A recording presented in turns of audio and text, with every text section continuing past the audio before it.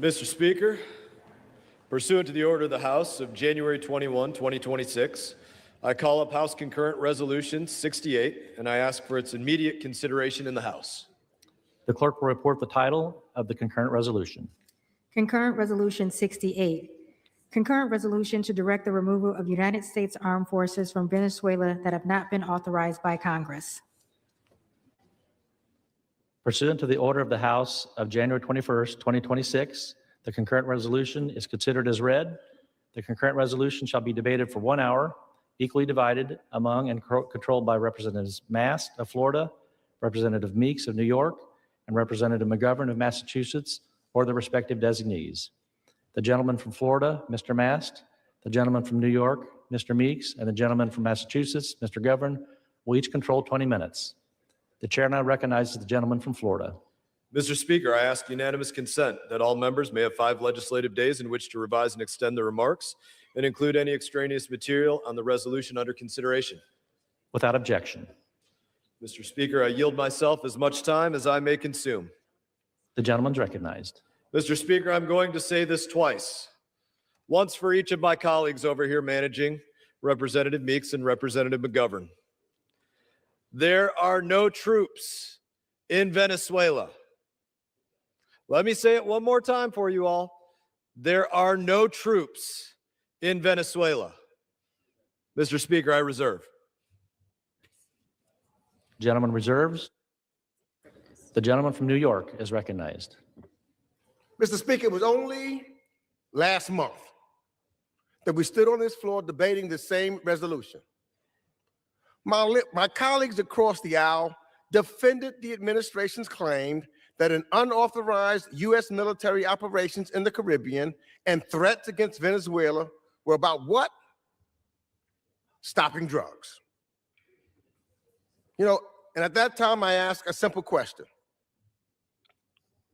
I asked and never received an answer.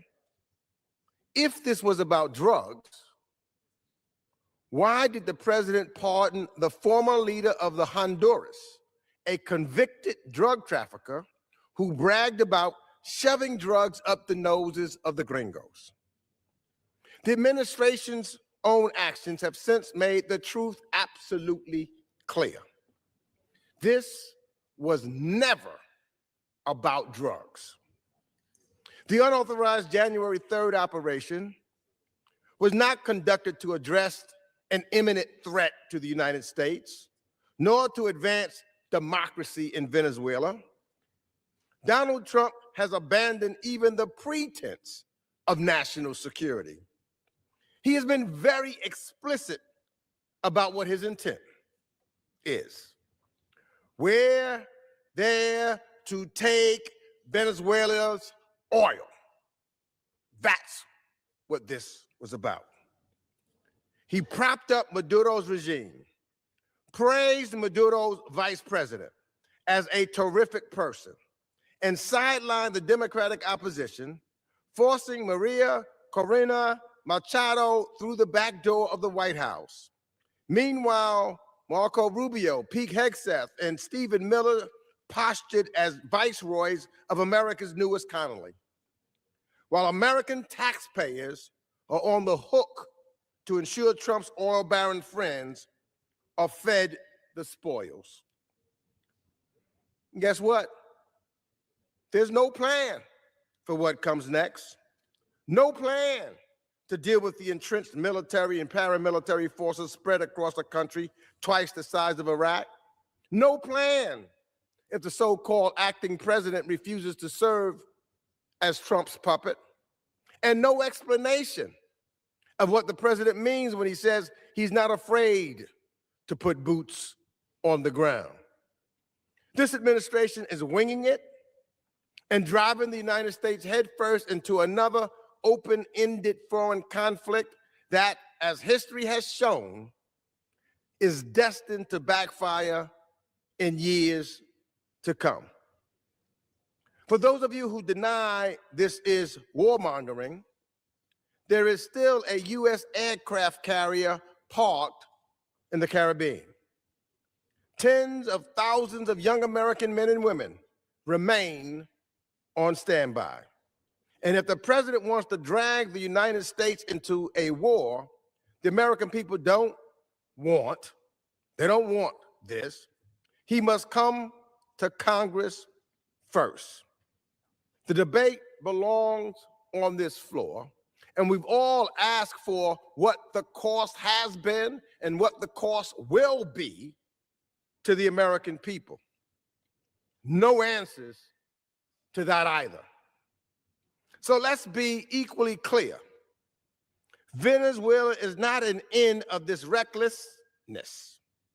In exchange for a rules-based system the United States built to extend our influence around the globe, Donald Trump is reducing the United States to a regional bully with fewer allies and more enemies. This isn't making America great again. It's making us isolated and weak. Donald Trump's New World Order is not new. It is the old logic of empires. Might makes right. The strong take from the weak. It is the same backwards worldview that Vladimir Putin uses in Ukraine, and the same logic China will cite when it looks at Taiwan. We've seen where that road leads, to endless conflict. So, to my Republican colleagues, the American people want us to lower their cost of living, not enable war. Now is the time to stand by your oath of office and end this dangerous game before it's too late. It is time for Congress to reclaim our authority that the Constitution gave us, that Article 1 authority, and say enough is enough. A president is not a king. He's not an emperor. And without an act of Congress, he cannot invade a nation and set us down the road of war. Let us stand up and do our responsibilities. Let's see where the Congress stands. Let's have a vote on this floor and see where the majority of the members of the United States House of Representatives is. The people deserve to know. And with that, I reserve the balance of my time. The gentleman yields. The chair recognizes the gentleman reserves. Gentleman reserves. The chair now recognizes the gentleman from Massachusetts. Thank you, Mr. Speaker, and I yield myself such time as I may consume. The gentleman's recognized. Mr. Speaker, I want to start by saying something simple that shouldn't be controversial in the people's house. On questions of war and peace, on questions of life and death, Congress is not supposed to be a potted plant. We don't get paid to outsource hard decisions. We don't get brownie points for showing up. Our founders weren't naive about threats, but they were realistic about power. That's why they chose to entrust Congress with the power to make war, not the president, not the courts, not the states, but the elected representatives of the people. And call me crazy, but I think if we abdicate that power, we are not only doing a disservice to the people we represent, we are violating our sacred oath of office, our oath to protect and defend the Constitution of the United States. Now, the last time I brought up this resolution, I was told it was premature because there had not been strikes in Venezuela. Yet, let me quote what my Republican friends said in their own words. Chairman Mass, quote, "This resolution to me doesn't make much sense because we are not in hostilities inside Venezuela," end quote. Congressman Keith Self said, quote, "This is not necessary as it removes our armed forces from hostilities against the country where there have been no hostilities," end quote. Congressman Warren Davidson, quote, is the contention that this is a present condition, that there are U.S. forces in violation of the War Powers Resolution, or is it a hypothetical future, end quote.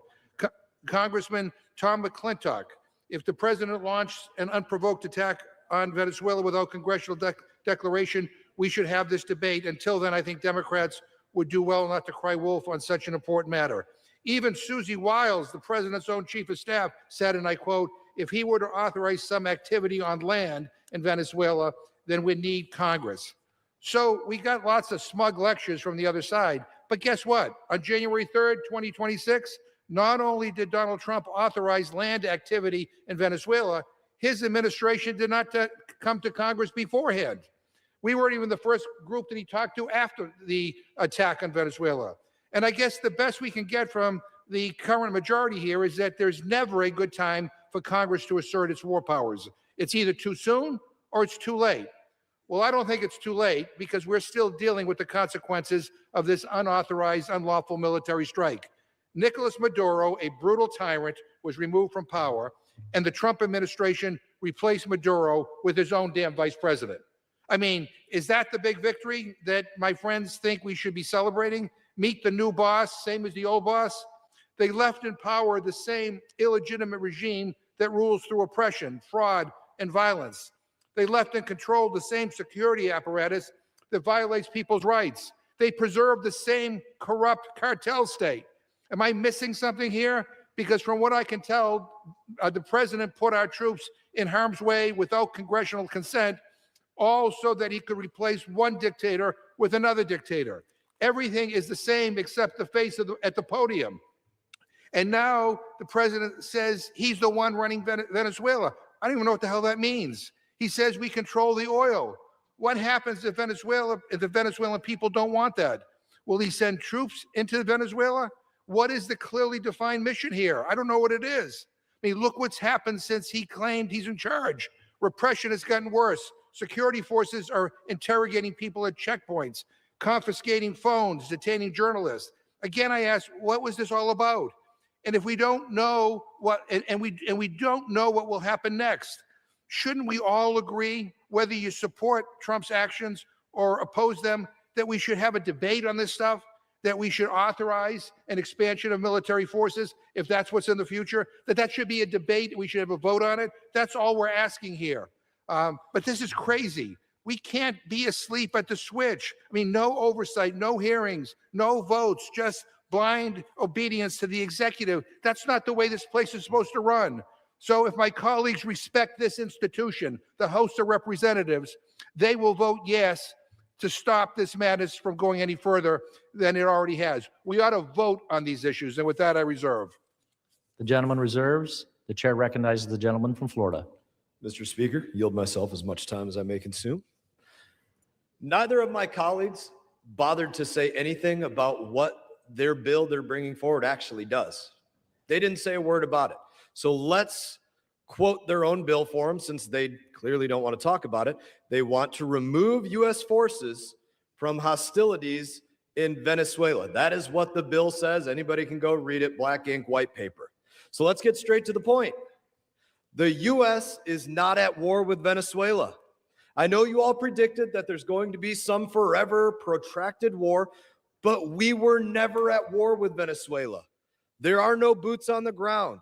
Democrats are asking us to vote on a resolution about a situation that literally does not exist. We do not have anybody there in Venezuela fighting. There are no tanks on the ground in Caracas. There are no snipers in the tree line. Doesn't exist. Again, we are not at war. Maybe they're conferring about that right now. Let me confer with my colleagues a minute. Are we at war? I confirmed with my staff, we're not at war. Are there any troops on the ground? I confirmed with my staff also, there are no troops on the ground. They should confer with their staff. I see them doing that. Your Senate Democrat colleagues, they tried to bring this exact same resolution to the floor of the Senate, but even the Senate was smart enough to pull it because they didn't want to be embarrassed. Because let's say it again, we are not at war. Most of you Democrats predicted that we were going to be in some forever war, which again, by the way, you said after the strike hitting the Iranian nuclear facilities, their nuclear infrastructure, you all said we're going to be in a forever war. We weren't. And then you said the same thing years ago when President Trump killed Qasem Soleimani. We're going to be in this forever protracted war. Guess what? We weren't. We haven't been. Not for one moment since then. My Democrat colleagues, they are batting zero in predicting forever wars. Operation Absolute Resolve was a law enforcement action to bring Nicolas Maduro, an indicted narco-terrorist with a $50 million bounty, to justice. And President Trump finished the job. Thank you, President Trump, for finishing the job. It was literally over before breakfast. I've been in war. I can tell you, an operation that's over before breakfast, that's not a war. The Department of War, let me say this again, is not engaged in any hostilities within the Venezuela territory or with the Venezuelan military. They're not in tank battles. There are no tactical operations centers there. There are no convoys. There are no U.S. mess halls over there. There are no field hospitals. There are no trenches with infantry soldiers shooting at one another. We're not even there long enough for soldiers to heat up an MRE. That's what we eat in the field in the military, guys. But just to give you a level of peace of mind, because you were curious about this, Secretary Rubio confirmed in his letter last week that no U.S. armed forces are in Venezuela. He also confirmed that should there be any military operations that would put our forces in hostilities with Venezuela, that the administration will provide the appropriate notifications to Congress, literally in his letter. So what is this really about? This bill that you all refused to even say a word about in your opening statements. It's about spite. It's about the fact that you don't want President Trump to arrest Maduro, and you will condemn him no matter what he does, even though he brought Maduro to justice with possibly the most successful law enforcement operation in history. Your hypocrisy is clear as you chant and you lead your No Kings protest, but when it comes to taking down a dictator, you crawl into a corner, you curl up, and you start to cry about it. This is about your base having protests to free Maduro. This is about appeasing your far-left friends. Now, whether my colleagues want to admit it or not, the world is a safer place because President Trump had the backbone, the stones to do what nobody else would, bring Nicolas Maduro to justice. So, let me say this affirmatively as possible. If anybody votes yes on this war power resolution that my colleagues didn't want to describe, they are stupid. Because again, there is nobody at war, no forces in hostilities in Venezuela. It would be like them calling me today to take a pie out of the oven that we all ate a month ago. Mr. Speaker, I reserve. The gentleman reserves. Members are reminded to address the remarks to the chair. The chair recognizes the gentleman from New York. And you know what happened in the Senate? They had a vote. First, 5 Republicans joined Democrats. But in his general style, 2 of them were very threatened by the president and had to reverse their vote the next week. We need to have the vote here and see if the courage that the 5 first showed and the 3 that continue to show, whether my colleagues on the other side is going to have the courage to stand up and do their job and make sure that the power that we have in the House of Representatives to oversee the executive branch and not just be a patsy to this executive branch exists. And now you have 2 minutes to the gentleman from Connecticut, the ranking member of the House Intelligence Committee, Representative Jim Hines. The gentleman is recognized. Thank you, Mr. Chairman, and thank you, Mr. Ranking Member. Not much surprises me anymore, but to sit here and to listen to the storied House Foreign Affairs Committee chaired by somebody who calls the opposition stupid, to hear our motivations as we stand up for a fundamental constitutional prerogative mocked through ad hominem attacks. Shame, sir, shame.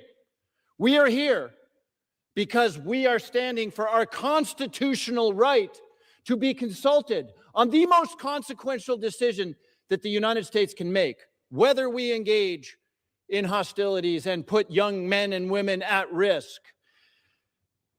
The chairman's summer stock theater and cringy antics notwithstanding, this has nothing to do with whether there are troops on the ground in Venezuela. We will stipulate your argument, pathetic as it is, Mr. Speaker.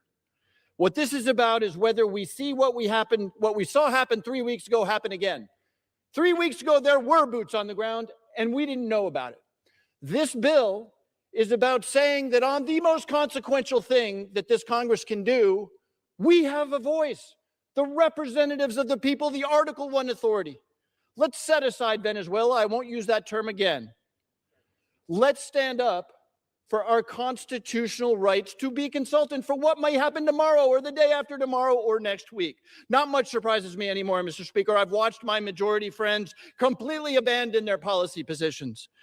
Brutally anti-immigration because of this president, obliterating free trade, completely leaving behind everything that the Republican Party used to stand for, praising Vladimir Putin, attacking our NATO allies. You know what? Policy flexibility is not the worst thing in the world. I wish it weren't happening because of the reason that it's happening, but policy flexibility is one thing. But abrogating your constitutional duty to be consulted and to authorize force, and then to be mocked for it, shame, sir, shame.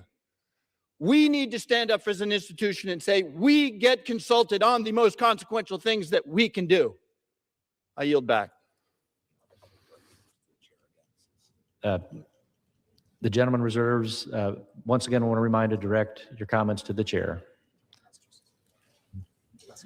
The chair recognizes the gentleman from Massachusetts. Thank you, Mr. Speaker. And again, I just say to the distinguished chairman that his arguments are it's either too early or it's too late. I mean, our troops were on the ground. Our troops were shot at. They were wounded. Thankfully, they are home and they are safe. But with this, all we're saying here is that if you're going to expand and utilize our military again, you come to Congress and ask for a vote. And that's not just our prerogative, it's our responsibility. It's in the Constitution. That's our damn job. If you don't want to do it, do something else. But it's our responsibility. And in terms of the gentleman's interpretation of the War Powers resolution, I would simply suggest that maybe he and his team go to the Congressional Research Service and get a briefing to understand how it works. But this is our responsibility. It's our job. I yield 1 minute to the gentlewoman from Pennsylvania, Ms. Houlihan. Thank you, Mr. McGovern. And it's really devastating to listen to the other side talking about how we somehow were not supposed to be told when boots went on the ground before. Somehow we were lucky enough, by God's grace, that nothing bad happened to men and women in the service of our nation. And yet they actually were injured, 7 of them. The U.S. military is being used against Venezuela without congressional authorization, without transparency, and in ways that appear only designed to benefit the very powerful amongst us, the oil companies, and not the Venezuelan people, and certainly not our American people to whom we are obligated to represent. It's as simple as that. The American people don't want their sons or their daughters sent into harm's way for their missions to Venezuela or to Greenland or to anywhere else that are undertaken just to enrich corporations and the most wealthy amongst us and cronies of the presidents, and to do nothing in the process to lower the cost of living, to help families afford housing or health care, or to secure a future for our children. The gentlewoman's time has expired. I'm struck by the fact that I yield 30 additional seconds. I am struck by the fact that we are in a place where we have maligned others in the past for brutish isolationism, for colonial instincts that we have long condemned in our own adversaries. I urge my colleagues on both sides of this aisle to vote yes, to do our jobs so that we may reaffirm our authority and rein in reckless action. Thank you, and I yield back. The chair recognizes the gentleman from Florida. Thank you, Mr. Speaker. Before I yield to my friend, I would just say this will probably be the only apology they get out of me today. I apologize for talking about the bill and the text of the bill that they still refuse to talk about. They're not willing to do that. Mr. Speaker, I'm pleased to yield 2 minutes to the gentleman from Arkansas, Chairman of the Intelligence Committee, Mr. Crawford. Actually, I yield him as much time as he shall use. The gentleman is recognized. I thank Chairman Mast for yielding and for his leadership on this critical issue. Mr. Speaker, make no mistake about it. We are not at war with Venezuela. Nicolas Maduro is a murderer, an autocrat, a narco-terrorist, a thug who has oppressed his own people, stolen elections, and turned a once prosperous and free country into a desperate nation that millions have fled. And most importantly, as for the action the United States took against him on January 3rd, he is a criminal, an indicted fugitive from U.S. justice. My colleagues on the other side of the aisle have demanded Maduro's removal for years. After the stolen 24 election, the fraudulent 18 election, and the Constituent Assembly power grab in 2017. In fact, H-Res 1409 of the 118th Congress is a Democrat-sponsored resolution with the unambiguous title of, quote, standing in solidarity with the Venezuelan people and condemning Nicolas Maduro's attempt to steal the Venezuelan presidential election. Or here's another Democratic hit. H.R. 8741 of the 118th Congress, pointing to the threat to our homeland, defining Maduro as a person of concern who has engaged in, quote, long-term pattern or serious instances of activity adverse to the national security of the United States, the security of critical infrastructure of the United States, or the safety and security of United States persons. And who can forget Democrat-sponsored H.R. 5670 of the 118th Congress that succinctly called for, quote, an end to the usurpation of presidential authorities by Nicolas Maduro. Instead of celebrating President Trump's historic leadership on this issue and the unmatched operational excellence of the United States military, law enforcement officers, and intelligence community in carrying out this historic and heroic effort, House Democrats are once again putting politics before protecting the American people. Mr. Speaker, this hypocrisy is evident in the message coming from congressional Democrats. Earlier this month, Chuck Schumer stated that President Trump, quote, seems content to drag our country into an endless war with no plan, no transparency, and nothing but wishful thinking, end quote. Nothing could be further from the truth. Operation Absolute Resolve was a masterfully, meticulously planned law enforcement operation supported by the U.S. military. I don't know how much clearer we must be with our colleagues on the other side of the aisle, but the U.S. is not at war with Venezuela. None of the actions taken by the Trump administration to execute an arrest warrant on a criminal constitute war. The Trump administration has briefed both chambers of Congress in detail on the operation to bring Maduro to justice, an action that Democrats in this chamber would have celebrated had it been carried out by the feckless and failed Biden administration. Additionally, Secretary Rubio confirmed again to Congress on January 14th that there are currently no U.S. troops in Venezuela and that the introduction of U.S. armed forces into future hostilities will be undertaken consistent with notifications of the War Powers Resolution if required. Mr. Speaker, the hypocrisy of House Democrats is palpable this afternoon in this chamber. I urge each of my colleagues to vote down this deeply flawed resolution and instead thank President Trump for continuing to take historic action to place the safety of American people first. I thank Chairman Mast for his partnership and leadership and yield the balance of my time. I reserve. Gentleman reserves. The chair recognizes the gentleman from New York. And the last time we were here, the chairman was talking about it was all about drugs. Yet today, I have not heard anything about drugs. The president said it was about drugs. That was the imminent threat to the United States, allegedly. We don't hear anything about drugs. We don't hear anything about democracy. All we hear about is oil and taking those resources. Fact of the matter is, they talk about we're not at war. I know that aircraft carrier is still sitting right there where we led the attack before, where the attack took place. I know there's a blockade taking place right now. So our military is still right off the shore of Venezuela. And I know that we want to make sure that we take care of our responsibility as members of the House of Representatives and have the oversight and say to the president, should he decide to strike again, come to the Congress first. With that, I yield 1 minute to the gentleman from Pennsylvania, Representative Chris DeLuzio. Thank the gentleman from New York, Mr. Speaker, and to respond to the notion of hypocrisy that we should rely on the Secretary of State's notification when required. We were not notified. The Congress did not receive notification or ask for authorization before Americans were sent to fight and to bleed in Venezuela. 7 Americans were wounded in that military operation.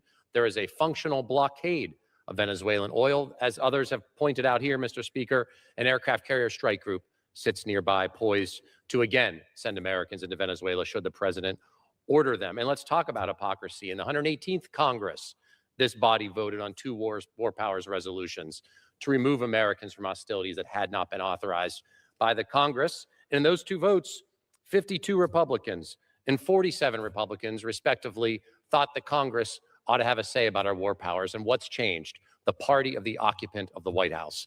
Be consistent, Mr. Speaker. Support this resolution. I yield back.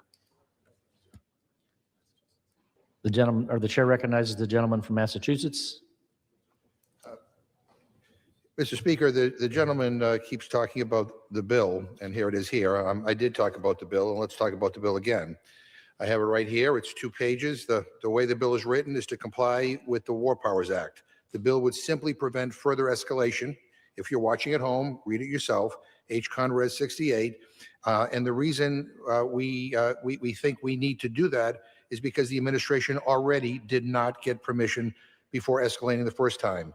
And by the chairman's logic, the only time we can ever have a vote is if there are physically boots on the ground. That just is logically insane. It doesn't comport with the way the War Powers Act is written. By his logic, the president should be able to launch a preemptive nuclear war without congressional authorization. I mean, that's nuts. I now yield 1.5 minutes to the gentleman from New York, Mr. Ryan. I thank the gentleman. Mr. Speaker, we face a fundamental question here. Who makes the decision to send our most precious resource, our young men and women in uniform, into harm's way? Is it a 5-time draft dodger who's called them suckers and losers, or is it the American people with us as their voices? Mr. Speaker, I was on the receiving end of this same chicken hawk BS for 27 months in combat in Iraq, and I don't need to be lectured by my colleagues. We all know how that went. Thousands of American lives lost, trillions of dollars spent, not on one, but 2 forever wars over the last 20 plus years that we should not have started in the first place. And most importantly, no honest conversation with the American people about what would be required, what blood and treasure would be spilled across halfway across the world. And now we're seeing it play out all again. History doesn't repeat, but it certainly rhymes. We in this room had the Secretary of Defense and the Secretary of State come to Congress before the end of this calendar year and blatantly lie to our faces, and more importantly, lie to the American people. Why? Because they know it isn't right or popular. The last thing, Mr. Speaker, the American people want is another regime change war, forever war, for oil. I urge my colleagues to support this resolution and to not repeat history. Yield back to the gentleman. The chair recognizes the gentleman from Florida. Mr. Speaker, there it was again, a forever war. President Trump has never brought America into a forever war. Any operation he's conducted pretty much done before breakfast, just like Venezuela. I think my Democrat colleagues can't wrap their head around that something can be about more than one thing at a time. It can be about Maduro and his lawlessness. It can be about drugs. It can be about the people of Venezuela.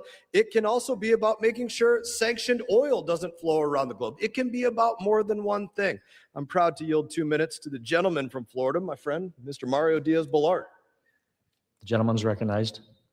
Thank you, Mr. Speaker. You know, here we go again. As Chairman Massa said, there are no troops in Venezuela. Look, the only purpose of this resolution, let's be clear, is to stop the counter of narco-terrorism and drug traffickers in this hemisphere.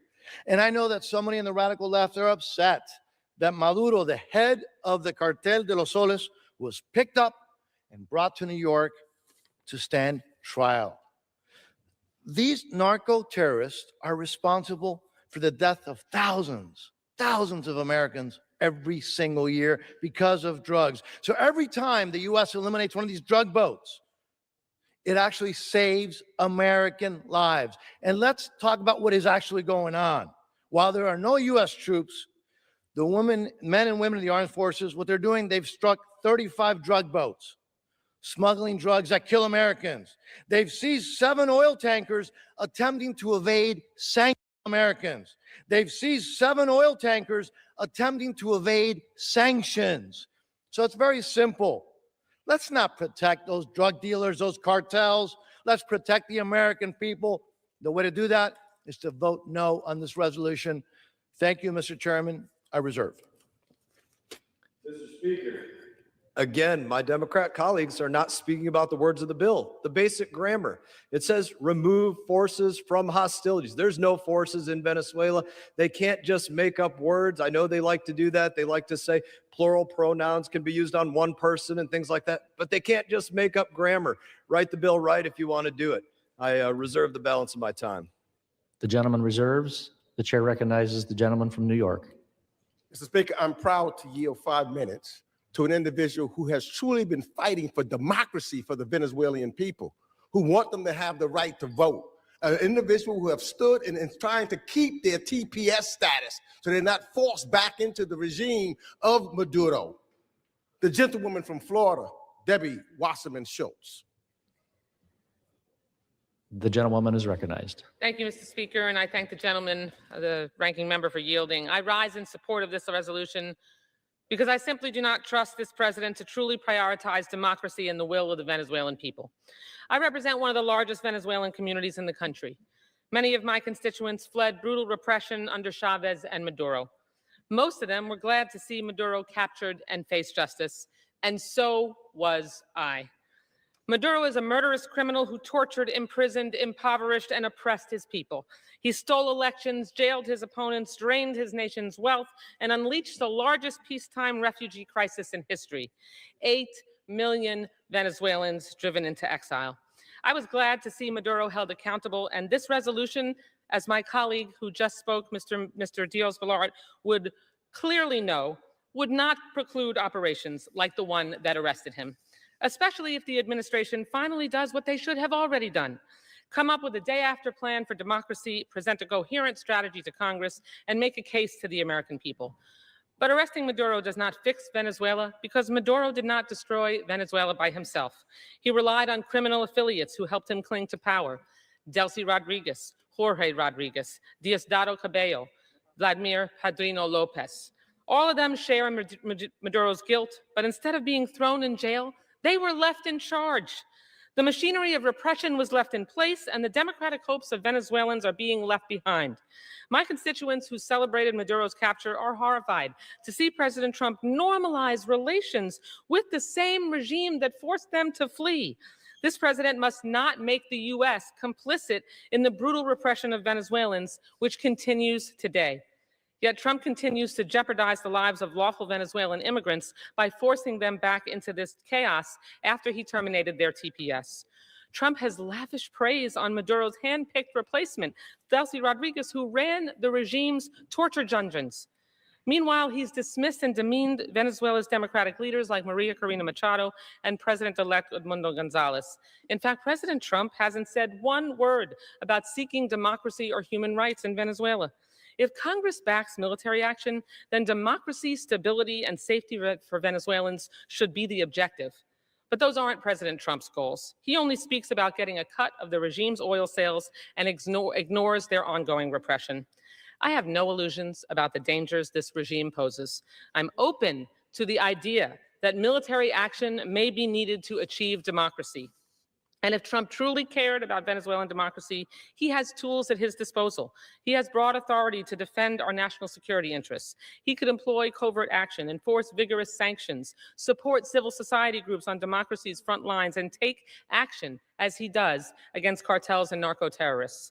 And he could use his, quote, tremendous leverage to push for elections and human rights, because this resolution doesn't block any of that. Instead, Trump is just seeking profits for the same big oil companies who've propped up Maduro for years. He moved on his own with no plan for democracy, and he swapped out one dictator for another and declared mission accomplished. My vote today isn't about the means that this president used to capture Maduro. Presidents should use the power they have to be tough on dictators who abuse their own people.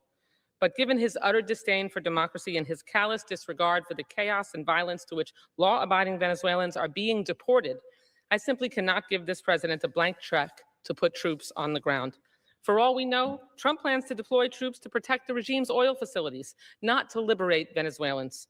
I've known Maria Corina Machado for years, but this week I was finally able to meet her in person for the first time. She's remarkable, inspiring, and I have total faith in her selfless dedication to bring Venezuela out of darkness. More importantly, Venezuelans have faith in her. When we spoke, she discussed the essential momentum the democracy movement needs and the danger of allowing this lingering dictatorship to reinforce its grip on power. She told us conditions on the ground are dire, that we cannot allow the regime and the military militias to strengthen their hold on power. Maria Corina has a vision to resurrect Venezuela, and there is a U.S. role to see it through. That's why it's so disturbing that her White House meeting ended with no firm commitments, no timeline for elections, and no guarantees from President Trump. Instead of opening a pathway to democracy, this president is focused on opening offshore accounts to hoard Venezuelan oil money. So I support this resolution because of my faith in Maria Corina Machado, not in spite of it. It is rooted in my ongoing commitment to standing resolutely with Venezuelans to demand an end to this illegal regime. It is aligned with my belief that a transition to democracy led by Maria Corina Machado and Edmundo Gonzalez must take place. I hope I'm wrong about the president's motivations. Can I have an additional 30 seconds? I hope I'm wrong about the president's motivations, and he brings Congress a real strategy to transition Venezuela to democracy. I hope he was moved by Maria Corina Machado's vision and not just her Nobel Prize. But I'm a show me person, not a tell me person. And so far, President Trump has shown that he's more concerned with seizing Venezuela's oil than freeing Venezuelans from dictatorship. Hasta al final. Thank you, and I yield back the balance of my time. The gentlelady reserves. The chair now recognizes the gentleman from Massachusetts. Mr. Speaker, I yield 2 minutes to the gentleman from Texas, Mr. Castro. The gentleman is recognized. Mr. Speaker, the President of the United States is now running Venezuela from Washington. On January 3rd, the President ordered a military operation to capture Nicolas Maduro and install the President's handpicked successor, Delcy Rodriguez, as the interim President.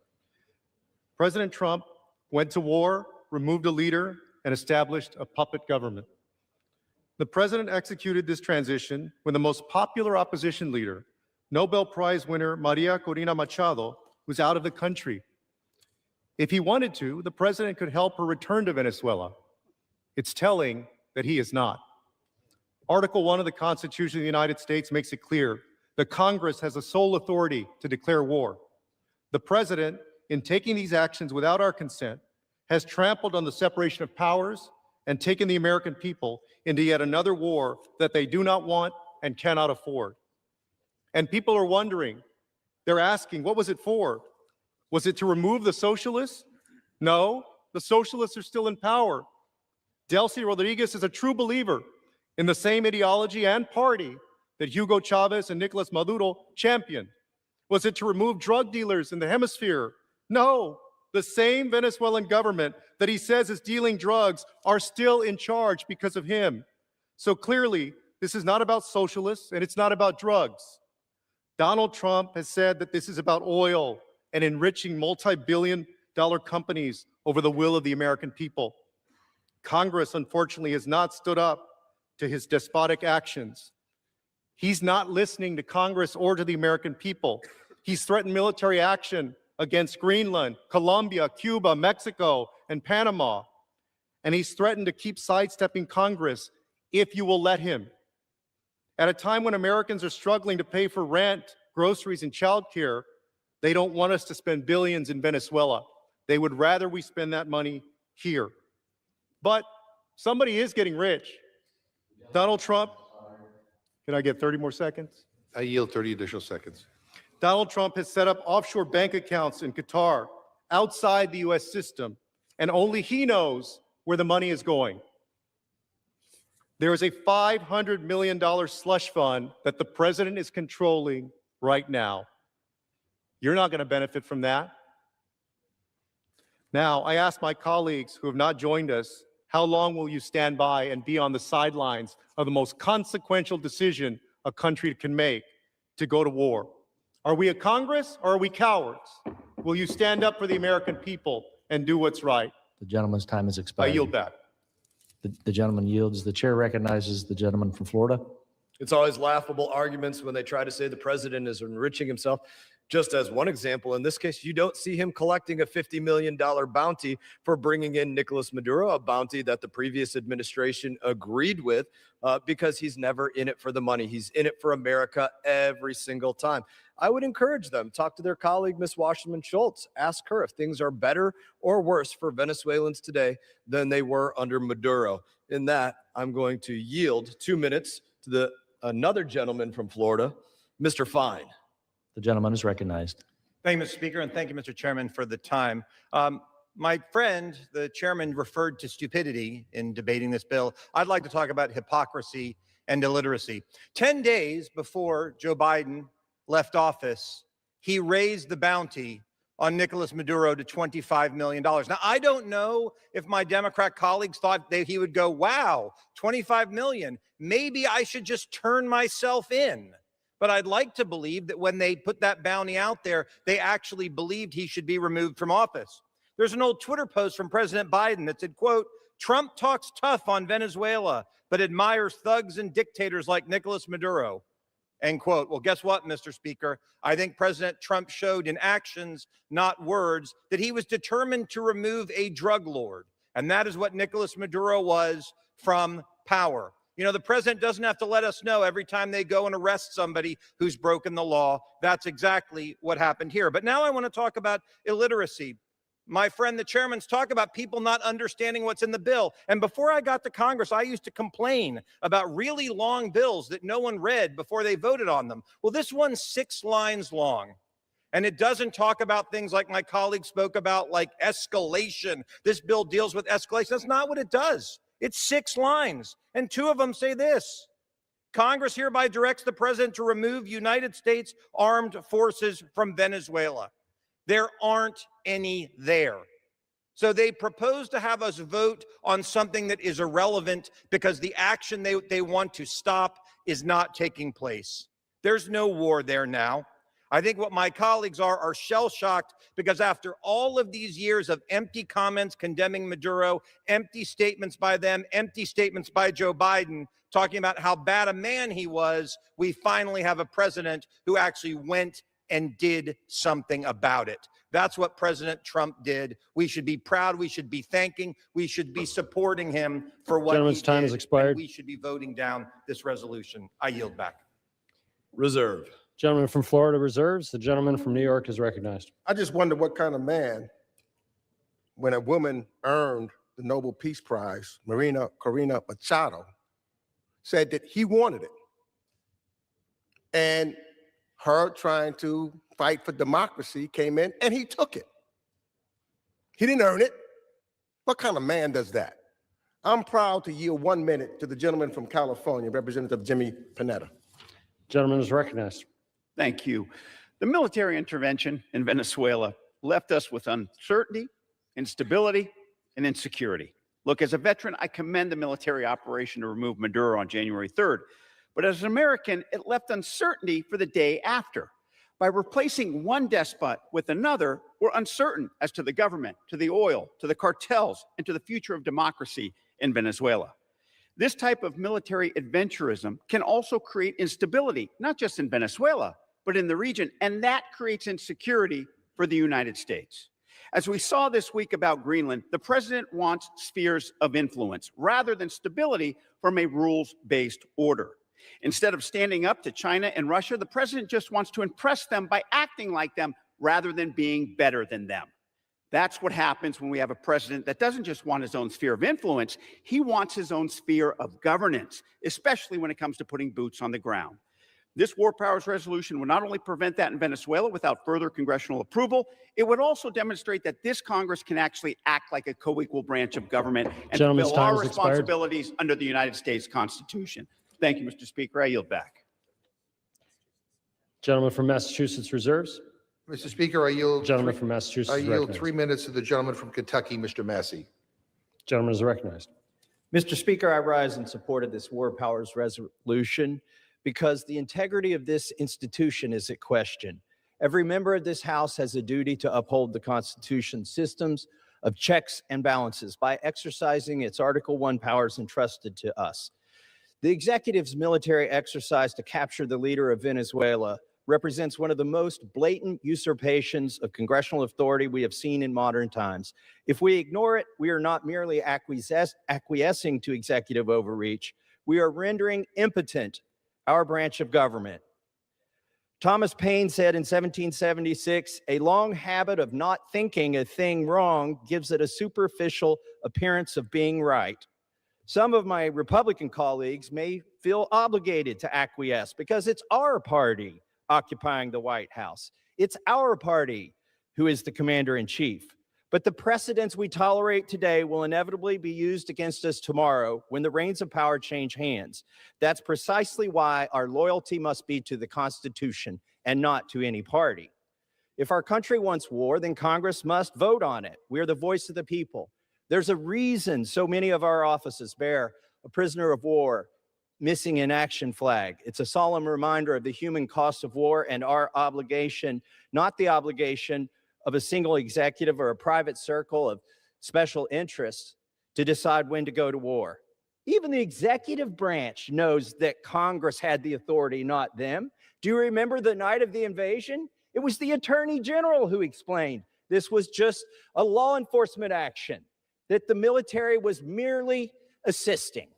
And that's the problem we have, because then it became obvious that we were undertaking a military exercise. And if the unilateral use of force were not enough, the executive has compounded this abuse by seizing Venezuela's oil revenues, selling them, and depositing that money in U.S. Treasury-controlled accounts overseas. So now the executive presumes the authority to appropriate money. That's a direct violation of the U.S. Constitution. Article 1, Section 9, Clause 7 of the Constitution is unambiguous. No money shall be drawn from the Treasury, but in consequence of appropriations made by law. There was no law. There has been no law to appropriate this money that was seized in an act of war. If we allow an executive to seize foreign resources and direct spending from pillaged accounts without congressional authorization, people no longer have a voice in their government, and Congress's power of the purse becomes moot. If the executive believes war is justified, then let Congress declare it. If the executive believes foreign assets may be seized and spent and appropriated, then let Congress appropriate them. That is how a republic functions. And I yield back my time to the gentleman from Massachusetts. Gentleman reserves. Gentleman from Florida is recognized. My colleagues still not talking about the 6 lines of the bill that says remove forces from Venezuela. They're not talking about it because there are no forces in Venezuela. I'm very proud to yield another 2 minutes to the gentleman also from Florida, Mr. Stubbe. Gentleman from Florida is recognized. Thank you, Mr. Chairman, and thank you, Mr. Speaker. I rise in opposition to this resolution because it's nothing more than a weak and pointless attempt to attack our president and undermine our national security. We conducted a 40-minute operation to remove a drug trafficking narco-terrorist, and Democrats are acting like we started World War III. For that brief, targeted action, they now insist Congress must step in and tie the president's hands. Let us be clear about how ridiculous this resolution truly is. It orders the United States to withdraw forces from Venezuela, yet there are no U.S. forces in Venezuela to withdraw. You cannot remove troops that don't even exist. That alone shows how unserious Democrats are in this effort. They also claim the act to remove Maduro was unconstitutional, which ignores Article 2 and decades of bipartisan precedent where presidents have undertaken limited military action without a declaration of war. Clinton acted in Kosovo, Obama acted in Libya, and most similarly, George H.W. Bush captured drug trafficker Manuel Noriega back in 1990. No one screamed constitutional crisis then. In fact, those acts were celebrated by both sides, and they were upheld by federal courts. The bottom line is that Nicolas Maduro is a criminal defendant charged by the United States Department of Justice with narco-terrorism and drug trafficking offenses, including conspiring to import cocaine into the United States and related weapon charges. He has run his regime like a cartel, flooding our country with poison and destroying American lives. This was not an act of war. It was an act of law enforcement. This resolution does nothing to protect the Constitution, nothing to make America safer, and nothing to stop the drugs killing our communities. It should be rejected. I yield back. Reserve. Gentleman from Florida reserves. The gentleman from New York is recognized. Reserve. Gentleman from New York reserves. The gentleman from Massachusetts is Mr. recognized. Speaker, I yield 1.5 minutes to the gentleman from Texas, Mr. Doggett. Gentleman from Texas is recognized.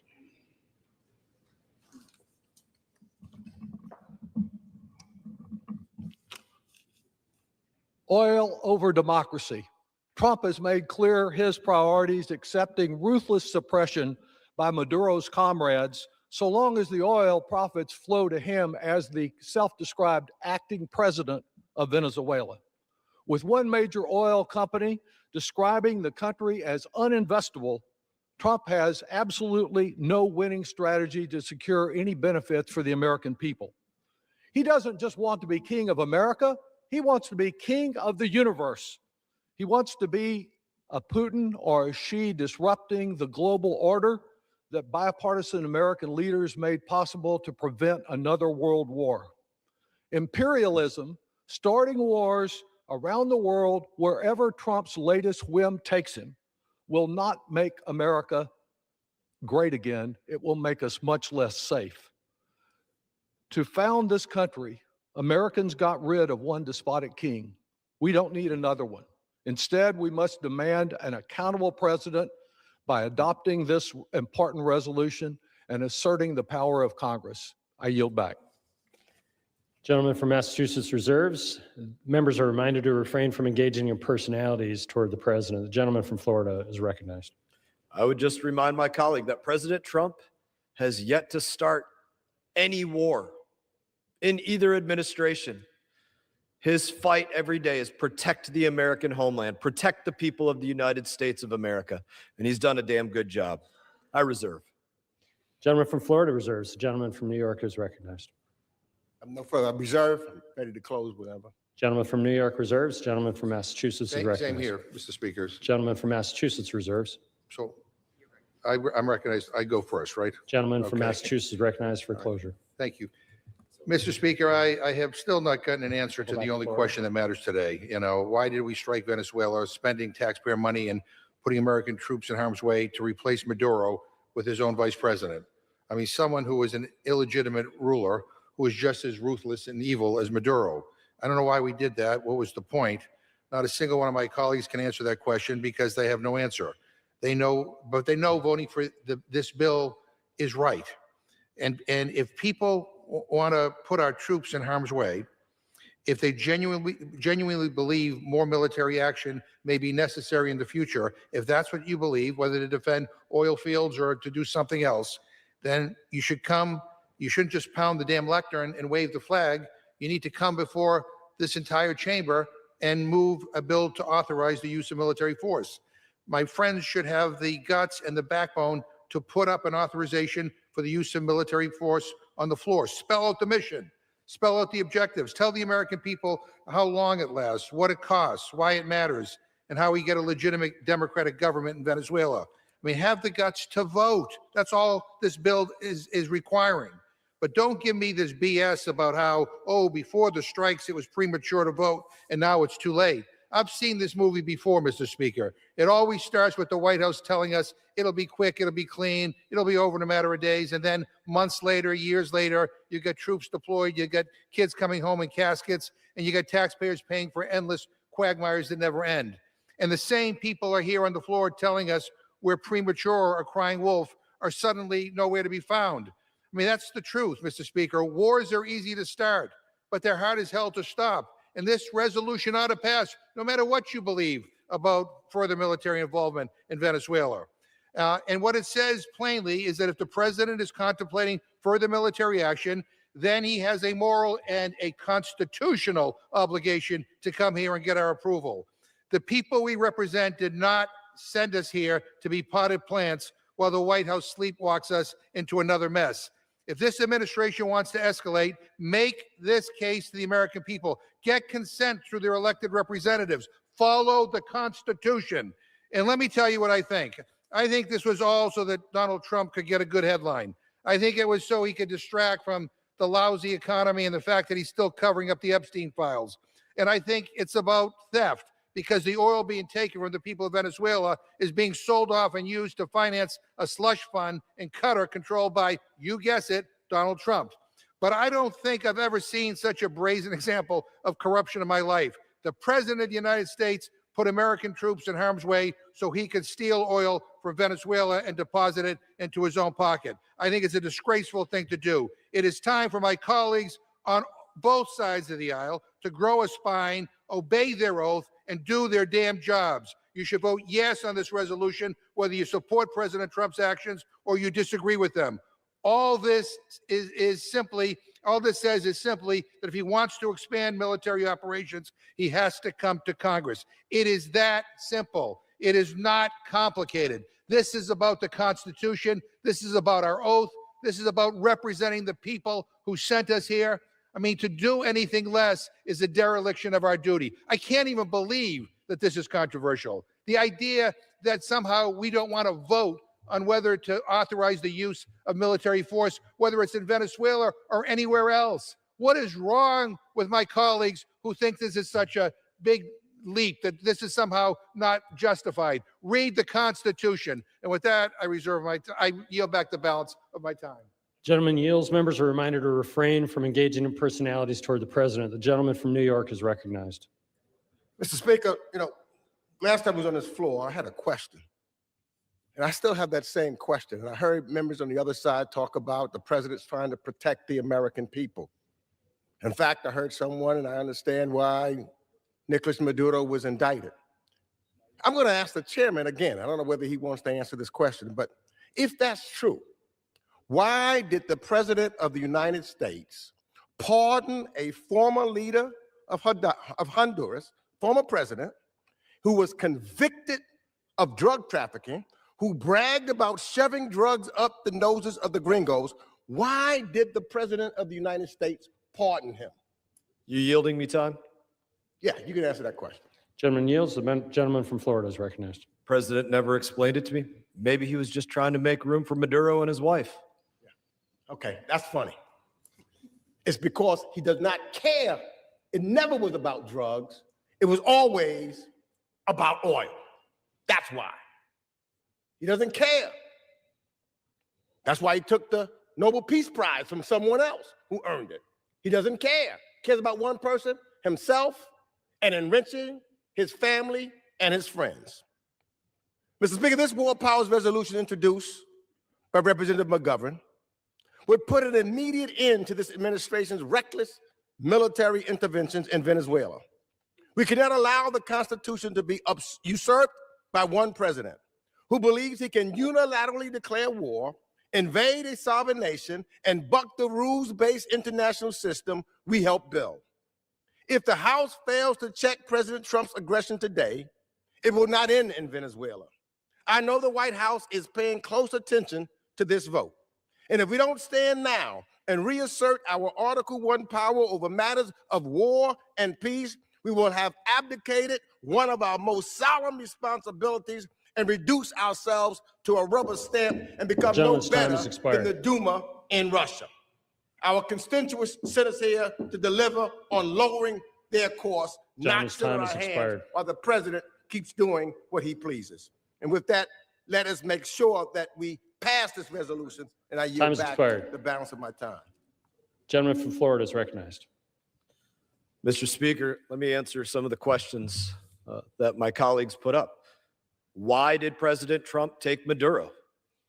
To protect the homeland of the United States of America, as he has done with action after action after action. The same reason that two presidents put a warrant, a bounty on Nicolas Maduro, not just President Trump, also President Biden. That's why Nicolas Maduro was snatched up, because of his poisoning of the people of the United States of America. Again, something can be true and also be true about another action and another action and another action. It was because of the bounty. It was because of the warrant. It was because of the drugs that he was bringing to the United States of America. It was because of his partnership with China, Iran, Russia, to be their foothold in the Western Hemisphere for their nefarious activities. It was because of the illegal shipments of oil that they were moving on Russian ships to China that were coming out of Venezuela. It was because of a lot of things that this took place. And does the president have a plan for the future? 100% he does. Free and fair elections. Freedom for the people of Venezuela. Ask the people of Venezuela if that's what they want. Ask the people of Venezuela if they're better today than they were before President Trump snatched up Maduro. They'll tell you they are. They're more free today, and they're hoping for more and more freedom each and every day. President Trump has brought hope to our homeland by protecting this homeland that has been ignored for so long, and he's brought to hope to so many others around the globe. The people of Venezuela, people across the Middle East, people across Europe, people in place after place because of his actions. He is the peace president. He's proven it over and over again. He has never been the president of forever wars. He's yet to create one. He's only worked in limited operations that protect the homeland of the United States of America and done the best job of it in the history of the United States of America. Mr. Speaker, I yield back the balance of my time. Thank you, Madam Chair. Madam Chair, I yield myself such time as I may consume. I rise today in support of H.R. 7148, the Consolidated Appropriations Act. The legislation before us is part of the final chapter of the fiscal year 2026 appropriations process. This is where months of hard work turn into results. You see, we aren't here for just another stopgap temporary fix. We're here to finish the job by providing full year funding, and specifically, this package addresses core areas of national consequence: defense, labor, health, and education, and transportation and housing development. These aren't abstract concepts on a page. They affect how Americans live, work, learn, and travel every day. That matters because behind every line is an impact: a military family with more certainty in their budget, a senior depending on a rural hospital, a student pursuing technical training for a good-paying job, and a traveler trusting that the plane that they board will land safely. These bills were written with those priorities in mind. Our defense bill sends a clear message: America's military will remain the strongest in the world. It restores deterrence by strengthening readiness, modernizing capabilities, and reinforcing the defense industrial base. The bill also supports our service members with a well-earned pay raise. Together, these investments ensure our forces can deter conflict and win decisively if deterrence fails. The Labor Age title invests in long-term strength of the country. We support life-saving biomedical research, strengthen workforce training, and expand access to care, particularly in rural communities. These investments help students gain skills, workers find opportunities, and communities stay healthy. And through transportation and housing and urban development, we keep America moving. From roads and bridges to ports and skies, the bill strengthens the safety and reliability of vital transit systems. It modernizes air traffic control, supports the hiring of needed controllers, and accelerates the deployment of new technologies.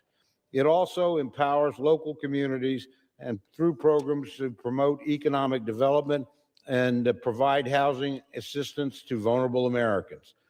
This package reflects a nation that is strong, prepared, and ready for the future. These are real deliverables and real wins.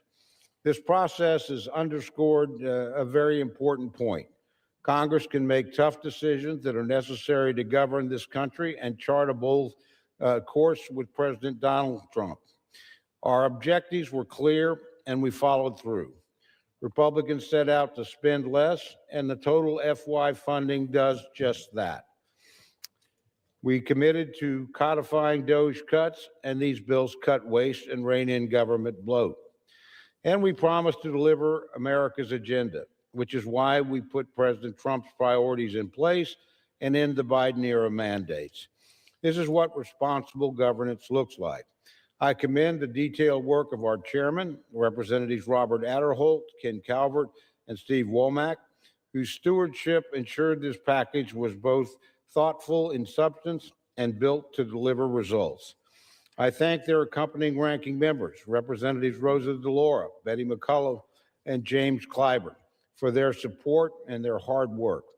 I also want to recognize the dedicated staff whose work made this possible, particularly our Chief Clerk, Susan Ross. This measure is a product of sustained engagement and serious legislating. It advances reforms, delivers full-year funding, and reflects a Congress doing its job. I thank each of you for your time, and I urge all members to support this bipartisan measure. With that, Madam Chair, I reserve the balance of my time. Gentleman reserves. The gentlewoman from Connecticut is recognized. Thank you, Madam Chair. I yield myself 5 minutes. I rise in support of the measure before us today, which includes the Labor, Health, Human Services, and Education, Transportation, Housing, and Urban Development, and the Department of Defense appropriations bills. I want to begin by thanking Ranking Member Betty McCollum and Ranking Member Jim Clyburn for their fine work on the defense and transportation bills, respectively. Both bills are remarkably strong agreements that serve as testaments to their tenacity as negotiators. I also want to say a thank you to Chairman Calvert and Chairman Womack and my counterpart on the Labor HHS Subcommittee, Chairman Adderholt, for his partnership in reaching a strong agreement on our bill as well. None of this would have been possible without the incredible work of the committee staff, in particular, Stephen Stegleiter, Jennifer Chartrand, Christina Monroe, Jackie Kilroy, Lori Mignon, Philip Tizani, Nora Fay, Ed Edscorn, and Jason Gray. And lastly, I want to express my appreciation for my friend and counterpart on the full committee, Chairman Cole, and the majority staff. This package is a strong, bipartisan, bicameral agreement that rejects the Trump administration's efforts to eviscerate public services and reasserts Congress's power of the purse. It rejects efforts to dismantle the Department of Education, instead providing $79 billion in funding for K-12 education programs, financial aid, support for students with disabilities, and much more. It redoubles our efforts and investments in biomedical research, increasing NIH funding by $415 million, and supporting efforts to develop treatments and cures for cancer, Alzheimer's, ALS, and other deadly diseases. It provides more than $9 billion for the Center for Disease Control and Prevention to protect and promote our nation's public health. And it increases funding for SAMHSA to provide mental health support and to advance our battle against addiction. This bill supports families feeling the squeeze from the cost of living crisis by investing in affordable housing, protecting funding for rental assistance as the cost of housing continues to climb. These and other efforts will prevent more than 4 million American households from being evicted. Additionally, this package provides funding for a 3.8% pay raise for the brave men and women who serve our country in uniform, and it increases funding for medical research by $1.7 billion, supporting research to develop treatment for diseases and service-related injuries. At a time of international uncertainty, this bill shores up support for our European allies and does not include any additional funding for operations in Venezuela or the Caribbean. You can measure the success of these negotiations by the distance between what was initially proposed and what was ultimately agreed to. When you look at the numbers, it is astonishing. In the labor HHS bill alone, we rejected more than $50 billion in proposed cuts. The transportation housing bill provides $46 billion more than the White House had proposed. There are over 50 programs across these two bills that Republicans propose to outright eliminate, but are ultimately funded in this package. I consider that a success. In addition, this package contains important provisions to rein in the Trump administration. It provides funding levels, removing ambiguity that the White House has sought to exploit in the past. It establishes deadlines for required spending, provides minimum staffing thresholds to prevent agencies from being hollowed out, and increases notification requirements to ensure the administration is complying with the laws that Congress makes. I am proud of the work that was done on these bills, and I encourage my colleagues to support this package. Thank you, and I reserve the balance of my time. The gentlewoman reserves. The gentleman from Oklahoma is recognized. Thank you, Madam Chair. Madam Chair, I yield 4 minutes to my very good friend, the distinguished gentleman from Alabama and chairman of the Labor, Health, and Human Services and Education Subcommittee of the Appropriations Committee, Mr. Adderholt. The gentleman is recognized for 4 minutes. Thank you, Madam Speaker. Thank you, Mr. Chairman. And I rise today again, as my colleagues have, to ask for support for the final FY26 appropriations package. It completes the culmination of a lot of hard work from a lot of folks who fulfills our commitment to the American people. As chairman of the Subcommittee on Labor, Health, and Human Services, Education, and related agencies, I was honored to lead the effort to rein in spending and secure an America First future. while also ensuring that these bills provide for funding for critical projects and growth around our districts. I'd like to thank Chairman Cole for his longstanding leadership on the labor HHS bill and express my appreciation for Ranking Member DeLauro, who tirelessly champions her priorities and so many things in this bill, and it's an honor to work with both of them as we've moved this bill forward. The bill on the floor today balances the need for responsible fiscal stewardship while maintaining key investments in biomedical research, schools, and public health.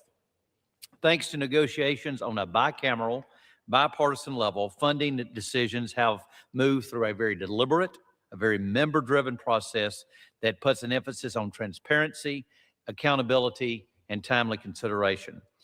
This bill demonstrates the will of the American people who want new priorities and accountability in government, including priorities that make America healthy again and make America skilled again.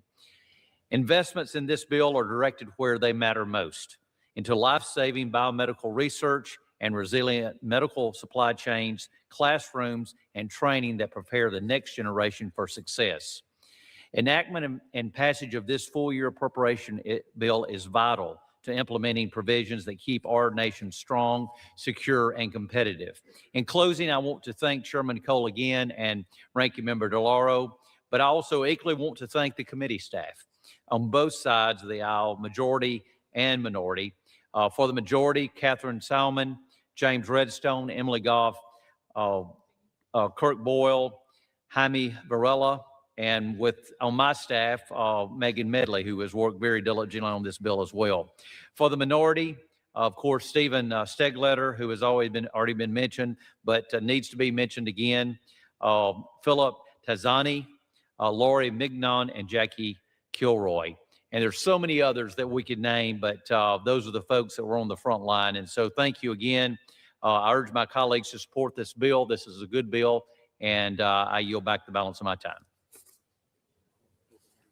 The gentleman from Oklahoma reserves. The gentlewoman from Connecticut is recognized. Madam Chair, I yield 4 minutes to the gentleman from South Carolina, the distinguished ranking member of the Transportation, Housing, and Urban Development Subcommittee, Mr. Clyburn.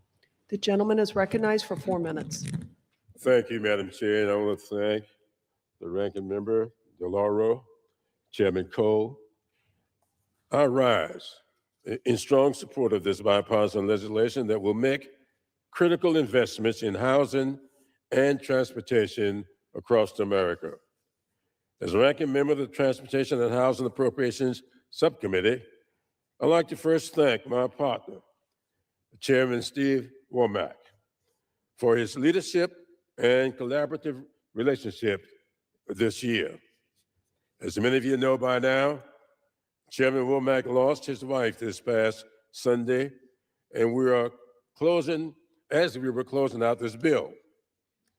He remained by his wife's side during an extremely difficult time, while ensuring we walked away from the negotiation table with a product we can feel proud about.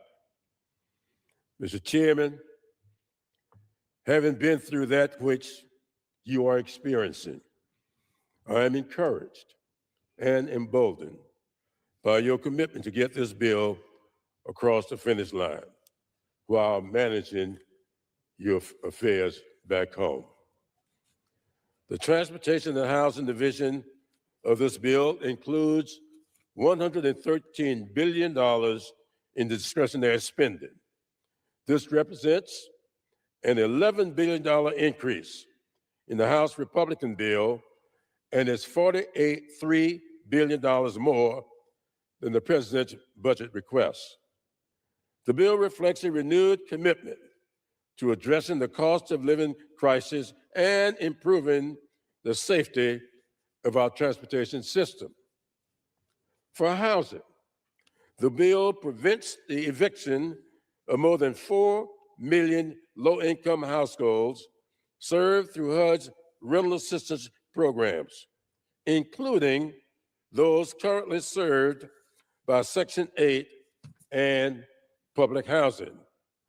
The bill reinforces efforts to combat homelessness by increasing funding for the homeless assistance grant by $366 million, rejecting the Trump administration's efforts to eliminate continuum of care funding entirely.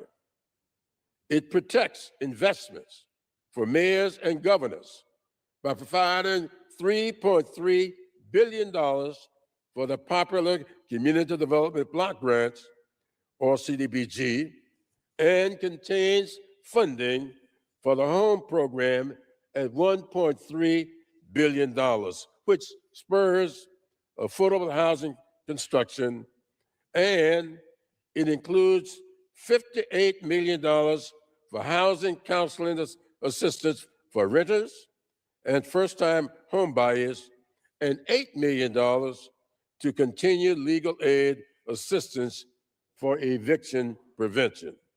For transportation, the bill invests in the safety of the flying public by increasing FAA operations by nearly $230 million, enabling the hiring of 2,500 new air traffic controllers.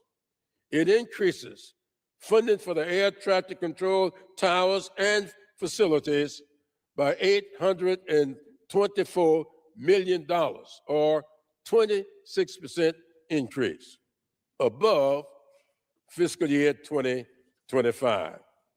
It protects investments for continuing Amtrak service along the Northeast Corridor and National Network.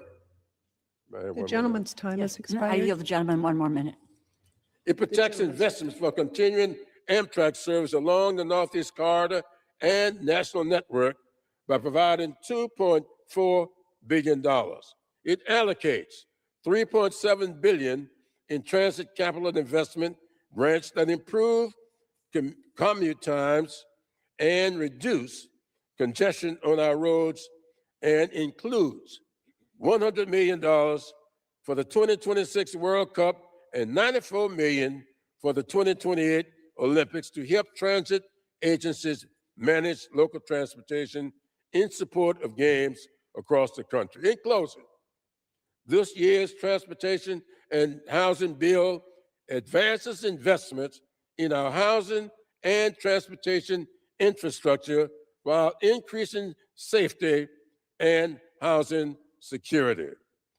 Before I close, I want to thank the staff on both sides of the aisle for their immeasurable contributions to this bill. This The includes gentleman's time has expired. this 30 seconds, additional 30 This seconds. includes Christina Monroe, Jackie Kilroy, and Nora Fay, along with Bob Vedder's Singletary on my personal staff, as well as Doug, Avery, Andrew, and Mary Beth with the majority. I urge my colleagues to support this bill, and I yield back. And yields. The gentleman from Oklahoma is recognized. Thank you, Madam Chair. I want to thank my friend from South Carolina for his gracious remarks. And Madam Chair, I want to yield 5 minutes to my very good and distinguished friend, the chairman of the Transportation, Housing, and Urban Development Subcommittee, the Appropriations Committee, and a person who is here at an extraordinarily difficult time to discharge his responsibilities to the United States. And with that, I yield to my friend, Mr. Womack. The gentleman is recognized for 5 minutes. Thank you, Madam Chairwoman. I rise in support of the consolidated appropriations package before the House today. With this legislation, we are a step closer to completing full-year appropriations that right-size our priorities with updated funding levels. I chair the Transportation and Housing and Urban Development Subcommittee, and I'd like to highlight that division of this package. But before I do, Madam Chairwoman, I want to say something about my friend, Jim Clyburn. He is my friend. And though we sometimes differ in our political beliefs, friendship transcends politics. And Jim, your words this morning on the floor inspire me. And I'm grateful.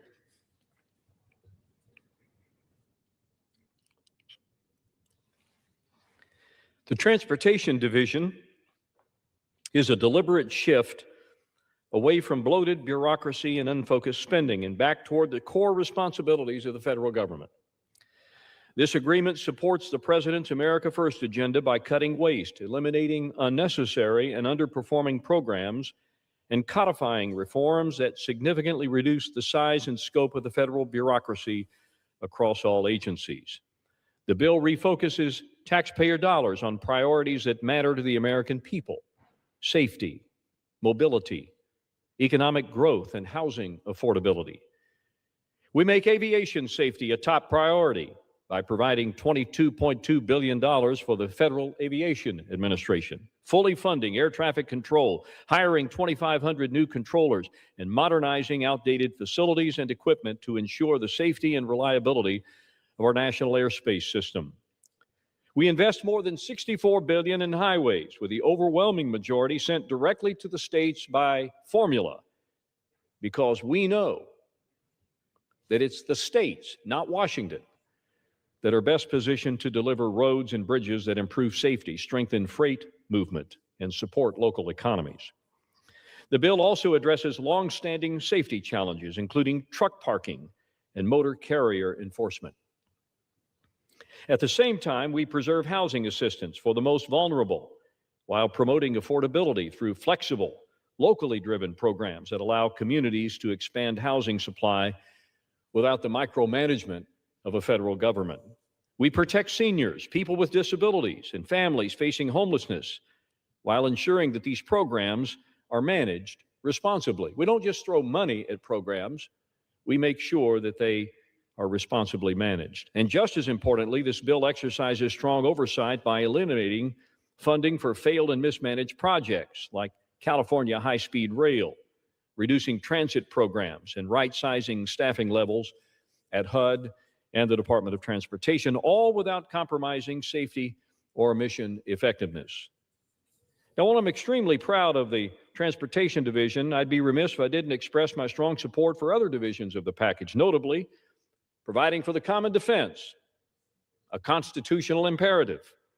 This legislation strategically increases funding to ensure our military continues to be the most lethal in the world, supports programs like the F-35 FMS mission at Ebbing Air Base in Fort Smith, and the E-7 Wedgetail, both of which ensure our military and allies have capabilities they need to deter threats across the globe. And of course, we have a well-deserved pay raise for our service members. This bill does what Congress should have been doing all along, prioritizing national security and the men and women who voluntarily take the oath to defend her. This legislation also makes investments in biomedical research. We don't create cures or develop medical breakthroughs. No, that's not our job. But we can implement policies here in Washington that provide the resources needed to support our experts. Moreover, this agreement provides the fiscal discipline and common sense investments that are not mutually exclusive. It cuts what doesn't work, funds what does, and delivers real results for the taxpayers. Madam Chairman, finally, I want to say this about Tom Cole. He has re-engineered the appropriations process, and I am eternally grateful. We've strayed away from our fundamental duty of funding the government, but Tom Cole, in his desire to make sure that the appropriations process is honored and effective, made sure that we arrived at this moment. So I'm grateful. And before I close, let me say, as most of my colleagues know, and as Mr. Clyburn pointed out, that my presence here today, in the face of a terrible personal hardship. Gentleman. The gentleman is recognized. In the face of a terrible personal hardship, the loss of my wife of over 41 years, I hope is indicative of the importance of completing the work on behalf of the American people. My colleagues, that is our job. I'm grateful for the outpouring of support for members from both sides of this aisle, and I urge a yes vote on the legislation, and I'm honored to yield back the balance of my time. Thank you. The gentleman yields. The gentlewoman from Connecticut is recognized. Madam Chair, before I introduce our next speaker, I would just like to say to Chair Womack that it is an honor to serve in this institution with him, and he understands why we are here and what we are about, and he's demonstrated that at great personal cost.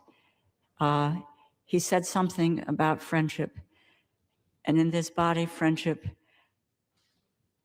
needs to transcend whatever political difficulties or differences that we have. And he's an extraordinary individual, someone who I call my friend, and I'm pleased to do that. And we all are in support of whatever his needs are now and for the future. He's an incredible human being, and I'm proud to know him. I yield 4 minutes to the gentlewoman from Minnesota, the distinguished ranking member of the Defense Subcommittee, Ms. McCollum. The gentlewoman is recognized for 4 minutes. Thank you, Madam Chair. It was a very rough appropriation cycle at times. So thank you to Mr. Cole and Ms. Delora for leading us through this and to making sure that our government does not shut down again. Thank you both for your work. And to the staff, they lost their holiday break and time with their families to get this bill done. And particularly, I would like to thank Jennifer, Jason, Ed, and in my personal office, Ben and Lisa, for all the work that they did. Thank you also to Adam Sullivan and the entire majority staff, and a special shout out to Bill Akins for his work and dedication to our national security. Bill recently departed to work at the National Reconnaissance Office, and we all wish him well. And a special warm thank you to Chairman Calvert for working in a bipartisan manner to get this defense bill done. As always, legislation is a compromise, but I'm glad that the harmful partisan writers have been removed. We know that this process would go much more quickly without having to debate them each year. This bill does include several important provisions to support military personnel and their families. It includes a well-deserved 3.8% pay increase. Medical research programs have been increased with a total of $100.7 billion, and that includes nearly $1.3 billion for congressionally directed medical research programs. That's an increase of $620 million above last year. These programs are important. They support efforts to develop life-saving treatments for cancer, disease, and other service-related injuries. And these advanced medical research knowledge will improve healthcare and outcomes for our entire civilian population. This bill makes $400 million in funding available to Ukraine, and I strongly believe we should continue to support our Ukrainian allies. I'm also pleased that this bill does not include additional funding to cover operations in the Caribbean and Venezuela. Congress needs to do more to rein in the president's military interventions that have not been authorized by Congress. We should pass a Venezuelan war powers resolution to do just that. The bill also contains language to reaffirm our ironclad support in Congress for our NATO allies and all 32 members. That includes Denmark and especially my good neighbor to the north, Canada. I'm disappointed we were unable to include stronger language making it clear that President Trump needs to keep Greenland free. The future of Greenland is up to its people, the Kingdom of Denmark, not the President of the United States. Madam Chair, this bill has been negotiated in good faith and in a very bipartisan way, and I urge members to support it, and I yield back. The gentlewoman yields. The gentleman from Oklahoma is recognized. Thank you, Madam Chair. Madam Chair, I yield 4 minutes to my very good friend, distinguished Chairman of the Defense Subcommittee of the Committee on Appropriations, Mr. Calvert from California. The gentleman is recognized for 4 minutes.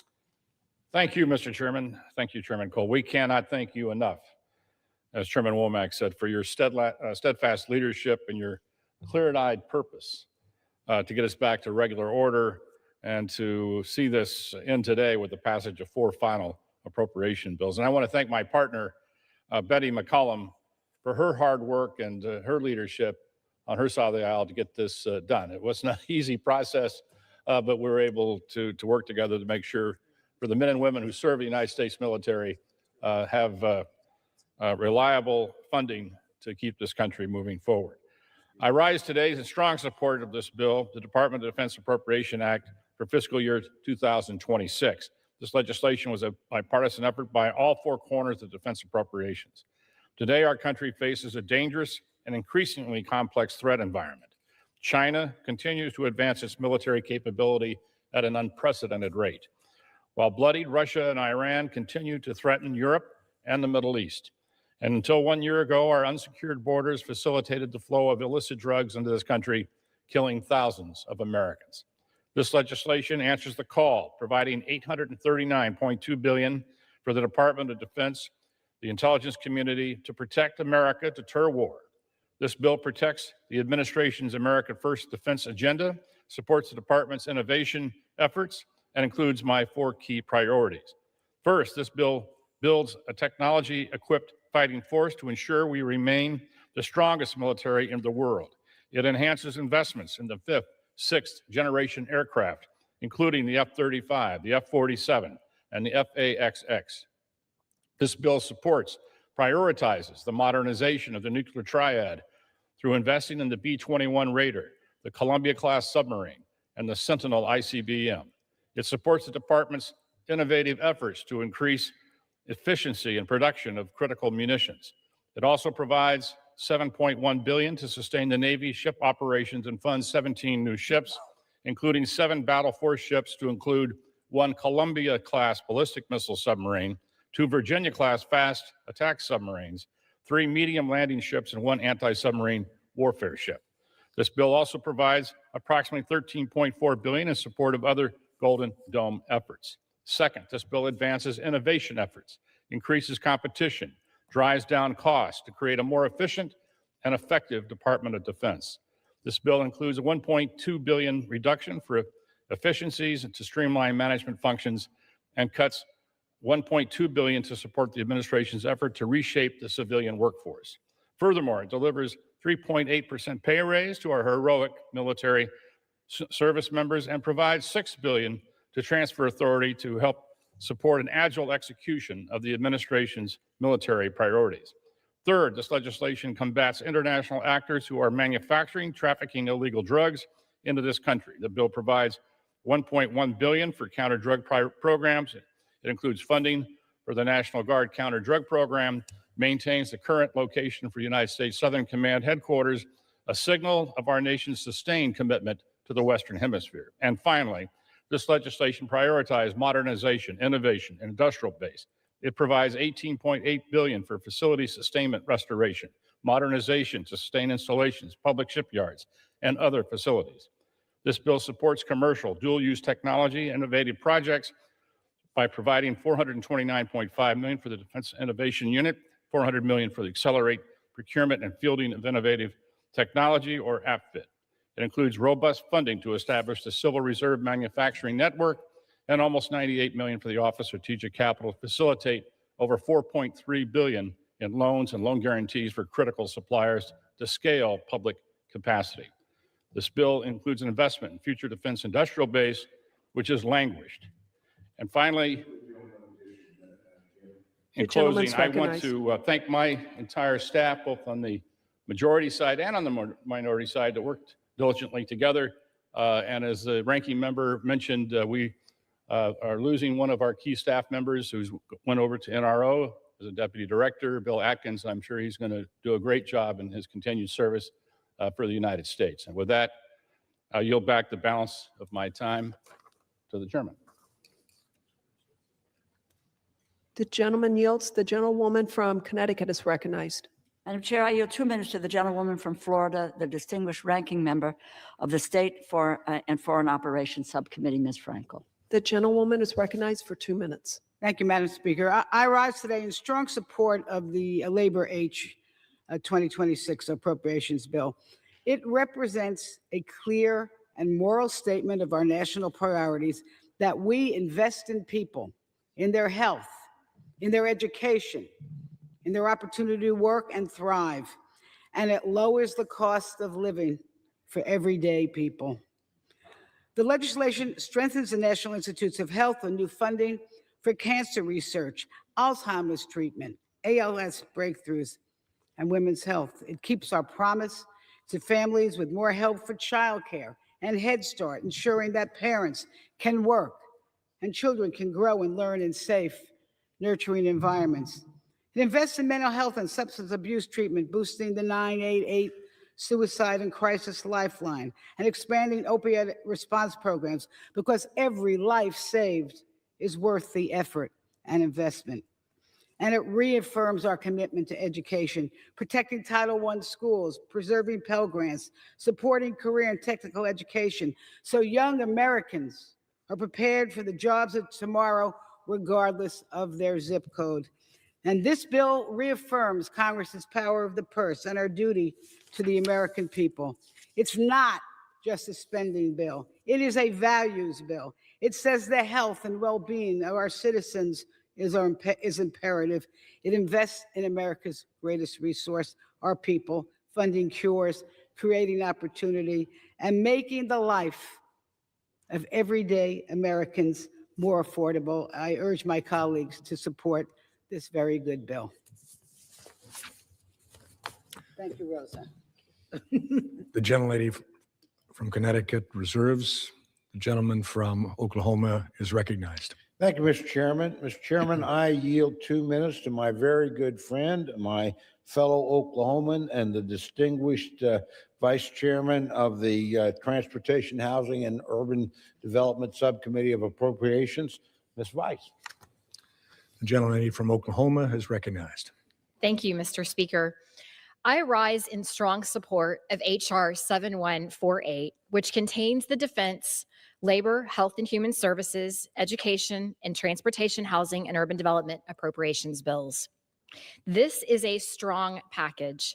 And as the Vice Chair of the Transportation, Housing, and Urban Development Subcommittee, or THUD, I am particularly proud of that portion of this bill, which provides $103 billion in budget authority and supports President Trump's America First agenda.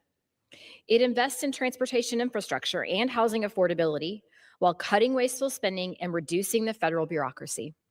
In fact, this bill codifies DOGE cuts, like reducing HUD staff by 24% and DOT by 5%, helping to right-size the federal workforce.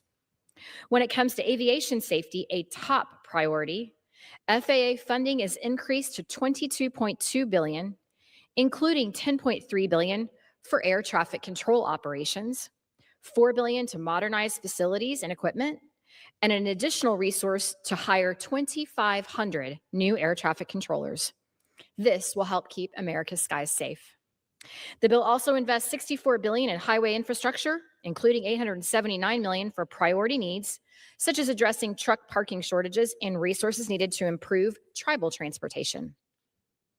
The package supports housing affordability and community development by providing $3.3 billion for the Community Development Block Grants and $1.25 billion for the Home Program, giving states and localities flexible tools to expand affordable housing.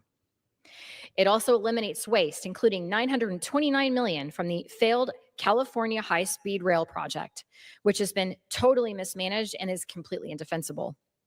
Nearly $1 billion in Biden-era Green New Deal spending is redirected to critical infrastructure needs.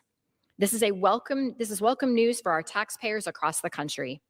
And finally, and most importantly, this bill delivers direct wins for Oklahoma's 5th District, including fully funded runway improvements at the Chandler and Shawnee regional airports and critical electrical grid updates in Edmond, Oklahoma. I give the gentlelady an additional 15 seconds. Yes. Gentlelady is recognized. Thank you. And with that, Mr. Speaker, I urge adoption of this passage of this bill, and I yield back the balance of my time. The gentleman from Oklahoma reserves. Gentlelady from Connecticut is recognized. Chair, I yield 2 minutes to the gentlewoman from Pennsylvania, a member of the Appropriations Committee, Ms. Dean. The gentlewoman from Pennsylvania is recognized. Thank you, Ranking Member DeLauro. Thank you, Chairman Cole. And my sincere sympathy to Chair Womack and his family on the passing of his beautiful wife. I rise today in support of the negotiated FY26 appropriations package for labor, health and human services, education, for defense, and for transportation, housing, and urban development. As a new member of the Labor Ed Committee, I am pleased to have contributed to the development of this legislation, and I thank my colleagues on the Appropriations Committee and the dedicated staff for their tireless work. Despite serving in the minority, Democrats on appropriations have spent months fighting back against the Trump administration's proposed cuts to critical programs that support our health systems, our healthcare systems, and save lives. And these efforts have made a difference. We secured $7.4 billion for Substance Abuse and Mental Health Services Administration, SAMHSA, despite the administration's callous attempt just 1 week ago to eliminate almost all discretionary grant funding for the agency. I'm pleased to say that Congress exercised its constitutional power of the purse and rejected cuts to an agency that serves as the backbone of our nation's response to the mental health and addiction crises, which continue to take too many lives in America. We restored funding for homeless prevention programs, peer support services, and mental health workforce training, and secured funding increases for state opioid response grants and the 988 Suicide and Crisis Lifeline. In addition, we successfully removed more than 20 partisan policy riders from the LHHS bill, riders that would have defunded Planned Parenthood, blocked gun violence prevention research, and threatened the safety and dignity of immigrant and LGBTQ communities. And these bills are far from perfect, but they send a strong message to this administration. Make America healthy again cannot coexist with attempts to cut public health programs. And Congress will continue to assert our power of the purse and impose necessary checks on the administration. The defense and THUD portions of this bill also make important investments on public. An additional 30 seconds to the gentlelady. The gentlelady is recognized. I thank you. The defense bill restores funding for congressionally directed medical research projects of $1.3 billion following massive cuts in FY25. Further, it includes over $100 million for PFAS remediation efforts at military installations. And the THUD bill includes $295 million for lead hazard reduction and healthy homes grants. More generally, we know housing is healthcare. This bill provides $74 billion in discretionary spending for housing programs. I urge my colleagues to join me in supporting this package, and I thank you, and I thank the chairman and the ranking member. I yield back. Gentlelady yields. The gentlelady from Connecticut reserves. Gentleman from Oklahoma, you're recognized. Thank you, Mr. Chairman. Mr. Chairman, I yield 2.5 minutes to my very good friend and the vice chair of the Agriculture Subcommittee of the Committee on Appropriations, distinguished gentleman from Florida, Mr. Franklin. The gentleman from Florida is recognized for 2.5 minutes. Thank you, Chairman, and thank you, Mr. Speaker. I rise today in strong support of H.R. 7148 and the Defense Appropriations Bill as part of this broader spending package. Last year, Congress failed our military by relying on a full-year continuing resolution. It froze funding at outdated levels, delayed modernization, disrupted training schedules, and undermined our ability to plan properly. With a year-long CR, our military cannot adapt, innovate, and effectively deter our adversaries. Congress did provide additional defense funding through the One Big Beautiful Bill. It addressed urgent needs and closed critical gaps, but one-time funding cannot replace stable, predictable appropriations. Strategic planning, force posture, training pipelines, and modernization all depend on certainty, and Congress has a duty to provide it. We face real and growing threats. China continues its rapid military expansion and aggressive posture in the Indo-Pacific while racing to dominate emerging technologies. Russia is determined to destabilize its neighbors and challenge the international order. Hostile actors continue to test American resolve. Recent missions in Venezuela and Iran underscore these dangers are not hypothetical. Maintaining our edge requires sustained investment in advanced capabilities, including artificial intelligence. AI is transforming modern warfare by accelerating decision-making, improving logistics, and enhancing force protection. Integrating these technologies responsibly requires long-term commitment and not short-term fixes. This defense appropriation bill provides the resources our military needs to train, modernize, and remain ready to deter and defeat our adversaries. Passing it sends a clear message. Congress will not allow budgetary dysfunction or uncertainty to weaken America's national defense or embolden our adversaries. Mr. Speaker, we owe our service members leadership, certainty, and the tools they need to keep America secure. I urge my colleagues to vote yes, and I yield back. The gentleman yields. The gentleman from Oklahoma reserves. The gentlelady from Connecticut is recognized. Mr. Chair, I yield 2 minutes to the gentleman from Indiana, a member of the Appropriations Committee, Mr. Mervan. The gentleman from Indiana is recognized for 2 minutes. I thank the ranking member for the time. I rise today because I believe the federal government has a responsibility to stand with all communities across Northwest Indiana, big cities, small towns, and neighborhoods that are rolling up their sleeves to rebuild and create work and wealth for the residents. I want to thank the leaders, Chairman Cole and Ranking Member DeLaura, and the staff and the House Appropriations Committee for their hard work, sacrifice, and also in including 3 community project fundings requests for the Indiana's 1st Congressional District. The funding for the Gary-Chicago International Airport is an investment in jobs, economic growth for our region. The airport is a vital economic hub for Northwest Indiana by expanding cargo operations, attracting private investment, and supporting initiatives pursued by the city of Gary and the state of Indiana. This funding will help bring new businesses, create good-paying jobs, and open the door to new passenger services for the residents. I am also grateful for the HUD funding that will allow Gary and Michigan City to tackle long neglected, vacant, and unsafe properties. This investment helps local leaders do what they are already committed to doing by clearing blight, stabilize neighborhoods, and put land and buildings back to use.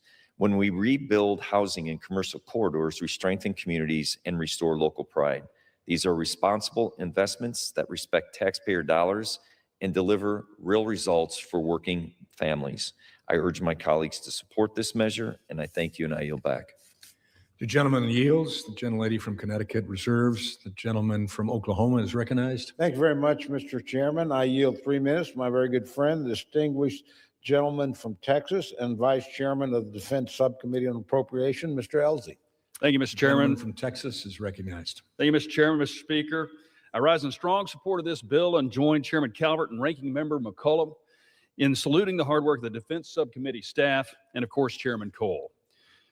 And to thank you to my colleagues on the Senate Defense Appropriations Subcommittee for working with this body. As of today, the Biden-era CR's numbers and policies will come to an end, and we will pass a bill that addresses the needs of now and the future for our adversaries around the world. This fiscal year 26 bill invests in the Navy's 6th-generation fighter, essential high-tech platform designed to succeed across the globe, projecting power from highly mobile airfields, the United States Navy's aircraft carriers. It also accelerates the Army's investment in the future long-range assault aircraft, a platform essential for the Army to meet the fight in the long distances between islands in the Pacific. The Navy Reserve will finally get 4 more KC-130Js to provide aerial refueling, spare engines, and contested logistics in the Pacific Ocean. Some of the most important provisions in this bill help the Pentagon fix many of its broken and antiquated processes. It gives Secretary Feinberg the ability to accelerate and find, test, and buy the tools that warfighters want and need, both hardware and software. Remember, it was industrial innovations that won World War II, not a fledgling Pentagon. Today, patriotic companies across the country are putting their own skin in the game to help our country deter, if possible, and defeat, if necessary, our 21st century adversaries, and we must help them succeed. Vote for this bill. I yield back the balance of my time.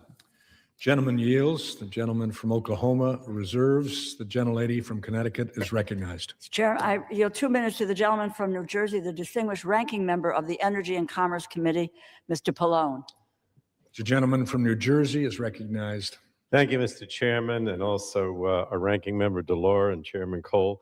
I rise in support of this Consolidated Appropriations Act. As Republicans continue to slash health care, drive up health care costs for millions of Americans, and double down on their big ugly bill that cuts $1 trillion from our healthcare system. Democrats are fighting to lower healthcare and prescription drug prices for everyday Americans. Today, we're finally considering priorities Democrats fought for, including authorization of policies and increased funding for important programs. Community health centers, hospitals that care for underserved communities, and teaching health centers will all benefit from these Democratic initiatives in the bill. The healthcare package includes increased funding for the World Trade Center Health Program, which will ensure our first responders and survivors get the care and treatments we as a nation promised them. Democrats also fought to lower prescription drug prices by cracking down on unfair practices by pharmacy benefit managers, as well as guaranteeing access to no-cost generic medications for low-income seniors and people with disabilities on Medicare. This healthcare package had bipartisan support and was included in an omnibus appropriation bill last year or a year ago, and was suddenly yanked by Republicans because of a tweet by Elon Musk when he was in the president's graces. I'm glad to see it will finally pass as part of the Consolidated Appropriations Act today. But unfortunately, Mr. Chairman, Republican leaders refused to include the Affordable Care Act enhanced premium tax credits in this bill, which passed the House overwhelmingly earlier this month. I urge our Senate Republican colleagues to stop stalling and extend the ACA subsidies immediately to lower health care costs for millions of Americans who are bearing the brunt of the Republican health care crisis. And thank you, and I yield back. The gentleman yields. The gentlelady from Connecticut reserves. The gentleman from Oklahoma is recognized. Mr. Chairman, could I inquire as to how much time I have? The gentleman from Oklahoma has 6¼ minutes remaining. I thank the chairman. I would advise my friend I'm going to reserve time, and I'm prepared to close whenever she is. The gentleman reserves. The gentlelady from Connecticut is recognized. Chair, I yield 2 minutes to the gentlewoman from Minnesota, the distinguished ranking member of the Agriculture Committee, Ms. Craig. The gentleman from Minnesota is recognized for two minutes. Thank you so much, Ranking Member DeLauro. I want to start by saying thank you to my colleagues in the Democratic Party who did everything in their power to make these bills as best they could under very difficult circumstances. But over the past month, President Trump has made it his mission to incite chaos and fear in Minnesota. He's taken his quest for political retribution to our communities, and Minnesotans have paid the price.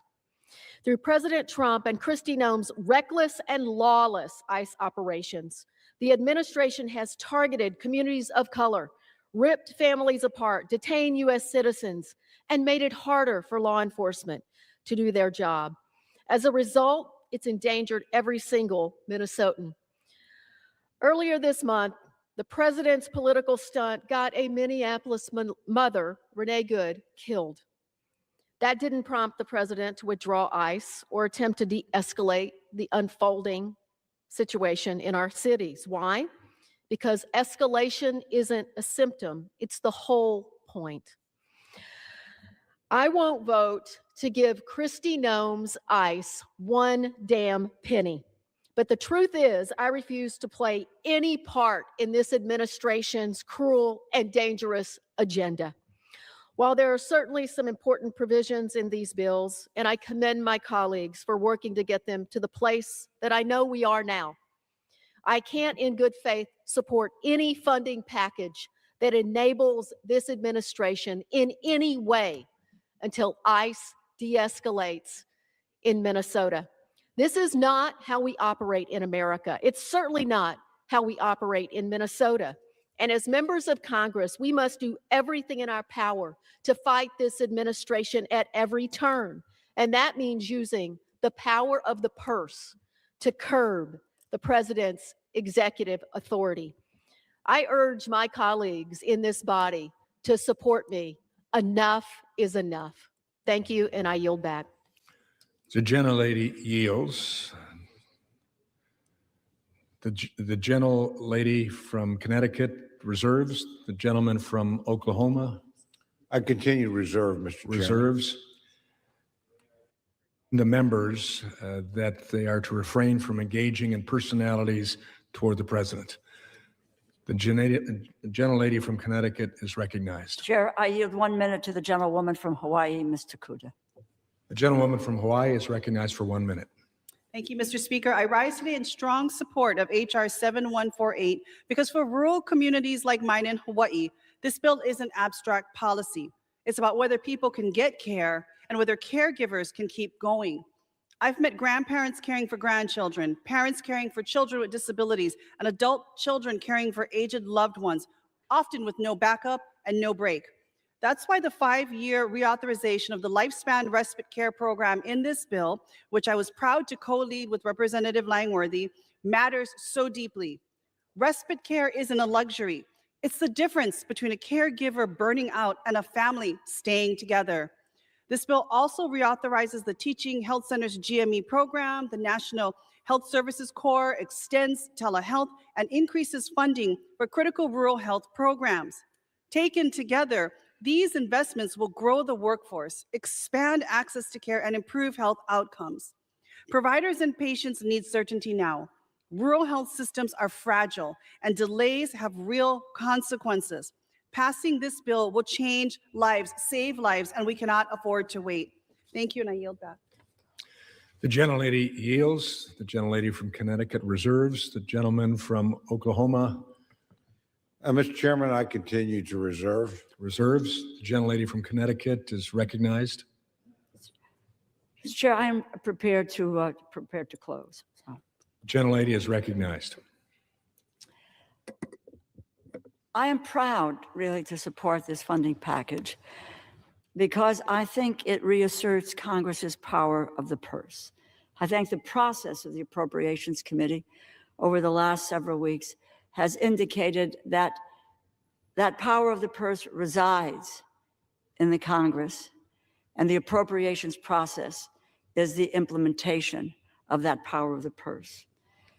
And I commend the chair of the committee, and it has been an honor to work with him on reinstating the fact that the Constitution says that that power of the purse resides in the Congress, and that, again, we are the implementers of that power.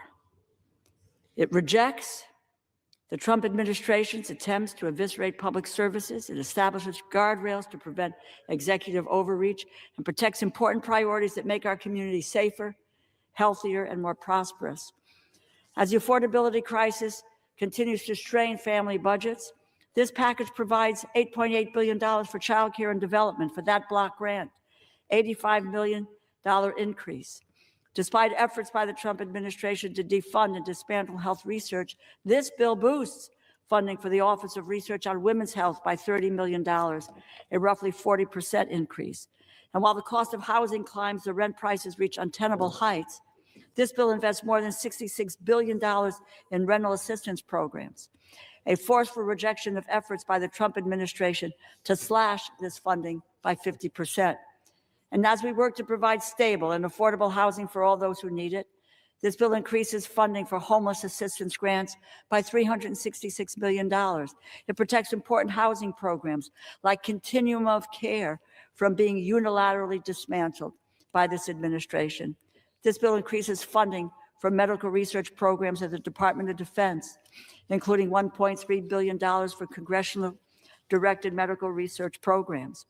These are research initiatives that help develop effective treatments for service-related injuries or conditions, as well as diseases like cancer, Alzheimer's, and Parkinson's. There is $1.2 trillion in federal spending accounted for in these bills, and through lengthy, diligent, and worthwhile negotiations, Democrats and Republicans forged an agreement that both sides can proudly stand behind. In an era of polarization, this is no mean feat. I am proud of my colleagues for their work on both sides of the aisle to craft this agreement. These are good bills, and I encourage all of my colleagues to support them.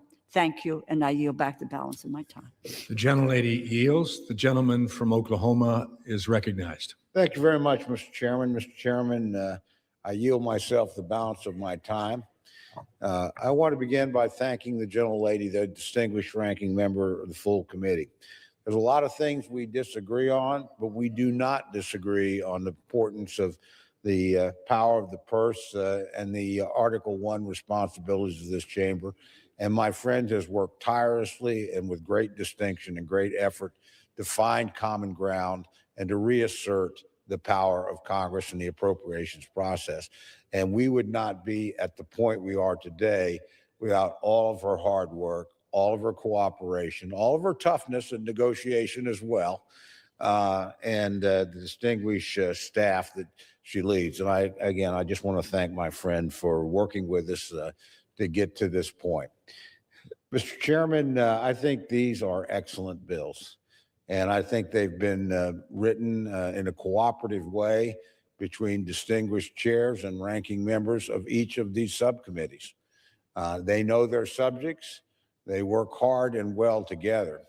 Now, my friend, the ranking member, and I have a common philosophy. We try to push decision-making as far down as we can, because I can assure you in each of the areas we've discussed today, defense, transportation, housing, and urban development, and of course, in what I just, our third bill, Labor H. Gosh, how could I have forgotten Labor H? But I'm in all those areas, our subject experts are in the subcommittees, and they make the best decisions. And every step up you go from there, the less informed the decision maker is and the more political the decision becomes. So I want to thank my friend for working with me to make sure that most of these decisions were made by the members at the subcommittee level. And we only very rarely had to intervene to solve issues between us.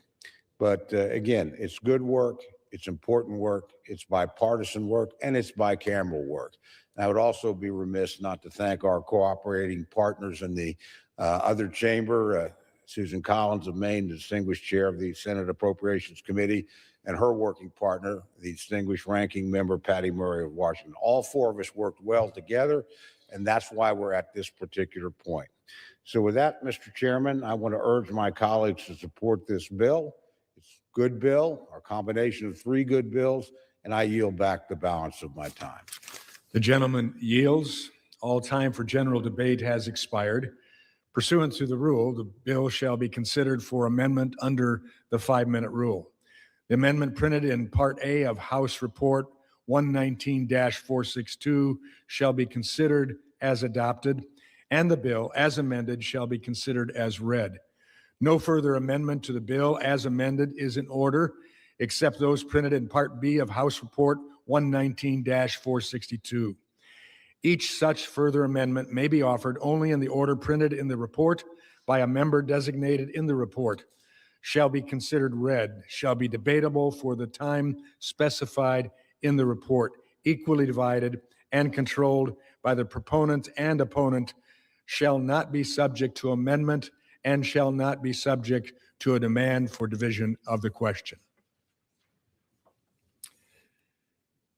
It is now in order to consider amendment number 1, printed in Part B of House Report 119-462. For what purpose does the gentleman from Kentucky seek recognition? Mr. Chair, I have an amendment at the desk. The clerk shall designate the amendment. Amendment number 1, printed in Part B of House Report number 119-462, offered by Mr. Massey of Kentucky. Pursuant to House Resolution 1014, the gentleman from Kentucky, Mr. Massey, and a member opposed, each will control 5 minutes. The chair recognizes the gentleman from Kentucky. Mr. Chair, I rise in support of our amendment. This is co-sponsored by Mr. Perry from Pennsylvania and Mr. Roy from Texas. And I regret that we have to offer this amendment. What I'm going to describe will probably sound like a bad science fiction movie, but that's what's written into law. Right now in law, that's going to be implemented for it says for 2026 and beyond. Now, the reality is the technology doesn't exist, but that doesn't keep legislators from imagining things that they would like to do to infringe on civil liberties. But there is a law that states that every vehicle manufactured is going to have a kill switch in it. The car itself will monitor your driving. And if the car thinks that you're not doing a good job driving, it will disable itself. So the car dashboard becomes your judge, your jury, and your executioner. Imagine this. We got a snowstorm coming. A mom takes her kids out. They're going to the grocery store. It's snowing. They're trying to get some groceries before the big storm hits. She swerves for a pothole. The neighbor's pet gets in the way, swerves for that. First responder goes by. She pulls over. Her car says, "You got one more swerve, and then we're going to ground you." There it is. The next thing she has to avoid, an icy patch in the road. The car has adjudicated her as unsuitable for driving. It disables the vehicle, and there she's stranded. My question is, how do you appeal your sentence once your car, the technology in your car, has judged you to be incapable of driving? Once it's disabled you and your children at the side of the road, how do you appeal that? Do you press a button on the dashboard? Do you start talking to an AI? What if it really was somebody who was drunk? Are you really going to send a police car after this? Disabled vehicle? Do we have the resources to do that? There's going to be so many false positives. The technology is unworkable. That's why the DOT is still in the rulemaking process, asking for feedback on how this thing could even exist. And it's just a bad idea, but it's in law. And so our amendment would defund that. And with that, I'd like to reserve the balance of my time. This is the gentleman from South Carolina seek recognition. I seek recognition to speak in opposition to the amendment. The gentleman is recognized for 5 minutes.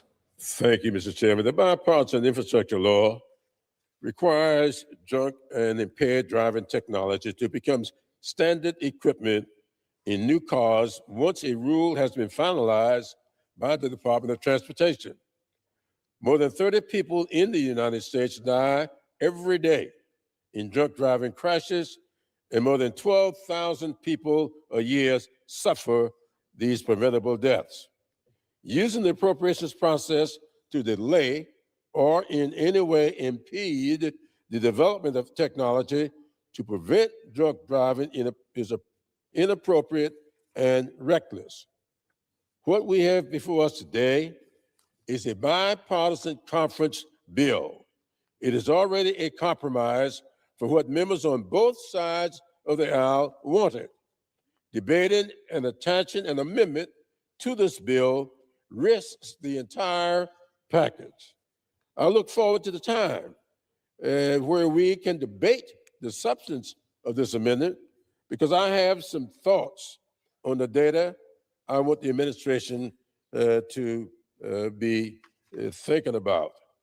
But the time for debate on individual policies is not now. And this amendment, which could delay the technology that would limit drunk driving and save lives, is not the amendment to support. This amendment should not be inserted into this bipartisan bill at this point in the process. I strongly oppose it and urge my colleagues to vote no and reserve. The gentleman reserves. The gentleman from Kentucky is recognized.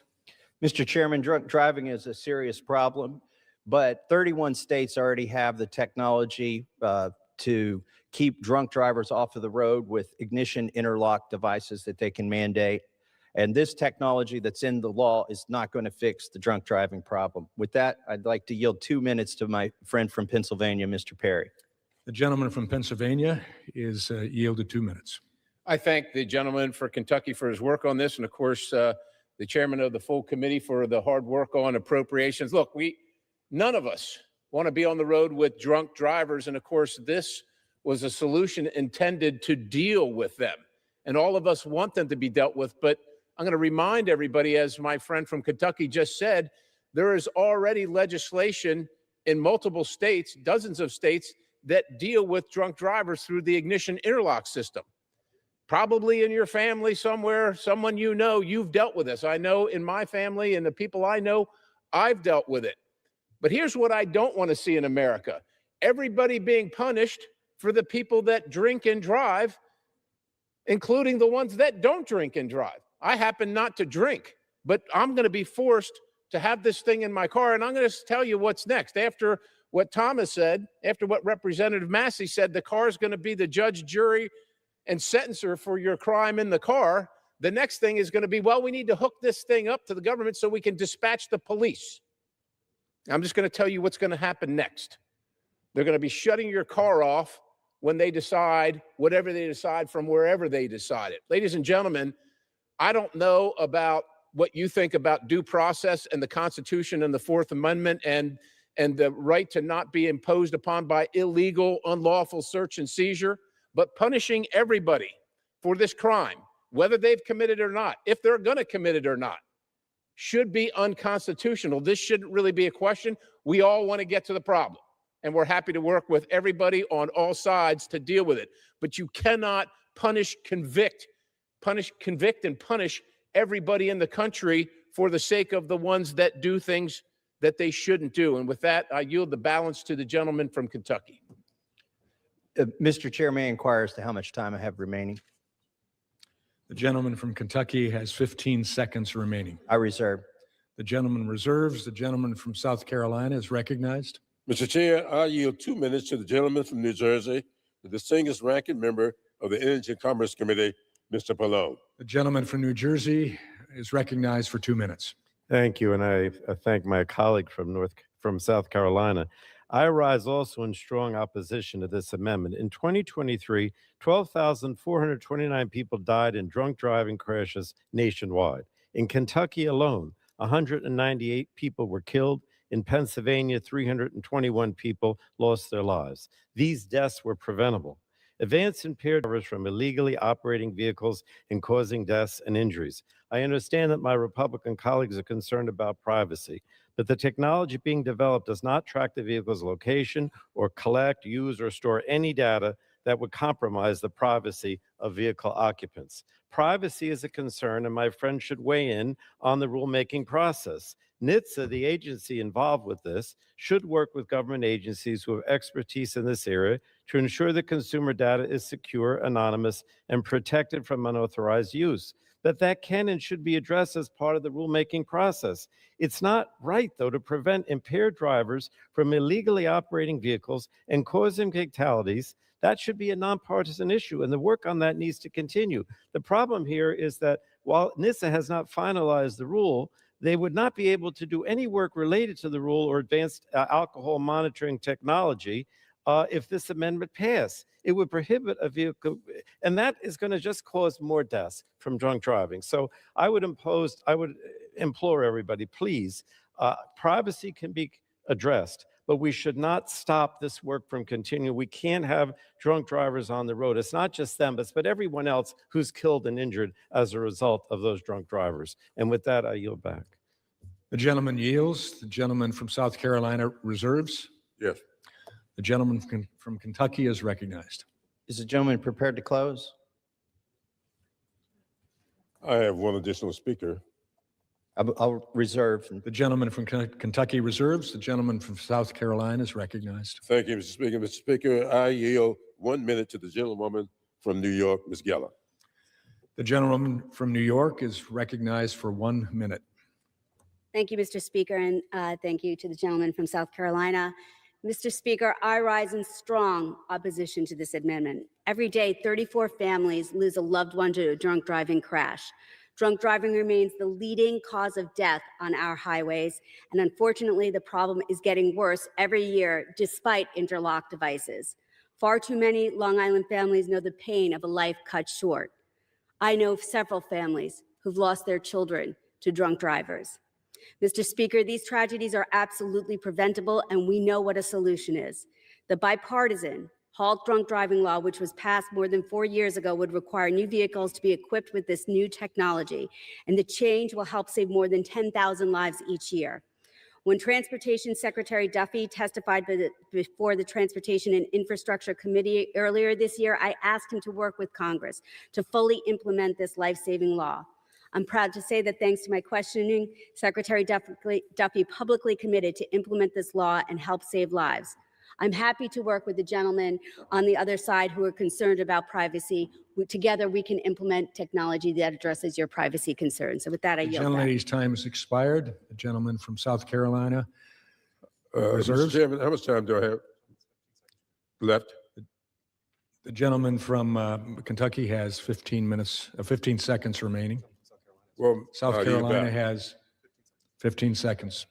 I have 15 seconds. 15 seconds. I'd like to take that 15 seconds to thank those who've spoken in opposition to this amendment and yield back. The gentleman from Kentucky is recognized. Last time we offered this amendment, it had bipartisan support. I urge my colleagues to vote for this amendment. It would defund an unconstitutional and unworkable mandate that has already missed the deadlines. And with that, I yield back. The gentleman yields. The question is on the amendment offered by the gentleman from Kentucky. Those in favor say aye. Those opposed, no. In the opinion of the chair, the ayes have it. Mr. Chair. Amendment. The gentleman from Kentucky is recognized. I request a recorded vote. Recorded vote is requested. Pursuant to Clause 6 and Rule 18, further proceedings on the amendment offered by the gentleman from Kentucky will be postponed.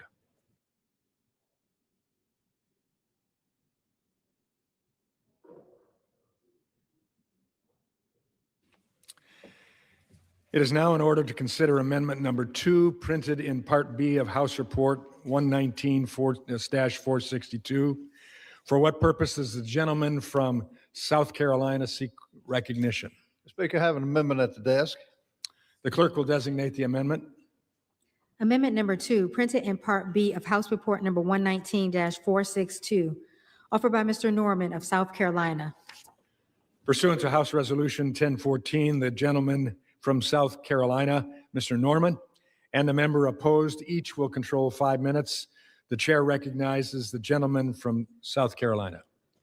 Mr. Speaker, I rise in support of my amendment to strip out the earmarks within the Labor, Health, and Human Services and Education Division from the underlying legislation. This includes over 900 earmarks totaling nearly $1.4 billion in spending of money we don't have. I'd like to now recognize my good friend from North Carolina, Mr. Harris, for 1 minute. The gentleman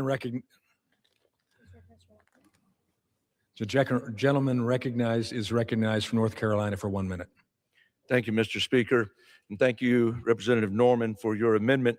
Mr. Speaker, my constituents do not send their hard-earned tax dollars to Washington so that they can be funneled to abortion providers or hospitals that mutilate children.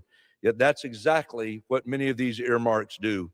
A vote for this amendment will remove $3 million for Seattle's Children's Hospital, which proudly offers transgender care to children. It would strip $1 million to Lurie Children's Hospital in Chicago, which also provides transgender treatment to minors. It would remove over $2 million to Catatas Valley Healthcare in Washington State, a facility that performs chemical and surgical abortions even after 20 weeks. I realize some argue these dollars are not directly paying for abortions or gender surgeries, but when we give taxpayer handouts like these, we free up resources for these exact practices. I do not know how any Republican can support keeping these special handouts in this bill, and while I wish my original amendment was considered to target the most egregious earmarks, I still urge a yes vote. And with that, I yield back. Gentleman's time has expired. The gentleman from South Carolina reserves. I reserve. The gentlelady from Connecticut. Mr. Chair, I Purpose rise, does the gentlelady from Connecticut seek recognition? I rise to claim the time in opposition. The gentlelady is recognized for 5 minutes. I yield myself 2.5 minutes, or I'll take the whole 5 if that's what's available to me. Mr. Chair, before I get into the specifics of this amendment, I want to start with hopefully common ground. In this chamber, we can all agree that members know their districts best. I asked the question, isn't that right? Is that what we always assert, that we know our districts best? Further, we often hear, mostly from the other side of the aisle, about how unelected bureaucrats in Washington, D.C. are making too many decisions about federal spending. I don't subscribe to that view because true career civil servants work hard. They work hard to ensure that programs are executed according to the law. But if my friends on the other side of the aisle want Congress to make more granular decisions about spending, then that is exactly what is happening through community project,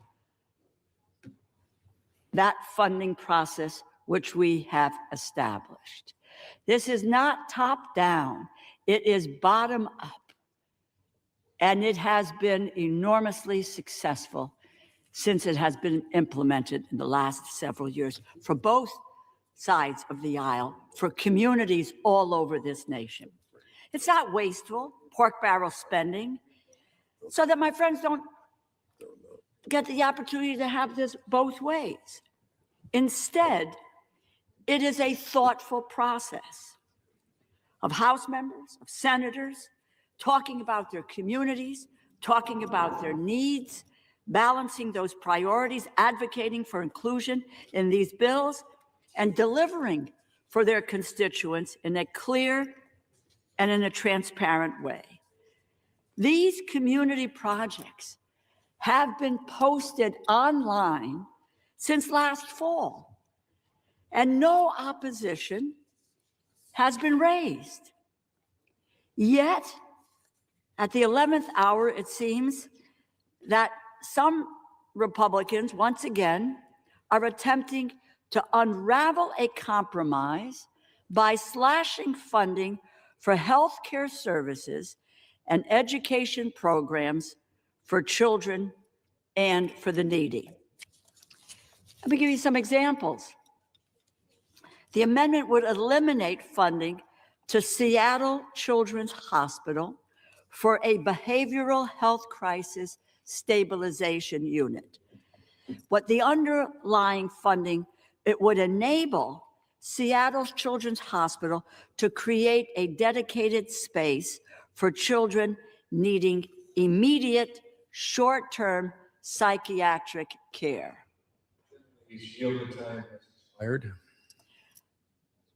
This amendment would,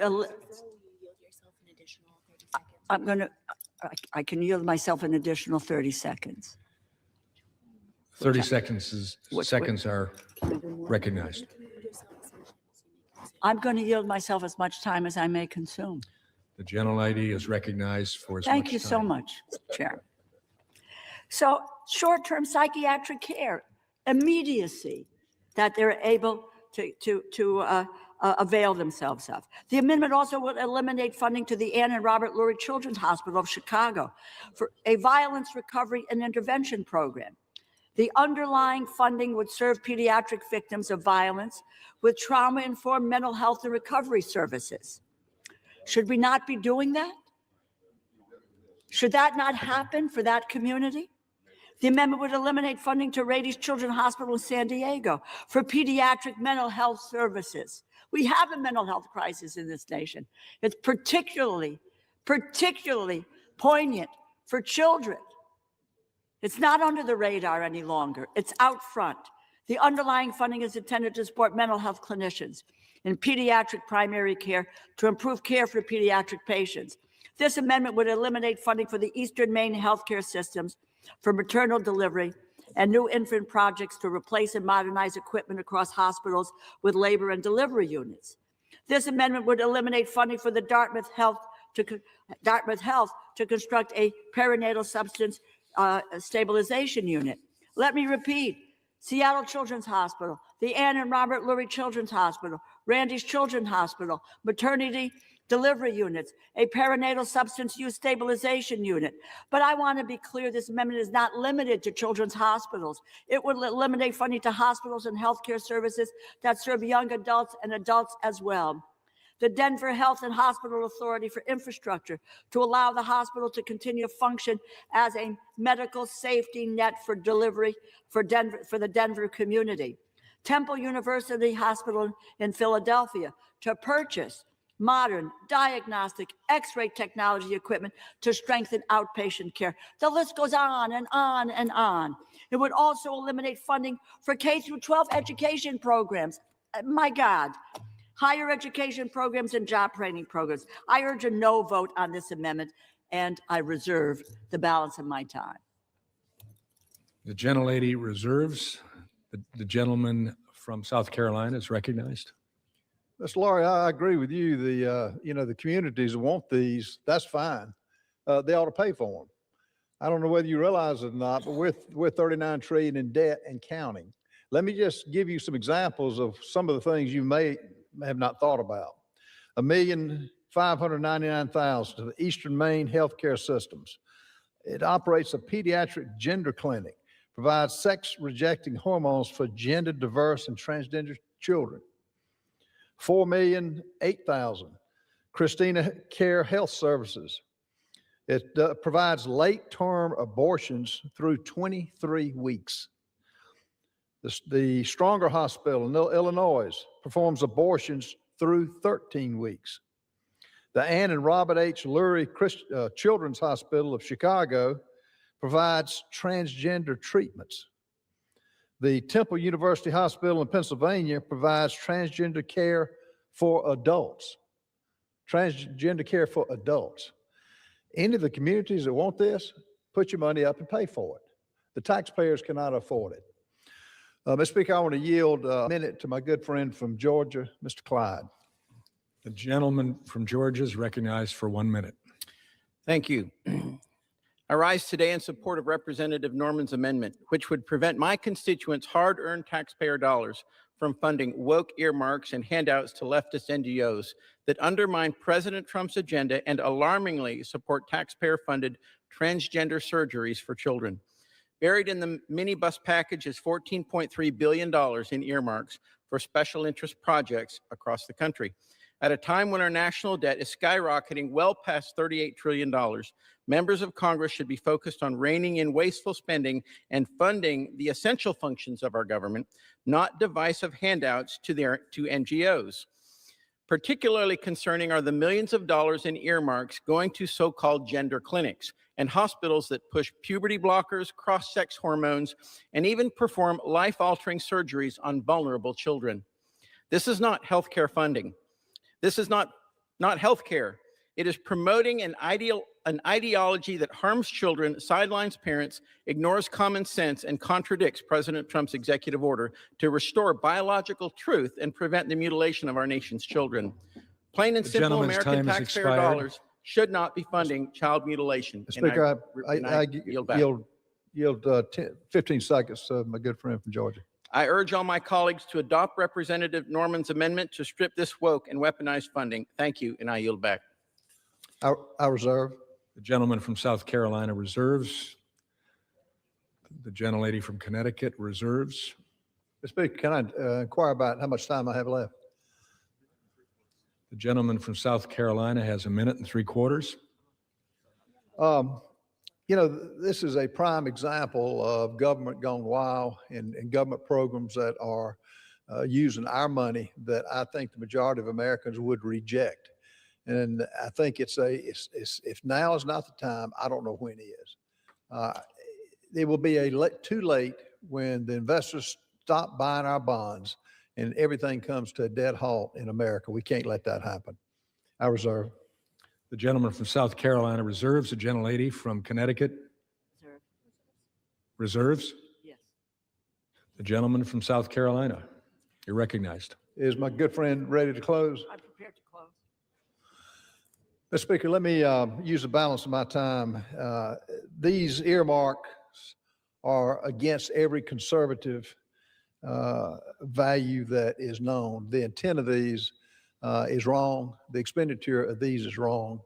And it's now at the time we face it and put a stop to these. And this is just the first step in a long stairway to get this country back on a firm financial footing. I yield the balance of my time. The gentleman from South Carolina yields the balance of his time. The gentlelady from Connecticut is recognized. Community projects have been successful. It's senators, it's members of the House talking to their communities about their needs, balancing priorities, advocating for the inclusion in these bills, delivering for their constituents in a clear and in a transparent way. That is what we ought to be doing, is delivering for our constituents about the needs that they identify for all of us. I urge a no vote on this amendment. The gentlelady yields back. The question is on the amendment offered by the gentleman from South Carolina. Those in favor say aye. Those opposed, no. In the opinion of the chair, the ayes have it. I demand a recorded vote. A recorded vote is demanded. Pursuant to Clause 6 of Rule 18, further proceedings on the amendment offered by the gentleman from South Carolina will be postponed. Thank you, Mr. Speaker. Mr. Speaker, I ask unanimous consent that all members may have 5 legislative days in which to revise and extend their remarks and to insert extraneous material on H.R. 6359. Without objection. Thank you, Mr. Speaker. I yield myself such time as I may consume. Mr. Speaker, I rise today in support of the Pregnant Students' Rights Act, legislation that affirms a simple but powerful principle. Expecting mothers should be encouraged to pursue their education like any other student. Pregnant students often receive incorrect guidance or no guidance at all on how to navigate classes while pregnant. In many cases, women feel pressured to end their pregnancies or risk academic failure despite protections that exist now under federal law.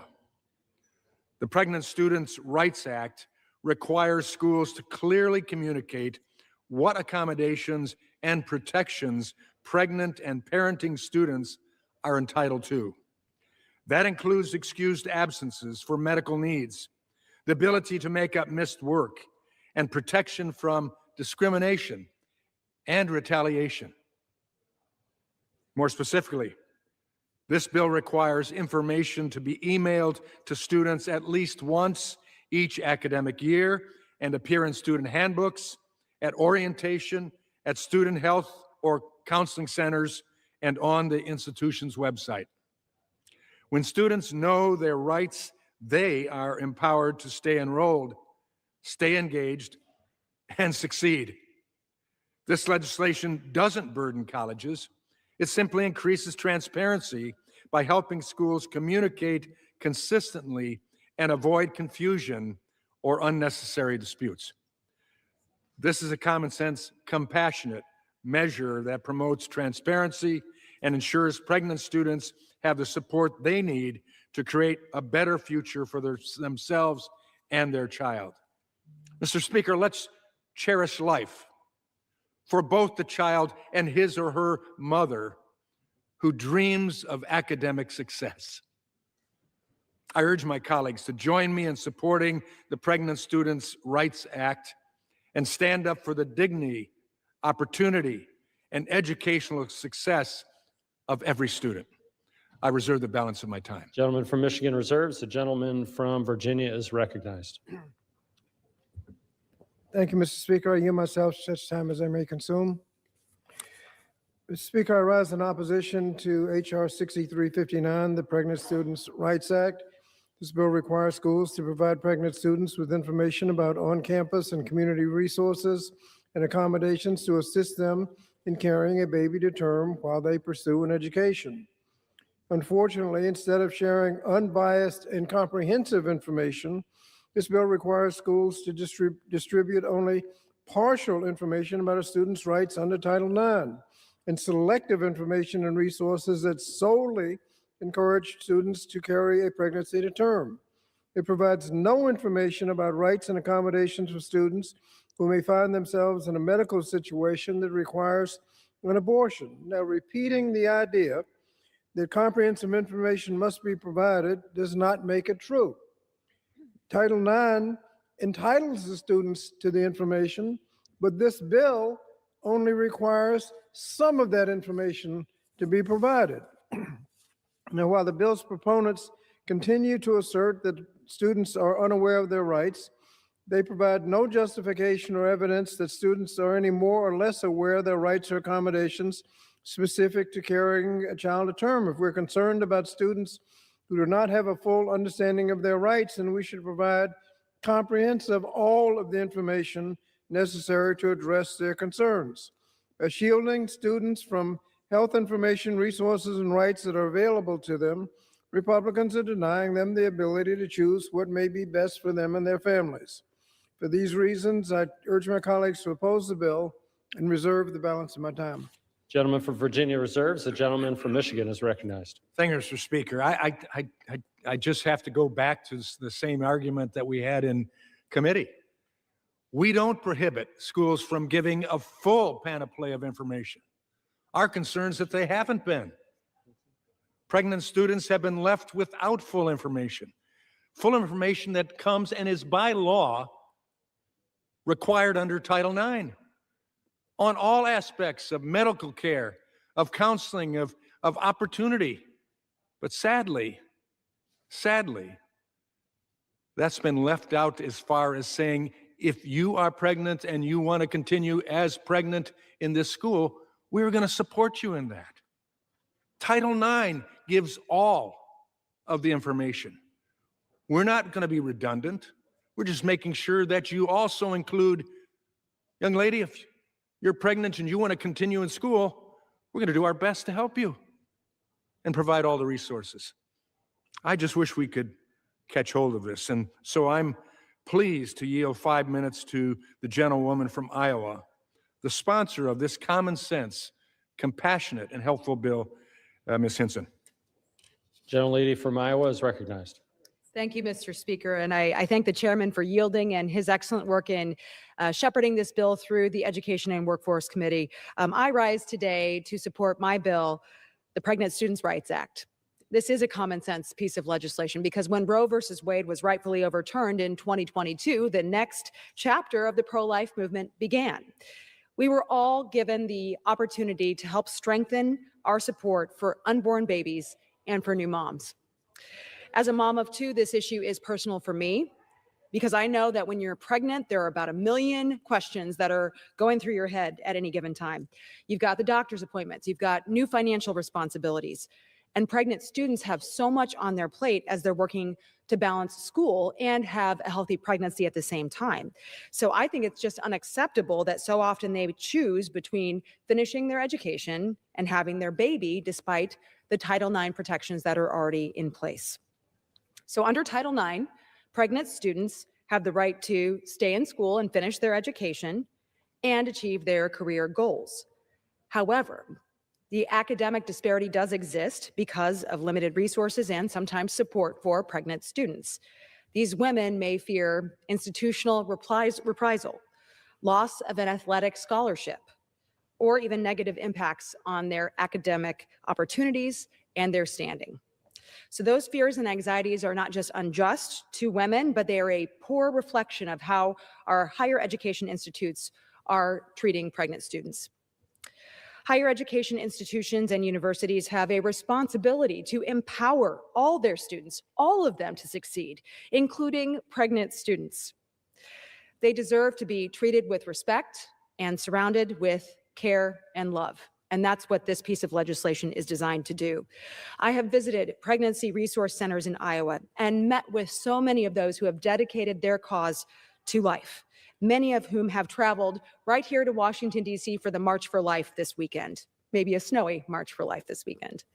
And it has been inspiring to me to see all of the pro-life community spring into action to really help our expecting mothers and their babies to thrive, because that is what this movement is all about. It's about recognizing the sanctity of every life and valuing life at every stage.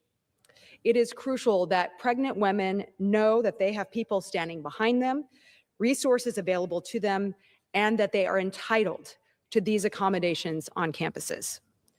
Completing an education as a mother is not only empowering for the student, but this is vital to ensuring a strong future for her child, for our next generation.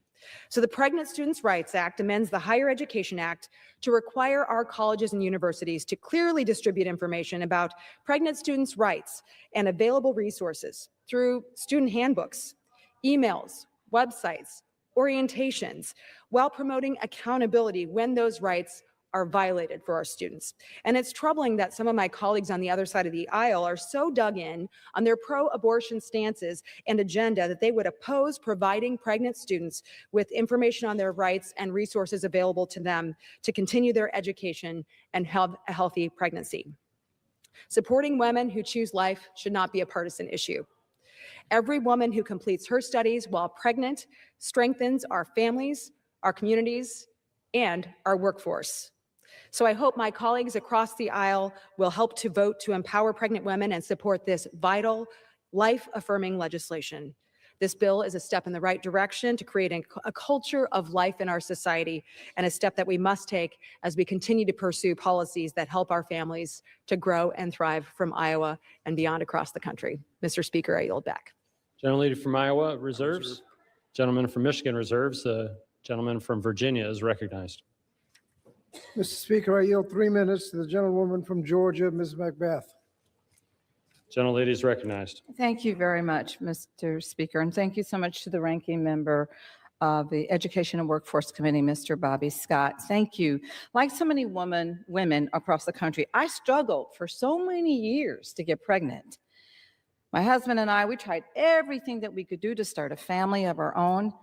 So being a mom for me was what I always wanted to do, and I wanted to be the best mom that I could be. When we finally succeeded, I remember that I had never really been so happy. All the prayers I prayed to God, I finally felt like my prayers were answered. The moment I prayed for years was happening, and I wanted to tell everyone that I was going to be a mom. But one day, I woke up covered in blood. It's hard to describe the agony of a miscarriage, to describe the heartbreak, the utter helplessness. And you fall directly into pain and despair. After my second miscarriage, I wondered if God ever had plans for me to be a mom. So when I got pregnant a third time, I was completely overjoyed. But at 4 months, I was rushed to the hospital where I learned I had suffered a fetal demise. That means a stillborn. My doctors thought it would be safer to end the pregnancy naturally, so for 2 weeks, I carried my stillborn child within my womb, within my belly. For 2 weeks, I carried that lost pregnancy. 2 weeks, I carried my dead fetus as they waited for me to go into labor. I never ended up going into labor on my own. When the doctors finally induced me, I faced the pain of childbirth without the hope for a living child. This story is uniquely mine, but it's not just my story. Millions of women in our country, women in this room, women all throughout America, women that you, people here, you actually know and you love them, have suffered a miscarriage or stillbirth. Congress should be making sure that women are aware of all of their rights, not just cherry picking the ones that we want to highlight over others to make a point about abortion. So, for the women in your life whose stories that you don't even know, for the women across the country whose lives you may not even understand the choices and the environments that they live in.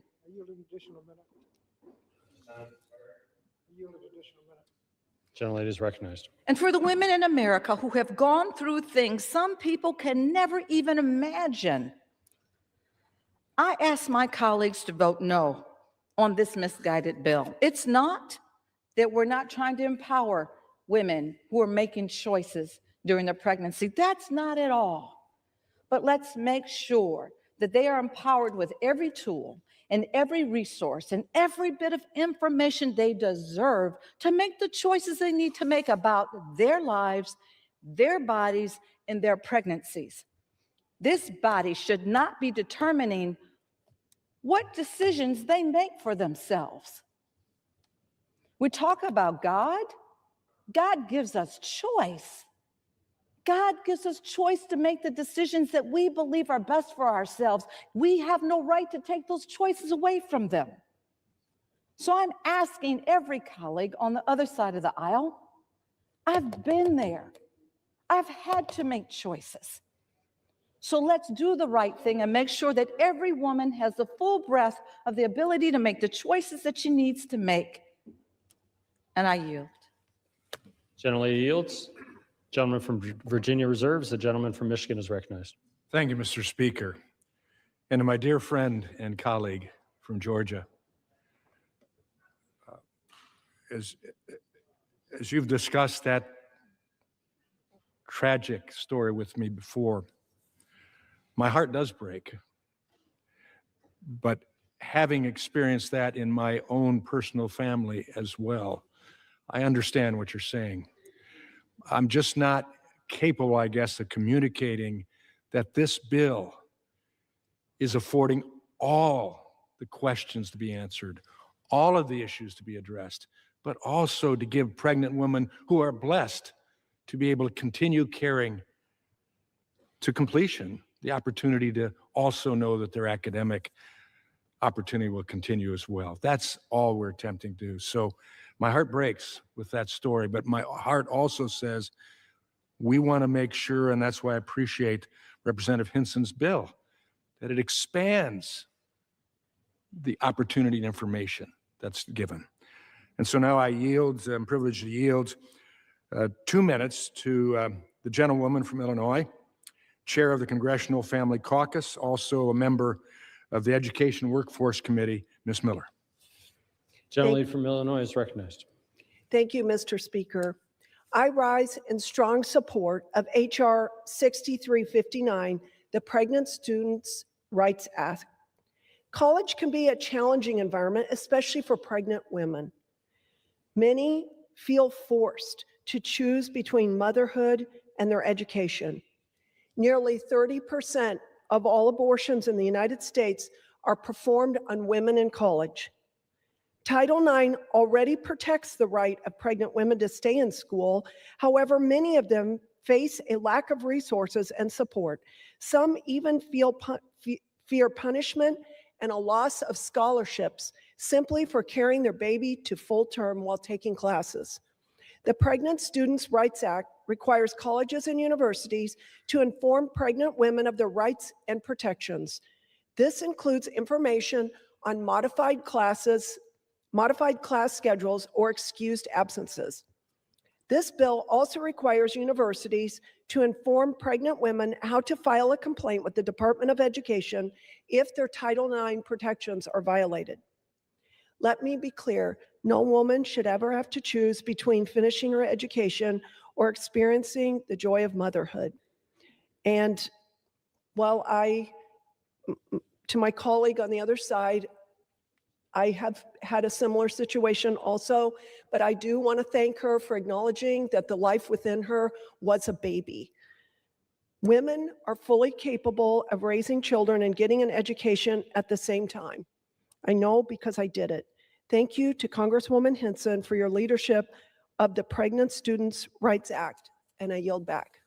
Gentlelady yields. Gentleman from Michigan reserves.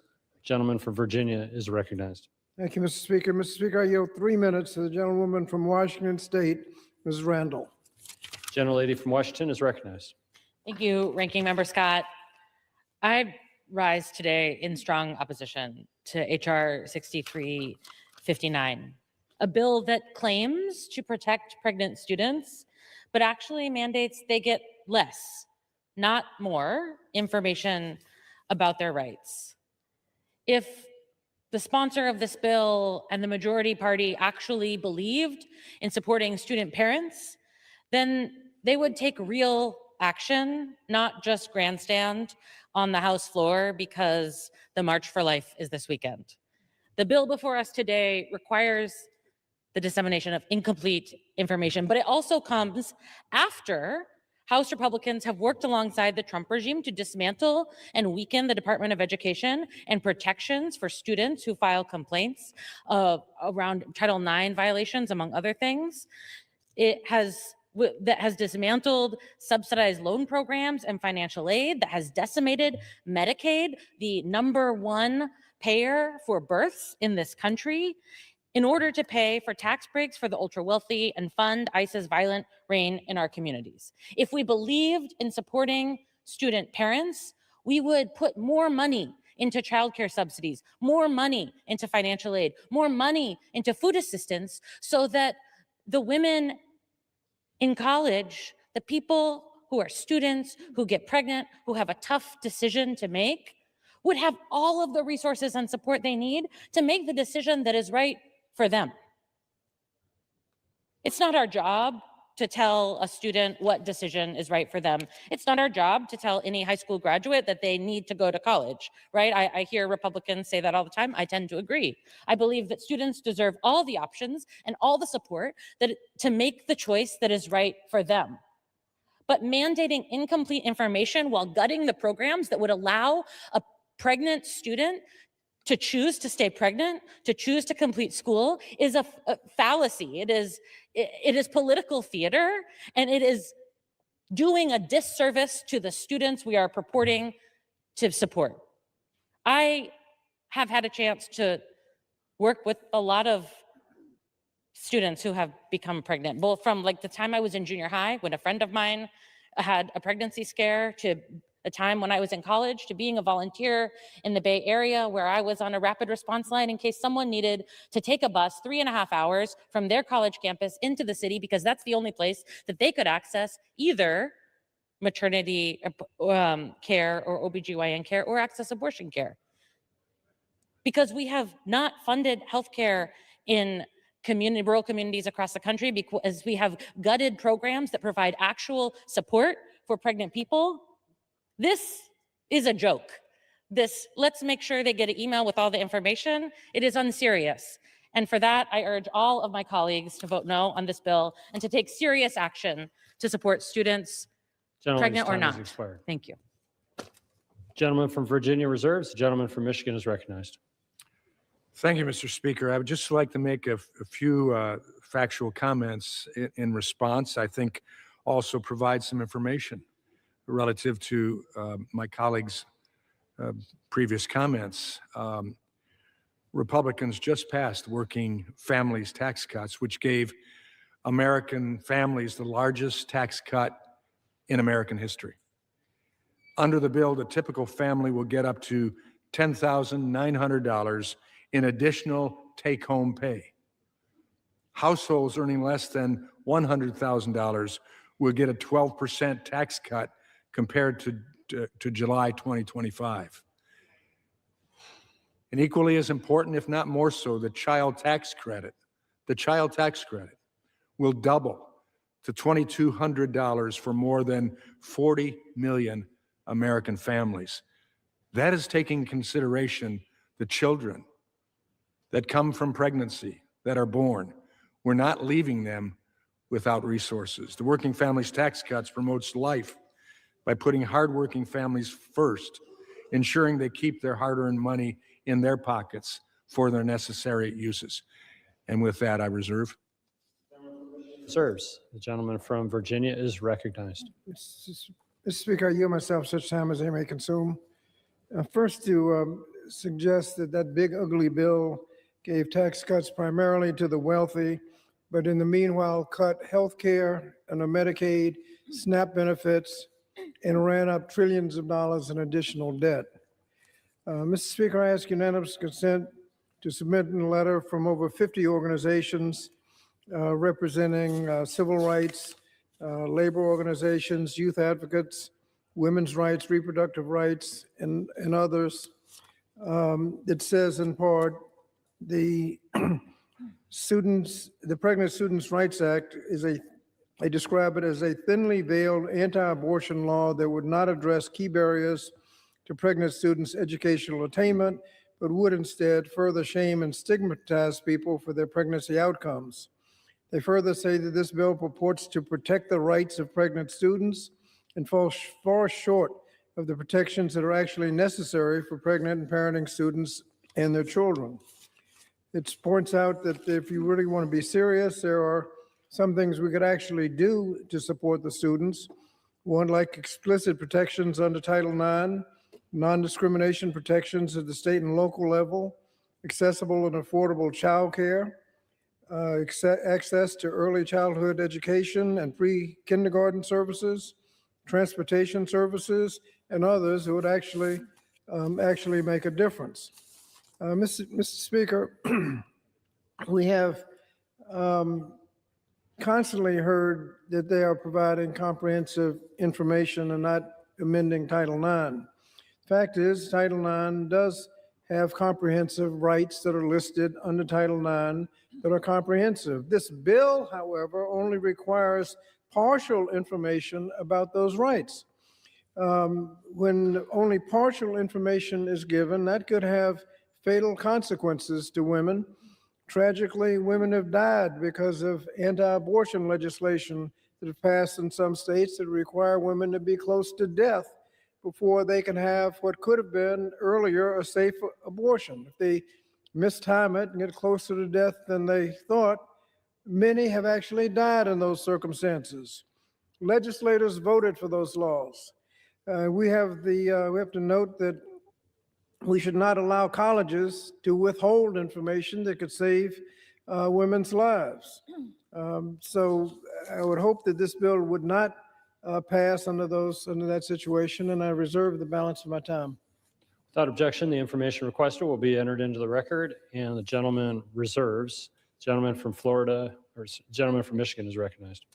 Mr. Speaker, I would like consent to enter a list of significant pro-family, pro-life, medical community members, family research members, and students for the record in support of the Pregnant Students' Rights Act. Without objection. I reserve. Gentleman reserves. Gentleman from Virginia is recognized. Mr. Speaker, I yield 3 minutes to the gentlewoman from Oregon, Ms. Bonamici. Gentlewoman from Oregon is recognized. Thank you, Mr. Speaker, and thank you, Ranking Member Scott, for your leadership and for yielding. Mr. Speaker, I oppose this bill because, among other reasons, the information that is required, it's incomplete and it's biased. As written, the Pregnant Students' Rights Act is unfairly limited regarding the information it requires colleges to provide to students and the students it chooses to support. It does not include information about comprehensive family planning resources, and it only supports pregnant students who carry a baby to term. Simply put, the bill fails to support any student with a different pregnancy-related outcome. I, like my colleague from Georgia, had a wanted pregnancy. I was past the first trimester when I had an ultrasound, and the doctor said, this is not viable, not a viable pregnancy. So they sent me to the hospital to have a procedure. Now, my colleagues might think that's terrible, but had I been in a post-Dobbs world or state where that wasn't possible, I could have just been made to wait and risk my reproductive health. I went on to have 2 healthy children because I had that procedure. The intent of this bill is clear, Mr. Speaker.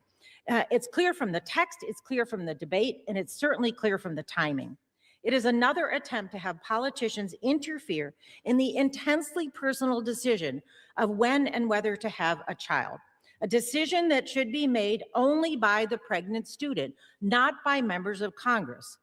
In the wake of Dobbs, many states have prohibited or tried to prohibit healthcare providers and health plans from offering or covering certain reproductive healthcare services. These anti-abortion efforts have disproportionately harmed some students whose access to services and information are affected by their geographical barriers, depending on where they are in college. Pregnant and parenting students deserve access to a full range of family planning resources and reproductive healthcare options that keep them healthy and on track for academic success, regardless of where they go to college. And for this reason, Mr. Speaker, at the appropriate time, I will offer a motion to recommit this bill back to the committee. If the House rules permitted, I would have offered the motion with an important amendment to this bill. My amendment would make clear that institutions of higher education will also provide medically accurate and comprehensive information and resources about all reproductive healthcare services, including contraception and abortion rights. The biased anti-choice effort underpinning this bill will make it harder for students to make informed decisions about what is best for them. Promoting partisan legislation that fails to address the full healthcare needs of students does not promote academic success. Again, Mr. Speaker, this is a decision that belongs to the pregnant student, not to members of Congress. So I ask unanimous consent to insert into the record the text of this amendment. Without objection. And I hope my colleagues will join me in voting for the motion to recommit. And I yield back. Gentlelady yields. Gentleman from Virginia reserves. Gentleman from Michigan is recognized. I'm prepared to close, Mr. Speaker. Gentleman reserves. Gentleman from Reserve. Virginia is recognized. Thank you, Mr. Speaker. Mr. Speaker, I yield myself the balance of the time. Mr. Speaker, Mr. Speaker, since the Supreme Court overturned Roe v. Wade, state abortion bans have undermined health care for pregnant women, causing women to experience life-threatening health conditions and complications, with some women tragically losing their lives because of laws that legislators voted for. Now, House Republicans are going to make things worse by limiting students' access to information about available resources, including information about their right to receive accommodations and protections under federal civil rights laws available to pregnant or parenting students on college campuses. Women should have access to all relevant information so they can make informed decisions about their future. Requiring schools to provide only some information that encourages students to carry a pregnancy to term, this bill could unduly endanger students' health by keeping them in the dark about their rights and resources available to them. Now, the supporters keep saying that they are not amending Title IX, which entitles students to all of this information. They keep ignoring the fact that this bill only requires that some, not all, of that important information be provided. Repeating the misrepresentation does not make it true. Mr. Speaker, I urge my colleagues to oppose the bill and yield back the balance of my time. Gentleman yields. The gentleman from Michigan is recognized. Thank you, Mr. Speaker. I yield myself the balance of my time. Gentleman is recognized. Mr. Speaker, in closing, I'd like to reemphasize that this bill is about ensuring pregnant students know the rights given to them under Title IX, which cover all of the concerns that my colleagues, with all due respect, on the other side of the aisle say they want included. Title IX includes all of that. We want students to know the rights given to them under Title IX without creating excessive regulations or requirements for colleges and universities. Despite what some of my colleagues have said today, the Pregnant Students' Rights Act doesn't promote a certain viewpoint or ideology. It simply affirms a basic principle, and that principle is pregnant students deserve to know their rights when pursuing an education. I don't believe that to be too radical, Mr. Speaker, and I don't believe the American people do either. In fact, for years, many of my Democrat colleagues acknowledged that abortion is a serious and difficult decision and supported efforts to ensure women were not forced into it by a lack of resources or support. They joined in passing legislation to help women who choose to continue their pregnancies. Yet today, some of those efforts are being undermined unless amendments that explicitly promote abortion are included. It's deeply disappointing that some of my Democrat colleagues have chosen to turn this straightforward transparency bill into an abortion debate, implying that support for pregnant students is contingent on including pro-abortion provisions. Why must an innocent baby ever be seen as an enemy or obstacle to success? This bill also does not provide medical advice or dictate what specific resources colleges and universities may list. For that reason, I would encourage those who oppose this legislation on those grounds to carefully reread the bill's plain language. We all know that when individuals know their rights, they're able to make informed decisions that are best for them and their families and their futures. This is why I urge all my colleagues to vote yes. And with that, I yield back. Gentleman from Michigan yields. All time for debate has expired. Pursuant to House Resolution 1009, the previous question is ordered on the bill as amended. The question is on engrossment and third reading of the bill. Those in favor say aye. Those opposed, no. The ayes have it. Third reading. A bill to require institutions of higher education to disseminate information on the rights of and accommodations and resources for pregnant students and for other purposes. For what purpose does the gentlewoman from Oregon seek recognition? Mr. Speaker, I have a motion to recommit at the desk. The clerk will report the motion. Ms. Bonamici of Oregon moves to recommit the bill H.R. 6359 to the Committee on Education and Workforce. Pursuant to Clause 2B of Rule 19, the previous question is ordered on the motion to recommit. The question is on the motion. All those in favor say aye. Those opposed, no. The noes have it. The motion is not agreed to. Mr. Speaker, I ask for the yeas and nays. The yeas and nays are requested. Those favoring a vote by the yeas and nays will rise. A sufficient number having risen, the yeas and nays are ordered. Pursuant to Clause 8 of Rule 20, further proceedings on this question will be postponed. 2025, the gentlewoman from Virginia, Ms. McClellan, is recognized for 60 minutes as the designee of the minority leader.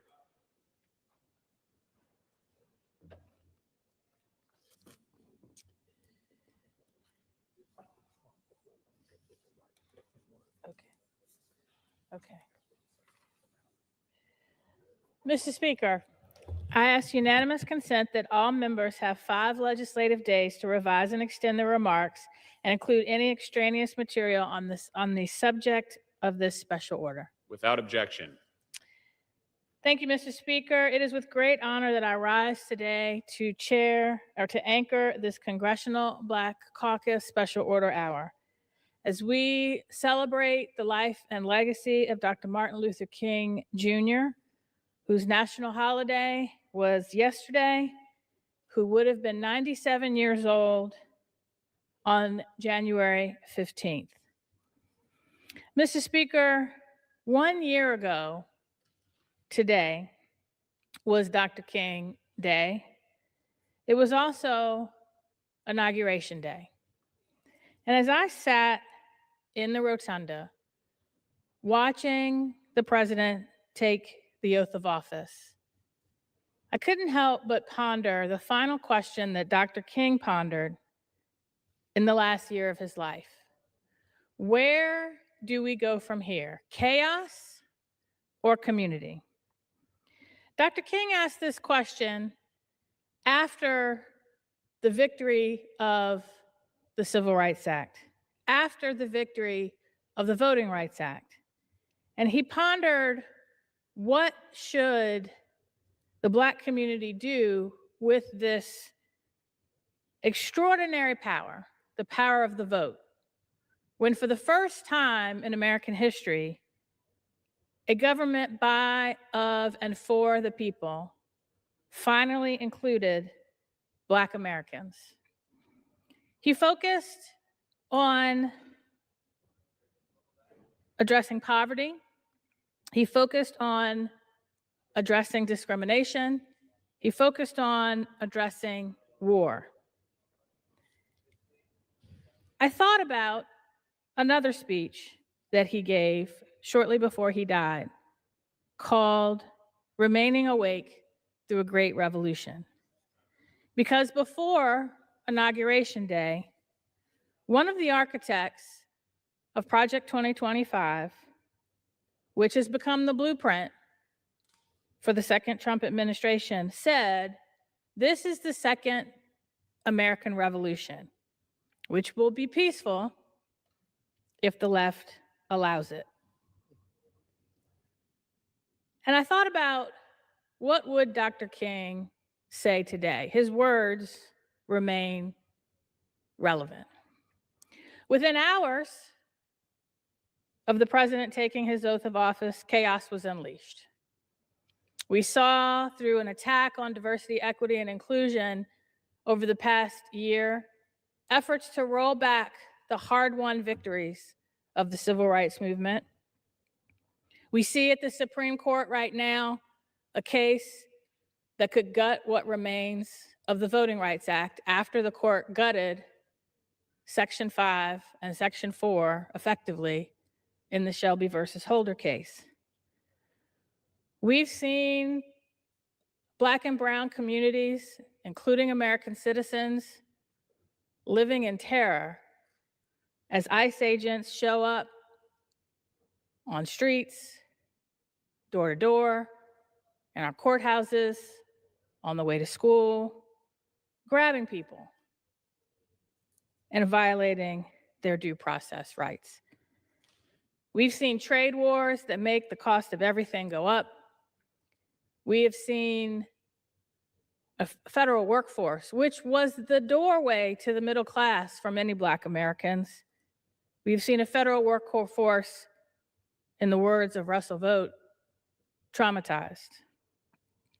We have seen the largest cuts to food assistance and healthcare coverage in American history.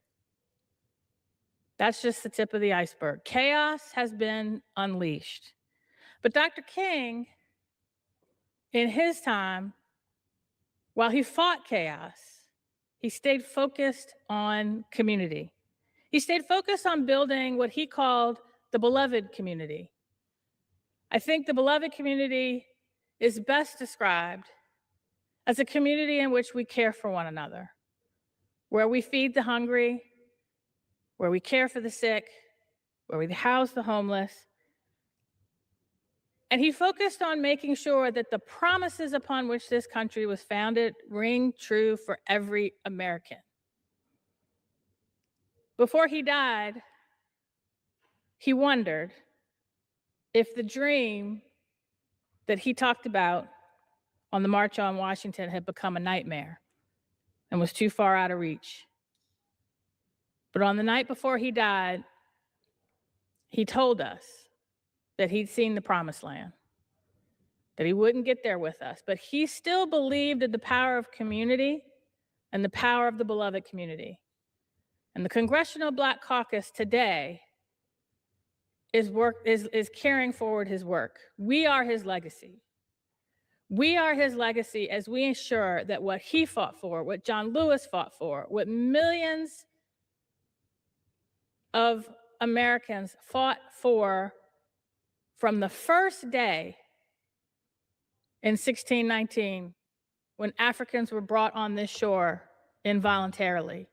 And from day one, through acts of rebellion, resistance, and self-liberation, fought for an America that included them in we the people. We carry out that legacy. And we will fight the chaos every single day to ensure that his work continues. Whether it's expanding the right to vote, whether it's fighting unjust wars, whether it's working to eradicate poverty, whether it's standing up for the constitutional rights of every American. As the conscience of the Congress, we will continue that legacy. Mr. Speaker, it is now my pleasure to yield to our chairwoman, the Congresswoman from New York, Yvette Clarke.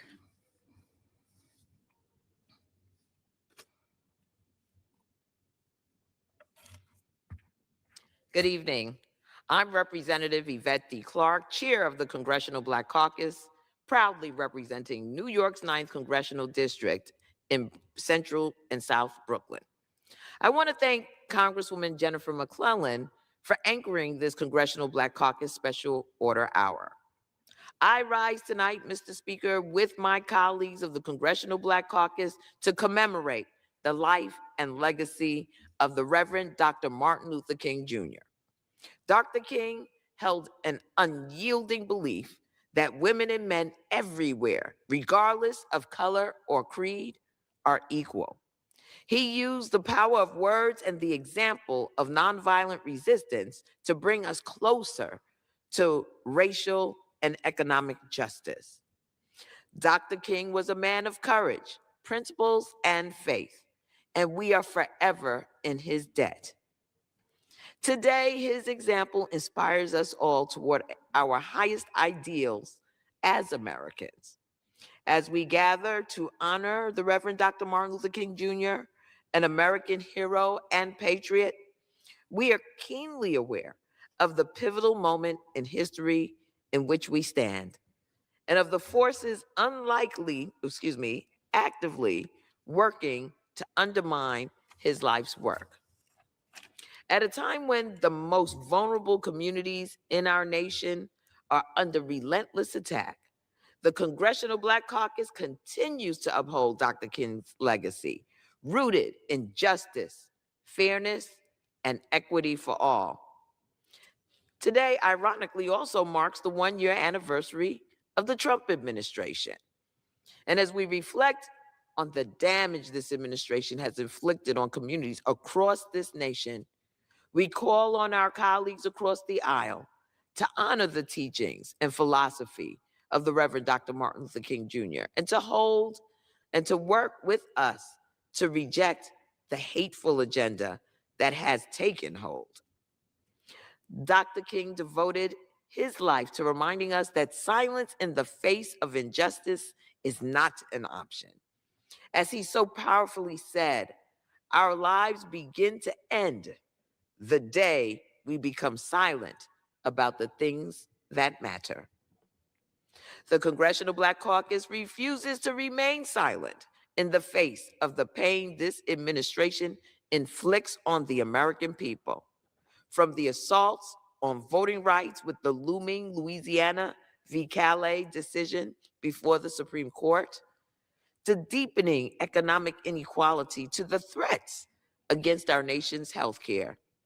Today, we are recommitting ourselves to the fight of keeping Dr. King's dream and his mission alive.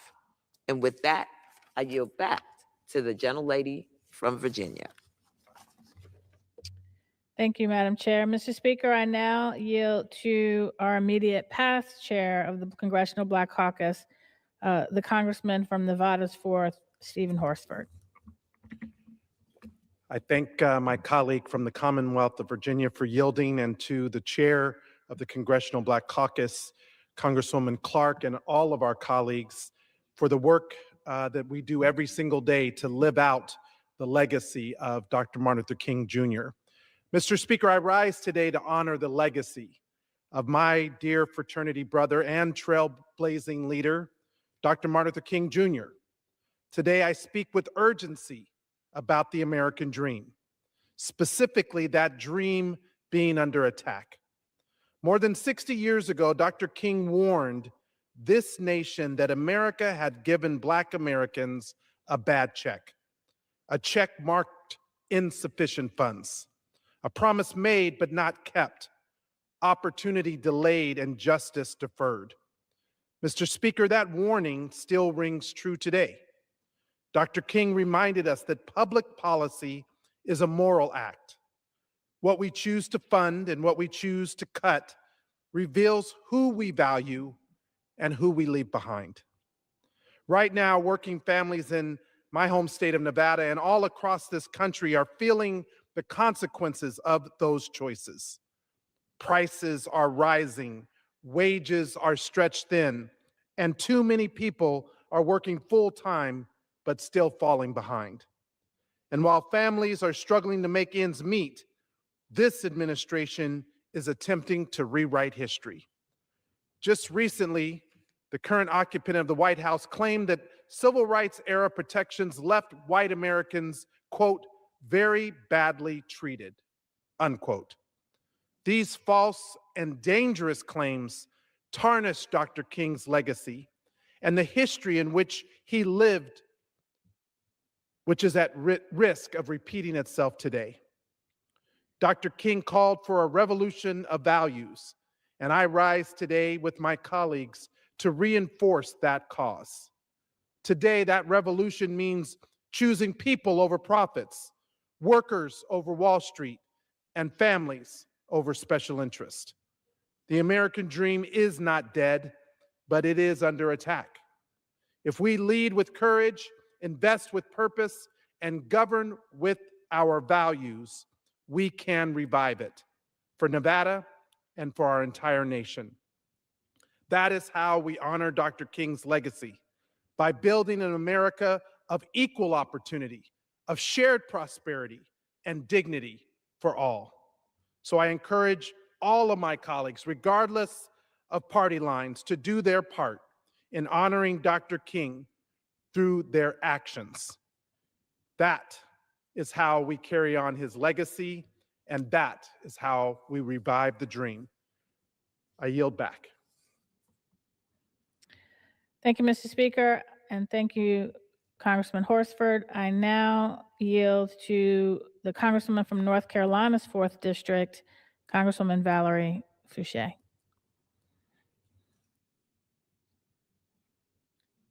Thank you to the gentle lady for organizing the special order hour and for yielding. Mr. Speaker, I rise today to join my colleagues in reflecting on the life, legacy, and enduring moral leadership of the great Dr. Martin Luther King Jr., whose vision of justice and equality continues to shape our nation's conscience. Dr. King's work reminds us that progress in this country has never been inevitable, and that the rights and freedoms we cherish have always required vigilance, courage, and sustained commitment. Today, that lesson is as urgent as ever. Across our country, communities are feeling the weight of an administration that governs through extremism, division, punishment, and exclusion. We see it in attacks on our voting rights, in efforts to criminalize protests, in targeting immigrants and asylum seekers, in the rollback of civil rights protections, and in policies that deepen economic inequality while shielding the powerful from accountability. Dr. King did not believe justice was self-executing. He understood that progress is never handed down, it is demanded. And he warned us, as you heard from our chairwoman, our lives begin to end the day we become silent about things that matter. And silence, Mr. Speaker, is exactly what this moment does not allow. Progress is never achieved without persistence, and justice is never advanced without those willing to confront complacency and demand accountability. The Congressional Black Caucus will not be silent while families are pushed deeper into poverty, while communities of color are targeted by discriminatory policies, and while the promise of our democracy is narrowed to serve the few instead of the many. We refuse to accept the vision of America where cruelty is policy and inequality is the goal. Instead, we stand in the tradition of Dr. King, committed to dignity, equity, and justice for all. And we will continue to speak out, to act, and to fight until the promise of this nation is fully realized. Thank you, and I yield back. Thank you, Congresswoman Fouché. And now I yield to the Congressman from Maryland's 4th District, Glenn Ivey. Thank you, and I'd like to thank my colleague from Virginia for hosting this event, and also the Congressional Black Caucus for the focus on this issue tonight. I was a child in Rocky Mount, North Carolina in the late 1960s. I lived across the street from the Booker T. Washington High School, so you know what side of town I lived on. And Rocky Mount was a city that was still segregated. In fact, it was literally divided by the tracks, the railroad tracks that ran through the middle of the town. The whites lived on one side, the blacks lived on the other. My parents were both graduates of that high school, and had gone to work at that point. My mother worked in the school system. And so in the late 1960s, the schools were still segregated. But I was able to see how that changed as my mother was working and then had the chance to go work at other schools as the schools integrated. And I knew that the connection was the civil rights movement as led by Dr. Martin Luther King. And Dr. Martin Luther King had preached at that gymnasium at Booker T. Washington High School a few years earlier. I was probably too young to remember him even showing up, but we recognized the power of that movement and his leadership. His leadership was a courage rooted in faith, total commitment to public service. He knew he was going to be killed. As you know from I've been to the mountaintop speech he delivered the night before he was assassinated, but he still went on. In 1956, after he had just graduated, or he was still working on his dissertation, actually working on graduating with his PhD, he was called to Montgomery to preach at a church there and lead the church. And when he got there, he was drafted in becoming leader of the SCLC, the Southern Christian Leadership Council. And he was put in that position because they had conflicting groups. They couldn't decide who the leader should be, but they knew it was a critical time. And they knew that this young man, whose father had been a preacher, had talent, and they put him in the middle of that position. So this is a young man, I think he's around 26, moves to a new town, doesn't know anybody there, with his wife and child. He becomes the pastor of a church. He's still writing his dissertation at night, and then he becomes the leader of the Montgomery bus boycott. Talk about gifted leadership. And not too far into that, they're a few days in actually, the white segregationists realized that this bus boycott was serious. They knew that it was real. And so they started with the threats. They tried to threaten people and threaten to take their jobs away, but they weren't able to get away with that. They weren't able to undermine the bus boycott with the threats. So they actually started calling Dr. King's house, and they threatened his wife and they threatened him. And eventually the threats became real. In 1956, somebody put a bomb in his house and blew up the front part of it. His wife was there, his young baby was there. Thank God neither of them was hurt. And when Dr. King heard about it, he prayed and then ran to his house as quickly as he could. And when he got there were a crowd had gathered, hundreds of people, African Americans who lived in that community and knew about Dr. King and attended his church, and they were angry. If they had guns, they brought those. If they had weapons, they brought those. If they didn't have that, they grabbed a shovel or whatever they can get their hands on and went to the house because they were ready to seek revenge. But Dr. King said, that's not our way. The Christian leadership that he provided that was deeply rooted in faith, deeply rooted in nonviolence, and it was ultimately tested that night. But he met the test that night and continued forward. Part of that movement ended up resulting in the civil rights legislation that became the crown jewel of the American democracy, because American wasn't really a democracy in 1776 or, when the Constitution was written in the 1789, 87 era. And it certainly wasn't a democracy after the Civil War, because right after that, when Reconstruction ended, the Ku Klux Klan rose up. They reasserted their right to white supremacy.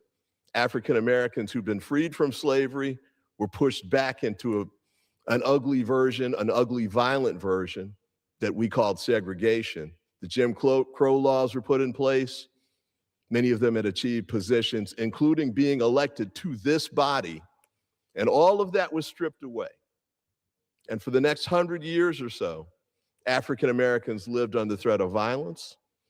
If you looked at a white woman the wrong way, you could end up dead. If she just thought you looked at her the wrong way, you could end up dead. That's what happened to Emmett Till.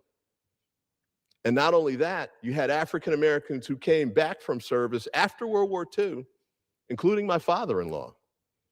And what they found was an America that was still deeply violent, deeply racial. In fact, one of the veterans that came back who'd served on the military and fought in World War II, had his eyes gouged out when he came back. An act of violence that shocked the country, but didn't shock it enough.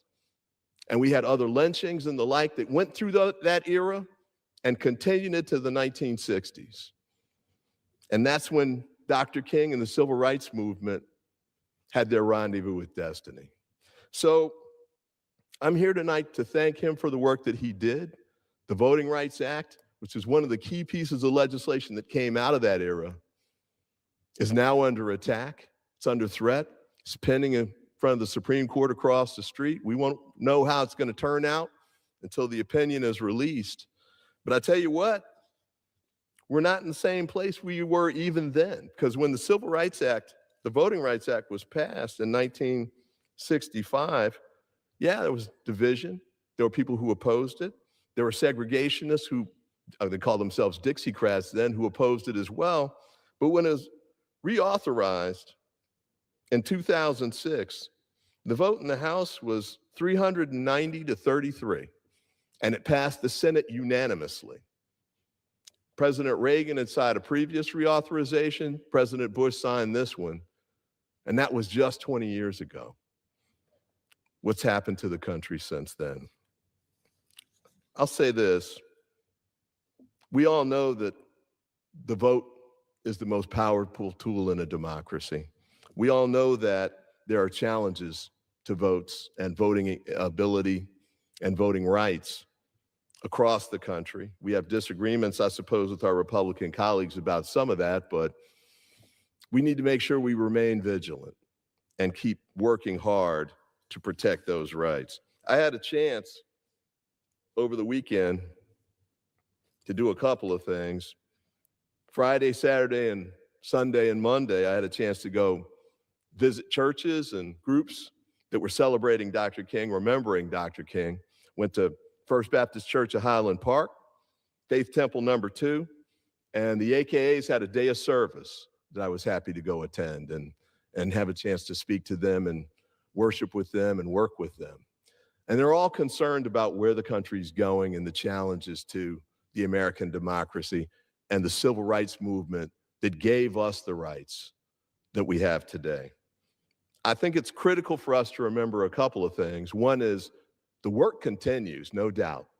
I have strong disagreements, to say the least, with the current administration, and I commit myself to fighting against the excesses and the wrongs that are going on there. On Friday, I went with a group of Democrats to Minnesota to deal with the protests there, to see them firsthand. And they reminded me in some ways of the civil rights protests from back in that era. The protests in Selma that led to the Voting Rights Act passage, the protests in Birmingham. The violence is shocking. People are dying. The shooting of Renee Good is just one of those that's reached the media attention. But there are more of these going on all across the country. And I saw clips of people and heard their testimony, people who were dragged out of cars, people who were citizens, but still arrested anyway and taken to the ICE detention center and not released for hours, people who were denied the right to call for an attorney, people who were denied the basic constitutional rights that my colleague from Virginia was talking about. We've got to make sure we turn that around. We've got to make sure that we protect the rights that the civil rights movement was about defending, and even beyond that, the Fourth Amendment, the Fifth Amendment, all of those things were put in place 250 years ago, which is the anniversary we're about to celebrate later this year. And rightly so. We're not a perfect country. We're not a perfect nation, but we've been called to a perfect mission, and we need to fulfill that mission. I think it's important to wrap up with this. Dr. King's dream, kids learn about it in school now, and they see the replays. But in some ways, the dream has become a memory for many. I think it's important for us to recall that the dream is not a memory, it's a mandate. It's a mission. It's a movement that we need to continue to make sure we get that work done that Dr. King died for, and so many others died as well. So I want to thank my colleague again for putting on this event tonight, giving us a chance to remember Dr. King and think about the civil rights movement and where we're going as a nation. And I want to continue to fight alongside her and all my colleagues with the Congressional Black Caucus and my colleagues here in the House of Representatives on both sides of the aisle as we work to get this done. Thank you, and I yield back. Thank you, Congressman Ivey. Mr. Speaker, you see behind me a quote from Dr. King that he gave in an interview in 1967, where he talks about how, in many ways, the dream that he articulated in the March on Washington had become a nightmare. Most people are surprised by that. But why did it become a nightmare? Because after the victories of the Civil Rights Act, after the victory of the Voting Rights Act, when he really began to address the systemic issues facing this country of poverty, of hatred, of war, he began to see how deeply ingrained in American culture racism really was. He began to see that the systemic racism couldn't just be overcome with laws. And I think for many African Americans today, that is the heartbreak that we face.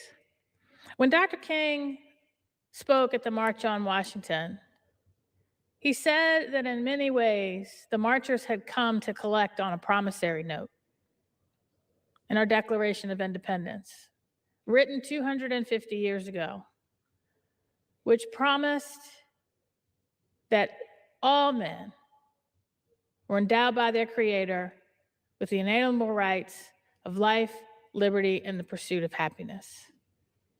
But Thomas Jefferson didn't mean all men. He didn't include the men, women, and children that he owned, including his children and the mother of those children. When James Madison, the architect of the Constitution, wrote the Virginia plan that led to the Constitution, in the beginning, we the people, in order to form a more perfect union, and laid out a vision of government by, of, and for the people, it didn't include all the people. My ancestors, our ancestors here in the Congressional Black Caucus, weren't even deemed people. They were deemed 3/5 of a person for purpose of apportionment, but they were treated as property, and in some cases, animals. We have a country that was literally built on the backs of a whole race of people, with an ideal that was revolutionary, that said the power of government derives from the people. And my ancestors believed in that ideal just as much as yours, Mr. Speaker, but it took us a long time to participate in that government, in that promise. That's what the civil rights movement was about. But it was also about recognizing the basic decency and dignity of every human being, regardless of where they're born, regardless of how they worship, regardless of the color of their skin. But we still have a long way to go, because what diversity, equity, and inclusion recognizes is that when the Civil Rights Act and the Voting Rights Act and all of the laws that were passed because of the work of Dr. King, they weren't a magic wand that erased over 300 years of the impact of slavery and Jim Crow. That requires intentional unwinding to recognize that you have people like my mother's family who her parents, her brothers, her sisters didn't go to school beyond the 8th grade because the state of Mississippi didn't find it important to educate Black children And while the Catholic Church did, only to the 8th grade. Their opportunities were limited. When you had neighborhoods like Jackson Ward that I represent, that was once the Harlem of the South, decisions were made to cut that neighborhood in half by a highway and segregate part of that neighborhood away from everything that they needed. Those were intentional decisions that were made, rooted in this community doesn't matter. And so part of the nightmare has been the very things used to try to erase the legacy of Jim Crow and slavery have now been weaponized against that progress. I'll hold that up. And when you see the President of the United States deride the very things used to try to eradicate the legacy of Jim Crow and slavery, to divide again, to wedge, to sow division, this is old as time. Because the history of this country has been, every time we make progress towards the ideal, there's backlash, and it involves three things: violence, propaganda, and voter suppression. My great-grandfather lived through the first backlash. A man born on a plantation, his parents enslaved, who was exercised the right to vote after he was given a literacy test, got all the questions right, and heard the registrar say, and this is the only time you'll hear me use this word is in a direct quote, "I need more questions because this nigger got them all right." Because he was on a list, do not register this man to vote. My parents saw the second backlash to the civil rights movement. We're in the third backlash now. And what the backlash involves is propaganda that breaks up coalitions, whether it was a coalition of newly enslaved Black men and poor non-landowning whites who came together during Reconstruction to rebuild this nation. The backlash to that involved racial terror lynchings, the lie of white supremacy, and a rash of voter suppression laws that completely ignored the 14th and 15th Amendments. The backlash to the civil rights movement of Dr. King was a Southern strategy that intentionally carved a wedge between Black and white communities, intentionally to suppress the vote, and the murder of our leaders who fought to change those laws and to change the system. We're in that backlash right now. And we have a choice, and Dr. King spelled it out. We decide where we go from here. We decide, is it more chaos and division and hatred and propaganda and violence and voter suppression and tyranny, where we pit one group against each other to stay in power? That's one choice. Dr. King gave his life for community, where we come together, where we work together, where we uplift each other, we care for one another, we love one another, and we live up to the ideal upon which this country was founded. He died for that because some people found that idea dangerous. We, the Congressional Black Caucus, stand here today recommitted to making his dream a reality. We won't give in to the nightmare. We will not give in to the chaos. And not only will we fight the chaos, we will fight for community. But we can't do it alone.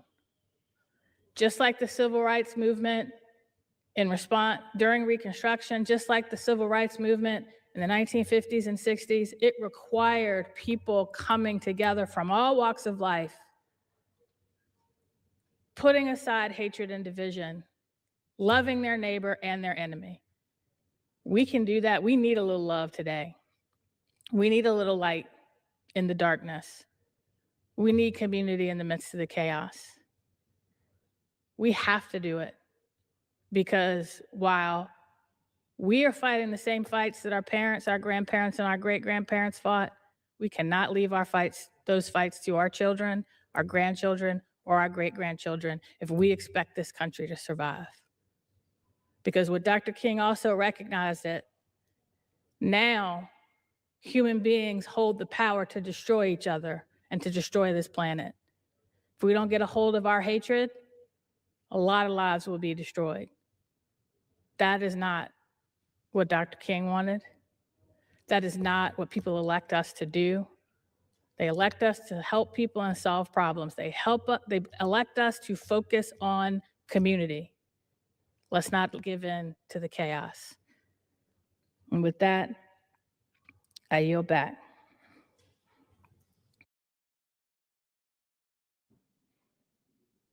For what purpose does the gentleman from Oklahoma seek to be recognized? Mr. Chairman, I move that the committee do now rise. The question is on the motion that the committee rise. All those in favor say aye. All those opposed, no. The ayes have it. The motion is adopted. Accordingly, the committee rises.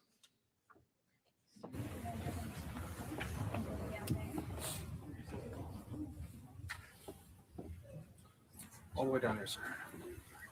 Sir, all the way down to the space. And just turn this way. And he will recognize you. Mr. Chairman, Chair of the Committee of the Whole. You can read that, sir. Mr. Speaker, the Committee of the Whole House on the State of the Union, having had under consideration H.R. 7148, directs me to report that it has come to no resolution thereon. Chair of the Committee of the Whole, House on the State of the Union reports that the committee has had under consideration H.R. 7148 and has come to no resolution thereon.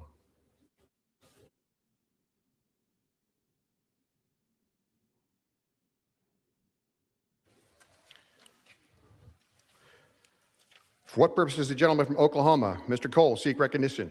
Mr. Speaker, pursuant to House Resolution 1014, I call up the bill H.R. 7147, the Department of Homeland Security Appropriations Act 2026, and ask for its immediate consideration in the House. Clerk, report the title of the bill. H.R. 7147, a bill making further consolidated appropriations for the fiscal year ending September 30th, 2026, and for the purposes.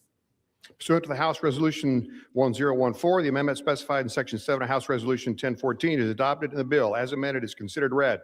The bill as amended shall be debatable for 1 hour, equally divided and controlled by the chair and ranking minority member of the Committee on Appropriations or their respective designees. Gentleman from Oklahoma, Mr. Cole, the gentleman from Connecticut, Mr. Lauro, each will control 30 minutes. The chair recognizes the gentleman from Oklahoma, Mr. Cole.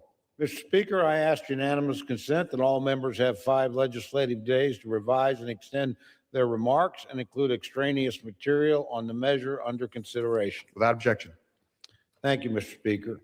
Mr. Speaker, I yield myself such time as I may consume. Gentleman is recognized. Thank you, Mr. Speaker. I rise in support of H.R. 7147, the Department of Homeland Security Appropriations Act. This bill marks the final measure of our FY26 agenda. Our work here is about one of the most important duties, keeping the American people and our homeland safe. This legislation delivers just that and upholds the America First agenda through supporting Border Patrol and enforcement agents, detention and deportation efforts, cutting-edge technology to detect illicit activity, and Coast Guard investments to counter Communist China's aggression in the maritime sphere. We enhance resources to combat fentanyl and other deadly drugs while safeguarding children through expanded investigation into human trafficking and forced labor. From our borders and ports to aviation and cyberspace, this legislation delivers the personnel, training, and technology needed to reinforce our defenses and confront those who wish us harm. It also prioritizes strong and resilient communities by bolstering disaster preparedness, response, and recovery efforts. Subcommittee Chairman Mark Amodei prioritized safety at every level. Even in the face of political challenge, he and the ranking member, Mr. Cuellar of Texas, worked together to produce a serious, responsible bill. H.R. 7147 is focused on outcomes, not partisan rhetoric. It equips frontline personnel, strengthens enforcement, and provides the certainty the Department of DHS, needs to carry out its mission effectively. I thank our members and staff for their work, and I urge support for this bipartisan legislation. With that, Mr. Speaker, I reserve the balance of my time. From Oklahoma Reserves, gentlelady from Connecticut is recognized. Thank you, Mr. Speaker. I yield myself 4 minutes. Gentlelady is recognized. I want to begin by thanking Ranking Member Cuellar for his work on this bill. He is a tough negotiator, and this bill is better for his efforts. I also want to say a thank you to the committee staff, in particular Shannon McCulley, Jamie Wise, and Jim Ellsworth. They spent many long hours, a lot of sleepless nights fighting to make this bill as good as it could be. The Homeland Security funding bill before us today has gotten a lot of attention over the past few days, and rightfully so. It deals with funding ICE, an agency that has shown itself to be lawless, vindictive, aggressive, cruel, and thus far unaccountable, both to Congress and the American people. That is not all that the Homeland Bill deals with, however. And before I return to the topic of ICE and its funding, I want to share some of what else is contained in this bill. This bill rejects President Trump and Secretary Noem's attempt to eliminate FEMA, increasing funding for the agency by over $870 million, in addition to providing more than $26 billion for the Disaster Relief Fund. It increases funding for TSA by $149 million and provides a pay raise for air traffic controllers and uniformed members of the United States Coast Guard. This is important funding, and I am glad that these provisions, which we fought for, were included in the bill. The final product, though, far from perfect, is better because of it. Despite these inclusions and others, it is impossible to ignore the impact that ICE's conduct had on completing this bill. ICE has operated with brutality, terrorizing our constituents, abducting our neighbors, and violently assaulting lawful residents who have done nothing but had the misfortune of crossing ICE's path on their way home from work. Unfortunately, this month, we saw how this unchecked lawlessness can have fatal consequences with the killing of Renee Nicole Good. This is a rogue agency. Substantial constraints must be placed on it. During negotiations, we proposed such constraints, but our Republican colleagues refused to include almost all of them. We sought to prevent any funds from being used to detain or deport U.S. citizens. Common sense. They refused to commit to that. We proposed prohibiting interior enforcement by non-ICE personnel like the Border Patrol. That was rejected as well. We put forward a provision to ensure members of Congress can continue to conduct our lawful oversight of all ICE facilities uninhibited. That, too, was deemed unacceptable. Democrats did win some battles in this bill, however. Under this bill, we reduce ICE's enforcement and removal operations budget by $115 million. We reduce their detention capacity, providing funding that can only be used for body-worn cameras, and increase funding for the Office of the Inspector General, specifically for oversight of ICE detention facilities. These are good provisions, and I am glad they are in this bill. But it's clear that more must be done. ICE believes it can act with impunity and is behaving accordingly.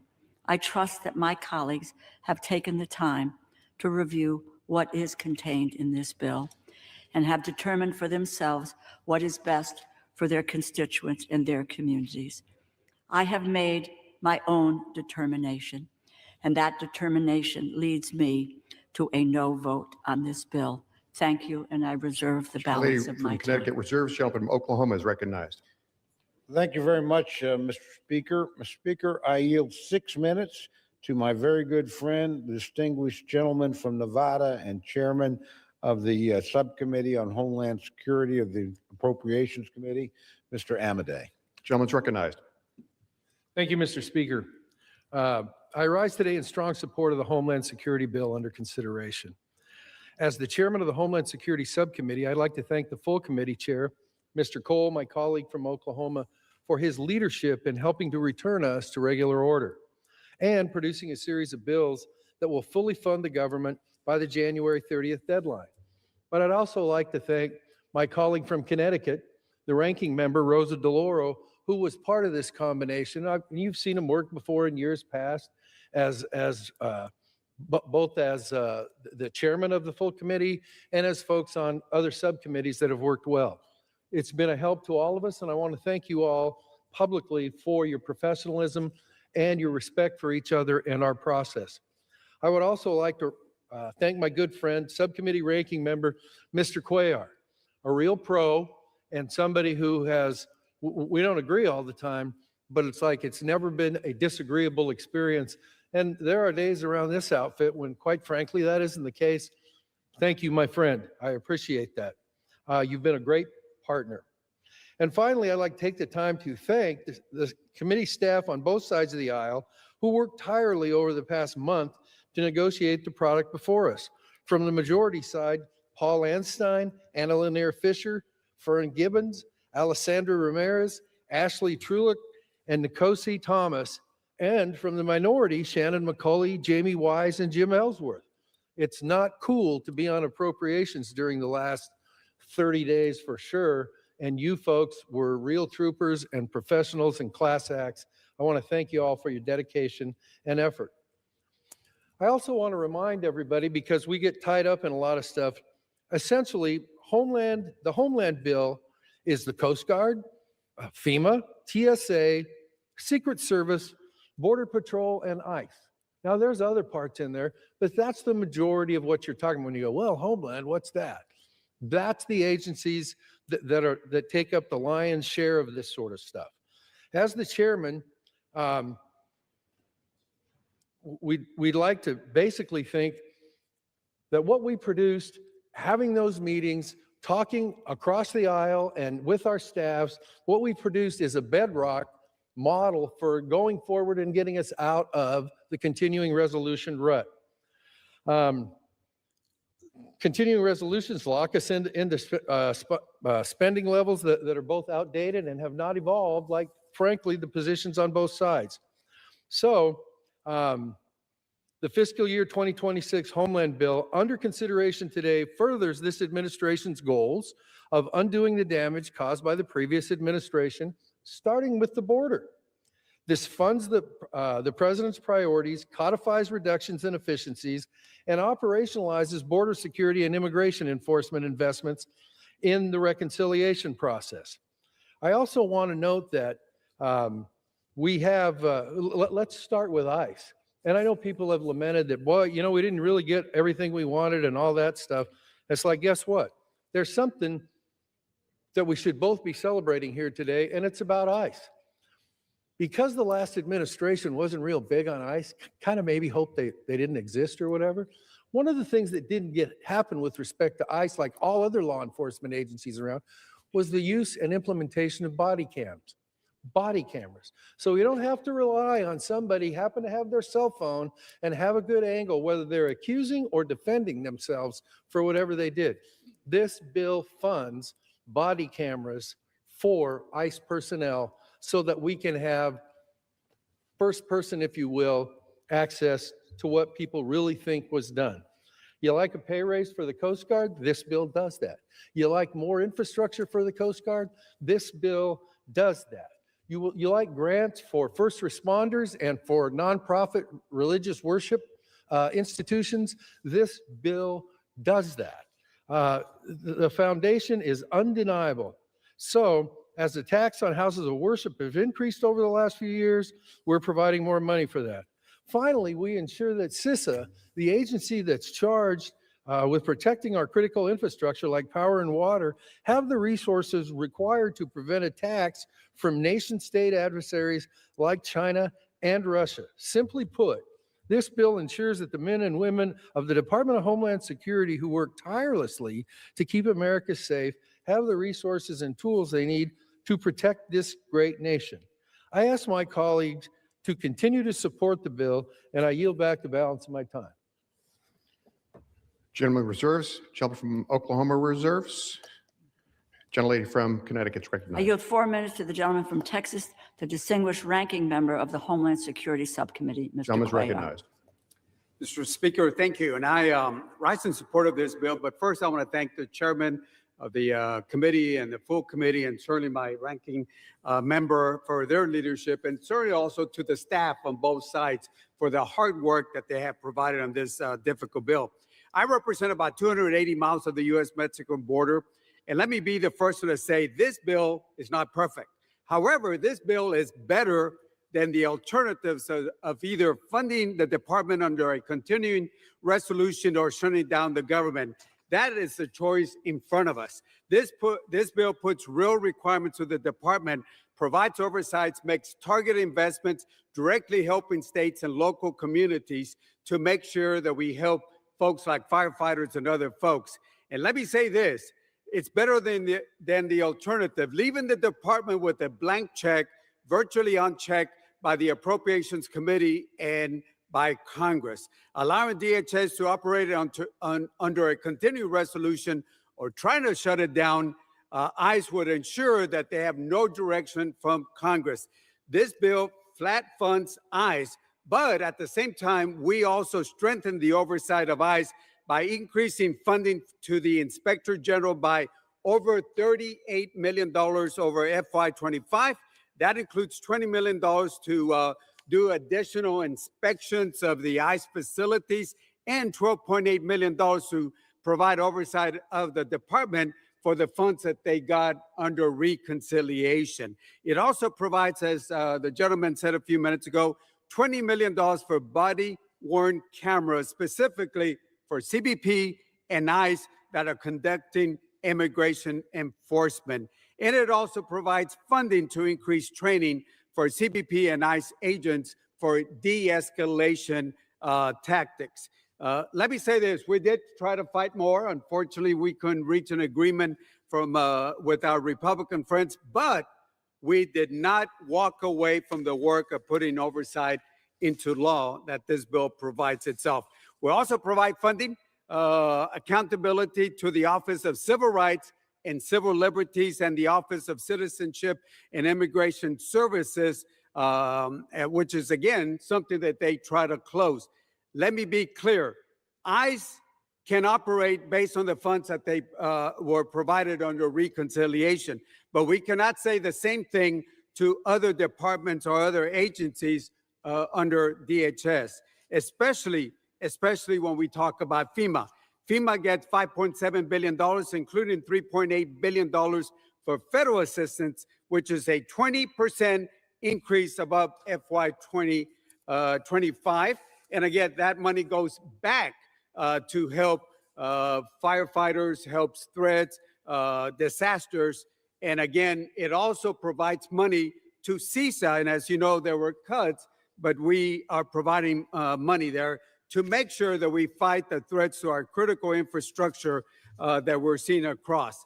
And again, finally, this provides funding in the amount of $550 million increase to the Coast Guard, because again, we got to make sure the Coast Guard gets a funding, especially when it comes to funding the drug interdiction. So again, I say this, is this bill perfect? No.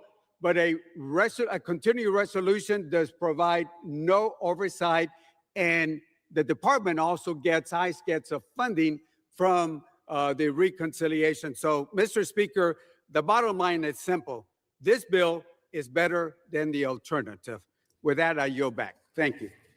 Gentlelady from Connecticut reserves. Reserve. Good job. Gentleman from Oklahoma is recognized. Thank you very much, Mr. Speaker. Mr. Speaker, I yield 2 minutes to my very good friend, the distinguished gentleman from Washington, Mr. Newhouse. Gentleman's recognized. Thank you, Chairman Cole. Mr. Speaker, the fiscal year 2026 Homeland Security Appropriations Bill is the culmination of the hard work of our committee and our staff and provides critical investments to protect the American homeland. As a member of the Subcommittee on Homeland Security, I know that this bill champions public safety and preparedness. It protects taxpayer dollars and refocuses the department on its core functions. With border encounters at an historic low, this legislation fully funds DHS and the effort to detain and remove violent illegal immigrants from our communities. In Central Washington, we know firsthand the important work done by the Federal Emergency Management Agency. This bill increases FEMA grant programs by 5% above their previous levels and restores critical staffing positions lost under the fiscal year 25 continuing resolution. It also delivers funds directly to communities across the country, including my own Yakima County, to establish a dedicated emergency operations center and ensure timely and well-coordinated emergency response efforts. The U.S. Coast Guard is fundamental in protecting our border and domestic security. This bill boosts funding for the Coast Guard and provides funding to counter China's footprint in the Indo-Pacific.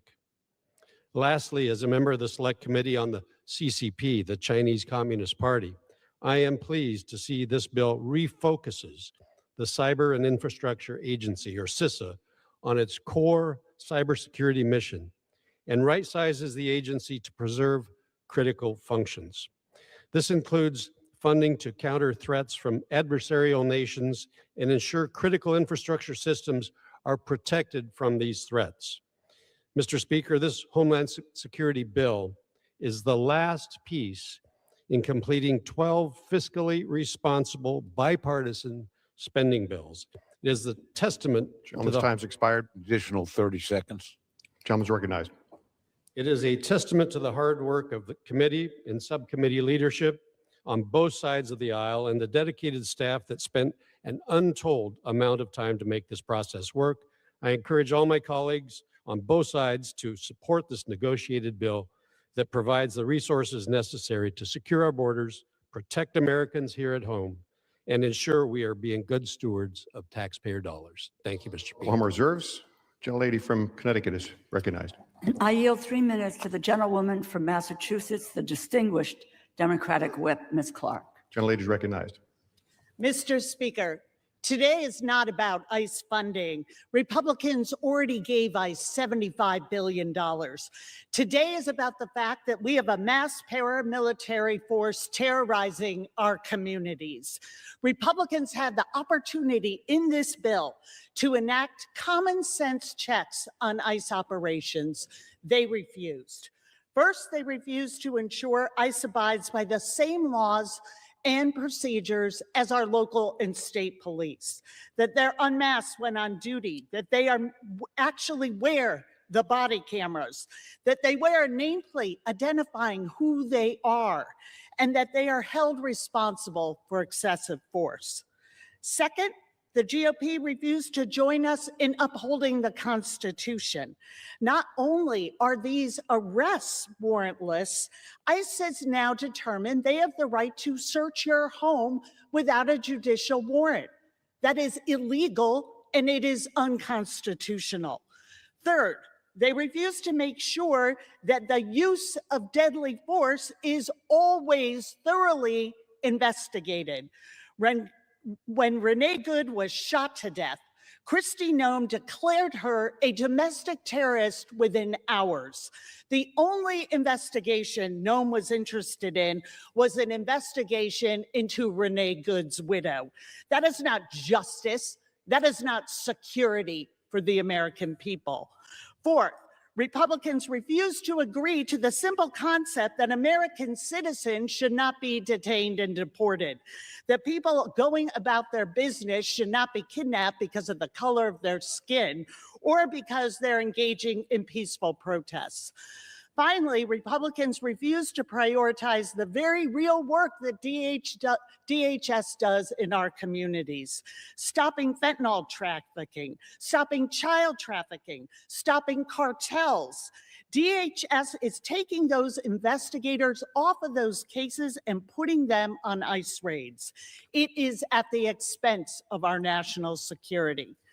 When the GOP can't even agree to common sense guardrails, it is clear this isn't about immigration. This isn't about security. This is about state-sanctioned terror. This is about the political retribution of a vengeful president. I will not rubber stamp the federal government's use of political violence against its own people, and I am asking every member to join me in voting no. I yield back.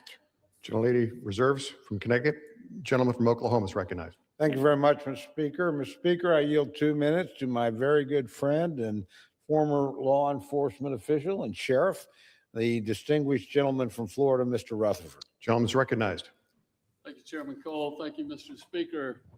Today, I rise in support of the fiscal year 2026 Homeland Security Appropriations Act and urge my colleagues to do the same. This bill champions public safety and it refocuses the Department of Homeland Security back on its fundamental mission that was really lost sight of during the Biden administration. This legislation, Mr. Speaker, provides funding to important agencies to defend the nation against the threat posed by terrorists, criminals, and foreign adversaries. It aligns with President Trump's agenda to close our border, supports local, state, and federal law enforcement officers that are deporting dangerous criminal aliens out of our communities. Mr. Speaker, this bill gives TSA the resources to keep the flying public safe while getting rid of waste programs like Viper. It supports CISA, the Cybersecurity and Infrastructure Security Agency, which is securing vital infrastructure from adversaries like China. It also provides FEMA with the resources it needs to support communities following disasters, and it invests in the Coast Guard, who is keeping fentanyl and other dangerous drugs off our shores and out of our communities. This bill, Mr. Speaker, puts America first. It protects Americans and secures our homeland. And I urge all my colleagues to vote yes on this bill. And with that, Mr. Speaker, I yield back. Gentleman from Oklahoma reserves. Gentlelady from Connecticut is recognized. I yield 2 minutes to the gentlewoman from Minnesota, the distinguished ranking member of the Defense Subcommittee, Ms. McCollum. Gentlelady is recognized. Thank you, Mr. Speaker. I rise in strong opposition to this bill. This year, Minnesota has witnessed a state of unbelievable violence, which has led to chaos and terror in the hands of President Trump and DHS. Minnesotans are being racially profiled on a mass scale, assaulted on our streets, kidnapped from our communities. And just the other day, a 5-year-old child was used as bait to get members of his household to come out so masked people in front of this 5-year-old could handcuff and carry family members away. Masked federal agents are seizing parents, yes, in front of terrified children. And many of these people we're finding had no record and were here legally.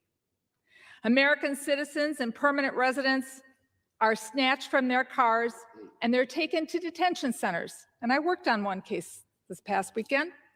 It's cold. She was warming up her car. She was taken out of her car. She was taken to Whipple, then she was taken to Sherburne County, and then back to Whipple again. Oh, and in between, she had to go to the hospital because of a head injury. And her arms, her wrists might be suffering permanent damage. A citizen, mind you. This is the worst case of mass civil rights violations by the federal government in recent history. 2 weeks ago, Minnesota stood up to call out these illegal abuses by mass federal agents, and a citizen, a mother of 3 in Minneapolis, Renee Good, was shot and killed. It's happening right here, right now, in Minnesota, in the United States of America, and it needs to stop now. Not one penny of our taxpayers' dollars should go to DHS. While our Expired. constitutional rights are being violated. Gentlelady's time's expired. I yield an additional 30 Let me seconds. just say in Gentlelady's that 30 recognized. seconds, vote no. Vote for our constitutional rights. Vote for due process. Vote no on this bill. Gentlelady from Connecticut reserves. Gentleman from Oklahoma is recognized. Thank you very much, Mr. Speaker. Mr. Speaker, I yield 2 minutes to my very good friend, the distinguished gentleman from Missouri and the Vice Chair of the Military Construction VA Subcommittee, the Appropriations Committee, Mr. Alford. Gentleman's recognized. Well, thank you, Mr. Speaker. Folks, this moment matters. For too long, we here in Washington have governed by crisis. We've rushed pre-holiday omnibuses, backroom deals, and broken promises. Mr. Speaker, those days are over. Today, following President Trump's America First agenda, along with Chairman Tom Cole's unmatched leadership, we are doing what the American people sent us here to Washington, D.C. to do, to put America first. 12 out of 12 appropriation bills, including Homeland Security today, transparent bills, accountable bills, and fiscally responsible bills. This hadn't happened in years, and it sends a clear, powerful message back home. The House is back at work. We are back to governing. These bills strengthen our military, secure our border, invest in health and workforce readiness, modernize transportation, and deliver real savings for taxpayers. It is peace through strength. This Homeland bill makes us safer at home by deporting illegal criminal aliens. In the overall bills, through our member-directed investments, we are expanding Skyhaven Airport to improve safety and grow aviation training at the University of Central Missouri in Warrensburg. We're launching a workforce training center for ag in Sedalia to prepare the next generation. We're replacing a failing bridge so first responders, school buses, and commerce can move safely and reliably in Oak Grove, Missouri. These are reasonable member-directed investments in America, our true Article I authority. Mr. Speaker, we're just inches away from the finish line. Let's not slow this down. Let's get over the finish line. Let's deliver now for what the American people sent us here to do.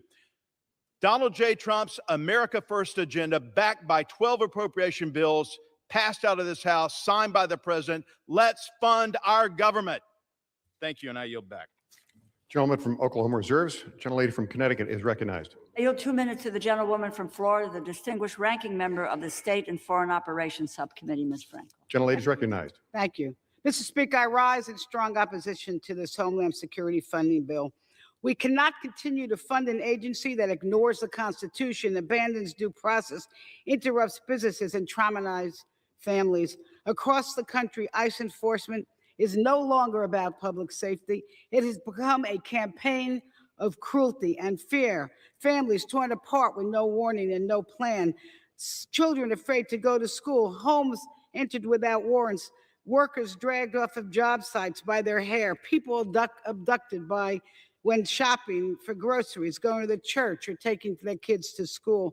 Peaceful citizens pepper sprayed and shot in cold blood for daring to speak up.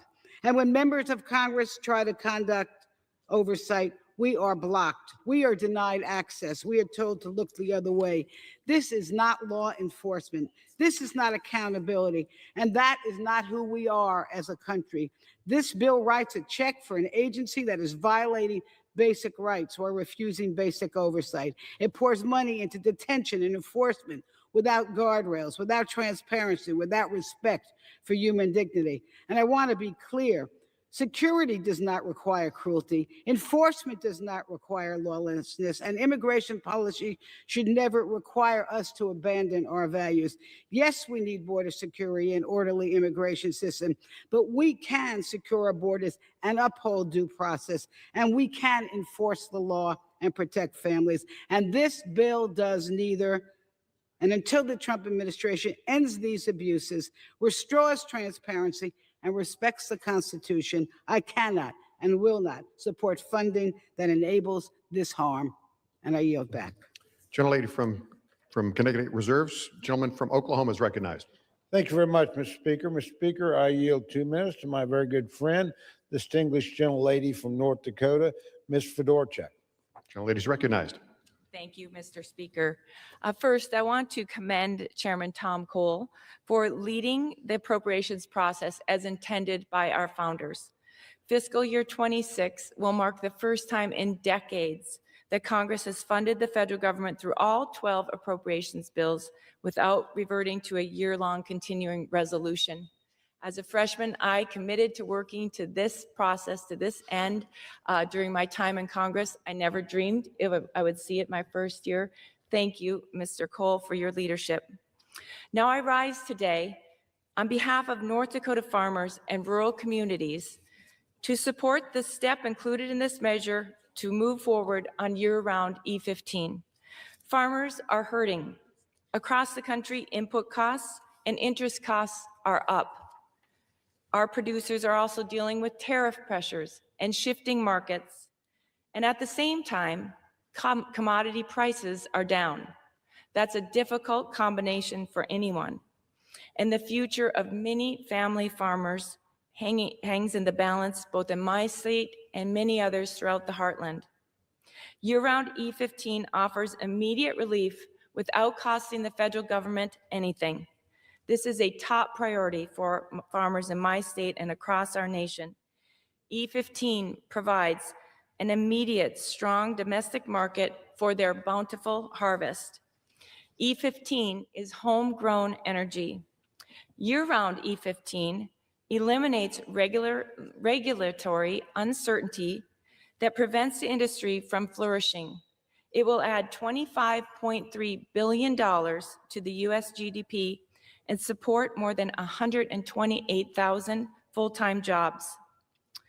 President Trump and Secretary Rollins support this effort.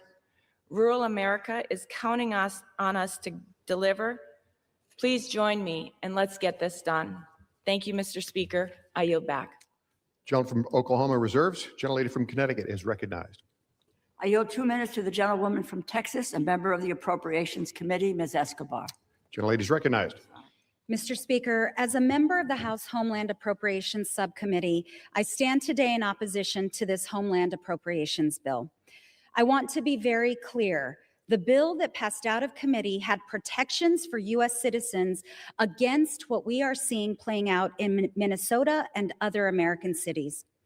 During our debate in the House Appropriations Committee, I successfully amended the bill to include language that would prevent ICE from apprehending and deporting U.S. citizens. When the bill was reported out of committee, it included my amendment. But during negotiations, I was told that the White House, Stephen Miller in particular, stripped my amendment from the bill. This means Donald Trump does not want to protect U.S. citizens. Let that sink in. Donald Trump does not want U.S. citizens protected from being detained and deported by ICE. The Trump agenda has never been about apprehending and deporting the worst of the worst. Their own statistics prove that. The stories reported by journalists on the ground prove that. Eyewitness and firsthand accounts prove that. U.S. citizens, alongside lawful immigrants and members of vibrant communities, including children as young as 5 years old, are being targeted by ICE and Border Patrol in the kinds of abuses many of us never believed would happen in America. Indiscriminate stops on the streets, racial profiling, people dragged from their cars and their homes, legal observers physically assaulted for documenting abuses, theft and destruction of property, and people being killed by agents. Violations of law, violations of the Constitution, and violations of civil rights are happening here in America at the hands of the American government, specifically the Department of Homeland Security. This cannot stand. I urge all of my colleagues to vote no. Gentlelady from Connecticut reserves. Gentleman from Oklahoma is recognized. Mr. Speaker, I reserve. Gentleman from reserves. Gentlelady from Connecticut. I yield 2 minutes to the gentleman from California, the distinguished ranking member of the Veterans Affairs Committee, Mr. Takano. Gentleman is recognized. Mr. Speaker, I rise in vehement opposition to giving one more red cent to ICE and CPB until we see accountability and reforms in this DHS funding bill. Under Secretary Noem's and President Trump's action, ICE and CPB have turned law enforcement agencies into something much more dark, much more sinister. Americans are scared by masked agents roaming our streets, arresting anyone in eyesight who they deem to be a threat, not a court of law. They are terrified that they could be the next Rene Good or one of the many who have died in for-profit detention camps. And they worry about sending their kids to school or doing right by the law and attending routine immigration hearings. It cannot continue. And today, Congress has a chance to act. Now I understand that there are some decent parts to this bill unrelated to ICE or the CPB. But giving more taxpayer dollars to this fund to fund this wave of violence without accountability for past abuses and reforms to prevent more tragedies is not just a mistake, it is complicity. Instead, we need courage to demand guardrails that every single American can support. When there is a shooting or another abuse, and an independent investigation should be the standard. When ICE kicks down your door, a warrant must be signed by a judge, and that warrant needs to be present. And if you're speaking Spanish or have skin color that's other than white, you should not be detained just because of how you look or the language you speak. And should you encounter an immigration officer, they should no longer be able to shield themselves from accountability behind a mask. And in the United States of America, nobody should feel like they have to carry a passport in their own country to prove that they're a citizen or a legal permanent resident. No American should be made, Mr. Speaker, to carry a passport in the land of the free and the home of the brave. Thank you. I yield back. Gentlelady from Connecticut reserves. Gentleman from Oklahoma is recognized. Thank you very much, Mr. Speaker. I continue to reserve. Gentleman from Oklahoma reserves. Gentlelady from Connecticut is recognized.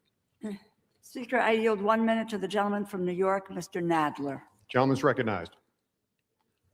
Mr. Speaker, I rise in strong opposition to this legislation because I cannot in good conscience vote to spend 1 more cent on ICE. I will not fund an agency that acts like an American Gestapo. The Trump administration has launched a brutal and reckless campaign to strike fear in immigrant communities across the country, and ICE is on the front lines, using aggressive and violent tactics that too often end in tragedy. I cannot support 1 more cent for an agency that would recklessly take the life of Rene Good, an innocent and defenseless young woman. I cannot support 1 more cent for masked agents arresting U.S. citizens, pulling people out of their homes and tearing children away from their parents, and stating it is exempt from the constitutional requirement for search warrants. I cannot support 1 more cent for detention facilities with the highest death rate in decades and that fail to meet the basic medical needs of detainees. No wonder they refuse to allow access to members of Congress. To support 1 more cent for an agency with such disregard for the rule of law and basic human decency would be a moral outrage. Vote no on this legislation. Gentlelady from Connecticut reserves. Gentleman from Oklahoma is recognized. Thank you, Mr. Speaker. I continue to reserve. Gentleman from Oklahoma reserves. Gentlelady from Connecticut is recognized. Yes, I yield 1.5 minutes to the gentleman from Rhode Island, Mr. Magaziner. Gentleman's recognized. Thank you. Yesterday at this time, Liam Ramos was at his preschool in Minneapolis. And today, as we speak, he is in a prison cell in Texas against the will of his parents. What are we doing here? I'm a member of the Committee of Homeland Security, and under the Biden administration, I pushed for more resources to secure the border. I know that we need to enforce immigration laws, but not like this. They are sending masked agents into American neighborhoods. They are beating people in the streets. They are breaking into homes without a judicial warrant, profiling people based on their appearance or their accent, and detaining them if they don't have their citizenship papers on them. Is this what we've become? A country where everyone has to carry their citizenship papers around in case masked men come and threaten to beat them and detain them and throw them into a vehicle? Is that what we've become? By the Department of Homeland Security's own data, the vast majority of the people who they have detained have no criminal record at all. They are detaining and deporting U.S. military veterans, children with cancer, pregnant women. We don't have to do it like this. We can enforce immigration laws without this level of cruelty. And now they're asking us to give them a blank check to continue funding this. We as a Congress need to start doing our jobs and put common sense guardrails in place. I urge my colleagues, vote no on this bill until there are real guardrails in the way that DHS is behaving. And I yield back. Gentlelady from Connecticut reserves. Gentleman from Oklahoma is recognized. Mr. Speaker, I continue to reserve. Gentleman from Oklahoma reserves. Gentlelady from Connecticut is recognized. Reserve. Gentlelady reserves. I'd advise gentlelady I'm prepared to close whenever she is. Gentleman reserves. Gentlelady is recognized.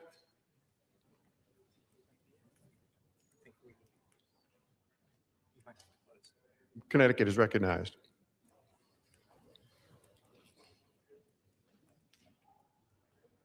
Sorry. I understand. Okay. I thank the gentleman. There was an additional speaker who is not here. As I said in my opening, this is a bill that has gotten so much attention over the past few days. And I think that that is the reality of where we are. I've watched this bill over the years, and it's always been a struggle to deal with the Homeland Security bill. And I thought that we were really on track to be able, this time around, to make some significant progress on the Homeland Security bill. And we were on track to do that. But then we watched unfold an unspeakable tragedy in Minnesota. Unspeakable in the loss of a young woman who was killed. You've heard from my colleagues from Minnesota, not just about the killing of Renee Nicole Good, but of the other unspeakable transgressions by an agency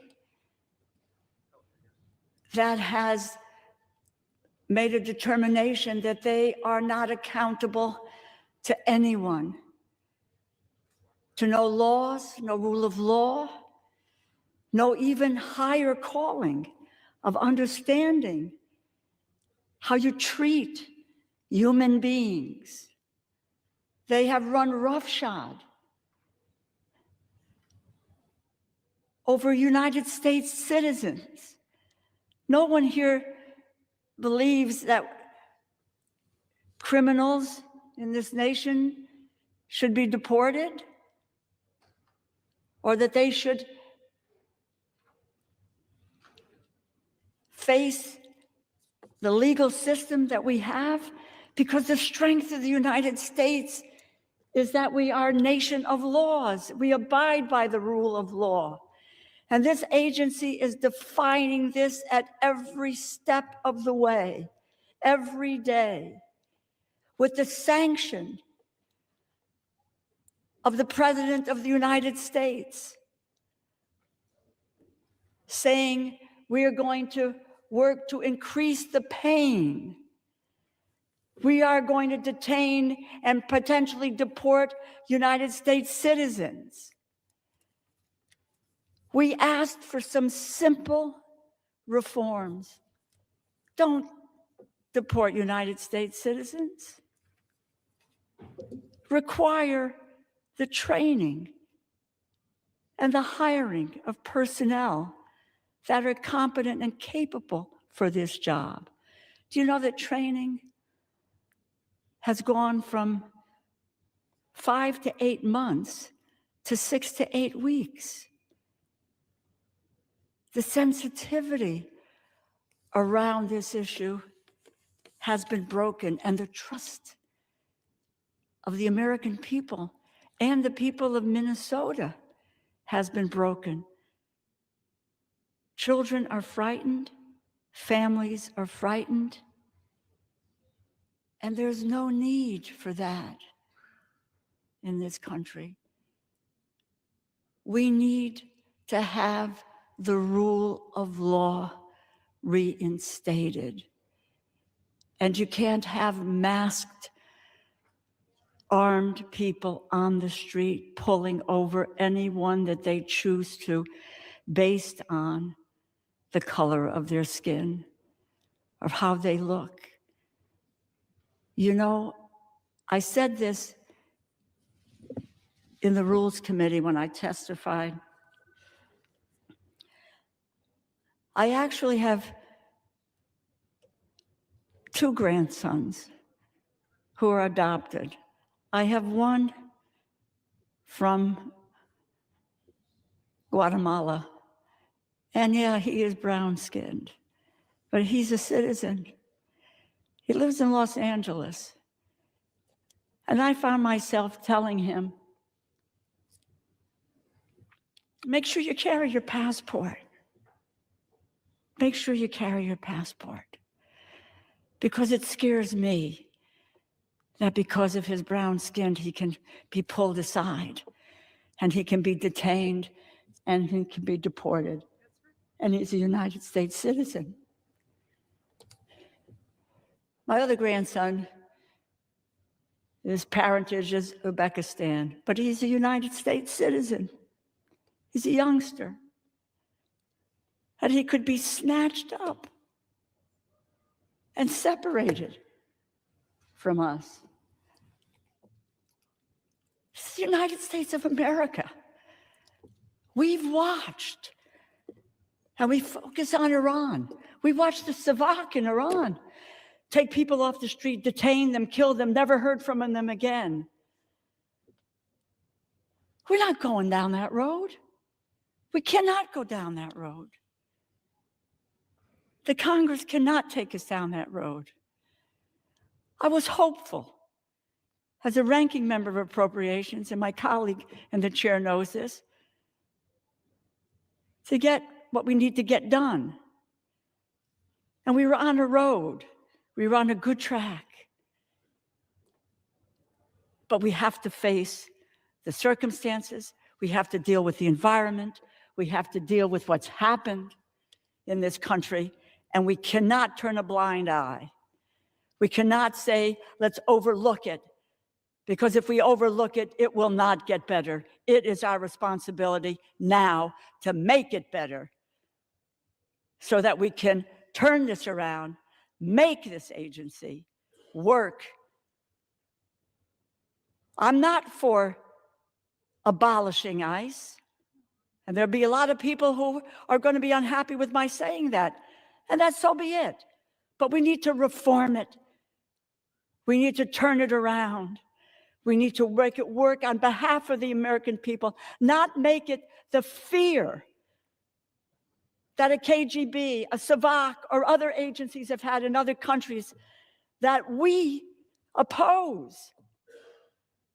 And we can't go down the road of making that who we are. It is our responsibility. It is our responsibility. I've said to my colleagues, I say it over and over again, make the decision based on where your heart is and what you believe in. This is a moment and a vote that says you have to determine what you believe is the right thing to do. And that's the basis on which to do. I've made that decision. And the right thing for me to do is to vote no on this bill. I yield back. The gentlewoman has yielded. The gentleman from Oklahoma is recognized. Thank you very much, Mr. Speaker. Mr. Speaker, I yield myself the balance of my time. I want to begin by thanking 2 outstanding appropriators.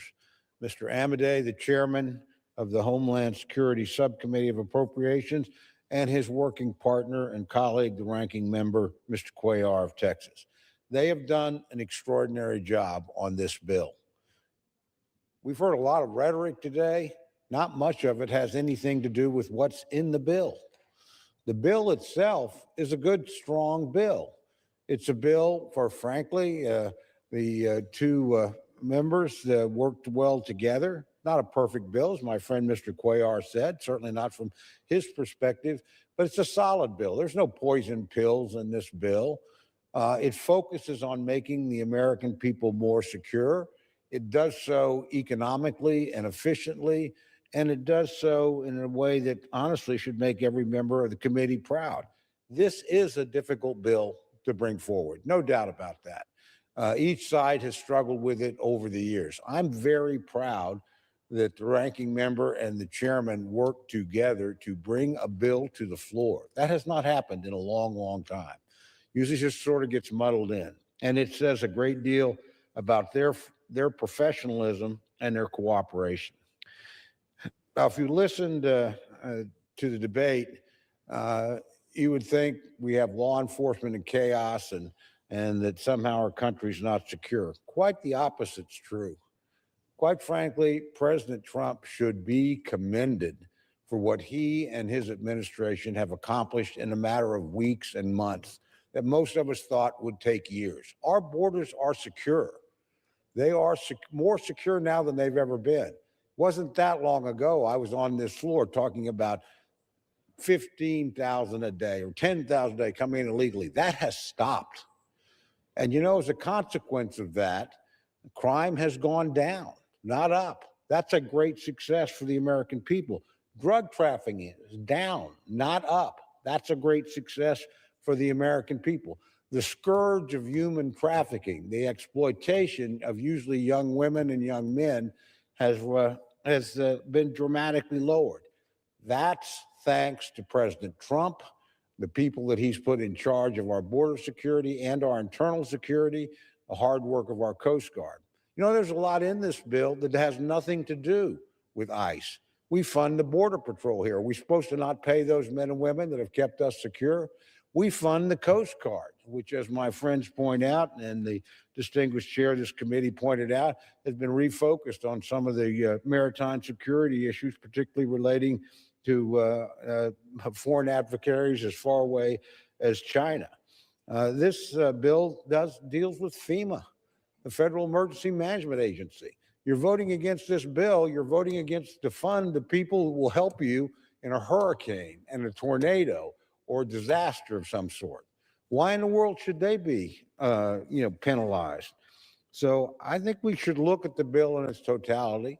We should look at the difficulty of the task that we asked the chairman and the ranking member to do, and we should thank them for the hard work and wisdom that they both exhibited in bringing this product to the floor. Now, I do worry about the rhetoric around this bill. I personally believe, not intentionally, but it's reckless. The encouraging people to believe that we have masses of bad actors in a particular agency and that some of the rhetoric, and mostly not on this floor, let me say that I've heard in the country about, comparing law enforcement officers to the Gestapo or the Nazi, that's terrible. That's not true. That's not who they are. That's not what they do. And that kind of rhetoric, when we hear it and wherever we hear it from, is dangerous and reckless and wrong. We've had a good debate here today on a variety of bills, and I want to end on a little more positive note. Again, I want to thank my friend, the ranking member. We don't always agree on everything. This bill is probably an example of that. But we work together well and professionally. And it's one of the reasons we can consider this bill separately is my friend made that request and made it very convincingly to me. And I know she's a person of good faith, and I want to work with her wherever I can. And again, I want to thank her for her friendship and her leadership. We will not agree on this matter today, on this particular item, but there's much, much more that we agree on than we disagree on. And we would not have gotten to this point without working together. But having said that, I do think this is pretty clear, Mr. Speaker. The right thing to do here is to fund the people that protect America, that defend our borders, that help us in times of disaster, and yes, who find criminals who have come into the country illegally, committed crimes, and make sure they're expelled. That makes America safer and better and more secure. And I thank the president and his administration for doing that. And I think we should rally around them and show our support for what they've done by passing this legislation. So I urge my colleagues to support this bill, and I yield back the balance of my time. Mr. Speaker, I ask unanimous consent that all members may have 5 legislative days in which to revise and extend their remarks and include any extraneous material on the resolution under consideration. Without objection. Mr. Speaker, I yield myself as much time as I may consume. The gentleman's recognized. Mr. Speaker, I'm going to say this twice. Once for each of my colleagues over here managing, Representative Meeks and Representative McGovern. There are no troops in Venezuela. Let me say it one more time for you all. There are no troops in Venezuela. Mr. Speaker, I reserve. Gentleman reserves. The gentleman from New York is recognized.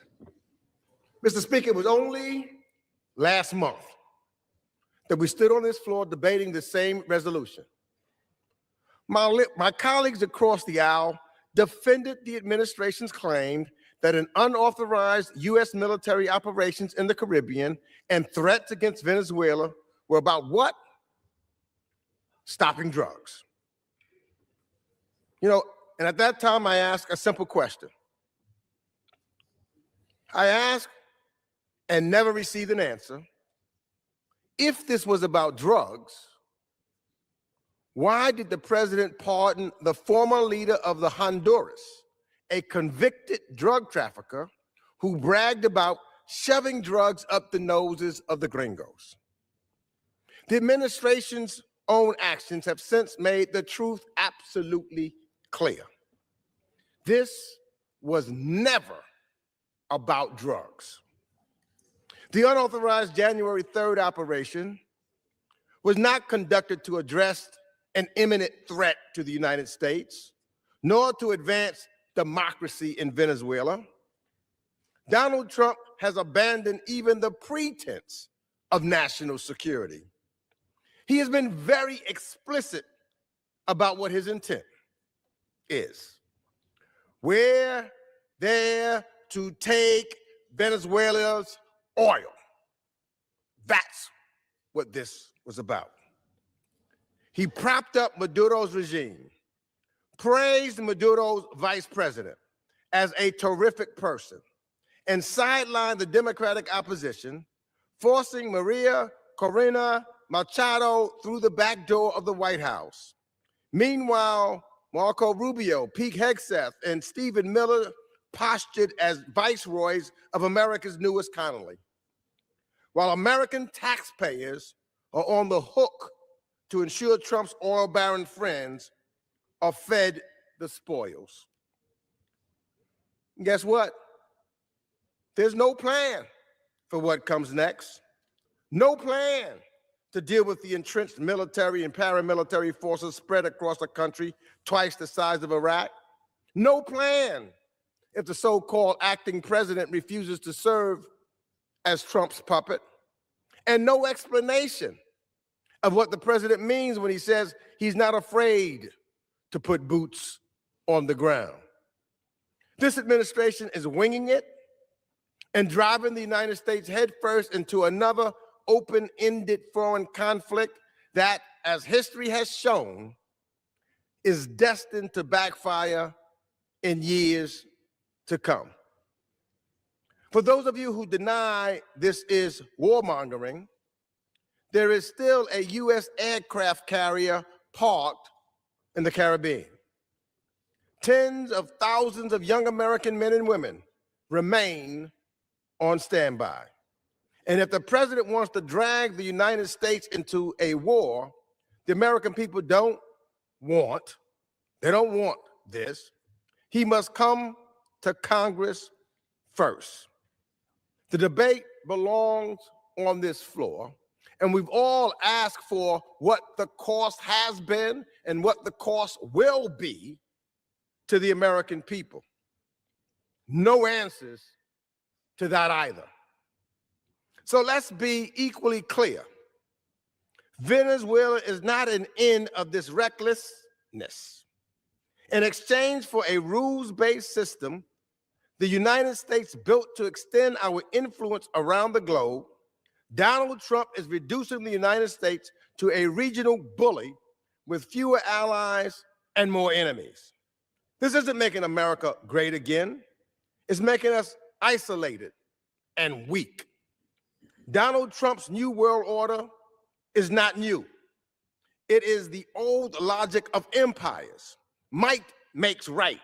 The strong take from the weak. It is the same backwards worldview that Vladimir Putin uses in Ukraine, and the same logic China will cite when it looks at Taiwan. We've seen where that road leads, to endless conflict. So, to my Republican colleagues, the American people want us to lower their cost of living, not enable war. Now is the time to stand by your oath of office and end this dangerous game before it's too late. It is time for Congress to reclaim our authority that the Constitution gave us, that Article 1 authority, and say enough is enough. A president is not a king. He's not an emperor. And without an act of Congress, he cannot invade a nation and set us down the road of war. Let us stand up and do our responsibilities. Let's see where the Congress stands. Let's have a vote on this floor and see where the majority of the members of the United States House of Representatives is. The people deserve to know. And with that, I reserve the balance of my time. The gentleman yields.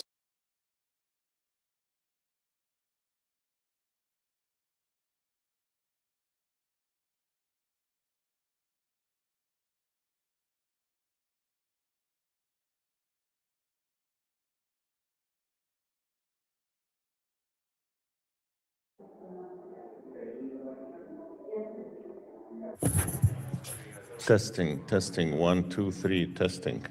Line level, all right?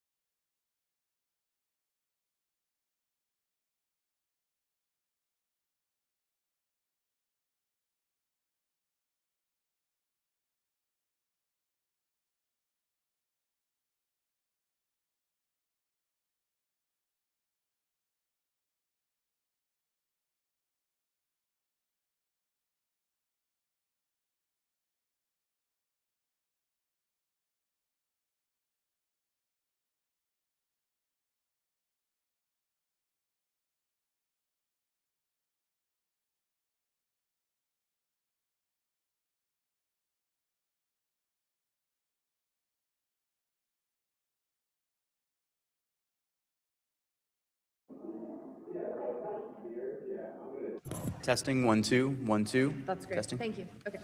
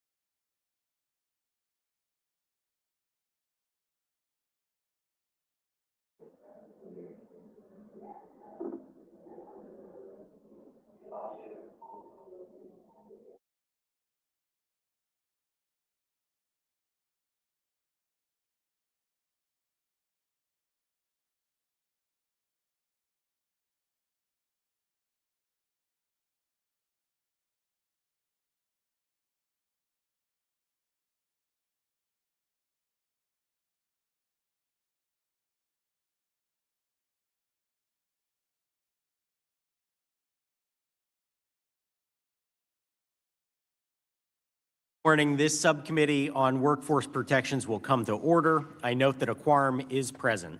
Without objection, the chair is authorized to call a recess at any time. And for note, we will be doing so for House voting in just a few minutes here. We all share the goal of keeping hardworking Americans safe. Today's hearing examines the federal agency responsible for ensuring the safety of our men and women who help power our nation.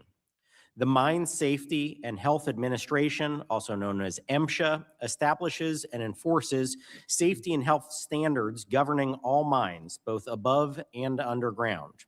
We're joined today by the Honorable Wayne Palmer, the Assistant Secretary of Labor for Mine Safety and Health at the U.S. Department of Labor, who will share with us the Trump administration's vision for MSHA. Assistant Secretary Palmer was confirmed by the Senate on October 7th of 2025.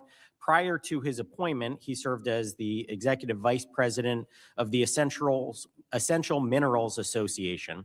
He also served in the first Trump administration at MSHA, including as Principal Deputy Assistant Secretary and for a time Acting Assistant Secretary. He also served as Chief of Staff to a senator from my home state, Senator Rick Santorum. This marks the first time in 6.5 years that the Assistant Secretary of Labor for MSHA has testified before this committee, and I commend the committee for holding this important hearing and welcoming Assistant Secretary Palmer today. Mining plays a critical role in supporting our economy and America's energy independence. As a representative of the great Commonwealth of Pennsylvania, which has more than 700 active mines, I've seen firsthand how this industry supports jobs, families, and local economies. Under the Trump administration, there is an opportunity for mining to grow and continue delivering for communities across the country.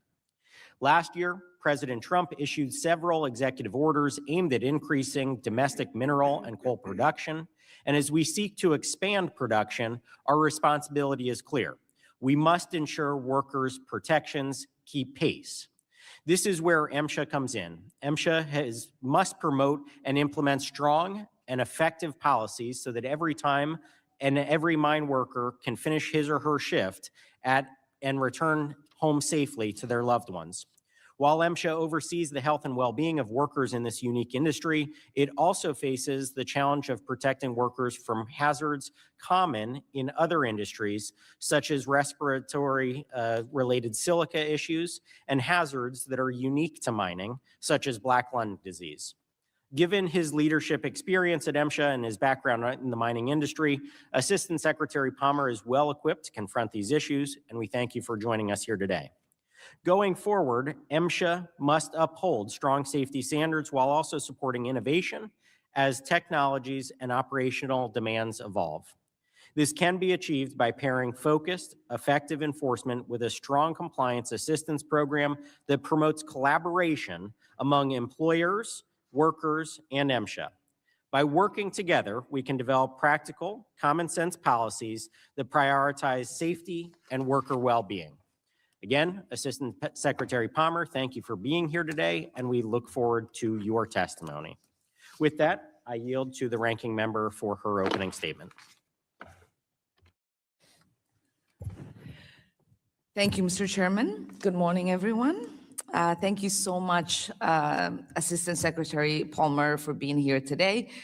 Since its inception in 1977, the Mine Safety and Health Administration, MSHA, has strived to protect American miners from occupational hazard and negative health impacts, prevent disease through inspection and oversight. MSHA sets vital health and safety standards, such as rules on dust levels, posting warning signs, and controls for explosive hazards. To set those standards, MSHA heavily relies on the research capacity of other agencies, such as the National Institute of Occupation and Safety and Health, which identifies hazards and conducts health research. MSHA's work is critical in keeping miners healthy and alive. Unfortunately, after declining for decades, black lung disease is now on the rise. X-ray surveillance data indicates that the prevalence of Black lung disease has doubled from 2007 to 2017. Nearly 1 in 5 lung-tenured minors in Appalachia have been diagnosed with Black lung disease. The most severe form, called progressive massive fibrosis, is now at epidemic level. PMF, or complicated Black lung, is caused by the inhalation of coal and silica dust. In fact, silica dust is 20 times more toxic than coal dust alone and has been identified as one of the main causes of the spike in Black lung. Black lung can be a devastating disease. Minors gradually lose the ability to breathe, causing them to wheeze and gasp for air. For some with PMF, survival requires lung transplant, but even then, life expectancy does not usually exceed 5 years.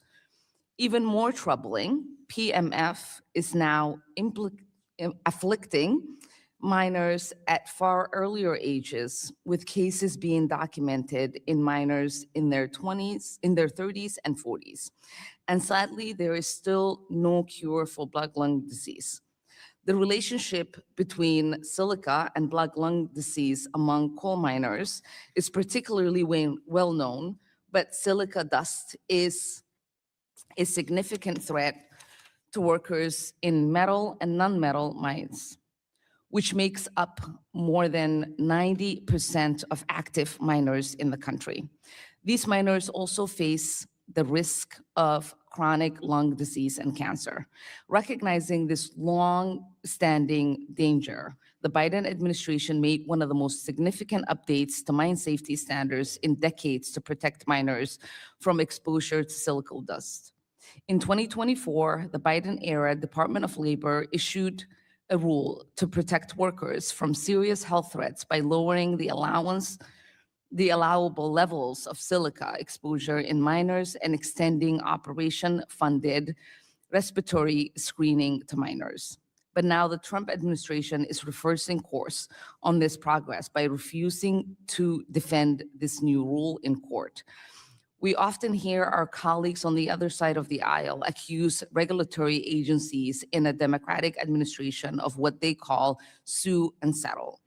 But right now, this administration appears to be working hand in hand with the mining companies to weaken this important silica rule. Also of critical concern is MSHA's ability to hold bad operators accountable for injuring or killing miners. MSHA now has only 654 inspectors. I look forward to hearing more from the Assistant Secretary about his plans to restore the agency to full capacity. Staffing ultimately is the agency's capacity to get the job done to protect miners. I worry that the current status is not serving miners well. In 2025 alone, there was 21% increase in miners' fatality, driven by a 40% increase in deaths in metal and non-metal mines. Ranking Member Scott and I sent 2 letters earlier last year inquiring about the extent and impact of firing DOL and MSHA. The administration has so far failed to provide a substantive response to these letters, leaving Congress and the miners who rely on the services of MSHA in the dark. By firing staff at MSHA and NIOSHA, refusing to enforce safety regulations and closing dozens of MSHA offices, the Trump administration is failing to protect the health and safety of hardworking miners and sabotaging decades of efforts to prevent Black lung. As healthcare costs skyrocket, miners should not have to worry about workplace exposures forcing them into hospitals. Assistant Secretary Palmer, I look forward to our conversation today, and I hope that we can figure out a way to keep miners safe and prevent future tragedies. Thank you, Chairman, and I yield back. Pursuant to Committee Rule 8C, all members who wish to insert written statements into the record may do so by submitting them to the committee clerk electronically in Microsoft Word format by 5 p.m., 14 days after this hearing. And without objection, the hearing record will remain open for 14 days to allow such statements and other extraneous materials noted during the hearing to be submitted for the official hearing record. I note that some of my colleagues who are not permanent members of this subcommittee may be waiving on for the purpose of today's hearing. Now to our witness introductions, obviously joined by one individual today who has already been introduced, Mr. Wayne Palmer, the Assistant Secretary of MSHA. We want to thank you for being here today, and we look forward to hearing your testimony. Pursuant to committee rules, I would ask that you limit your oral testimony to a 3-minute summary of your written statement, which you have provided to all of the committee members. As committee members may have many questions for you, the clock will count down from 3 minutes, and pursuant to Committee Rule 8D and committee practice, however, we will not cut you off until you reach the 5-minute mark. I would also like to remind you to be aware of your responsibility to provide accurate information to the subcommittee. And with that, Assistant Secretary Palmer, you are recognized for your testimony. Thank you, and good morning, Chairman McKenzie, Ranking Member Omar, and members of the subcommittee. Thank you for inviting me to testify here today, and I also want to thank Chairman Wahlberg and Ranking Member Scott for joining this hearing. It is an honor to appear before this subcommittee and to represent President Trump, Secretary Chavez-Dreamer, and the Mine Safety and Health Administration. As a descendant of both coal and metal non-metal miners, it is a privilege to serve as the 12th Assistant Secretary for MSHA. And I can think of no mission more vital than ensuring the day-to-day safety and long-term health of our nation's 325,000 miners. Being called to appear this early in my tenure as Assistant Secretary, I thought it would be helpful to share with you my initial vision for how I believe MSHA should fulfill its mission of promoting safe and healthful workplaces for the nation's miners. In accordance with Executive Order 14219, which directs agencies to focus limited enforcement resources on regulations squarely authorized by statute, MSHA will first prioritize statutorily mandated mine inspections, along with accident investigations and mine rescue operations. In enforcing MSHA's statutes and regulations, we will call balls and strikes. And when mine operators commit errors, we will cite and penalize according to the Mine Act's strict liability standard, even-handedly, without fear or favor. I also will seek to modernize the agency in 2 ways. The first is through technological advancements. As Deputy Assistant Secretary in the first Trump administration, we launched an aerial drone program for inspecting high-hazard impoundments using 3D imaging, enabling our inspectors to identify structural deficiencies in tailings dams from a safer distance. We pioneered an artificial intelligence platform capable of predicting real-world mine safety risks based on decades of data. As I sit here today, we are further refining this AI platform and will integrate its predictive data into smart helmets that we soon will be field testing in mines. Second, wherever possible, we will modernize agency regulations. During the first Trump administration, for example, we updated existing rules to accommodate advancements in electronic detonators, which minimize accidental misuse during blasting in a mine. I take the helm at an especially important dynamic moment for America's mining industry, as this administration implements policies to improve American competitiveness and address downstream affordability for consumers of finished goods and energy. As you know, we have grown dependent on non-domestic mineral supply chains, including from countries hostile to our economic and security interests. This administration is vigorously pursuing policies aimed at reshoring those supply chains, where the previous administration granted Fast 41 permitting status to only a single new mine project. Already during its first year in office, the Trump administration has granted such status to 14 additional projects, focused all on critical minerals. Where the outgoing administration imposed a moratorium on coal lease sales in service of energy security and affordability, the Trump administration is moving to increase sales. These are just 2 examples of actions that will lead to new mines and increased production at existing mines, with the International Energy Agency reporting that strong policy support already boosted domestic demand for coal in 2025. So what does this mean for MSHA as an agency? Well, from a safety perspective, when new mines enter their development phase, MSHA will provide compliance assistance to startups. So far, MSHA has assisted 93 new or reopening mines with regulatory compliance, helping them to avoid thousands in fines and more swiftly commence their operations. How better to ensure safety than to help a new mine prepare for regulatory compliance before MSHA shows up unannounced for that mine's first statutorily mandated inspection? From an organizational efficiency perspective, it means situating our resources strategically to accommodate future growth. The majority of critical mineral mines in development fall west of the Mississippi, and MSHA needs to be resourced accordingly into the future. Again, I appreciate the opportunity to discuss mine safety and health with you. I look forward to answering any questions that members of this subcommittee may have. Thank you, Mr. Palmer. Under Committee Rule 9, we will now ask questions of the witnesses under the 5-minute rule. We will recognize the chairman of the full committee, Mr. Wahlberg, and then we will move to recess and reconvene after House voting. With that, I turn to Mr. Wahlberg.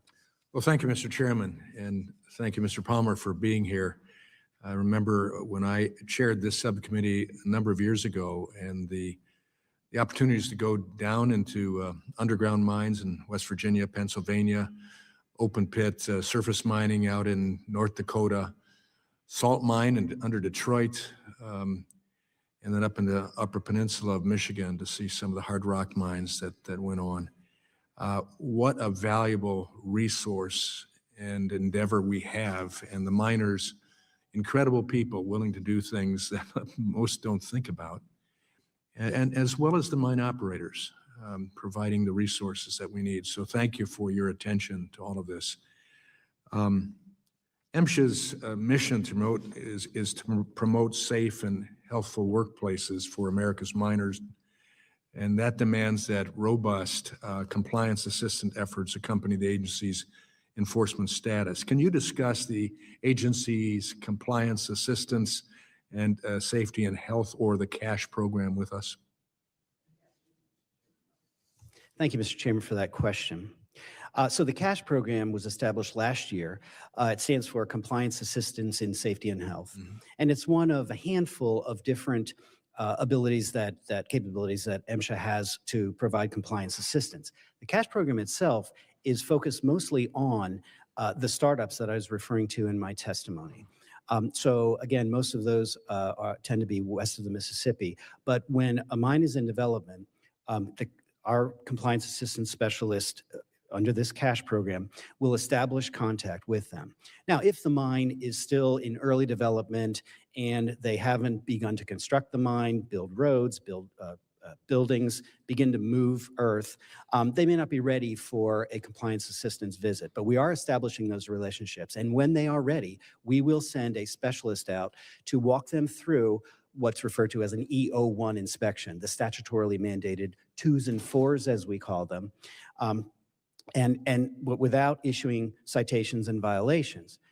Then, at some point, unexpectedly unannounced, because under the Mine Act, it would constitute advance notice, which is prohibited. At some point, an MSHA inspector subsequently will show up unannounced and do the full EO1 inspection, including violations and citations. But again, as I said in my testimony, it's all in service of preparing them to comply and educating them on how this works, especially if the mine operator, the company, is headquartered, based in a different country where they have a different system for mine safety, and they're not familiar with the Mine Act, the Miner Act, and 30 CFR. Well, that side of the ledger is so important, to have clear understanding. The enforcement aspect always has to be there, right? But it has to be done in such a way that it's a partnership in the process. So I appreciate that. We can all agree that vast majority of mine operators want to do the right thing. It costs them significantly if they don't. They want to take care of their workers, and they want to provide them with a safe and healthful workplace. In addition to the CASH program, what are you planning to do at MSHA to promote more outreach to all stakeholders and ensure their views are considered? Yes, thank you for that question, Mr. Chairman. So I intend, as Assistant Secretary, to be as visible, engaged, and responsive as possible with the industry, the stakeholders. serving as Deputy Assistant Secretary during the first Trump administration, I spent a great deal of time attending safety conferences and speaking and just getting to know the operators. I believe that having those relationships goes a long way toward helping them to comply and keep their minds safe. I'm also looking to renew these formal alliance agreements that MSHA has had in place since the year 2000 with numerous trade associations in the mining industry. And they are non-binding, they're more aspirational, but they do softly commit, again, non-binding, the two parties, MSHA and the trade association that is party to the agreement, to convening at least twice a year in service of safety to cover really important safety topics and trends in mine safety. So I intend to be fully engaged with the industry along the way. Well, I applaud you for your more than 20,000 inspections of 12,000 mines during the course of 2025, and don't have time to ask you about the plans for 2026, but I assume it'll be aggressive as well and help us in the whole mining situation. I see my time has expired. I yield back.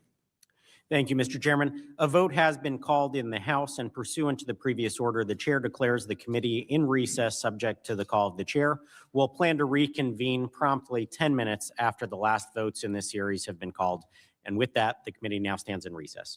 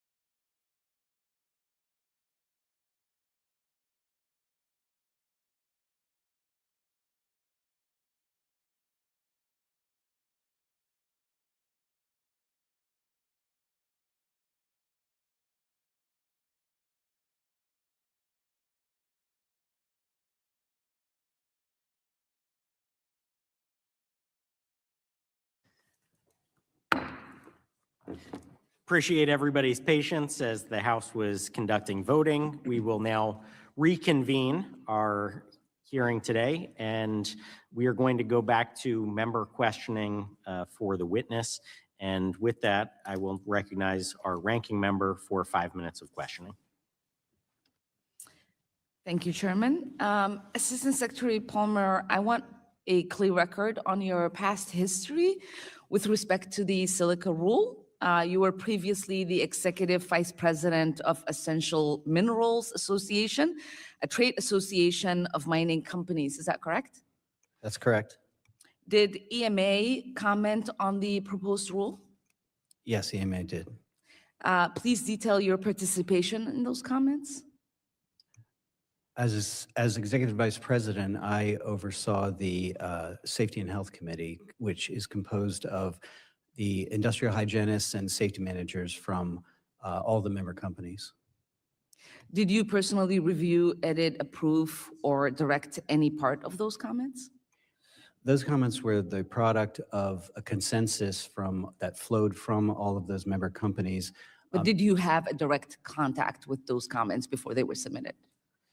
I participated in that process. Our president. Okay. And so what was the core objection to the rule by the Essential Mineral Association? Well, Congresswoman, because the Silica Rule is currently subject to ongoing litigation and rulemaking, I cannot comment in any detail at this time. That is true because your previous employer, Essential Minerals, is also party to the litigation on the Eighth Circuit seeking to vacate the Silica Rule. Is that correct? That's not correct, Congresswoman. They are not party to that coalition challenge to the rule.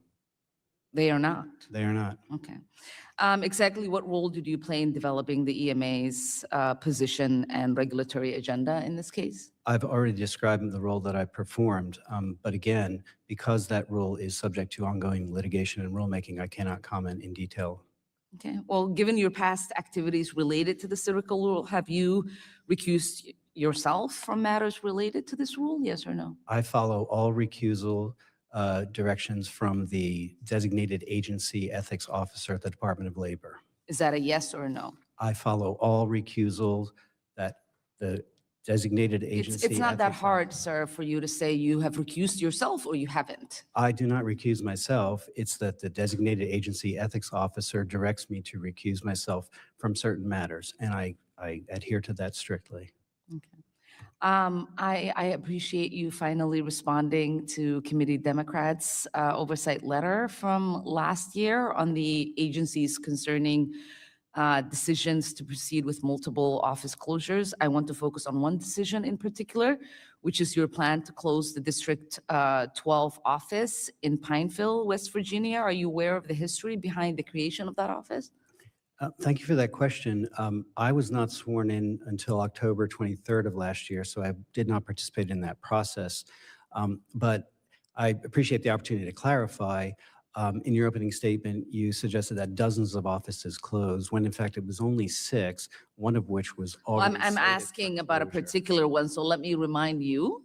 District 12 was created after the Uber Big Branch Mine disaster in 2010, an explosion that killed 29 miners. After this entirely preventable tragedy, MSHA recognized it needed to do more to protect miners. It created District 12 to split an overwhelmed district's workload and strengthen oversight capacity in southern West Virginia. Mr. Palmer, tell us plainly what you're going to do with District 12. Congresswoman, there were no terminations of inspectors in that process, as I understand it, that occurred last year with the closure of all 6 of those offices. And the inspectors who inspected mines are inspecting the same mines going forward. So, we have the same number of inspectors in that region. It seems from your response that you are relocating the offices or reassigning folks. What steps have you taken to ensure the same problems uncovered in the after-action review of Uber Big Branch will not happen again after the offices have been closed? So the Labor Department made exceptions last year due to MSHA's safety and health enforcement mission, no inspectors were terminated, including those who were in their probationary period. The department also did not allow inspectors to opt into the second round of the deferred resignation program. And we will be able to complete all of our statutorily required inspections this fiscal year, just as we did last year, including in the region you're referring to. Yield. Thank you. Next, I will yield to myself for 5 minutes of questioning and want to discuss, Mr. Palmer, the Trump administration's policies have gone a long way to encourage job growth, particularly in the mining industry, an area of focus of theirs. And the president has issued an executive order focusing on growing our domestic critical mineral and coal production. Can you please explain how MSHA fits in with that agenda? Yes, thank you for that question, Mr. Chairman, and I'd be happy to. So the administration has several different tracks where they are looking to incentivize more domestic mining, the reshoring of critical minerals, as I referred to earlier. One is Fast 41 status, where there are now 15 projects that have been assigned that status, which makes more efficient the permitting process for new mines. But there are other efforts. I can't speak to the detail of EPA. It's not part of the Department of Labor, but I know that EPA, in terms of the coal sector, has taken some actions as well. The granting or reviving the right-of-way to the Ambler Metals Mine in Alaska is another example. So there are all these different policies and actions that are leading to the opening of new mines, reopening of old mines, and additional mining at current operations. And so MSHA's role in that is wherever mining occurs, whether it's new or pre-existing, we are bound by the Mine Act to perform our EO1 inspections at least 2 times a year at surface mines and at least 4 times a year at underground mines. And we will continue to do that. As I alluded to in my opening testimony, we do want to track where those new mines are reopening. And as I said, so many of those new critical minerals mines are opening out west. And so I want to be sure as a secretary that we are resourcing the agency so that we have the capabilities, the resources in those places as these new mines come online. Well, thank you for that answer. As you are well aware, the expansion of critical minerals is an imperative for our country's national security. We have seen our adversaries try to use them as leverage against us.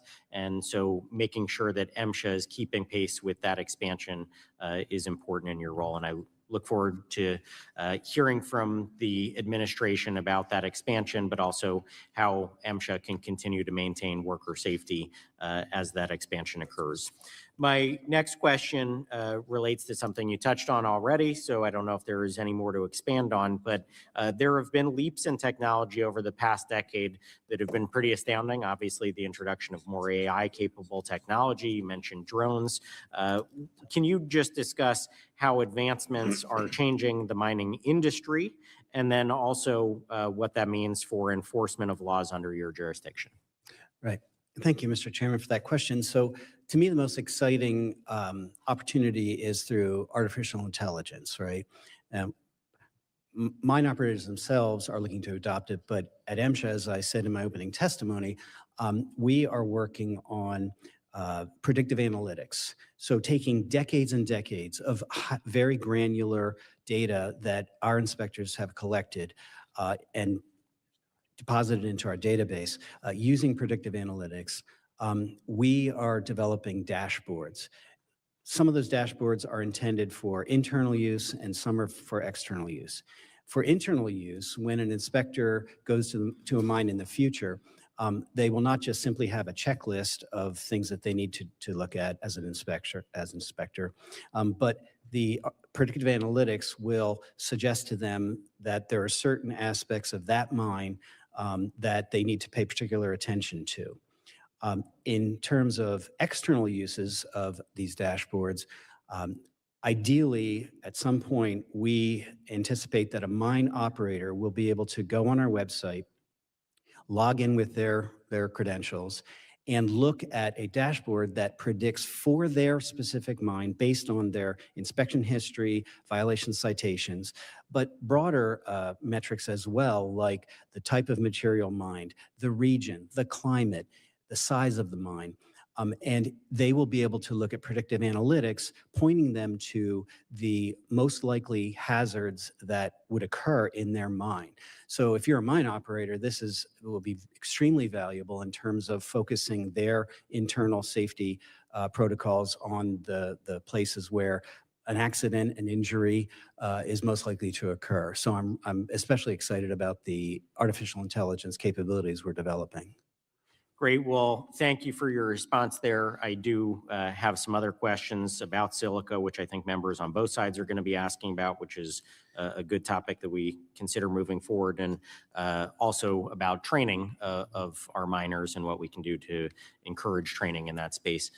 With that, I will turn now next to Mr. Fine from Florida for his questions. Thank you, Mr. Chairman, and thank you for being here today, Mr. Palmer. Obviously, making sure that we can extract fossil fuels from our mines and other rare earth minerals safely is incredibly important for the national security of this country. We can live in a fictional world where we assume windmills and solar panels can make everything work, but those of us who live in the real world understand that that's not a sustainable strategy for the United States. I have a few questions.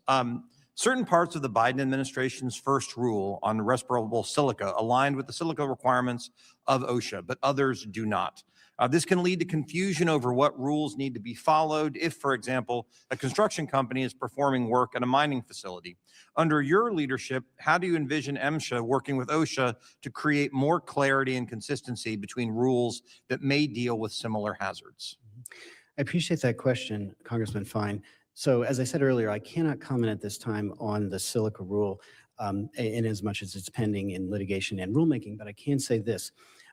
So the Assistant Secretary for OSHA, Dave Keeling, and I were nominated on the same day, confirmed on the same day, sworn in at the same time, and we have a great now pre-existing relationship, and we do consider OSHA and MSHA to be sister agencies, and so on any number of rules or specific risks or hazards, Dave and I talk all the time, and I look forward to collaborating with him routinely throughout our 10 years.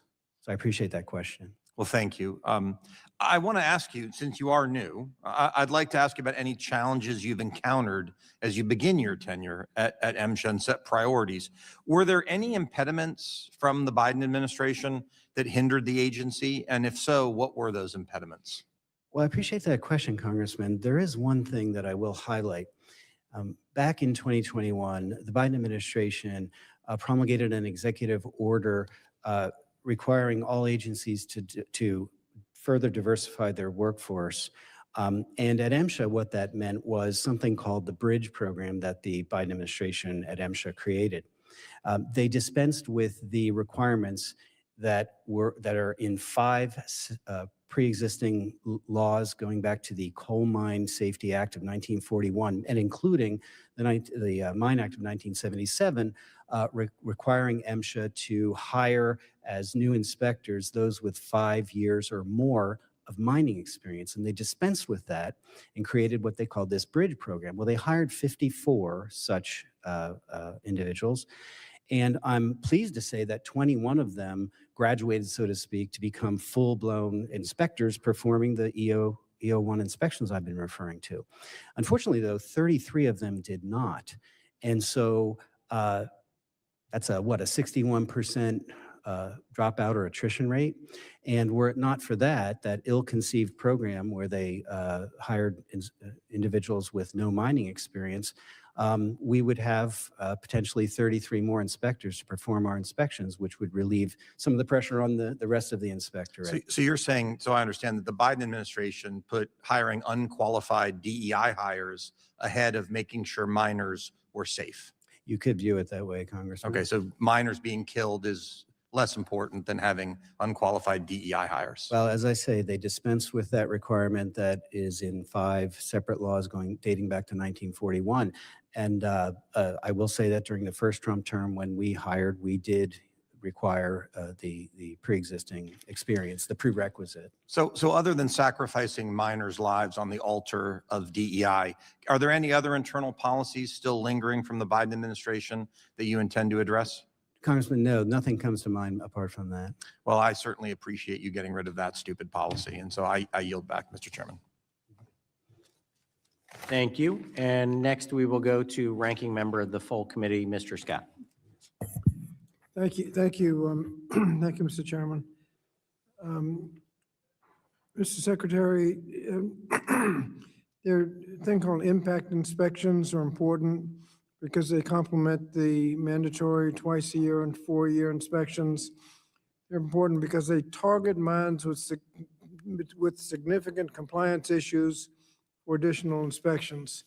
The CNN has reported a 75% decrease in impact inspections for the first half of 2025 compared to the same period in 2024. How many impact inspections did MSHA complete in total for 2025? Congressman, I appreciate the question. I do not have that number close at hand. I will say that we have continued what we call targeted inspections. I think it's really a question of nomenclature that are akin to the impact inspections. I don't have that number offhand, but I could get that for you as follow-up if you'd like. Has the number of these, why did the number of impact inspections fall so precipitously? Again, Congressman, I don't have that number close at hand. We continue to do what we call targeted inspections, which are akin to the what used to be called impact inspections. And could you get the number of those that you have performed? Yep, sure, I can follow up with that. And your testimony doesn't mention impact inspections, so if you could kind of talk about that and what you intend to do going forward. Since 2010, MSHA publicly posted notices and results of these kinds of inspections, but the agency appears to have stopped sharing that information publicly. Is that true? To the best of my knowledge, we do not publish those under the current administration. Why is that? Congressman, I will be happy to look into that. I believe that predates my confirmation and swearing in last year. I believe they were terminated last year. I'll check into that for you. Okay. Silica Enforcement Initiative that was launched in 2022 to target mines with dangerous levels of silica dust. Is MSHA continuing to implement that initiative? Congressman, as I said earlier, because the silica rule is subject to ongoing litigation and rulemaking, I cannot comment further at this time. Well, that's an initiative. That's not a rule. We continue to inspect mines as we have previously, including sampling for dust, including silica, if that's what you're asking. Yes, we haven't suspended our normal inspection protocols. Well, do you know how many mines were inspected under the Silica Enforcement Initiative in 2025? I do not have that number close at hand, but I can get that for you as well. Okay.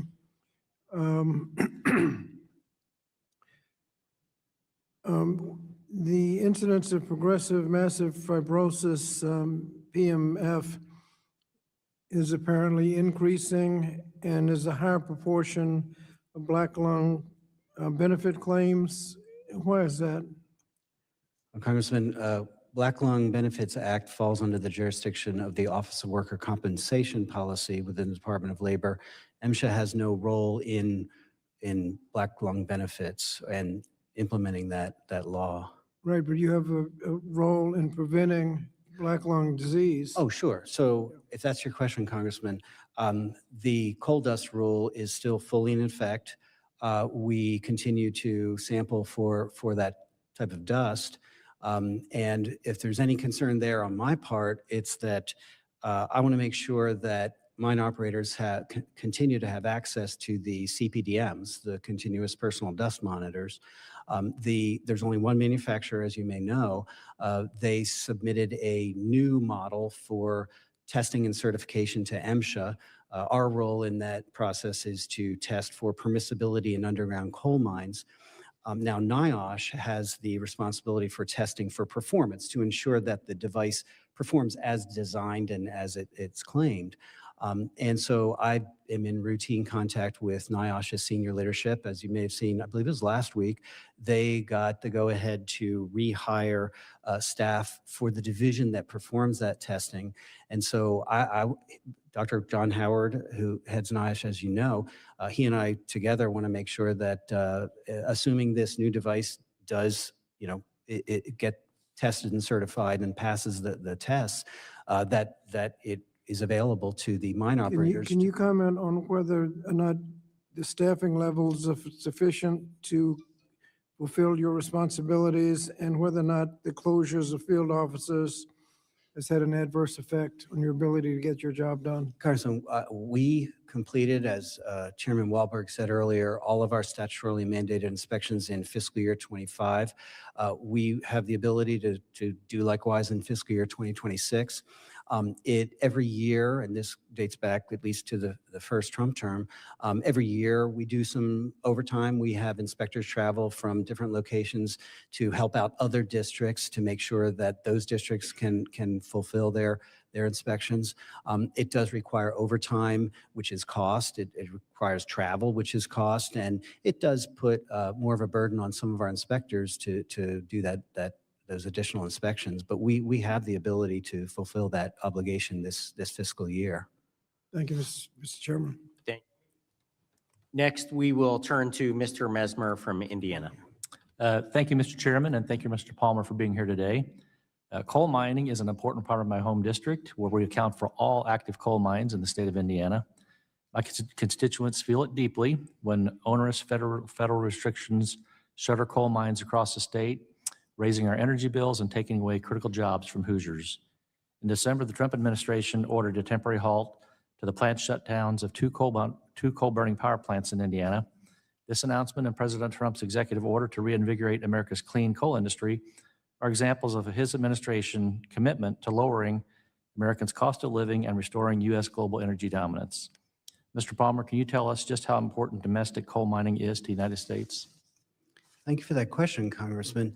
It's extremely important, which is why the administration promulgated executive orders last year and has taken other actions to help reinvigorate the American coal industry. I mean, it's, when the average American thinks about coal, they think of, I think, one thing, which is power generation. But there are different types of coal used for different purposes.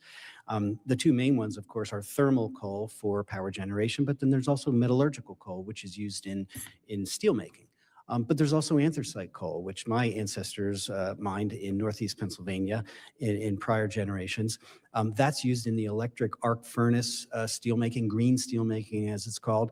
And that too is a potential source for critical minerals and rare earth elements. Between the first Trump term and my current tenure, I participated in something called Core CM, which was is still a Department of Energy program for researching ways to extract critical minerals and rare earth elements from coal and anthracite and some coal out in the Powder River Basin contain a lot of such minerals and elements.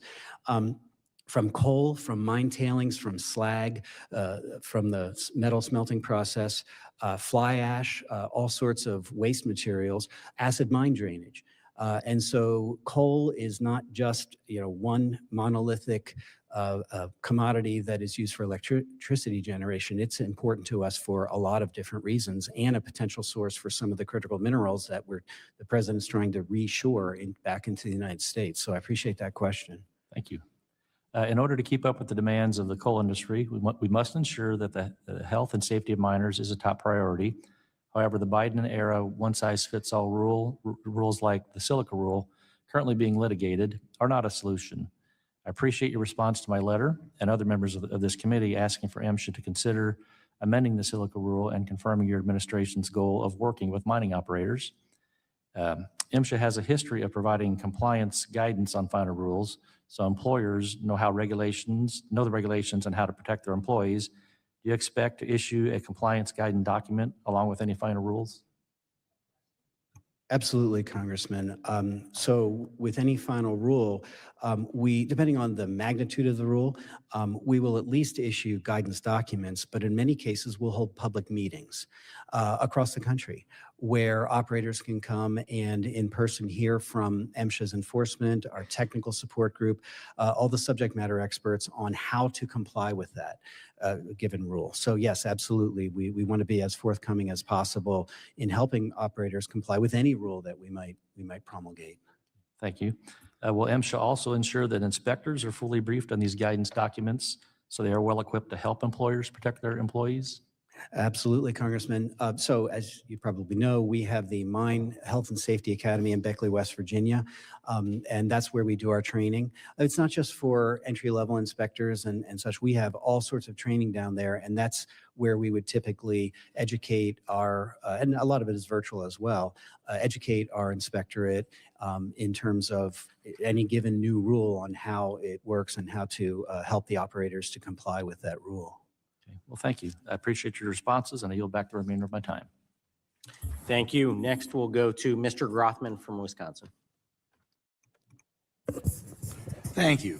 I think a lot of people, when you first bring up mining in this coal mining, are immediately reminded of a comment of a person running for presidency in this country. We're going to put a lot of coal miners and coal companies out of business. Do you remember that quote? It's kind of well publicized at the time. I do, Congressman. Yeah. The thing that scares me about it is she represented a lot of people who apparently are just instinctively anti-coal. Do you feel within your agency that mindset exists among any of the regulators or anybody put together regulations? Do you see that of some of the people you work with? No, Congressman, I don't. I, during the first term, serving as Deputy Assistant Secretary, developed great relationships with our career staff. Those carry over into this administration. They're extremely professional. We have some of the best subject matter experts on all sorts of aspects of mining, roof control, ventilation control, mine rescue, the construction of impoundments, dams and things. So no, I enjoy working with them. I have great relationships with them. And so I actually do not see that as an impediment. I'm glad to hear it. Could you comment a little bit about what you think the role of coal is in future American energy policy? Do we have the ability to expand the use of coal over, say, what it's been the last 10 years? Well, Congressman, the potential for future additional coal mining depends on policies across a lot of different agencies. Right. From MSHA's perspective, it really is a matter of responding where through whatever policies and actions the administration takes, to the degree that there is additional coal mining, then we must respond and make sure we're I guess I'll put it this way. Do you feel we're in a position that if on a national level or a state level, they're going to build more coal-fired plants, that we have the ability to extract more coal out of the coal mines and do it safely? Oh, we do have the ability to extract more coal. The deposits exist, the technology exists, the operators are there. As long as it's profitable, they will. And yes, I'm confident that MSHA has the staffing, the expertise, and the will to every fiscal year fulfill our statutory obligations under the Mine Act. So yes, absolutely, I'm confident of that. Okay, I want to flag for you an issue related to EPA's Integrated Risk Information System assessments. Okay, I know IRIS falls squarely under the EPA's guidance, but I'm concerned about its impact on the mining operations in Wisconsin. And you're familiar, we have some mines in Wisconsin. The IRIS assessment failed to address unresolved concerns before a final version was released, and as the result, it raises questions about its scientific credibility. The contents of this assessment and the resulting actions from it could have an impact on Wisconsin miners. Can you commit to working with my staff and our local stakeholders to understand how this issue could impact continuing investment or job retention in Wisconsin? I do, Congressman. If I'm not intimately familiar with the IRIS study, but I understand it pertains to arsenic. And in terms of mine safety and health, if at a given mine, there is the possibility of an overexposure to arsenic, we would send our specialists, our industrial hygienists out to collect a sample, put it through the lab, and if they identify an overexposure, they would go out and assist the mine with remediation. I will say that there hasn't been an overexposure of arsenic in MSHA's records for at least the last 35 years. So at this point, it doesn't appear to be a hazard in the mines, but I do commit to working with your staff on this issue. Thanks. Your written testimony illustrates ways you seek to modernize MSHA, including modernizing agency regulations. Could you share with us policies that you're considering for potential regulatory or deregulatory action? Oh, yes, Congressman. So it predates my tenure, but early last year, the president issued 3 executive orders that collectively required certain agencies a lot of agencies to promulgate deregulatory initiatives. Again, that predates me, but between June and July of last year, MSHA did publish 19 different regulatory items that all of which are classified as deregulatory. Those are still in the pipeline. We will continue on those 19 initiatives. And in doing so, I pledge to fully adhere to the Administrative Procedure Act of 1946, which lays out that process. And that process includes a period of certain duration, 30, 60, 90 days, whatever, where there's a public comment period and any stakeholder can submit a comment to the record. And then once that comment period ends, the agency is obligated to analyze all of those comments and reflect those comments in the final rule. So those 19 deregulatory items are still in the pipeline. I can't comment on details because they are ongoing rulemaking, but I can tell you that they are continuing forward. Well, thank you, Mr. Assistant Secretary. I'm glad you came over here today, and you're exactly the type of person we need over there to be a fair broker when it comes to mining. Well, thank you, sir. Thank you. And our final set of questions come from Mr. Moylan of Guam. Mr. Chairman and Ranking Member, thank you for allowing me to wave on to the subcommittee today, and it's good to be back. Mr. Palmer, thanks for coming today, and I want to say congratulations on your confirmation, and thank you again for the work you did with me and my team while you were Senior Advisor for Congressional Affairs. Thank you so much. And I'm looking forward to working with you in your new position as well. So, Mr. Palmer, in 2024, a report from the Department of Labor Office of the Inspector General found that MSHA failed to sufficiently identify its own jurisdictions and had never conducted mandatory mine inspections in 3 U.S. Pacific territories. So how are you making sure MSHA completes these inspections and fulfills its mandates? Thank you, Congressman, for that question. I'm familiar with that November 2024 memo to the Biden administration. And I can tell you this, that so last year, MSHA sent an inspector to all 3 of the territories in the Pacific to inventory the mines that are there. They inventoried 17 mines. And subsequently, senior officials I know met with your office and offices for the other 2 territories. As I sit here today, our head of enforcement and our assistant district manager from our Birmingham, Alabama office are in the territories. They are meeting with government officials and mine operators to talk about the process going forward. Next week, we're sending inspectors over, and they're going to perform compliance assistance visits. Because these are first inspections for your mines, they're going to go out and walk each mine through an EO1 full statutory inspection, but without issuing any citations or violations. At some point in the future, they will return and perform one of the actual EO1 inspections, and it'll be the real inspection with actual violations and citations. But the whole idea, again, is to orient your mine operators and make sure they understand how the process works so that when MSHA shows up unannounced, they'll be prepared to get through an inspection, hopefully with very few citations and violations. That's very helpful, taking that approach. I'd like to work with you on this so we can help the island better understand what we need for the safeguard and the protection of the community and what we need for our nation as well. Absolutely, Congressman. And if you have any feedback that you get back home, please do share that with us, for better or for worse, because we want to make sure this occurs as efficiently and effectively as possible. So thank you for that. You're welcome. Just one other question. Now, when many people think about the mining industry and miners, they think about coal mining. But coal mining is just the tip of the iceberg compared to metal, non-metal mines, and a variety of above-ground mining operations. How are you taking a different approach to strategies for protecting miners in different sectors of the industry? And what factors are you taking into account as you develop these strategies?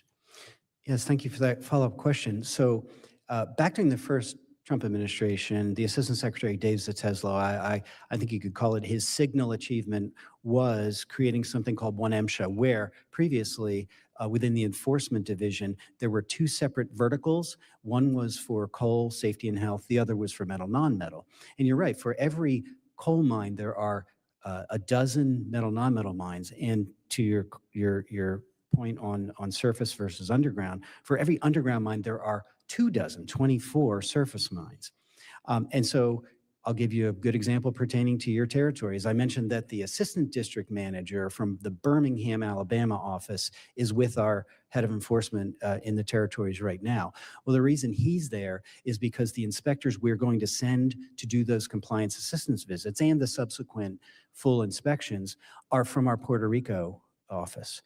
They are most familiar with, most expert in the types of mines, all surface mines in the territories, right, that you have in your territories. And so we're sending the ones who are most expert. So it's a situational thing. It's tailoring our inspections or compliance assistance visits to the type of mine. And yes, surface mines are quite different than underground mines, and we want to acknowledge that, even though now the enforcement division is one, unified unit. Thank you for the explanation. Welcome aboard. Looking forward to working with you. Thank you, Mr. Chairman. Thank you. That concludes questioning, and we will now move to closing remarks. I would like to recognize the ranking member for her closing statement. Thank you, Mr. Chairman. Once again, thank you, Assistant Secretary Palmer, for joining us today. The importance of the Mine Safety and Health Administration's role is protecting the lives of miners cannot be overstated. Black lung disease caused by inhalation of coal and silica dust is increasingly affecting younger and younger miners. The Biden administration saw this as an imminent danger and took steps to protect miners from silica exposure through common sense safety standards. Unfortunately, instead of enforcing the Biden-era rule, the Trump administration has given mining executives a pass to put miners in harm's way without proper protection against silica exposure. And the administration's chaotic firing of staff at MSHA and NSHA is efforts to close dozens of regional MSHA offices have undermined decades of work preventing plague lung, avoiding workplace disasters, and saving workers' lives. MSHA's work, quite literally, can mean life or death for tens of thousands of miners. That is why Congress must take action to hold MSHA accountable and ensure its enforcement well-researched safety regulations and conducts regulatory inspections. Because miners deserve to come home at the end of the day, safe, healthy, and well-paid. Thank you once again for joining us today, Assistant Secretary Palmer. I look forward to continuing our conversation and discussing more ways that we can keep miners safe on the job.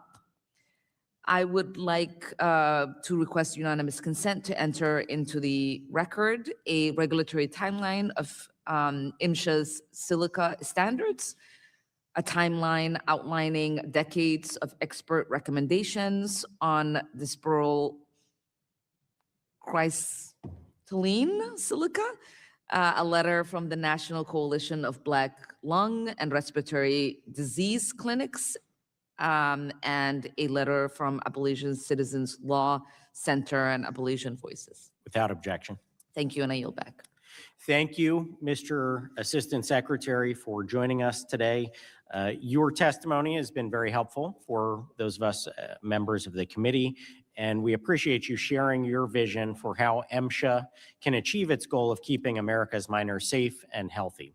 With advancements in technology and this administration's emphasis on domestic resource production and energy security, we're very likely at a hinge moment in this industry, and we look forward to seeing mining thrive once again all across our country to help not only our economy, but also national security.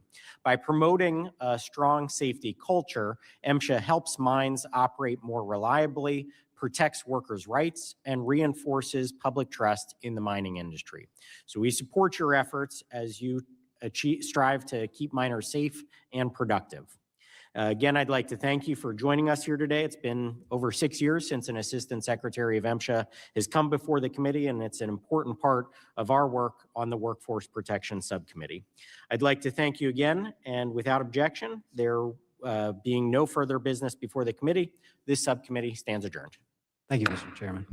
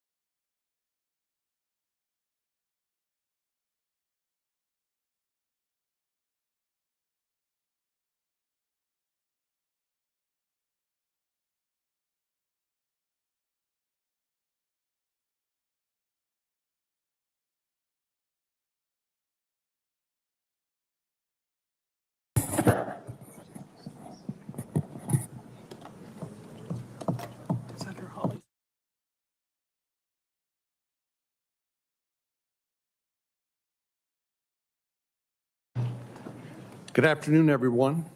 I want to thank Chairman Grassley for allowing Senator Hawley and myself to co-chair this hearing designed to examine the failures of the Biden administration's Operation Allies Welcome parole program.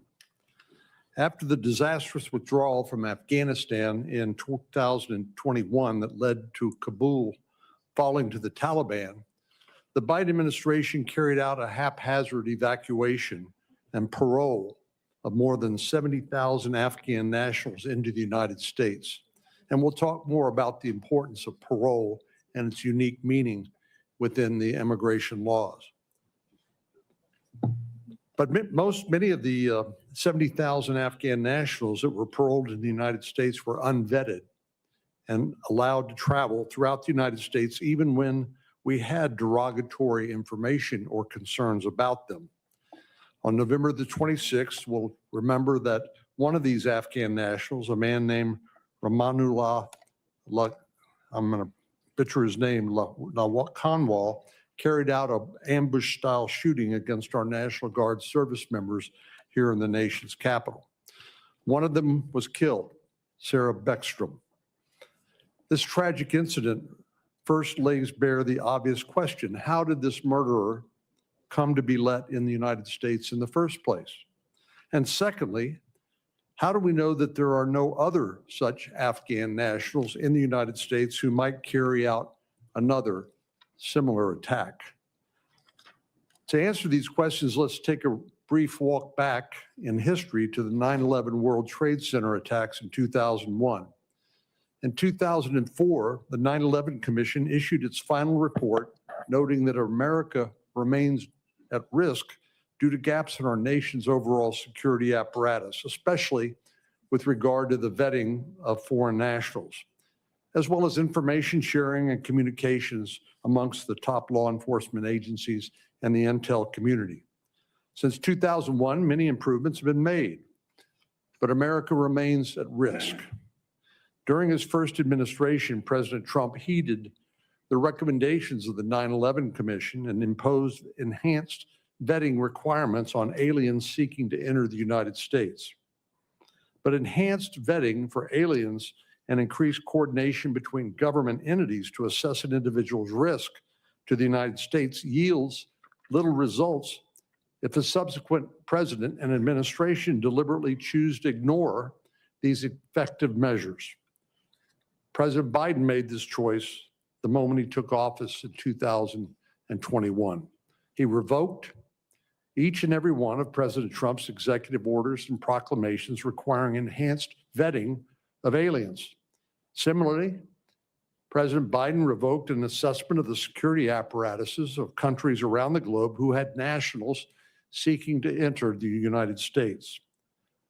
But the bigger blunder came in April of 2021 when President Biden charged ahead with the announcement that the United States would withdraw from Afghanistan by 9/11/2021. During his first administration, President Trump created a strategy for an effective drawdown in Afghanistan based on input from military leaders on the ground. President Biden chose to ignore that strategy, presumably to land another rebuke of President Trump's policies or to make a political point. Whether President Biden rushed forward with full knowledge and deliberation or was wholly unaware of what was orchestrated by his staff under him is a question best left for another day and another hearing. But one thing's clear: responsibility for the failures with the withdrawal and evacuation from Afghanistan lies squarely at the feet of the Biden administration. Not one of the agencies during his tenure in office were prepared for the speed with which Kabul fell, nor were they ready for the volume of Afghans who had rushed to the embassy and airport seeking to leave Afghanistan. Neither the Biden State Department, the Department of Defense, nor the Department of Homeland Security had a proper plan in place. They didn't have enough information on the number of people who needed to be evacuated, let alone who most of these people were, especially if they were not directly associated with the embassy. There was no real guidance policies or procedures in place, and as noted in one report, the agencies essentially made up policies and procedures on the fly, essentially on an ad hoc basis. One deputy inspector general stated informally, that he believed the bombing at Abbey Gate on August 26, 2021, which killed 13 service members, was a direct result of the lack of coordination and failure to have the right information about the anticipated volume of people who would be coming or who would be considered vulnerable and in need of evacuation. Let me say that again. The Deputy Inspector General said the bombing at Abbey Gate on August the 26th, 2021, which killed 13 American service members, was a direct result of the failures of the Biden administration. The airlift from Afghanistan was the largest in U.S. history. The DoD, Department of Defense, moved more than 120 Afghan nationals out of Afghanistan in 17 days. One of these nationals were taken to transit.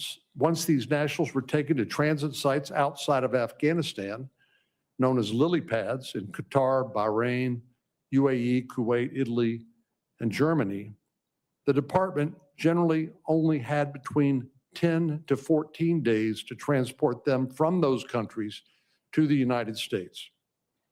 The speed and lack of coordination of the withdrawal was far from the only problem. The process by which massive numbers of these foreign nationals was vetted and brought to the United States was also filled with flaws. Let me turn to Operation Allies Welcome. The young man who committed this heinous attack against our National Guard service members on November the 26th was not the recipient of a congressionally passed special immigrant visa program. Rather, he entered the country through Operation Allies Welcome parole program. You heard me use that term before, and I'll use it again.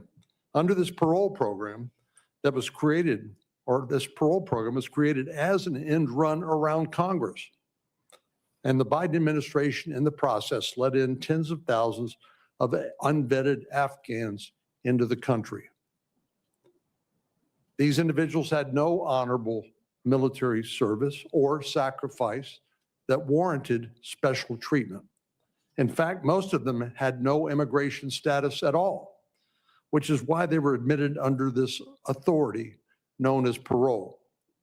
Now, when we talk about parole, it's not what most of us think about in the criminal law context.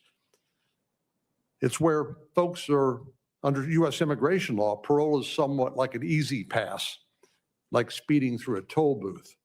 If we consider the definition of the word, it becomes clear just how foolish the Biden administration's actions were. The U.S. Citizenship and Immigration Service defines the word parole as a discretionary decision to allow inadmissible aliens who are not admitted to the United States to be physically present in the United States.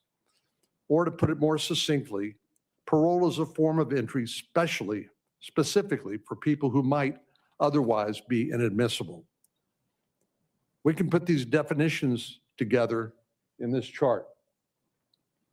In other words, parole authorizes the Department of Homeland Security Secretary to allow people in our country who otherwise would not be allowed in. This discretionary immigration authority was only supposed to be used on a case-by-case basis for exceedingly rare and extreme circumstances. Under Operation Allies Welcome, President Biden essentially gave an easy pass to hundreds of thousands of aliens who otherwise were not eligible to come, or who were not eligible to come, but for this discretionary issuance of parole. The Biden administration used parole to allow aliens into the country who were virtually unknown, except for the information they provided to us about themselves. One thing that struck me after I received several briefings on this parole program was how the security vetting process was often based on information that was not accurate, and in many cases was either incomplete, missing, or completely fabricated.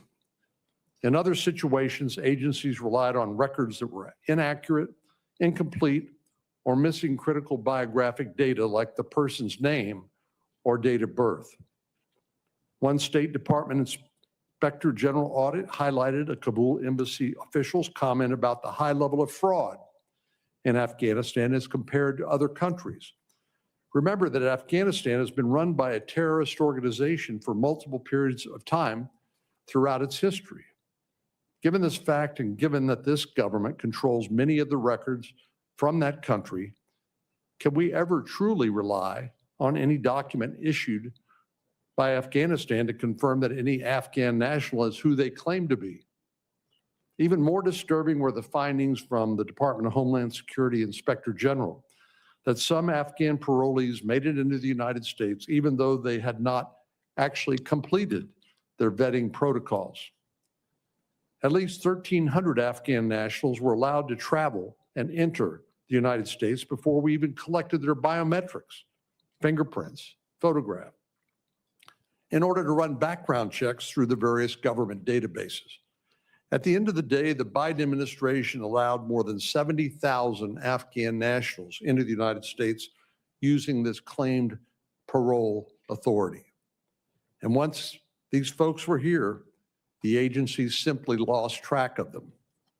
To date, we still haven't located many of the Afghan parolees who were resettled into over the 176 communities across the United States.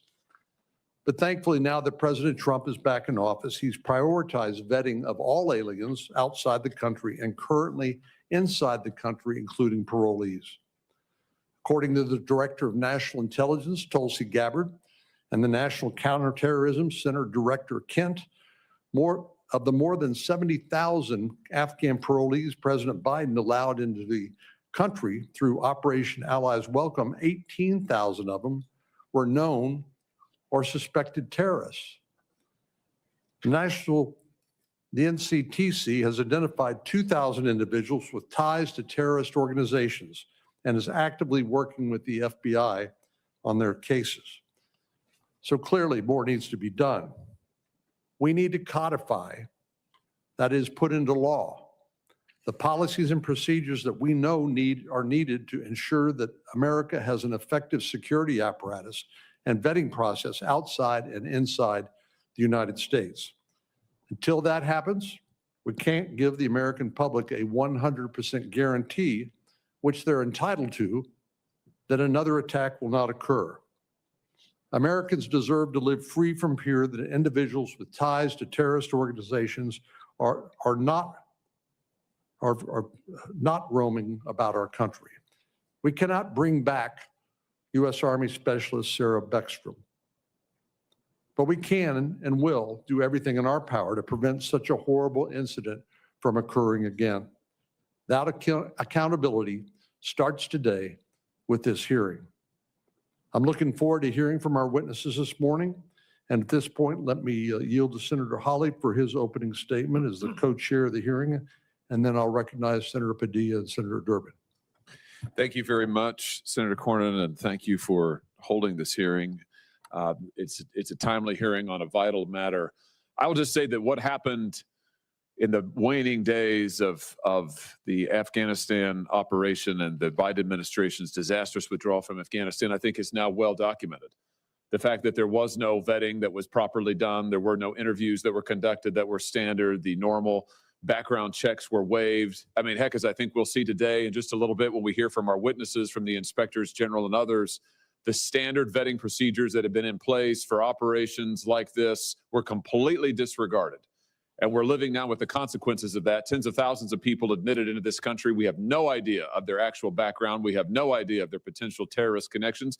And in many cases, we now have no idea where they are or what they're doing, who they're connected with, or what they're capable of. Sadly, we've seen what some of them are capable of in the horrific shootings that occurred here in the nation's capital just a short while ago with the guardsmen that Senator Cornyn recognized and mentioned.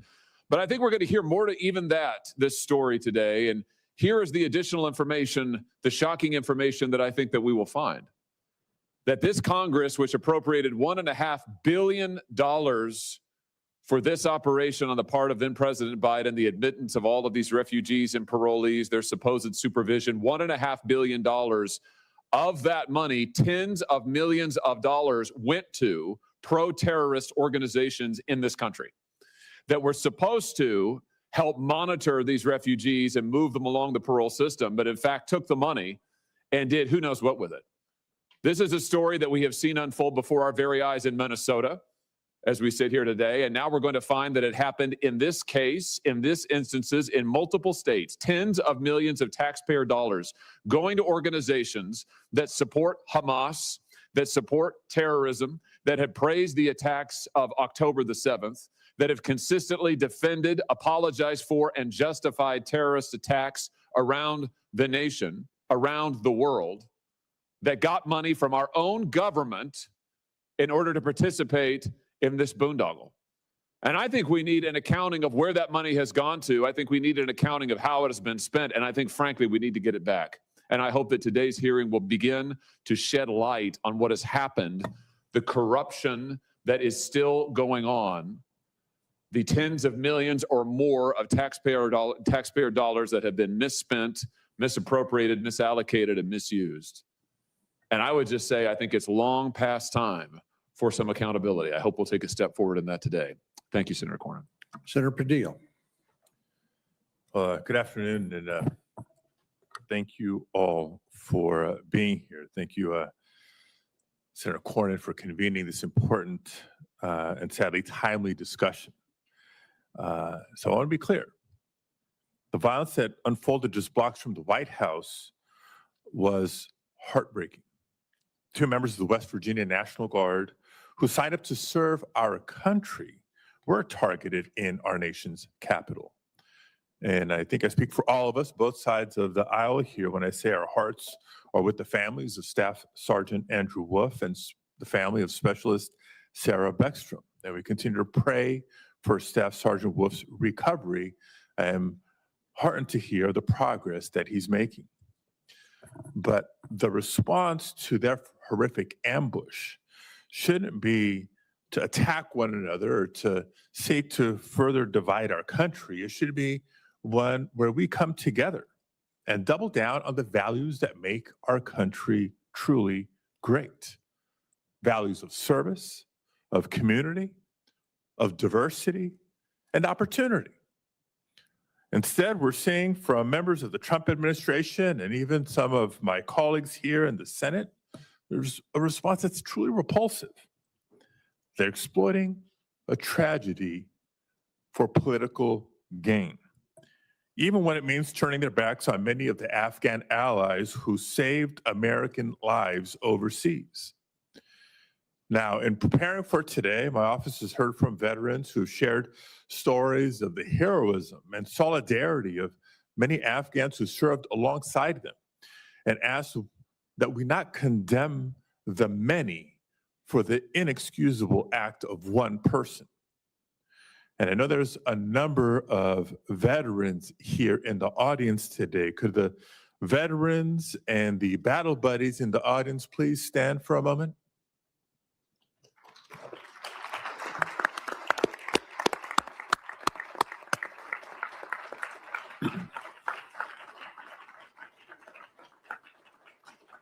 Thank you. And I thank you, we thank you for your service and for being here today to support the allies who stood shoulder to shoulder with all American service members. So today, let's set the record straight about what's really happening. Across the nearly 200,000 who resettled in America, each and every Afghan refugee had to complete multiple rounds of extensive vetting. That's fact. Vetting not just before entering our country, but even after they arrived. Now, I'm not going to sit here and say that the withdrawal of our forces and evacuation of our allies was perfect, but under incredibly difficult circumstances, the United States government came together to respond so that we would not leave our allies behind. This effort involved numerous agencies from the intelligence community, the State Department, Health and Human Services, the FBI, the Department of Homeland Security, including Customs and Border Protection. Together, they set up vetting at the military bases where people were sent before being allowed to come to the United States. And here's something that my Republican colleagues won't tell you. if someone didn't pass vetting there, they did not leave those bases to enter the United States. We also know that vetting took place at safe haven military bases here in the United States, and that's all before the vetting that takes place when someone goes through the immigration system with the U.S. Citizenship and Immigration Services. And in the case of the CIA's so-called zero-unit fighters, the vetting went even further because Afghans were vetted by our intelligence community before they even joined the unit. So to suggest that Afghan refugees aren't vetted thoroughly is a pure fabrication to fit a tragic act of violence into a false narrative by this administration. And sure enough, in the case of the shooter from last fall, it's clear that this was not a failure of vetting. It was a failure of counterterrorism, with professionals diverted from their critical missions to instead carry out mass deportations. And it was a failure to support a veteran by pulling back resources that normally support the resettlement process. So let me be more specific about this case. Reports indicate that long before November 26th, Mr. Lakanwal was displaying an alarming change in behavior. This is public. He was isolating himself for long periods in a dark bedroom, retreating from his English classes, his job, his family, only leaving to set out on long solo road trips. A family member of his reached out to the authorities to request a move for Mr. Lakanwal, citing his isolation and fear for his safety after being assaulted and requiring hospital care. Mr. Lakanwal reportedly even reached out to a CIA-run group chat for zero-unit veterans asking for help, but went unanswered. So the combined failure of counterterrorism teams to see and intervene on these clear red flags, and the failure of a system that dodged away Mr. Lakanwal's access to case management and mental health support absolutely contributed to the horrific tragedy that unfolded in our nation's capital just before Thanksgiving. The investigation into the shooting is obviously ongoing, and it would be irresponsible for us today to speculate about motive or cause, but we can't say for certain that it did not occur because Mr. Lakanwal was not vetted. But I also want to make one other point as I close. For nearly 2 decades, American service members relied on our Afghan allies in some of the most dangerous situations imaginable. On the battlefield, as interpreters, and as members of the CIA's zero units. So let's make no mistake, they too are veterans of America's war in Afghanistan. And I want to take a moment to thank the chairman of the Immigration Subcommittee for his past consistent support for Afghan SIV recipients, not only welcoming them to Texas, but by joining me in introducing and passing a bill to speed up the immigration process for Afghan interpreters, urging us all to, quote, make sure these heroes are able to efficiently immigrate to the United States to start a new life. I couldn't agree more. The idea that today we would punish all Afghan allies or all immigrants for that matter for the sins of one is outrageous. But sadly, that's exactly what's happening. And I urge you all to reject that kind of scapegoating and cynical politics at this sensitive moment for our nation. Thank you. Since the ranking member mentioned me by name or identified me as such, I would reiterate the fact that the shooter in West Virginia and tens of thousands of others did not come in through any congressionally passed legislation, but rather through this claimed parole authority, which we will hear more about in a moment. And that is significant. And I would just say, finally, that all of us were misled by the Biden administration that they would protect the safety of the American people first and foremost by properly vetting every alien that was admitted into the country. Obviously, they misrepresented that to us. We relied upon it. And I guess you could say shame on us for believing the Biden administration would actually do their job. Unfortunately, I neglected to recognize the chairman of the full committee, without whom this hearing would not be possible. So I will turn to him and ask him if he has an opening statement he'd like to make. I was told I was supposed to go after Senator Durbin. Well, I'm the chairman of the Immigration Subcommittee, and I'll say who goes next. But if you want to defer to Senator Durbin, then I'll respect that decision. Very good. Thank you, Senator Durbin. Thank you, Chairman Hawley, Chairman Cornyn. I want to acknowledge, as others already have, the veterans who are here today and all veterans who served our country so well. This hearing was scheduled in the aftermath of a horrific tragedy on November 26, when a gunman ambushed 2 National Guard members here in Washington. I offer my deepest condolences to the family of Specialist Sarah Beckstrom, who lost her life in that attack, and I'm keeping Staff Sergeant Andrew Wolf in my thoughts and prayers, as I'm sure many are. At the outset, I want to note my disappointment that there are no witnesses here today representing the executive branch agencies that are responsible for vetting immigrants. There are many questions we would ask them. The lead question is obvious. Why did the Trump administration's USCIS grant asylum last year to the shooter just months before this deadly attack? We do have witnesses from several inspector general's offices, but President Trump illegally fired the heads of those 2 offices, and I'm concerned these offices may now be reluctant to criticize Trump administration action. Unfortunately, the administration has used the heinous actions of one person to paint an entire community as a threat to America.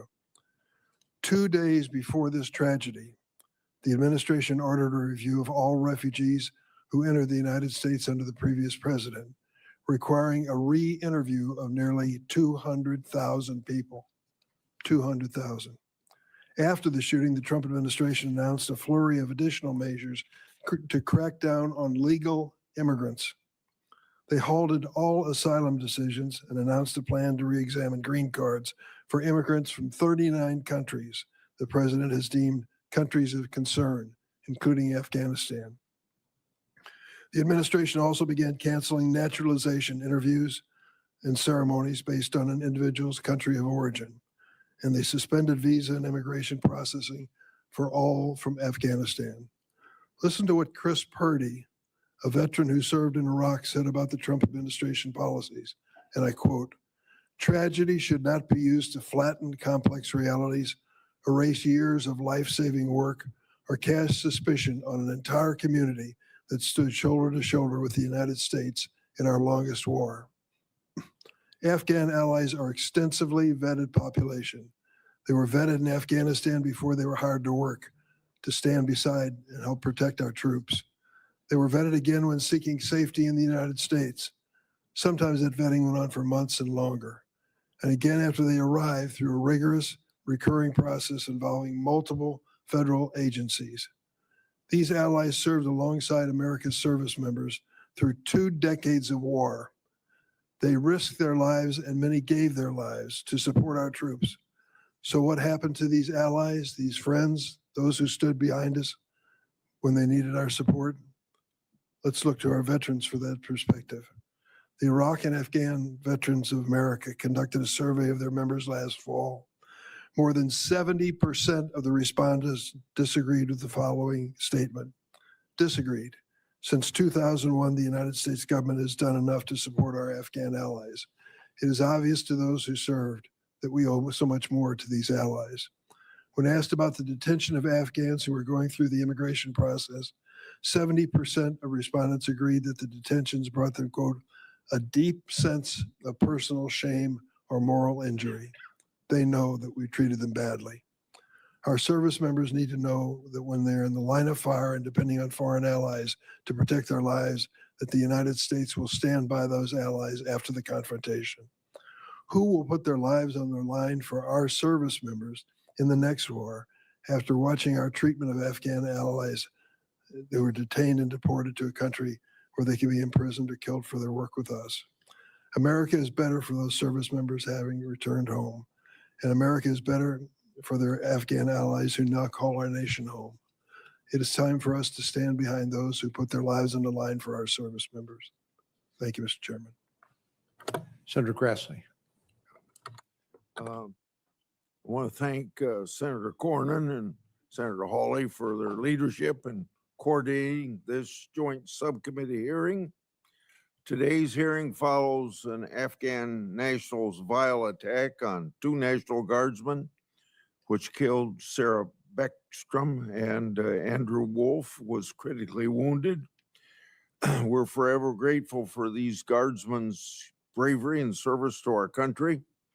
In 2024, law enforcement arrested an Afghan national affiliated with ISIS who planned to conduct a terror attack on Election Day. And just days after Sarah Beckstrom and Andrew Wolf were attacked, law enforcement arrested another Afghan national in Texas who posted online threats to bomb and kill Americans. The last administration failed to enforce our immigration laws and to appropriately vet Afghans that they brought to the United States. President Biden and Vice President Harris, after their administration's botched withdrawal from Afghanistan, stood up a massive immigration parole program, Operation Allies Welcome. A staggering 70,000 plus Afghan parolees entered the United States through the program. Immigration parole's intent is careful consideration on an individual case-by-case basis. President Biden and Secretary Mayorkas, however, failed to enforce our immigration laws and granted parole en masse to a large swath of folks at the border and elsewhere, including Afghan evacuees, many of whom didn't even serve alongside U.S. forces in Afghanistan. The Biden-Harris administration invited other Afghans into the United States as a special part of special immigrant visa program.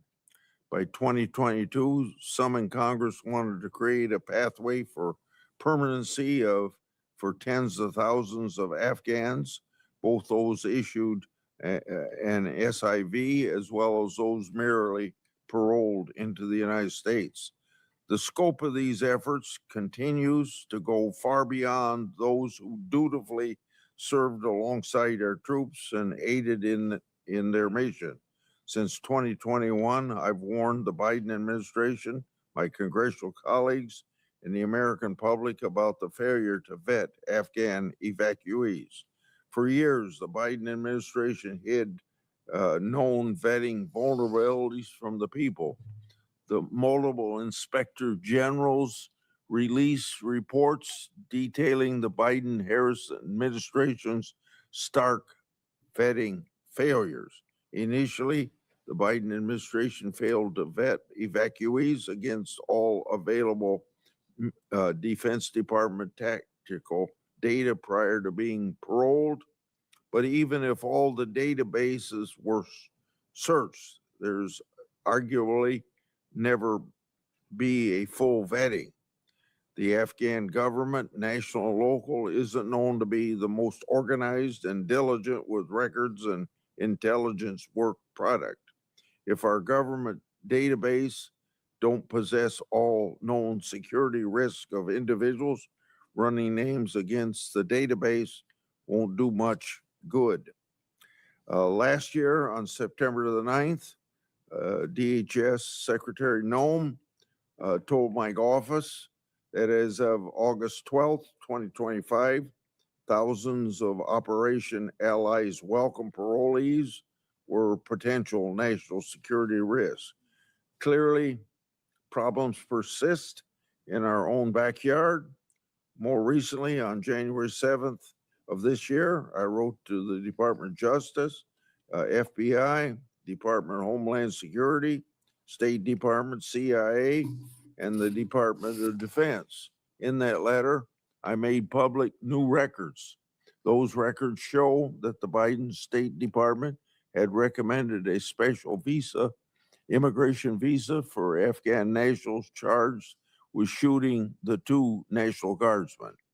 According to the Biden State Department, the terrorists pose no threat to national security, quote unquote. Last year, I also brought the USCIS and the FBI personnel for bipartisan briefing as part of my oversight. The briefings further discussed the inherent failure in the vetting system of the previous administration. The American people deserve to know the information that the members heard during these hearings, and I've asked the FBI to declassify certain information. Still today, some proposals ask Congress to simply rubber stamp these abuses of parole. Instead of using more proper pathways like refugee admission program, the Biden-Harris administration took drastic shortcuts, and America is less safe as a result. Carving out exceptions, pushing poorly vetted parolees to the front of the line is not the answer. Addressing the executive branch's prior abuses of parole is. That's why I've reintroduced my Immigration Parole Reform Act this Congress. Similarly, recent proposals to expand the SIV program to do little to address the thousands already here who weren't adequately vetted. Thankfully, President Trump's swift work to protect the American people and vet those coming here or intending to remain is welcome course of correction. I look forward to this hearing on what happened, what went wrong, and how this administration can address this issue moving ahead. Again, I thank my 2 chairmen, subcommittee chairmen, for their work on this hearing. Mr. Chairman? Yes. Before I turn to the witnesses, I'd ask that Senator Coons be allowed to make brief opening remarks. There's been 3 Republican opening statements. A 3rd Democratic statement is in order. This committee's always practiced parity. Well, Senator Coons is more than welcome to use his time to make any statement he wishes to make. We've had 2 opening statements per side, and then the chairman, who without whose assistance this hearing would not be possible, was of course allowed to make an opening statement, but we need to proceed with the hearing. At this time, I'd ask unanimous consent to introduce the following 2 documents. Mr. Chairman. If you'll wait until I make my request. I ask unanimous consent to introduce the following documents into the record: a December 3, 2025 by press release from the Department of Homeland Security titled "Miles from Nation's Capital, ICE Arrests ISIS-K Afghan Terrorist Who Was Released into the U.S. under Biden's Operation Allies." Secondly, a December 4, 2025 DHS press release titled "ICE Arrests Illegal Aliens from Afghanistan into Our Country by the Biden Administration." And finally, a January 14, 2026 statement from Mike Ho, co-president and director of federal relations for Numbers USA, outlining the danger to Americans' national security and public safety when the Biden administration released unvetted Afghan nationals into the United States through parole, and listing some of the Afghan nationals who attempted to commit terrorist attacks on U.S. soil, as well as other criminal Afghan nationals. Without objection, those will be admitted as part of the record. Yes, sir. Mr. Chairman, if I could also enter into the record a number of letters. Please.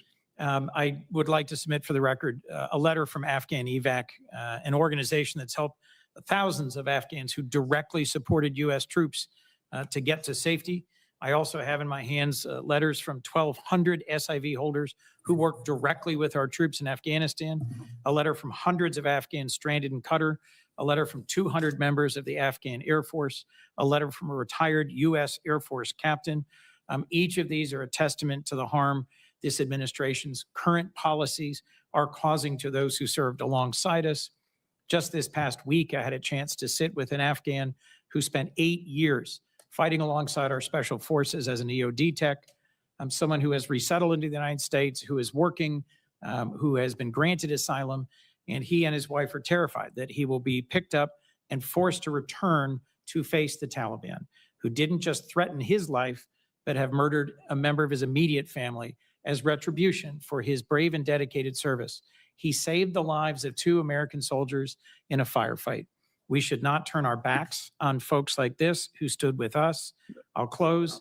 As Afghan evac has said, there is no greater threat to the future of U.S. military operations than the perception that America abandons its partners once the shooting stops.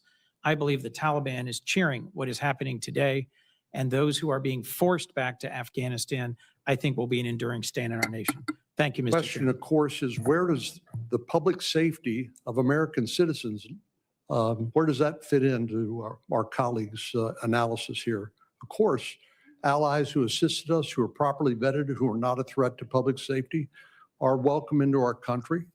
We do want our allies to work with us in future conflicts, but to let tens of thousands of people into the country unvetted, many of whom did not serve with our United States military, is just flat irresponsible and puts public safety of the American citizens at risk. That, for us, this side of the aisle, is a non-negotiable requirement.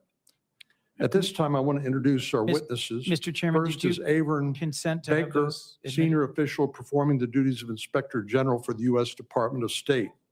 I want to thank Mr. Baker, who's currently serving as the senior official performing the duties of Inspector General at the State Department. He leads a global workforce whose mission is to prevent and detect waste, fraud, and abuse and mismanagement, and to promote efficiency and in the programs and operations of the department and in the U.S. Agency for Global Media. A seasoned senior executive with more than 2 decades of oversight experience, Mr. Baker previously led more than 80 inspections and evaluations, improving the efficiency of department operations while identifying hundreds of millions of dollars of findings with monetary benefit to American taxpayers. Before this current position, Mr. Baker was the Assistant Inspector General for Inspections, where he led the OIG's worldwide program to conduct independent assessment of overseas posts, spearheading efforts to streamline the inspection process through data automation, risk analysis, and dynamic planning to address emerging oversight challenges in Ukraine, Iraq, Afghanistan, and Israel. Craig Adelman is the Deputy Inspector for Audits of the Office of Inspector General for the Department of Homeland Security. In this role, he helps oversee the audit functions of the DHS Office of Inspector General, which conducts independent performance and financial audits of DHS programs and operations to improve efficiency, effectiveness, and accountability. Before becoming Deputy IG for Audits, Mr. Adelman worked as a senior program analyst for DHS, conducting performance audits on information management and related issues. Finally, Mr. Michael Rourke, on April 1, 2019, the Department of Defense Inspector General completed a reorganization of its evaluation components. Intelligence and special program assessments, policy and oversight, and special plans and operations were merged into the evaluations component. Mr. Rourke was named as the Deputy Inspector General for this new component. Mr. Rourke has served with the Department of Defense as Inspector General since June 2000 in a variety of staff and leadership positions, becoming a member of the Senior Executive Service on September the 21st, 2014. Mr. Rourke obtained his undergraduate degree in business from Virginia Tech and his master's in policy management from Georgetown University. In 2004, he completed a detail assignment to the Iraq Coalition Provisional Authority Inspector General. Thank you all for appearing here today. If you'd please rise so I can administer the oath. Mr. Chair, as they rise, do you confirm the ability for Senator Coons to enter into the record the documents you referenced? If you raise your right hand and repeat after me, I state your name. Do solemnly swear that I will tell the truth, the whole truth, and nothing but the truth, so help me God. And all the witnesses said yes. I'm sorry, was there additional records? The documents referenced by Senator Coons, are those entered into the Certainly, record? without objection. I beg your Thank you. pardon. Let me turn to Senator Hawley to begin our questioning. Thank you all for being here. Thank you very much, Senator Cornyn. Thanks to all the witnesses for being here. Mr. Adelman, if I could just start with you. You are the Deputy Inspector General for the agency charged with overseeing the Afghan parolee program. Is that correct? That's correct. In 2022, your office found that President Biden's DHS allowed some Afghans into the country before they were fully vetted, including, if I remember correctly, one who had been liberated from prison by the Taliban. Do I have that correct?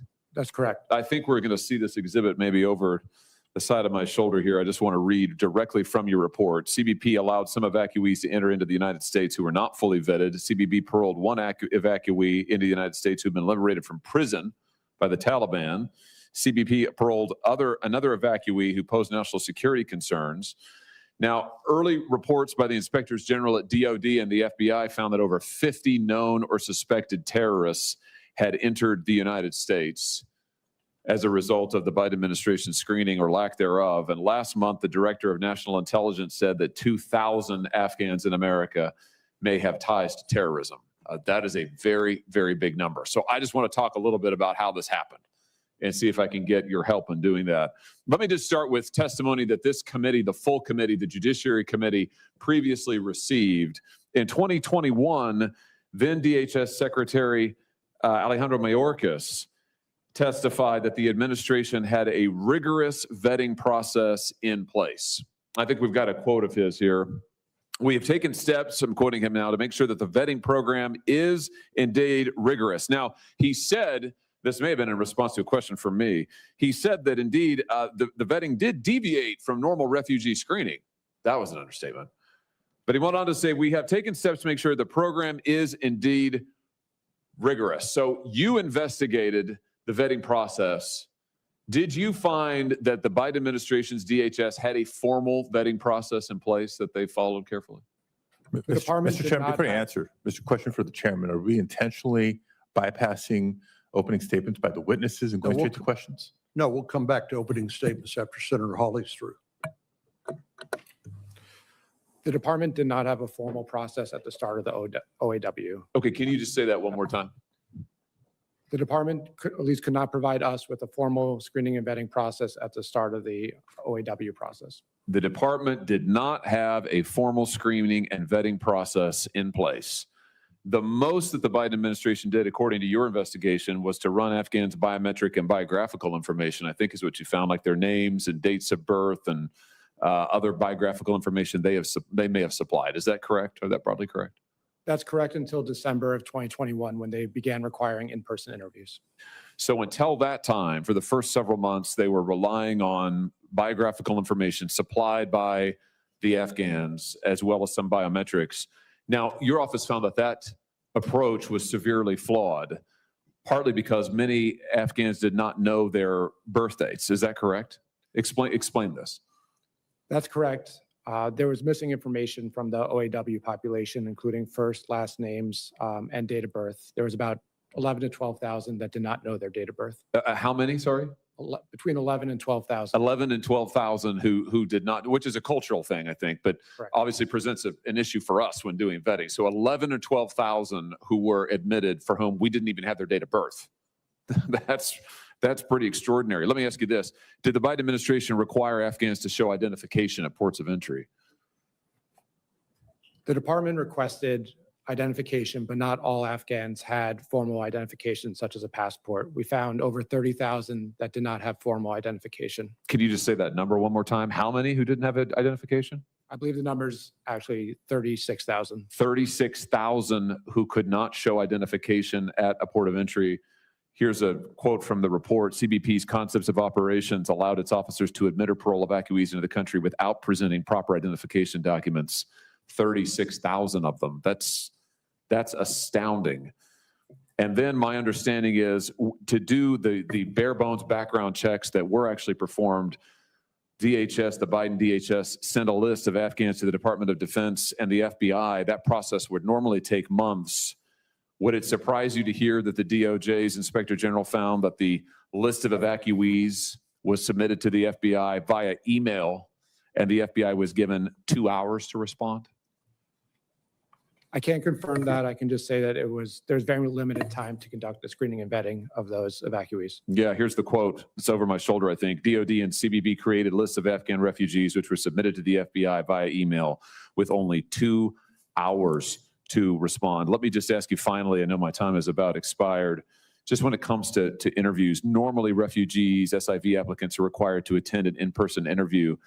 Mr. Edelman, did DHS systematically interview evacuees before they were admitted? Were all the evacuees interviewed? No, Did they systematically conduct mental health screenings? not that I'm aware of. Well, all of the above should have been done. And the fact that tens of thousands were admitted without so much as an ID, without a birth date, I think it's really no surprise why we are where we are. Thank you, Mr. Chairman. Let's go back and allow the witnesses to make an opening statement before further questioning, and Mr. Adelman will recognize you first for that purpose. Thank you, and good afternoon, Chairman Grassley, Cornyn, Hawley, Ranking Members Padilla and Durbin, and members of the subcommittees. Thank you for inviting me here today to discuss the Department of Homeland Security, Office of Inspector General's critical oversight work of the federal government's efforts to resettle Afghans under Operation Allies Welcome. In the summer of 2021, the United States withdrew military and diplomatic personnel from Afghanistan. The prior administration then launched Operation Allies Refuge, and shortly thereafter directed the Secretary of Homeland Security to lead interagency efforts known as Operation Allies Welcome, or OAW, to help resettle vulnerable Afghan nationals. More than 77,000 Afghan nationals were paroled into the United States through OAW between July 2021 and September 2022. Parole is a discretionary and temporary immigration authority used for urgent humanitarian reasons or significant public benefit. The recent shooting of 2 National Guard members in Washington, D.C., allegedly involving an Afghan national who entered the country through OAW, has sharply focused public attention on how DHS screened and vetted this population. Since 2021, DHS OIG has conducted a series of audits and evaluations in which we identified systemic concerns about the department's ability to carry out one of its most fundamental responsibilities, ensuring that individuals granted parole or temporary protection in the United States are properly screened, vetted, tracked, and monitored. We've issued 7 reports on the subject since 2022, and we continue to examine the department's performance related to OAW. My testimony today focuses on our issued reports, which collectively assess DHS's performance from initial screening and vetting to the ongoing processes for revetting and monitoring individuals over time. Our most consequential audit report on this subject, OIG 2264, examined DHS's ability to screen, vet, and inspect Afghan evacuees. We found that DHS encountered significant obstacles that prevented CBP officers from consistently accessing complete and accurate data when determining evacuees' admissibility and parole eligibility. In many cases,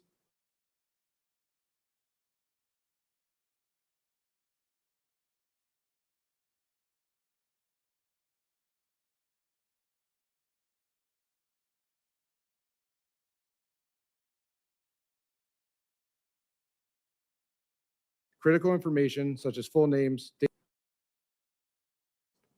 Further, CBP paroled 2 individuals who were later determined to be national security risks, which resulted in their subsequent apprehension and removal from the country. Our more recent work examined DHS's handling of derogatory information about OAW parolees who remained in the country. We found the department uses a fragmented, siloed process in which no single component has clear ownership of identifying, resolving, and acting on derogatory information.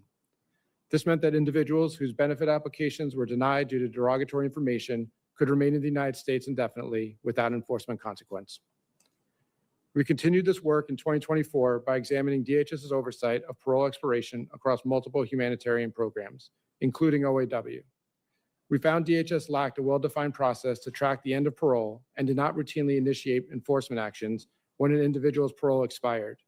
As a result, DHS did not have assurance that former parolees were lawfully present in the United States after parole expiration. We've issued 17 recommendations intended to help the department fix these weaknesses. We recommended DHS assign centralized ownership of vetting and derogatory information resolutions and real-time tracking of parole status. Our findings do not assert that better processes could have prevented specific incidents. However, current processes for vetting and tracking individuals who entered the United States as part of OAW are not sufficiently reliable. Our findings have been consistent. DHS was not adequately prepared to manage the scale and complexity of the Afghan evacuee crisis while maintaining strong national security controls. Through our oversight work on this subject, we identified vulnerabilities to the American public if the department cannot properly screen and vet individuals entering the United States, resolve risk indicators, or ensure accurate records. Thank you again for the opportunity to testify, and I look forward to answering your questions. Mr. Baker. Good morning, Chairman Cornyn, Hawley, ranking members Padilla and Durbin, and members of the subcommittees.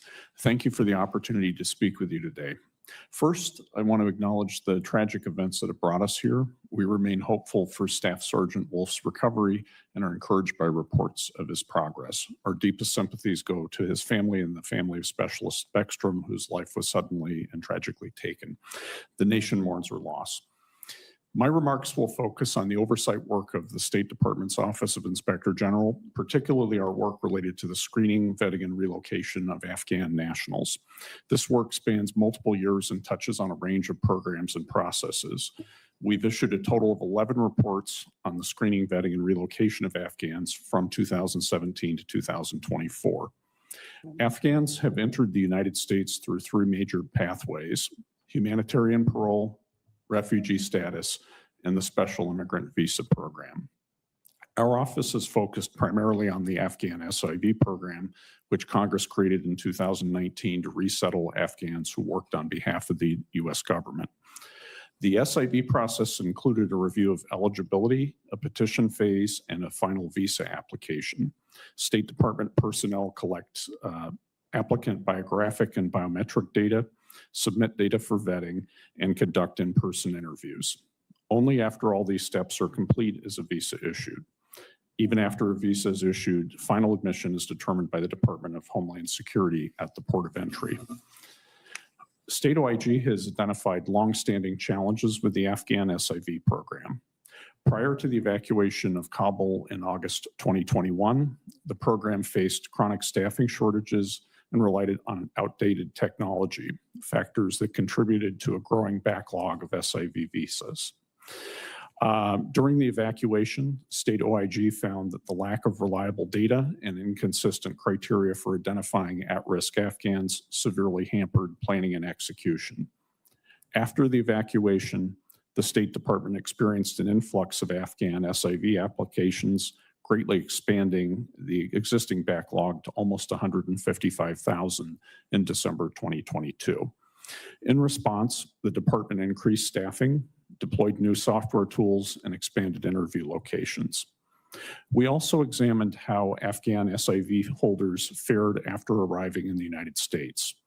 State OIG found that the vast majority of Afghan SIV families secured housing and enrolled their children in school within 30 days of arrival.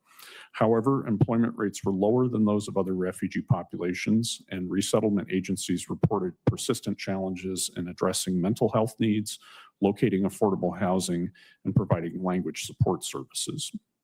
In January 2025, the administration suspended refugee admissions and has not reopened the program to Afghans.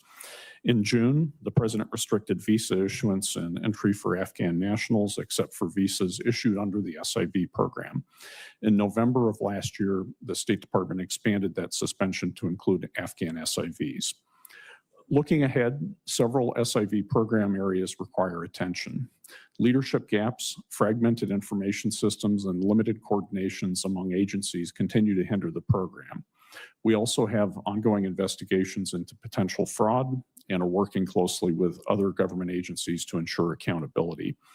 We remain committed to ensuring that our oversight leads to meaningful reforms that protect our national security and honor our promise to those who stood with us. Thank you for the opportunity to testify. I look forward to your questions. Thank you, Mr. Baker. Mr. Rourke.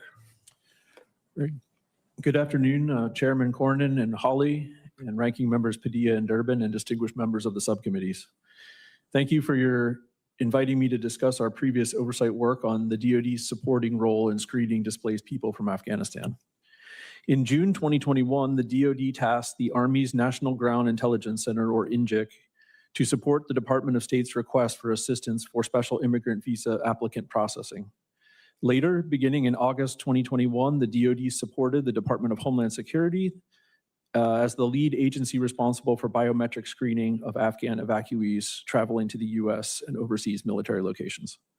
DHS's Customs and Border Protection conducted a portion of the biometric enrollments for Afghan evacuees at overseas staging bases and stored its collected information in its IDENT database. The DoD completed the remaining enrollments and screened its information against the DoD Automated Biometric Information System, or ABIS. The DoD OIG issued 21 audit and evaluation reports related to the DoD's support for displaced persons from Afghanistan. Today, I will specifically discuss 2 of those reports on the DoD's supporting role in enrolling and screening those displaced persons. In our first report from February 2022, we determined that the National Counterterrorism Center was not using all DoD data to vet Afghan evacuees prior to their arrival in the U.S. Specifically, the NCTC did not have access to some DoD biometric and contextual data in the ABIS database, such as tactical operations debriefings and reports or fingerprints from improvised explosive devices, or access to intelligence databases used by the DoD on a classified network. This occurred because CBP enrollments were forwarded to the NCTC by the National Targeting Center for vetting purposes and were compared against the DHS IDENT data, which did not initially include all biometric data in the DoD ABIS database. In addition, the Army's Ground Intelligence Center had agreements with foreign partners that prohibited sharing some ABIS data with U.S. agencies outside the DoD. In August of 2021, because all Afghan evacuees were not being screened with all available data in the DoD's ABIS database, the Army's Ground Intelligence Center took it upon themselves to expand their analytic review of Afghan evacuees. By September of 2021, the NGIC had identified 31 Afghans with derogatory information from DoD databases who were already in the U.S. By November of 2021, NGIC had identified 50 Afghans in the U.S. with potential significant security concerns. NGIC developed informal procedures to notify both the DoD and interagency stakeholders about these individuals. As a result, the U.S. faced potential security risks if individuals with derogatory information or security concerns were allowed to stay in the country. In addition, the U.S. government could mistakenly grant SIV or parolee status to ineligible Afghan evacuees with these concerns. One of our 2 recommendations remains unimplemented, specifically that the Undersecretary of Defense for Intelligence and Security develop procedures for sharing derogatory information on Afghan evacuees with the DoD and interagency stakeholders. Our second report from June 2023 determined that DoD personnel supported other agencies' requests for screening Afghan evacuees by conducting biometric enrollments of approximately 2/3 of all Afghan evacuees at the intermediate staging bases overseas, and conducting follow-up counterintelligence screening interviews of Afghans who were identified as a match to the DoD biometric watch list. In addition, the Army's NGIC analysts conducted biometric assessments of all watch list encounters and biographic analysis of more than 84,000 Afghan evacuees' records, and sent out rapid notifications to a wide distribution list to identify evacuees who may pose a threat to national security. However, in our report, we did note that the NGIC did not consistently follow its guidance and procedures when deciding to retain or remove some Afghan evacuees from the biometric watch list. As a result, NGIC may have removed some Afghan identities from the BULE, which is the other name for the biometric watch list, that should have been retained on the list. This is important because the DHS used the biometric watch list as one consideration for its screening and vetting analysis to determine whether Afghan evacuees should be allowed to travel to the U.S. Of our 8 recommendations, 1 remains unimplemented. Specifically, that the Undersecretary of Defense for Intelligence should revise or replace DoD policy to reflect the transition of responsibilities for the management, support, and requirements of the DoD biometric watch list. This concludes my statement, and I would be happy to answer any questions you have. Thank you. Senator Durbin. Mr. Chairman, I ask unanimous consent to enter into the record a letter from then Senator Rubio and Senator Warner to to President Biden, asking him to ensure the safety and security of Afghans who work closely with our intelligence agencies and partners. Without objection. Thank you, Mr. Chairman. I want to ask a general question here. I'm sure each of you have reviewed a lot of evidence and made recommendations as inspectors general do. Did any of you make the recommendation for the policy we currently have, which stops the processing of all immigrant and visa applications for individuals with an Afghan passport?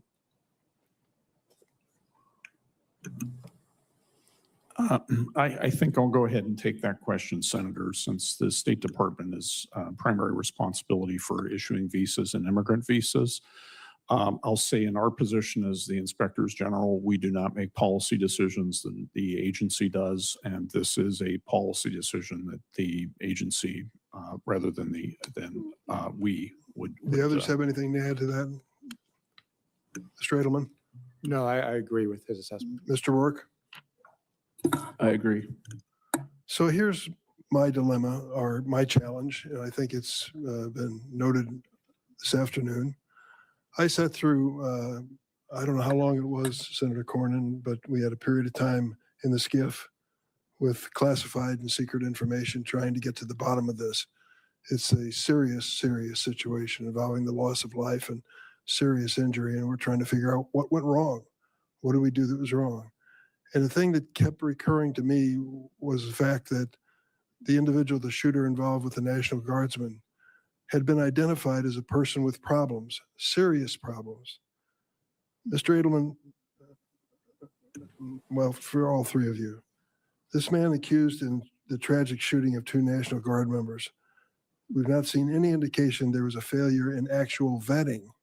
Instead, there was a failure to respond to urgent requests made by his family members and volunteers about deteriorating mental health. Mr. Baker, you made reference to that already. Isn't this a real gap in the process that we can go through and check the boxes one after the other and miss the obvious problem that could have led to saving the life of this National Guardsman and the one who's injured? I can't talk to the assessment of the particular individual. Overall, I would say that the interview that's conducted when someone applies for benefits would be an opportunity to get to know the person and see if there's any challenges there. But these are over a period of time, as I recall. This isn't day after day. Could be a matter of days, weeks, maybe even longer between interviews. And in this situation, we understand the shooter, his material situation, his physical situation at home was deteriorating, and he was showing this bizarre conduct, driving all over the United States, making statements that worried even his family. How could we miss something like that? That seems to me to be getting to the heart of whether or not this person is safe in this country or safe for others. We have looked at the continuous monitoring of individuals who remain on parole. We found that DHS continues to do a poor job of sharing information between their different components, whether it be CBP, USCIS, and ICE, and did not have agreement on what type of guidelines would lead to enforcement action during our reporting process. And I might say that we're talking about an agency which has diverted massive resources now to a totally unrelated undertaking involving the city of Chicago and the city of Minneapolis and other places. Mr. Baker, what's your impression as you consider this gap in asking the very basic questions of what's wrong with this man? I can't, like my colleagues, speak to the individual case, but I can go back to the work that we've done. The State Department was responsible for the first, I believe, 30 to 90 days of resettlement activities, which included providing services to evacuees pending a transition to the Department of Health and Human Services, which carried that forward. Our work did find significant challenges with mental health support and screening, in part because the evacuation occurred during COVID, in part because of difficulties finding medical professionals with language skills that would be sufficient to work with the Afghan population. Furthermore, the State Department's role was only for 90 days for this program when the transition to HHS occurred. I would say that that was a finding and a concern that we had in terms of mental health support in the work that my office has done. So I run out of time here, and I'm sorry, Mr. Workett, couldn't give you a few additional seconds. But it gets down to the bottom line. Have we learned anything from this horrible experience, this tragedy? I mean, there's a lot of finger pointing that goes on Capitol Hill by both political parties. Is this Joe Biden's fault? Is this Donald Trump's fault? Who made the last decision and so forth? Wouldn't it be better for us to take a lesson from this about how we can improve this process in the future rather than just shutting down any access of asylees into the United States from 39 different countries? I would like to see us do something positive and bipartisan and really make this a safer system. Thank you, Mr. Chairman. Do any of the witnesses disagree with the statement that a prerequisite, a non-negotiable requirement of any of these programs, whether it's the special immigrant visa program or the parole program, should be the safety and security of the American people? Anybody disagree with that? Mr. Baker, in 2024, your office issued a report stating that the Department of State could not confirm the number of individuals evacuated from Afghanistan. Is that correct? That is correct, sir. What we do know is about 80,000 of these individuals, of this unknown total of individuals evacuated, that 80,000 of them were paroled into the United States. Mr. Adelman, you mentioned the fact that parole, this authority of the executive branch to allow people to enter the country who would otherwise be inadmissible, is supposed to be decided on a case-by-case basis, correct? Correct. And would you agree with me that the categorical issuance of parole, whether it's to the Afghan nationals or to the millions of people the Biden administration let come across the southern border, is an abuse of that authority given to the executive branch? In other words, it's not on an individual basis, right? Each individual who entered parole through parole was inspected by CBP, and ultimately that process leads to the parole of that individual. I can't speak to whether the grouping of individuals is against the policy.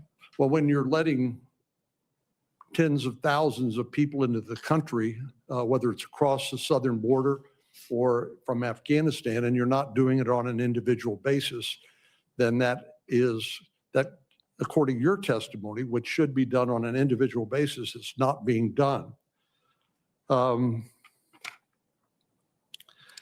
Would it be fair to say, Mr. Baker, that the level of vetting required under the special immigrant visa program that you testified about, that Senator Padilla mentioned, that vetting process was far more stringent than what was required by the Biden administration for Afghan parolees?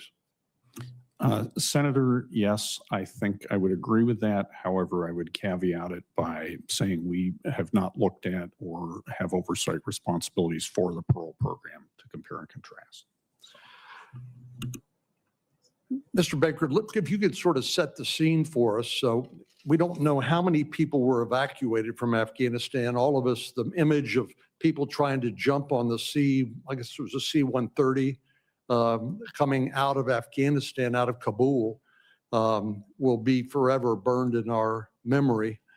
But we don't know how many people were ultimately evacuated. We do know that the Biden administration is granted parole outside of the special immigrant visa program to about 80,000 individuals. But how in the world can you properly vet an individual if they don't know their date of birth? I mean, the fact is, Afghanistan has been a war-torn country for a long time. And basically the Taliban a terrorist organization, allowed Al-Qaeda a foothold in Afghanistan. And obviously, we know how that turned out on 9/11/2001. But is there any surprise to you, Mr. Baker, that not only we don't know when many of these people were born, that we actually don't have any records whatsoever, one way or another, about these individuals? I think our work has shown, Senator, there is in fact a high level of identity fraud in Afghanistan for documents. And with respect to the special immigrant visa program, which I can speak to more directly, there were significant staffing gaps at the embassy. About a third of the consular positions were vacant prior to the evacuation. Yeah, I believe you mentioned that earlier. Yep. Do we know where these people are? The 80,000 people paroled by the Biden administration, the Afghan nationals, Mr. Adelman? A number of them applied for immigration benefits. Do we know where 80,000 of them are? I can't confirm that we would know where 80,000 are. I would defer to the Do we know department. what they're doing?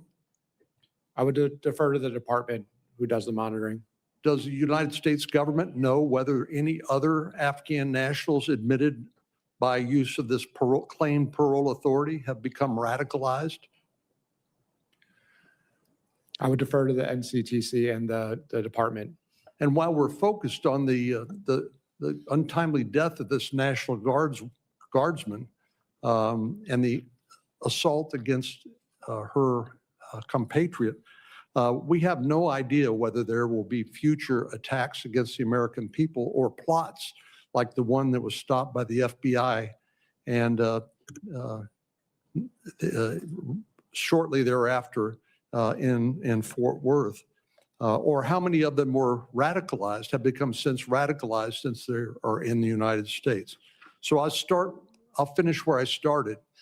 It is a non-negotiable requirement, a prerequisite, that whatever visa program, whatever parole that any president might grant to foreign nationals, that first and foremost, we have to be concerned about the safety and security of the American people. Everything else is secondary. And that's what this hearing is about. Thank you, Mr. Chairman. I actually agree with the importance of several of the questions that you're asking, and it's only underscoring that the appropriate administration witnesses are not here for today's hearing. Look, my colleagues on the right want to make this tragic incident about a failure of screening and vetting. The alleged shooter from just before Thanksgiving, Romanella Lachenwall, was part of a unit that the CIA has publicly admitted to working with. So I think we begin with asking ourselves, are we really going to sit here and say that this man wasn't vetted by the CIA many, many steps ago in the flow chart? As for the evacuation of Afghanistan, I mean, I think there's no question that mistakes were made during the evacuation. We're having parallel conversations here. One, the incident, the alleged shooter specifically, and then the other, more program, policy, the vetting background, more holistically. And on that point, fortunately, we don't have to guess what went right or what went wrong. There's nearly 50 separate Inspector General reports that have examined Operations Allies Welcome and the Special Immigrant Visa Program. Thank you. And they analyzed this from every angle, including over 24 reports from the 3 departments represented here today through their Inspector Generals. And since the majority appears eager to relitigate this operation, Mr. Chairman, I ask that we place these reports in the hearing record without objection. Thank you. I also want to note that yet again, the hearing has moved forward without the appropriate government witnesses to answer some of the questions that have come up. But let me specify this, because this is public information. The vetting processes that the alleged shooter went through from when he began working with the CIA, I've made that point already, to when his asylum application was granted by the current Trump administration. Yes, that's right. The asylum application that was granted by the current Trump administration. The administration representatives to answer questions about that aren't here.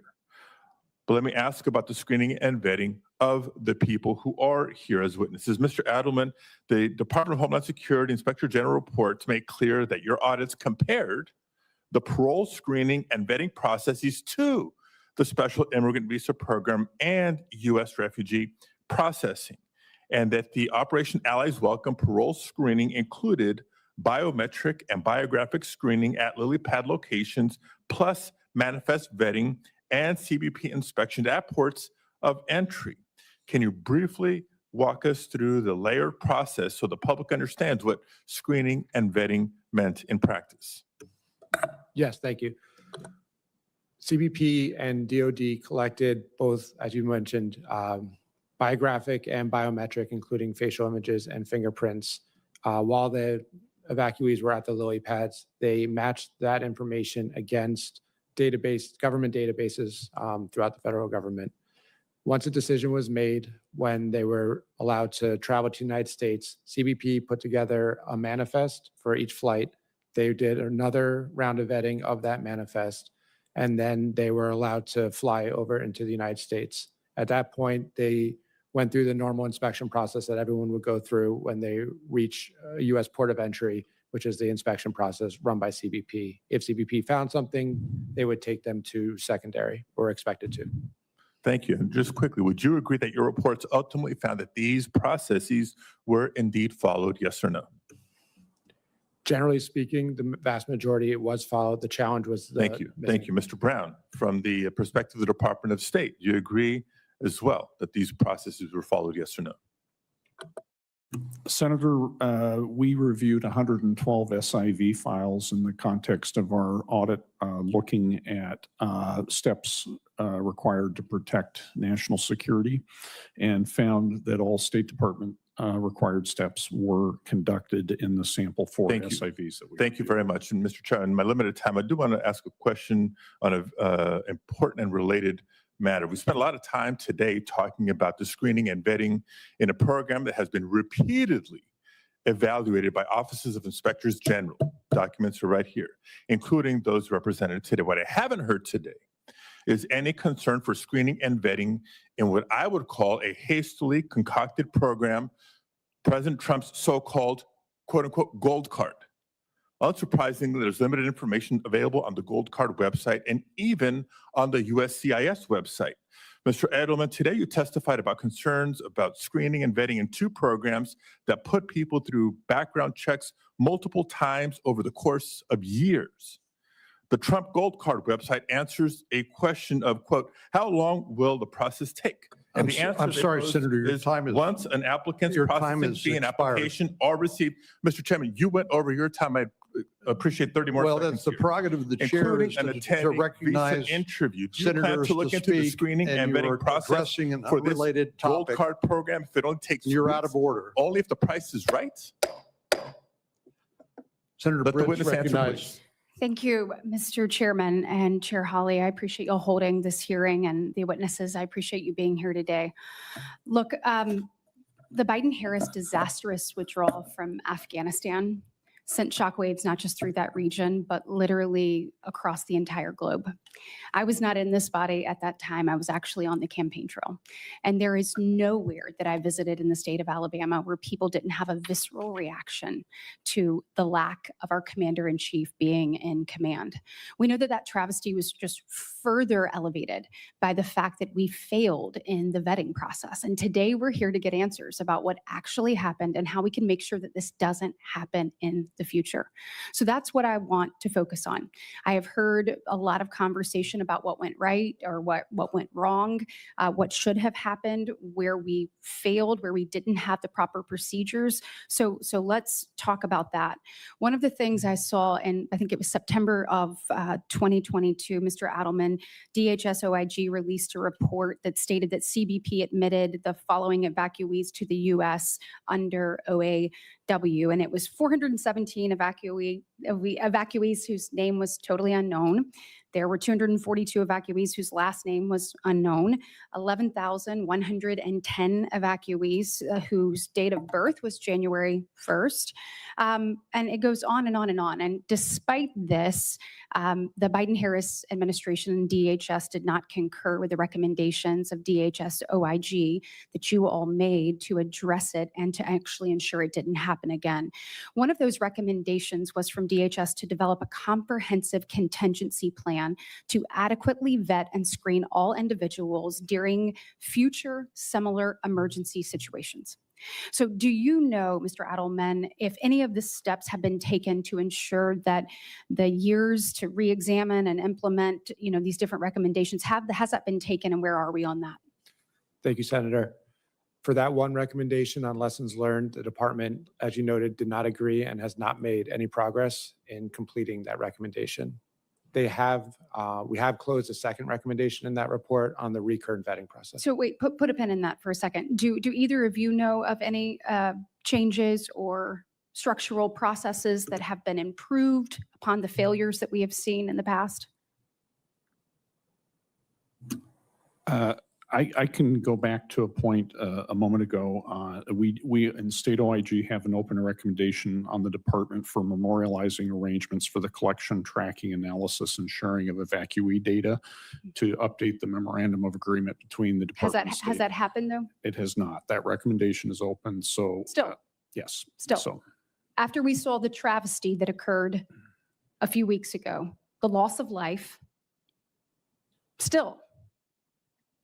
Okay, do you have anything? Yes, in our 2 reports on screening and vetting, we made a total of 10 recommendations, and 8 of those have been closed. So taking the point that you made earlier about what can we learn from this and how can we improve in the future, I think the department has taken action within about 6 to 8 months of both of our reports to close 8 of the recommendations. Okay, well, I appreciate that. And we have a limited amount of time. Mr. Adelman, will you just tell me some of those recommendations that were made under the previous administration that we could be working on right now to try to kind of, Sure. that were obviously rejected, that we need to put back in front of people right now? So the additional recommendations really looked at after the evacuees were admitted into the United States, focused on who is responsible for tracking the end of parole within DHS. The components, CBP, USCIS, and ICE all could not agree on who is responsible. They also focused on better sharing of derogatory information within DHS and improving data quality issues. We found a large number of data inaccuracies in DHS's information.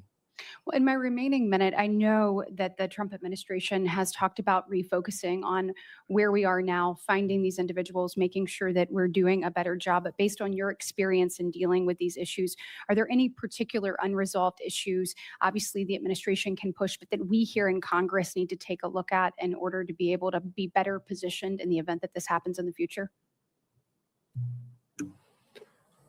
I think for me, it would be just to make some progress on the recommendations to clarify the responsibilities within the Department of Homeland Okay. Security and improve information Okay, sharing. Mr. Baker? could you repeat the question? I'm Yeah, sorry. and I have 10 seconds real quick. Mr. Rourke, do you have anything? Yes, for DOD, if the Undersecretary of Defense for Intelligence and Security can implement the 2 remaining open recommendations, I think that would go a long way to Okay. improving this in the future. All right, well, let's get to work. Let's work together to make sure that we keep the American people safe.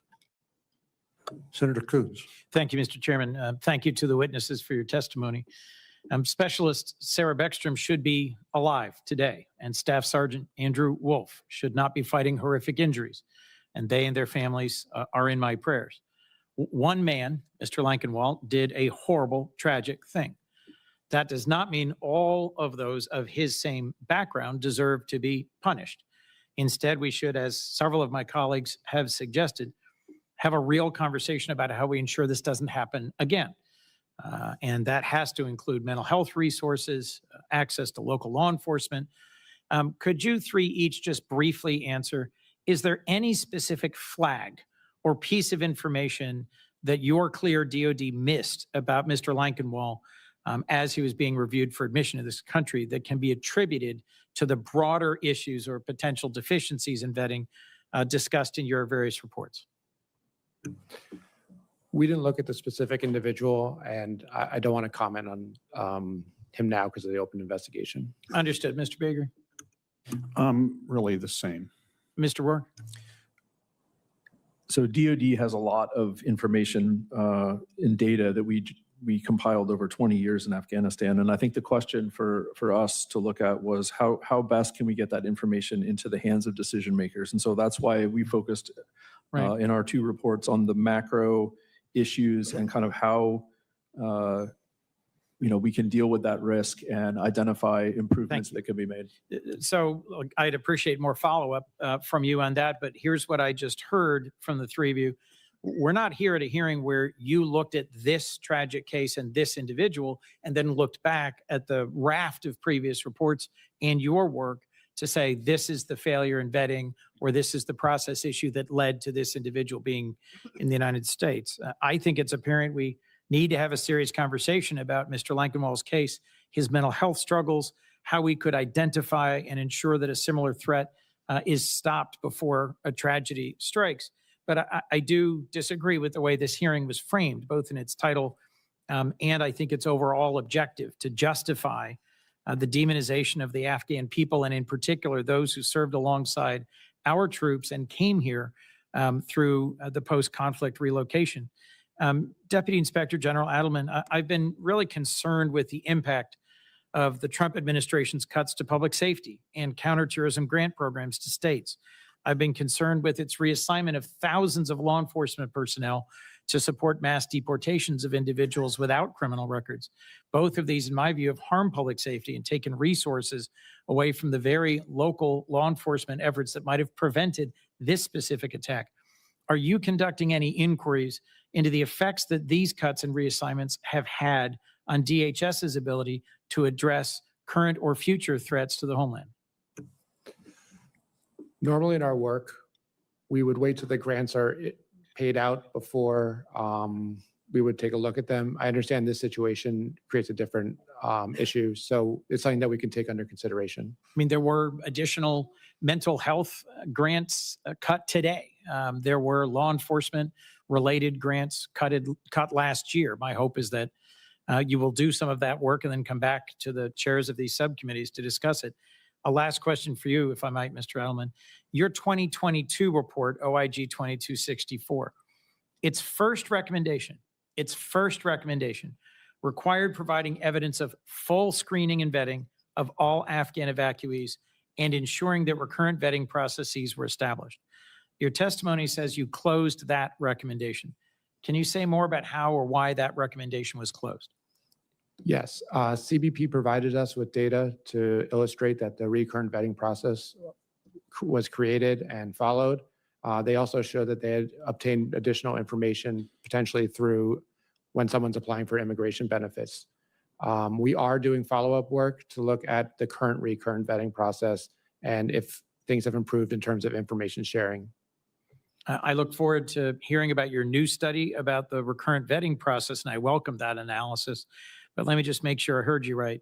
That first recommendation required evidence of full screening and vetting and ensuring that recurrent vetting processes were established, and you closed that recommendation. That's correct. Thank you. Thank you, Mr. Chairman. Senator Coons, I will repudiate the characterization of this hearing as a demonization of the Afghan people. This hearing is about President Biden's administration's failure to keep the American people safe. That's what this hearing's about. Senator Cruz. Thank you, Mr. Chairman. In August of 2021, Joe Biden and the Democrats presided over the most disastrous American retreat in modern times. In Afghanistan, we saw chaos. We saw Bagram Air Base abandoned to the Taliban. We saw Afghans clinging to the wheels as planes took off. And we saw 13 American servicemen and women murdered. It was utter disaster, and the subsequent evacuation was both over-inclusive and under-inclusive. It was under-inclusive in that we left behind Afghans who had risked their lives supporting the U.S. military, and it was over-inclusive in that the Biden administration did, at best, half-assed vetting that put the American people in danger.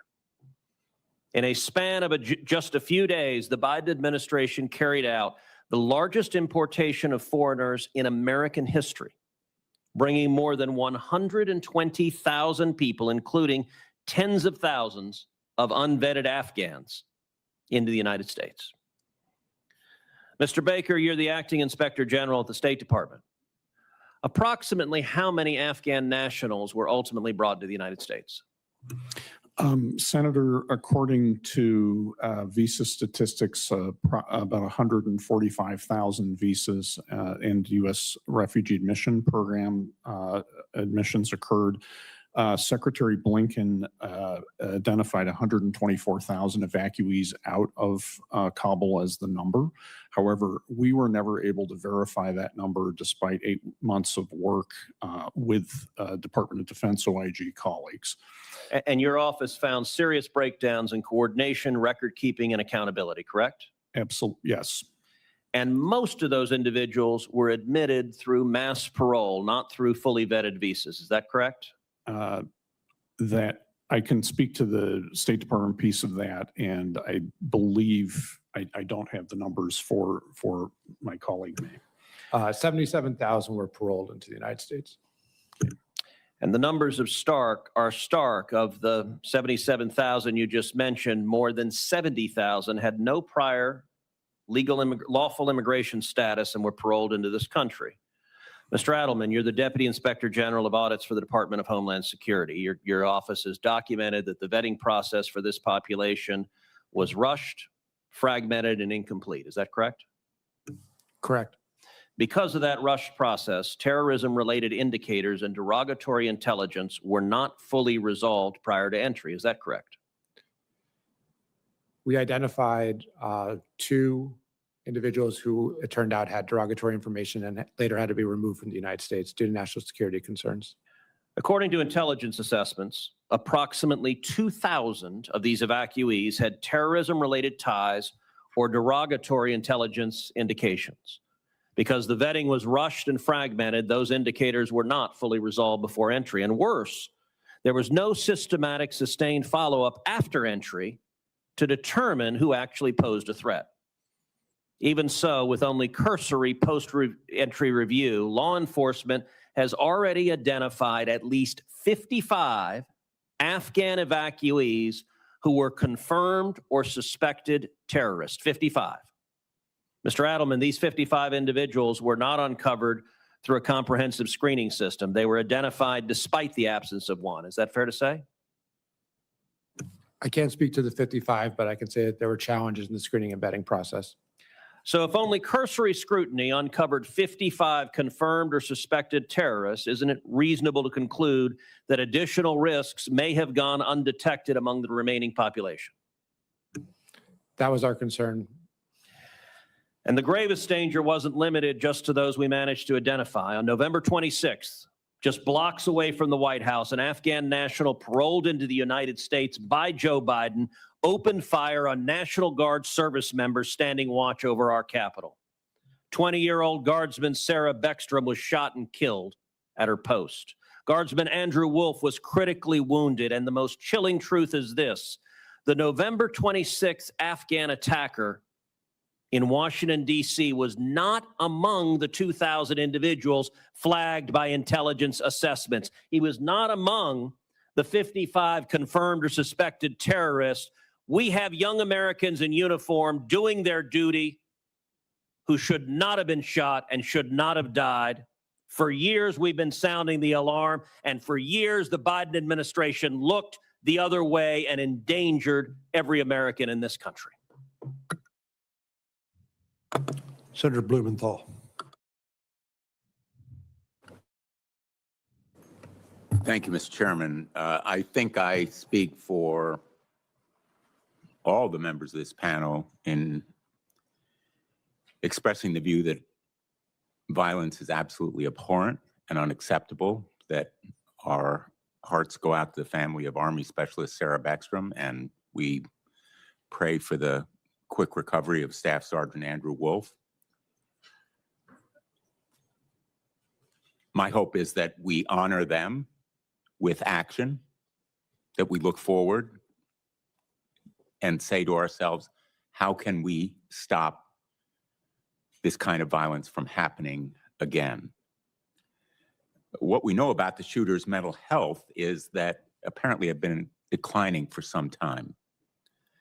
And individuals familiar with him raised the alarm over episodes of depression and erratic behavior. There's speculation that his prior roles in combat, because he was at the side of our troops as part of a CIA-backed Zero unit in Afghanistan, might have contributed to PTSD in the same way that our own troops come home with that kind of illness. It is an illness, a disease. It is treatable, but it has to be addressed. So the topic here is framed as one of vetting and perceived failures of vetting, but it also should be viewed as one of mental health and even of gun violence. Mental health is not an Afghan problem, it's an American problem. And Mr. Edelman, do you know how the shooter obtained the gun? We have not looked into any records of the suspect. Do you know whether mental health services were available to him? I do not. Do you know whether IG reports have been conducted to examine levels of PTSD that refugees or others coming into this country after thorough vetting may be suffering from? We have not looked at that in the past. Let me ask you on another topic. A lot of talk today about screening and vetting. I haven't heard anything, again, looking forward, about the so-called gold card, President Trump's gold card. My understanding is, from the limited information that's available on the gold card website, that, and actually I'll quote from it, once an applicant's processing fee and application are received, the process should take weeks. Now, we're talking about vetting and screening of someone who came into the country after multiple series of vettings over years. Do you have any plans to look into this process of vetting and screening that allows somebody to come into the country after only weeks, possibly of superficial, very little vetting, simply because they can pay money to expedite the process?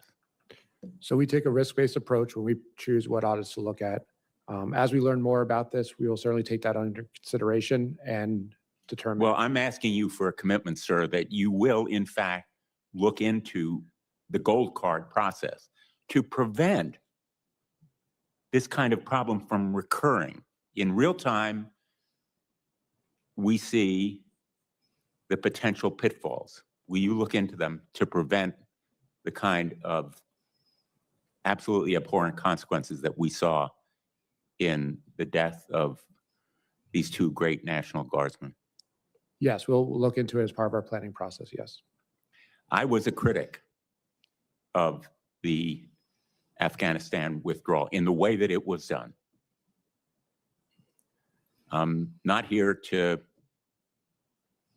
relitigate that issue. I'm here to look forward and try to prevent this kind of tragedy from occurring again. Thank you, Mr. Chairman. I just have one last question before we excuse this panel.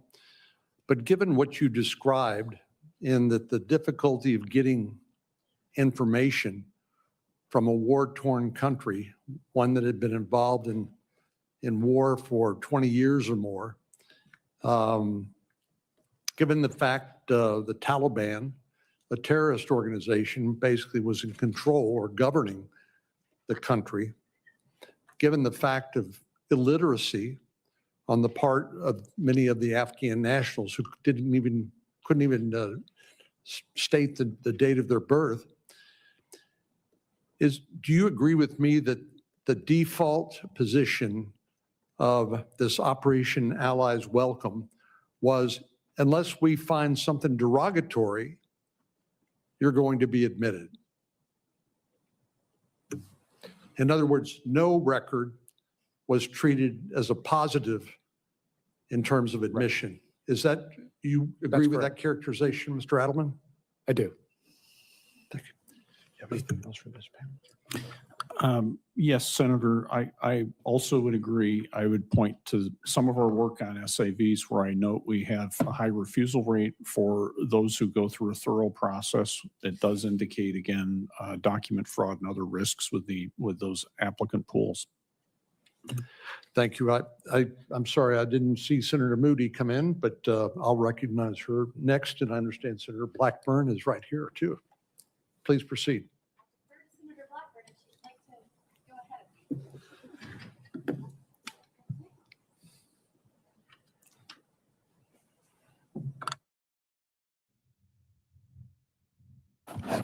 First of all, I want to say thank you that you all are here. And I thank the chairman for calling a joint hearing that we could work through this. I think there are so many questions that have arisen out of this parolee program and the hurt that it has caused, the uncertainty that it has caused has not been something that would credit our nation's processes and policies. Fraud, let's talk about that. And Mr. Alderman, I want to come to you with this. This is something that we have heard so much about. Of course, the White House has had quite a focus on this, and with what has happened in Minnesota, that has really caused people to look at some of these programs. I introduced the Fraud Accountability Act this month, and it is something that would make fraud a deportable offense and would actually update the INA to make certain that it is that it's explicit. Now, you're serving as the Deputy Inspector General in the DHS Office of Audits. So I want you to talk for a minute about what you are seeing with fraud, how you see if it is widespread, and how you respond to what the steps that this administration, unlike the last administration, this administration is taking steps to root it out. Thank you. We've done extensive work on COVID relief fraud. In our office, we had a group that was or is directly focused on that, and we found many challenges with fraud through the COVID funding that was received by states. We also look at FEMA grants to ensure that those are spent correctly and have a large number of reports on that, and we will continue to do that type of work to ensure that anytime the department is spending its funds, that there's not fraud involved or wasted funds. I would need to review the changes that would be made. Plus, I wouldn't really look at the policy of changes to the INA in my position, but I can say that we continue to look to make sure to root out fraud with the department spending. Where are you seeing the most prevalent entry points for people that are committing fraud? Is it through a lack of vetting in these programs, or where's that entry point? I think there's always a balance when there's an emergency on how quickly you want to quickly provide funds for those people who have faced something terrible. But when you're speeding through those, and sometimes there's something called self-certification where they're saying, I need the funds, that's where it can become a challenge. Okay. Mr. Baker, let's talk about vetting. And the committee has talked quite a bit about that as you've been in this hearing today. And I think there is no doubt that the lack of vetting is something that has just caused so much concern. And one of the things that I hear in Tennessee is that as people are reviewing these programs, they're not necessarily talking about it as a national security issue. They talk about it as a public safety issue. And we have referenced the situation here in DC with Sarah Beckstrom and with Staff Sergeant Wolf and the tragedy that is there. But talk about how you see this lining up with those public safety concerns rising. Senator, thank you for that good question. I think we in state OIG do view visa and consular integrity as a matter of national security and not just public safety. It's integral to the work that we do, and our work with the Special Immigrant Visa Program has included an integrity working group with DHS, U.S. Customs and Immigration Service, and Bureau of Diplomatic Security, which has concurrent jurisdiction for visa and passport fraud from the beginning. We have a number of ongoing cases, as I mentioned earlier, related to the SIV program, and we are very much seized with the importance of this part of the portfolio for our oversight role. Thank you. Thank you, Mr. Chairman. Senator Whitehouse. Thanks, Chairman. May I first ask if any of the witnesses on this panel served in Afghanistan? I did not. No. No? I traveled there as a civilian to do my OIG oversight work. Okay. The reason I asked that question is because I think one important voice for a hearing like this is the men and women who served in Afghanistan and who worked closely with Afghan soldiers and intelligence operatives, very often very closely, very often with their security determined by the capability of their Afghan colleagues. And when the issue of Afghan resettlement came up, the voices that I heard the most were the voices of Rhode Islanders who had served in Afghanistan, other Americans who had served in Afghanistan, and whose message to us was, many of us owe our lives to these Afghan soldiers. We have a moral duty to protect them and to give them an opportunity to come to the United States and not leave them to the tender mercies of the Taliban.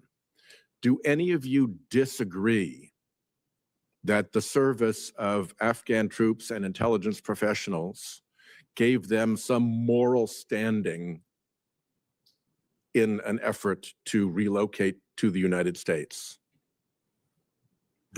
No. Mr. Edelman does not disagree with that? Is that no, no, and no? No. Well, I happen to agree with you, and I wish that voice was more prevalent here.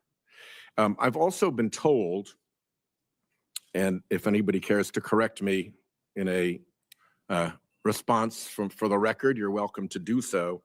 But I've been told that the number of Afghans who have entered on parole into the United States under Operation Allies Welcome is 76,000.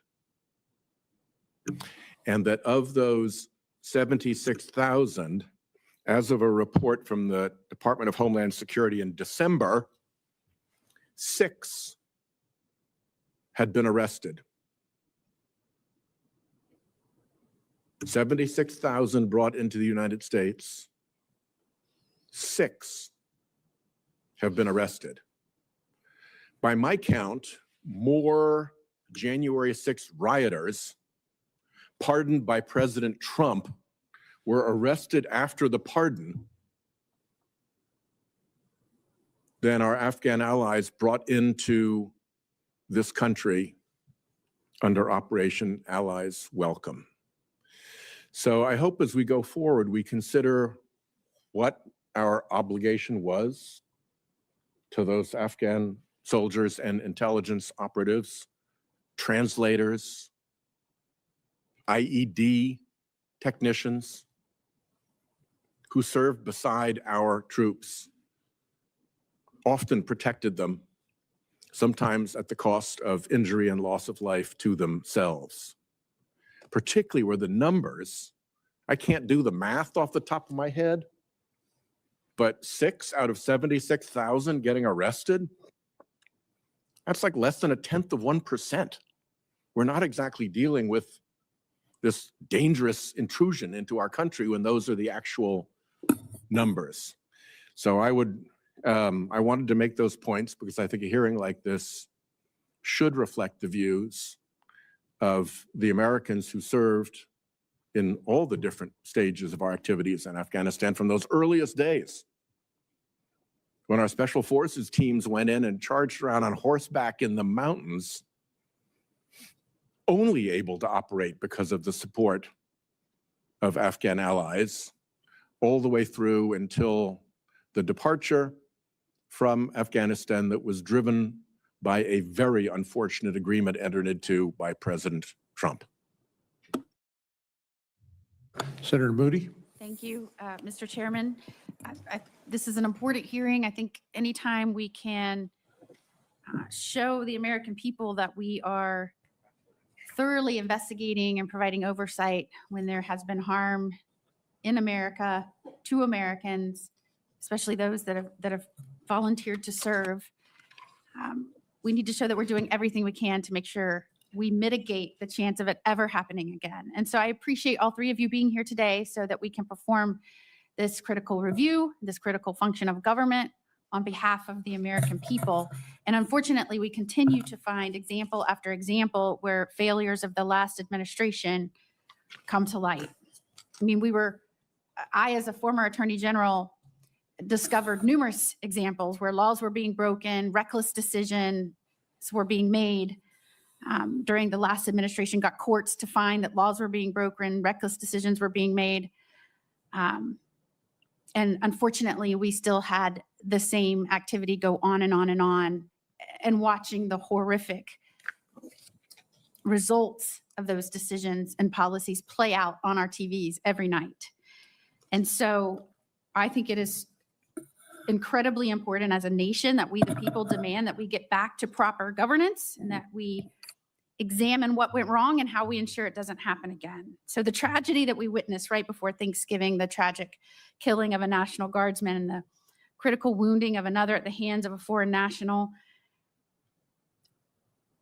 the American people deserve answers.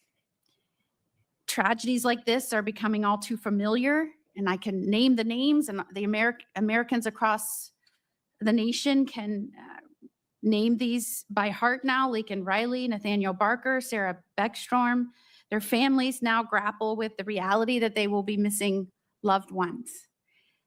And time again, under Biden's leadership, non-citizens, heck, even entire foreign nations were prioritized over American citizens.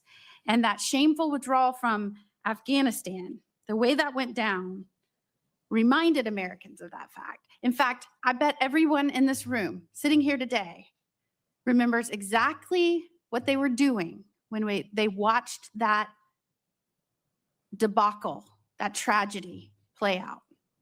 I polled everybody in my office this morning. Do each of you remember when you saw that happen and played out on TVs? Do you remember what you were doing? Every single one of them remembered it because it was such a devastating embarrassment to our nation, and certainly a morale blow to the men and women that served over there.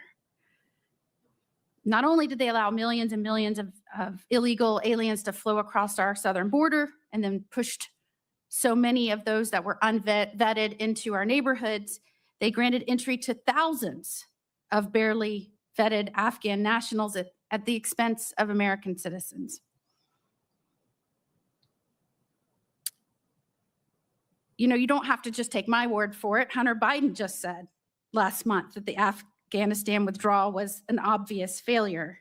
And I think he used profanity with that, but the position remains, and it may be the only thing we agree on, that the last president, President Biden, failed the American people, and President Trump is trying his best to fix it.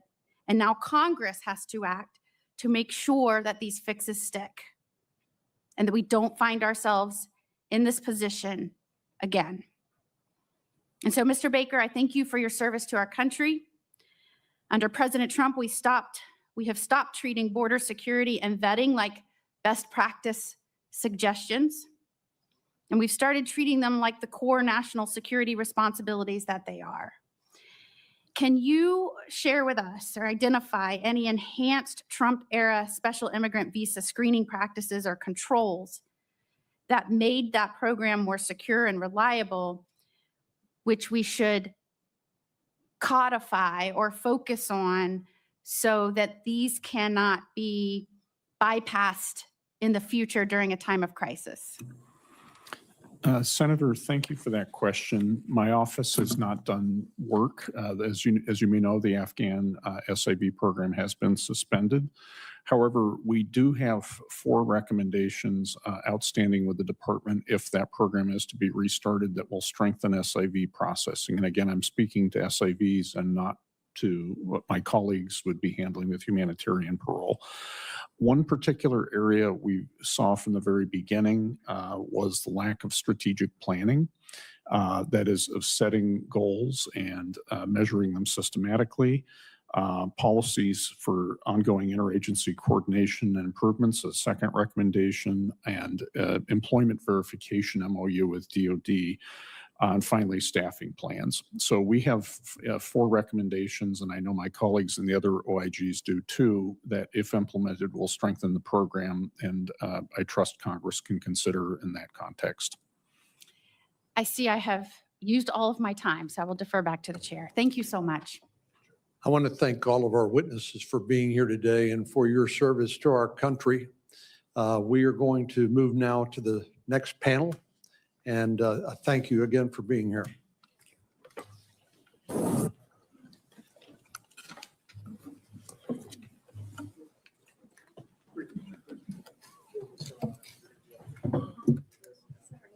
No problem. Okay. Thank you so much.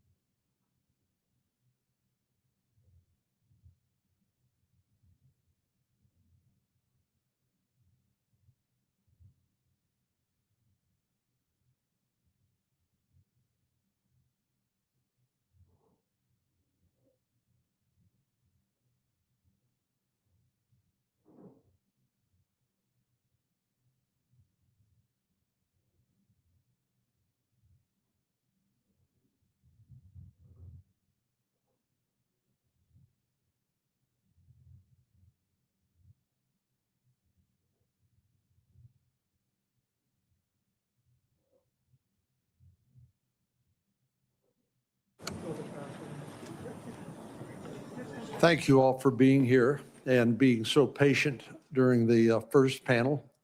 We're looking forward to hearing from you. I'll introduce 3 of our witnesses, and Senator Padilla will introduce the other 2, and then we'd like to hear your opening statement. Simon Hankinson is a senior research fellow at the Heritage Foundation. From 1999 to 2022, he was a foreign service officer serving in multiple locations around the world. Prior to his work as a foreign service officer, Mr. Hankinson worked as a lawyer in London and then taught history, English, and drama at a private school in Miami.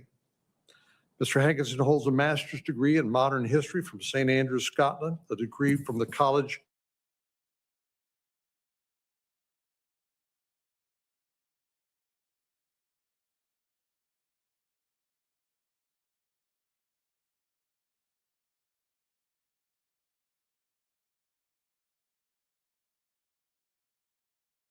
of Law in London and University of Sussex in the UK, a maîtrise in sociology from Sorbonne University in Paris, excuse my pronunciation, and a BA in sociology from the American University of Beirut.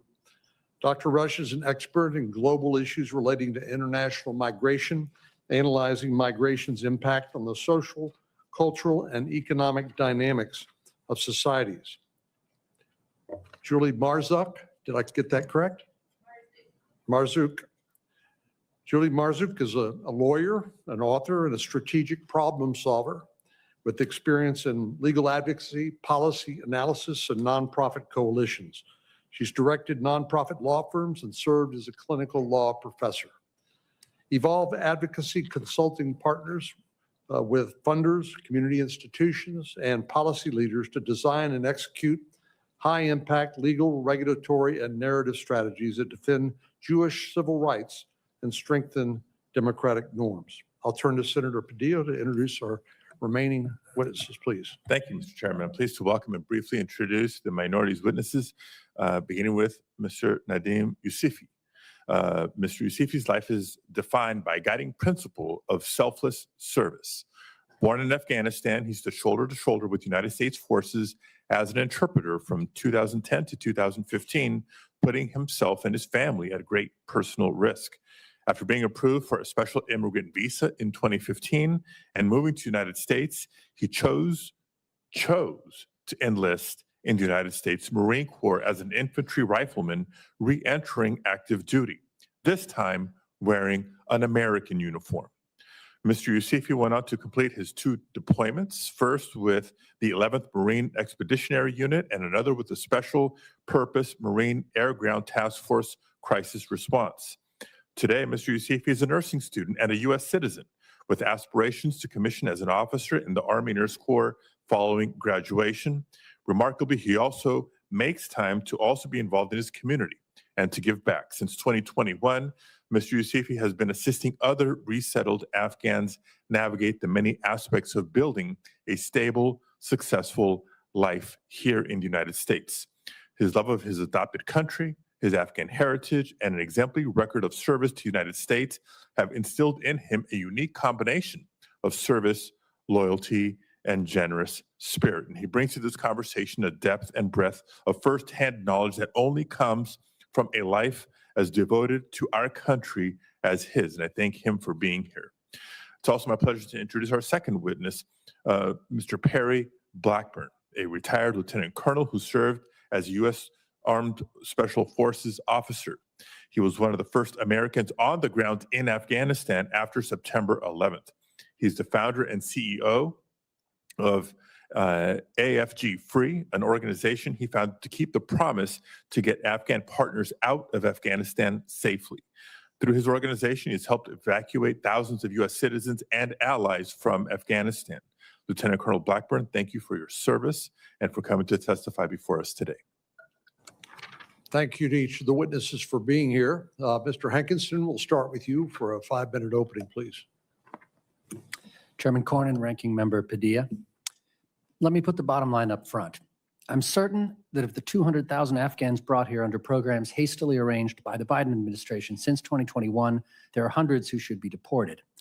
I'm certain that some have criminal or terrorist records that make them inadmissible under our immigration laws. And I believe it's inevitable that members of this population will victimize Americans or other immigrants in future. The U.S. involvement in Afghanistan exactly bookends my career as a Foreign Service officer. From our first casualty, CIA officer Johnny Michael Spann in November 2001, to the final terrorist attack by ISIS-K at Kabul airport 20 years later that killed 13 Americans. I was in my first tour as a political officer in India when we got into Afghanistan. I was in my last tour as Consul General in Nairobi when we left. Through no fault of the many brave and dutiful American men and women who served there, the U.S. presence in Afghanistan did not achieve its desired objective. After 2 decades, thousands of lives lost and billions of tax dollars spent. The end was ignominious. The Afghan government we'd paid billions to prop up fell like a house of cards. Our exit was rushed and chaotic. We brought home our dead and wounded, but we left billions in equipment and supplies for the Taliban. When the Treaty of Paris ended the Revolutionary War, Ben Franklin wrote, "If we do not convince the world that we are a nation to be depended on for fidelity in treaties, if we appear negligent in paying our debts and ungrateful to those who have served and befriended us, our reputation and all the strength it is capable of procuring will be lost." This is true. Yet gratitude to those who have served us doesn't mean bringing every one of them and all of their relatives to the United States. The U.S. had other options. We could have helped to support a safe zone in Afghanistan itself. The country's often had regions run by warlords who oppose the central government. Or instead of paying billions to bring Afghans to an alien country far from home, we could have paid neighboring countries, Turkmenistan, Uzbekistan, Tajikistan, Pakistan, or even India, to take them in. These places have more in common with the Afghan culture, religion, and way of life than any Western country. Even if one accepts the premise that those Afghans who have given exceptional service to America should be brought here, the levels of service and hence the risk varies greatly between individuals. Yet that distinction seemed to play little part in our mass evacuation effort. We didn't just bring out a few thousand exceptional Afghans for whom their American comrades personally vouched. We evacuated people who happened to make it to the airport at the right time or were lucky enough to get out of the country. We accepted them based on unsubstantiated claims and unproven family relationships. When Americans think of Afghan allies, they think of guides, soldiers, translators, and others who risked their lives beside our forces in the field or in critical national security, combat, and intelligence roles. They're not thinking of laborers working for subcontractors or for foreign media organizations or NGOs. As Afghanistan combat veteran Joe Kent said, vetting a foreigner in a war zone to determine if he will fight a common enemy is vastly different than vetting a foreigner to see if he's suitable to live in our country. And as Marine combat veteran Wade Miller said, separating true friends from other categories of Afghan is not simple. He wrote, "Many played both sides. Many only did it to make money. Many were plants. Many had long-standing tribal grudges against the Taliban." Our efforts to extract a theoretically limited number of Afghan allies using parole, special immigrant visas, or as refugees were poorly targeted. The Biden administration's efforts to bring in as many Afghans as possible, as quickly as possible, resulted in standards being dropped far below the level plausible to keep out dangerous, unstable, or undesirable individuals. The vetting standards were inadequate to accurately determine their identity, biography, and thus national security risk. Afghans brought to the U.S. under Operation Allies Welcome and its successor programs have been arrested for crimes including property damage, sexual assault, plotting terrorist attacks, and murder. At present, the U.S. has no means to vet anyone inside Afghanistan. We have no diplomatic or overt security presence in the country. And until the Trump administration paused all entry for Afghans in 2025, the State Department was still allowing them to apply for special immigrant visas in any other country they could reach. Their applications were processed by local staff with no knowledge of Afghanistan. They were interviewed by consular officers with no experience of Afghanistan. There were no penalties for submitting false applications or for applying more than once under a false identity. Even the best vetting can only find information that is available. The saying in computing goes, garbage in, garbage out. For vetting, the corollary would be nothing in, nothing out. Any record applicable to a given Afghan, but which is unavailable to U.S. agencies, does not count as derogatory information. And even successful vetting cannot predict future radicalization or action. Admitting foreign nationals, however well screened, has inherent risk. Thank you for inviting me to testify today, and I welcome your questions. Thank you. Colonel Blackburn. Thank you. Chairman, ranking member, and members of the committee, thank you for this opportunity and thank you for your service to this country. May God bless all of y'all. I come here as a witness to provide my experiences with Afghanistan and American citizen evacuation. I submit this testimony as an American born abroad to a foreign mother, a son of a soldier, and as a retired soldier myself, who has spent a lifetime at the point where policy and consequence meet. We lost National Guard Specialist Sarah Beckstrom. May God rest her soul. Staff Sergeant Andrew Wolf remains in our prayers as he fights to recover. Their sacrifice deserves remembrance, and it deserves justice. Full justice against the perpetrator and anyone who comes to this country with the intent to do harm. There must be no ambiguity to this point. Violence against American service member is an attack on the nation itself, and it must be prosecuted to the fullest extent of the law. It is critical, though, that I speak clearly and honestly at this point. The person who perpetrated this crime does not represent the Afghan people I fought beside, not that I advocated for, nor that I continue to support. Conflating lawful allies with violent criminals dishonors both our fallen soldiers and the Afghans who kept faith with us. I served in the United States Army for decades, retiring as a lieutenant colonel after multiple combat tours. I was the first soldiers in Afghanistan and Iraq, and I was proud to be part of it all. Some judge a career by rank or awards. The men I measured success with, we measured it differently. We measured by lives preserved and promises kept. When we arrived in Afghanistan, we were met by a local Afghan partner, a warlord, a U.S. government personnel, and they welcomed our presence, but they also warned us the enemy was everywhere. Nobody was coming to rescue us if things went wrong. This was a Special Forces mission at its core, and it should never have been anything else. People came from all over the world to kill Americans. Let's not forget that. Even Americans came to kill Americans. It was confusing to our Afghan allies. And yet, our partners stood beside us. They fought beside us, and they translated not just language, but culture. They helped us understand tribal dynamics, honor, and consequence. They bled, they died, they lived. They became like us. They cursed like us. They tipped Copenhagen. They tried their best at American jokes. And they believed deeply in that America meant something, that we meant something. Who could not forget that we actually secured polling places so Afghans could vote? The world remembers images of women holding up ink-stained fingers, proving that they voted. Girls went to school. Men worked without fear of reprisal. That progress was not abstract. It was earned block by block, village by village, firefight by firefight. We did it together. That is why what happened in August 2021 shook me to the core. The world watched Afghans as they clung to aircraft, as we saw Senator Cruz so eloquently display. It was sickening. I felt sick. But we made a promise. We taught our youngest privates to model American values to the Afghan people. What we are, who we are, the promises of loyalty, accountability, and honor as Americans. And then we left. I just couldn't stand by. I put my personal information out on all the social media websites I could and said, if you need help, contact me. I'm not sure what I'm doing yet, but we're going to do something right. And we did. People from across the globe responded, veterans and civilians. We formed networks overnight to save lives. It quickly became clear that this effort would require resources.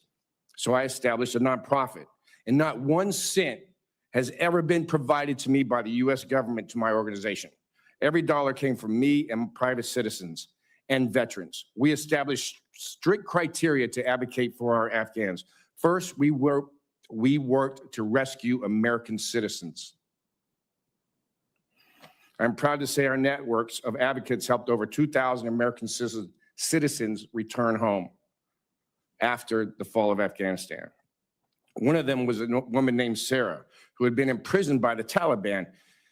We freed her and 2 young girls by moving them into Pakistan with the help of our Afghan partners that we still had touch points with in Afghanistan that were willing to do that and still await their disposition. Eventually, we got Sarah back, but not before she's told me, I want to stay in Pakistan and help these women. The 2 girls she fought so hard to save remain stranded today. Second, you had to have worked with U.S. personnel, and you had to prove it. Hotak, who was a mechanic, was at the airport. He didn't have the proper paperwork for his youngest daughter. We spoke earlier about birth dates. Birth dates is a cultural thing. It's foreign to us, and it's hard for us to wrap our mind around. They don't really, it's not important to them. What's important to them is their family and their family lineage. He did not have the proper paperwork for his youngest daughter. So believing that they would be reunited shortly in Humanitarian City, he boarded the airplane with his 2 sons. When he arrived in the United States, he immediately went to work because he was not reunited yet. For the first time in his life, he became a single parent raising 2 elementary school-aged children in an unfamiliar country, navigating confusing rules, systems, and unfamiliar laws. What is FICA? He had no idea. For 3 years, he worked, waited, and hoped. And finally, in 2024, he was reunited with his family. Third, you had to meet the State Department's requirements. We wanted you here legally. We did everything we could. They did the processing. We did not sign a single piece of paperwork to help an Afghan. We just sent them to the website. But even with those standards, the system nearly collapsed. 13, and we've talked about this earlier, of our finest were killed at HKIA because of an IED attack and leadership failures. Nowhere in our doctrine do we allow the enemy inside of our perimeter. And that moment marked the end of an orderly evacuation. Conflating lawful allies with violent criminals, though, dishonors both our fallen soldiers and the Afghans who kept faith with us. A Marine who later became an advocate, was there during the fall of Kabul and witnessed his interpreter step in front of gunfire to protect him and his unit. He and his men cleared the HKIA runway and stood over Murder Alley, a stretch of dirt road they could see and will never, ever forget. That is the fate of those who we left behind. That is the real life and death consequences of turning our backs on those who risked their lives for our country. This hearing is about the Afghan parole program and the CIV program. Programs like this exist because of our credibility. I believe our credibility matters to the world. Because when America makes a promise in war, people do stake their lives on it. Colonel, if you wouldn't mind wrapping up, because we had 5 minutes per witness, and then give us a chance to ask you some questions and you can further expound on it. Yes, sir. Thank you. In closing, our soldiers deserve justice, our allies deserve honor, and our nation deserves the truth. Thank you for their time. Thank you, Colonel. Thank you for your service to our country as well. Ms. Marzouk? Thank you, Chairman Hawley, Chairman Cornyn, and Ranking Member Padilla, who is my personal senator from California. Thank you for the opportunity to be here today. The testimony that we have heard today rightfully focused on how Afghans were vetted before they arrived in the United States. But the story of what happened after Afghans were paroled into America also deserves scrutiny, as it exposes a serious national security threat. In 2022, the federal administration distributed hundreds of millions of dollars to the states to provide Afghan parolees with immigration legal services. The asylum process vets applicants for terrorist affiliations. Ethical attorneys strengthen the vetting process. Unethical attorneys create vulnerabilities. So where did the Afghan legal service funding go? The answer is haunting. In too many cases, our tax dollars flowed to terrorist affiliates. Let me say this clearly. Federal money went to the Council on American Islamic Relations, or CARE. That's right. We paid an organization with a 30-year association with terrorism to screen parolees for terrorism. CARE masquerades as a Muslim civil rights group, but that's not true. The explicit purpose of CARE's creation was to advance Hamas's agenda in America. This is not my opinion. It is not hyperbole. In 1993, the FBI wiretapped the meeting where CARE was created. This is a matter of public judicial record. In the 2008 Holy Land Foundation trial, the largest terror financing case in US history, CARE was named as an unindicted co-conspirator. When CARE tried to appeal that designation, a federal judge found that the government had produced ample evidence to establish CARE's association with Hamas. After the October 7th, 2023 terrorist attacks in Israel, CARE's leadership rushed to support Hamas. The current national executive director of CARE, Nihad Awad, the same person that was at the wiretapped Philadelphia meeting back in 1993, expressed his happiness to see October 7th. Texas and Florida have recently designated CARE as a terrorist organization. The structure of the Afghan funding obscured transparency. Federal dollars flowed from the federal government to the states and then to nonprofits. This structure makes it difficult to track funds. But here's what we do know. CARE took over 90% of the money allocated to California for Afghan legal services. In total, CARE California received more than $15 million of federal money. With all of this money, CARE California helped fewer than half of the asylum applicants that they promised to assist.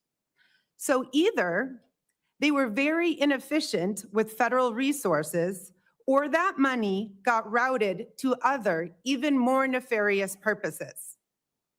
CARE received $1 million for Afghan immigration services from the state of Washington.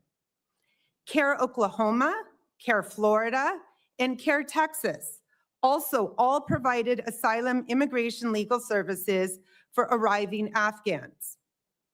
In its application for funding, CARE California effectively touted its ability to coach clients around being scrutinized for terrorism. I was an immigration attorney for 15 years. I have taught immigration law.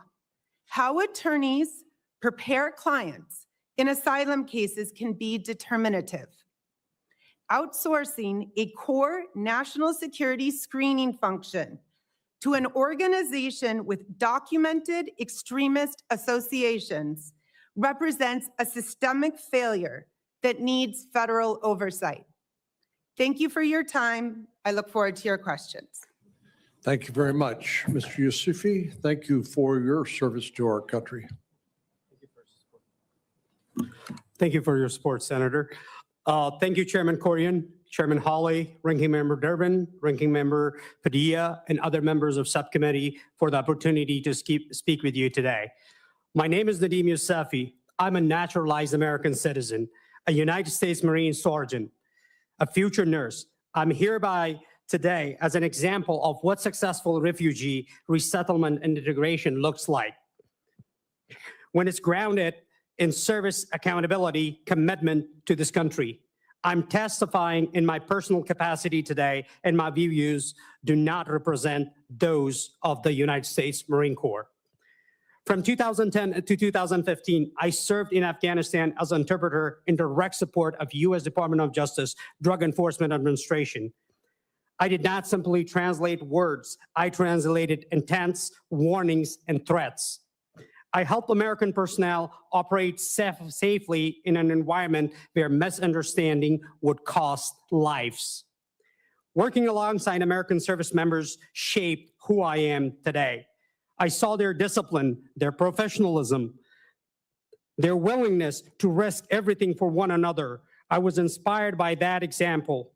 My family has a long tradition of military service. After graduating high school, I followed in my older brother's footsteps, and I committed myself to serving alongside Americans we respected so deeply. Because of this work, I became a target for the drug traffickers, Taliban, and other insurgent groups.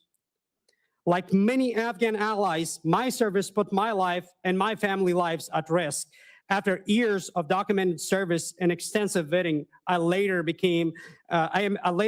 migrated to United States through the SIV, or Special Immigration Visa. I want to be very clear about what the process looked like.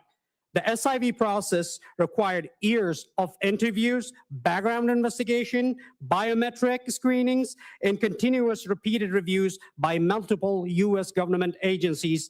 Every detail of my history was examined. It was an obstacle course. Once I arrived to the United States, immediately I enlisted in the U.S. military. I did not pass my ASVAB. I got 18.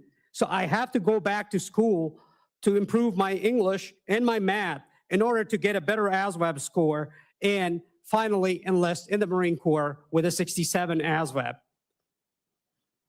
I had 2 deployments back-to-back in my first active duty, and I spoke 4 languages, and I tested all 4 of them for the DoD.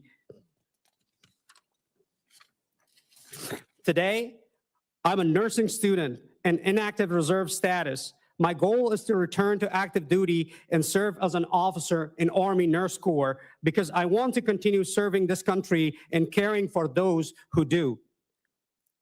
I hope my children and grandchildren will one day serve as well. When they're dead, they will be buried with American flag on top of their casket.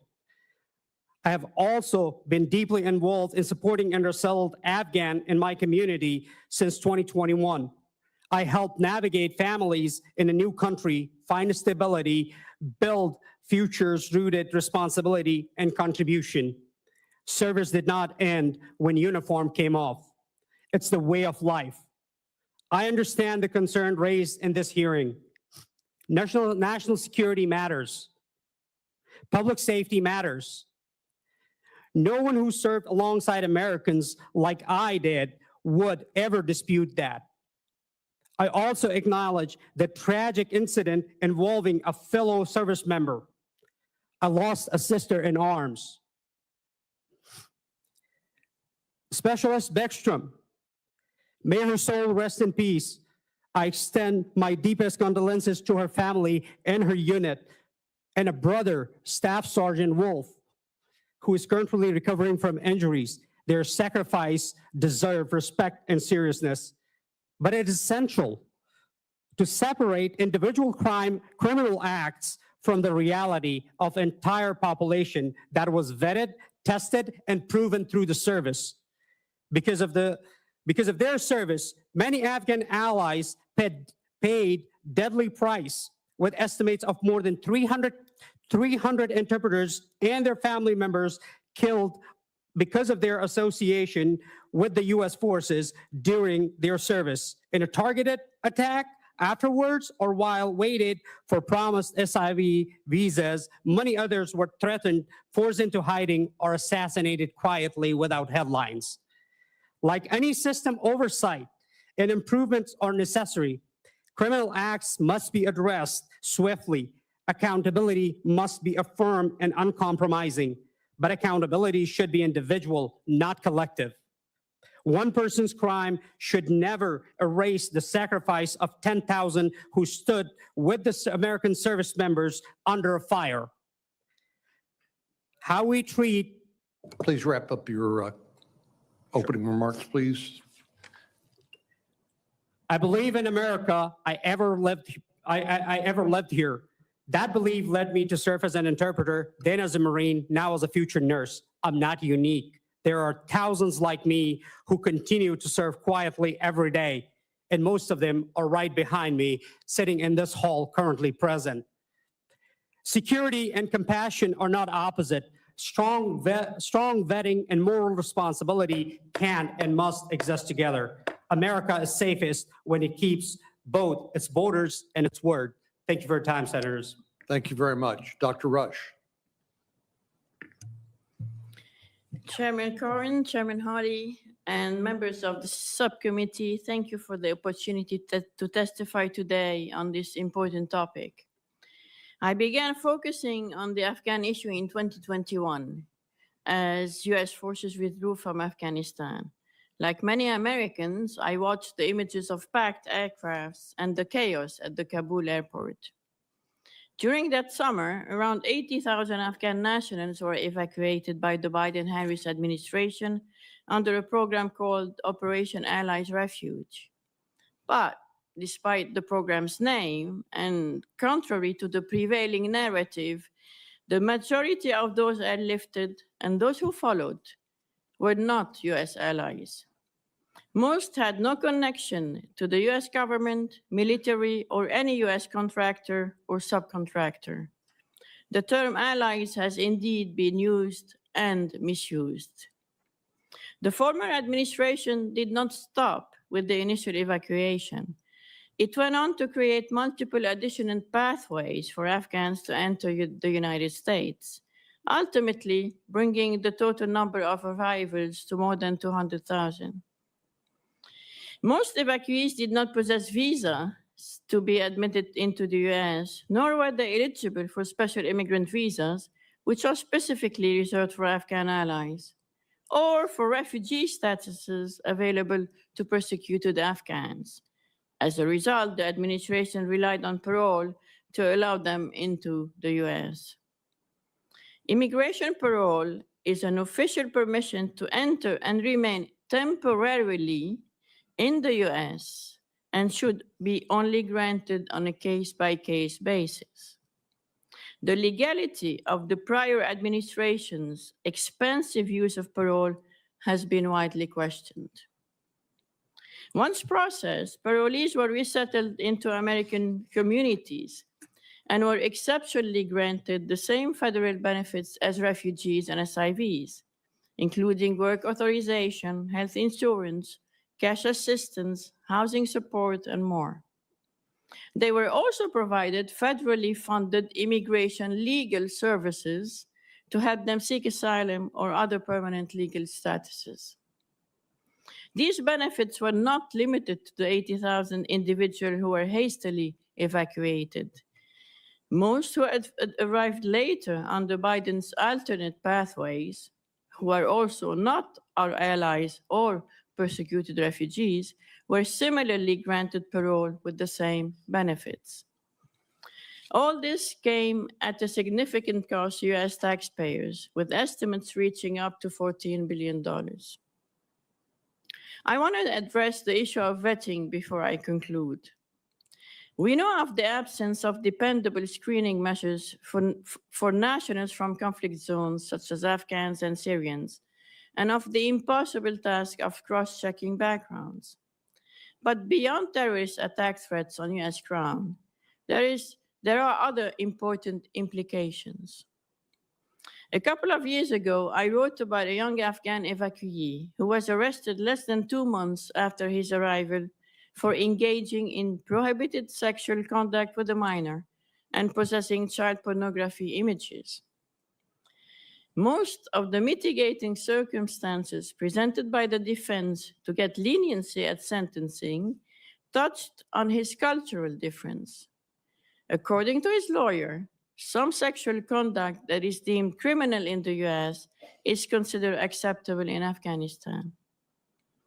Even if he was indeed rigorously screened, as many who advocate for countless Afghan admissions claim, and all the documents pertaining to his judicial history in Afghanistan were available, he would still have been cleared to enter the US.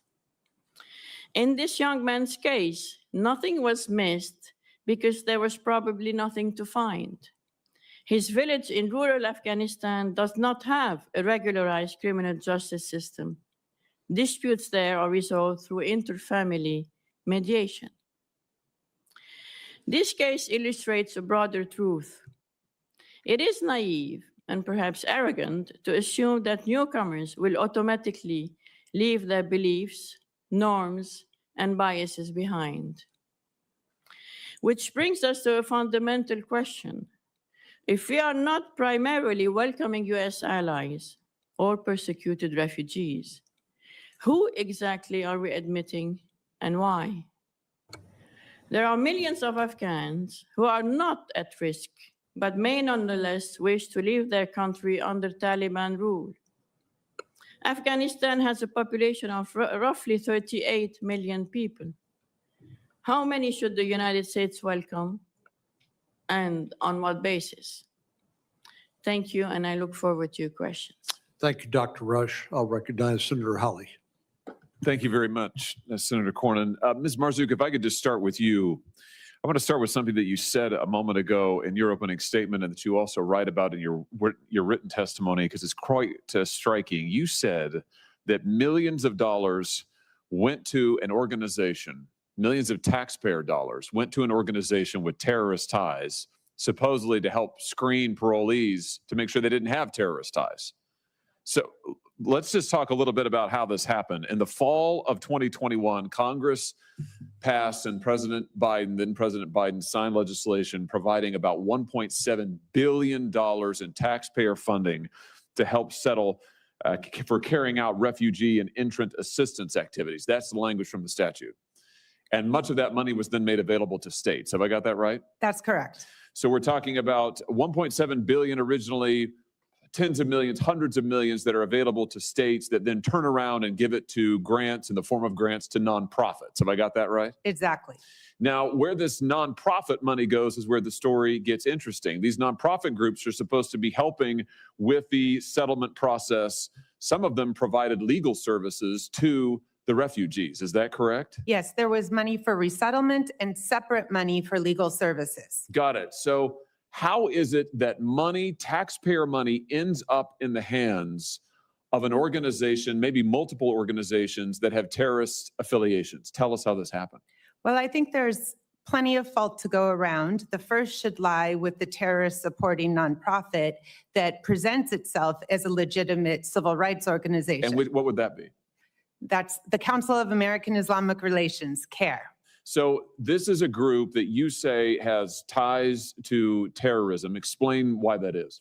It's not my opinion. They were an unindicted co-conspirator in the 2008 Holy Land Foundation. And in that trial, the wiretap from the 1993 meeting in which CARE was founded was brought into the federal public record.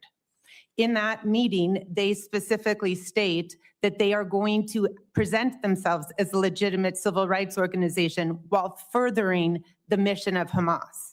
So you have an American court proceeding that finds that this entity has direct ties to Hamas, may be part of a Hamas funding network, but yet they're getting money. How much money did they get from the federal government to shepherd Afghan parolees? It's very hard to track the funding because some state fiscal oversight portals show it more clearly than others.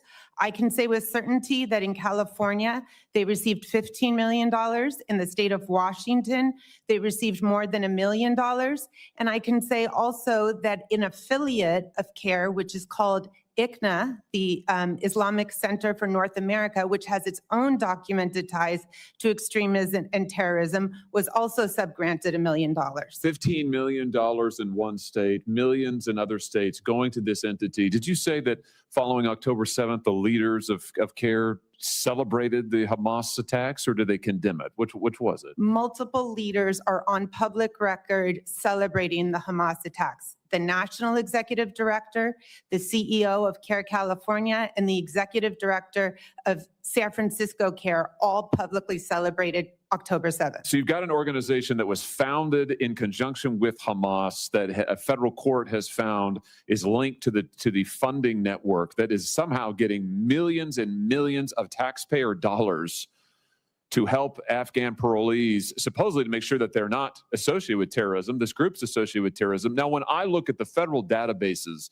to see if there's any reference to CARE, I don't see anything. Why is that? How have they hid the fact they've gotten so much money? That's correct, Senator, because the money went from Health and Human Services to the states and from the states to nonprofits. In fact, nonprofits could then subgrant further. So the money did not go directly from the federal government to CARE, but rather an intermediary, and that is how they've hidden the money. It's like a dark money network. Tell me this. Is there any reason to believe that any of the representations that CARE made to the states were false, or did they use false names? Did they use false front organizations? I mean, what do we know? Absolutely. So in California, the contract between CARE and the state of California for $7.2 million is in the name of CARE of Greater Los Angeles. CARE of Greater LA is not a legal entity. It does not have a federal EIN. It does not file a 990. CARE of California is a legal entity. But since CARE of Greater Los Angeles isn't an entity, there is no way to track that $7.2 million. There's the cash out. So in other words, because the money was given to a non-legal entity, we can't follow it. Now, I thought you said just a moment ago in your testimony that fewer than half of the Afghans that CARE said they would help have actually been provided assistance, so that is fewer than half of the number they submitted. So where's the rest of the money gone? Well, in California, CARE is involved in an all-of-society political activism approach. They have paid activists in city councils, in school boards, lobbied in the state legislature to further their extremist agenda. I cannot say with certainty that that's where the federal dollars went, but I can say that on the ground, we see the political radicalization from CARE in every aspect of California civic life. Were they involved in any way in anti-Israel, anti-Jewish protests after October 7th that we saw all over the country? Absolutely. CARE's leadership was present at the universities of California and the Cal State campuses, and in fact, gave sermons and speeches on those campuses. So for all we know, the money could have gone there. I mean, my point is, and thank you for your indulgence, Mr. Chairman, we need to find out where this money has gone. This is a scandal. This is corruption. And we've got to figure out how taxpayer money has ended up in the hands of yet another organization with terrorist ties. Thank you, Mr. Chairman. Thank you, Mr. Senator Klobuchar. Thank you very much, Mr. Chairman. Thank you, Senator Padilla. I'd like to first extend my condolences to the family of Sarah Beckstrom. Her death is heartbreaking. She volunteered to work on Thanksgiving, and we also are praying for the recovery of Andrew Wolf. Their shooter needs to be prosecuted to the full extent of the law. But today we're talking about something else, which is the vetting process and what we can do to strengthen our system, more practical, more effective ways to both strengthen our national security while honoring, Mr. Yusufi, the service of those who served with our troops in Afghanistan. So I've led bipartisan legislation with a number of Republicans, including conservative Republicans. This has yet to pass. Over the years, we've improved it. We've added, at the request of Republicans, several provisions, but it still hasn't passed. And I think in there, and I'm happy to work with people on it, could be one of the solutions. It's an additional layer of vetting for Afghans in the U.S. who are here on a temporary basis as part of a process to adjust their status. One version of it with several changes was included in a bipartisan immigration bill in 2024. So I just have questions, first of all, to you, Mr. Yusufi. Sergeant, it is widely known that the motto of the Marines is Semper Fidelis, always faithful. And as I see it, you have lived up to that motto twice over, first as an interpreter for the U.S. government, and then as a U.S. Marine. What have those words meant to you? And as you remember other Afghans who also served and sacrificed alongside U.S. forces, how should the idea of being faithful apply to them? Semper Fidelis, Madam Senator. The motto of Semper Fidelis, we know that it goes back long history in the Marine Corps, but meeting at this time, being always faithful is the people, the communities that I'm involved with in Michigan. There's like over 200 communities, which are most of them are from 0 units, and they are proving it every day by paying their taxes, by going to their work, by sending their kids to school, by making their doctor appointments, by making sure that they live to the American standards, and they are every day doing their best to make this place home. Thank you very much. Mr. Blackburn, thank you for your remarkable service in uniform as a Green Beret and for your dedication to helping Afghan allies. As you know, many veterans organizations, American Legion, VFW, support the bipartisan legislation that I just referenced to provide Afghans who undergo additional vetting with some kind of a pathway to permanent residency. Our bipartisan bill with several Republicans would apply the comprehensive vetting standard used in other parole status cases. And again, we're open to improving this, but it's something that has not been done in any systematic way. And you need a carrot and a stick here. And I really think that we need to look at something like this: biometrics, in-person interviews, checks by all relevant security and intel agencies, medical screenings, and then getting conditional status. And then again, the Department of Homeland Security would have to verify. As I noted, this was part of an earlier border agreement.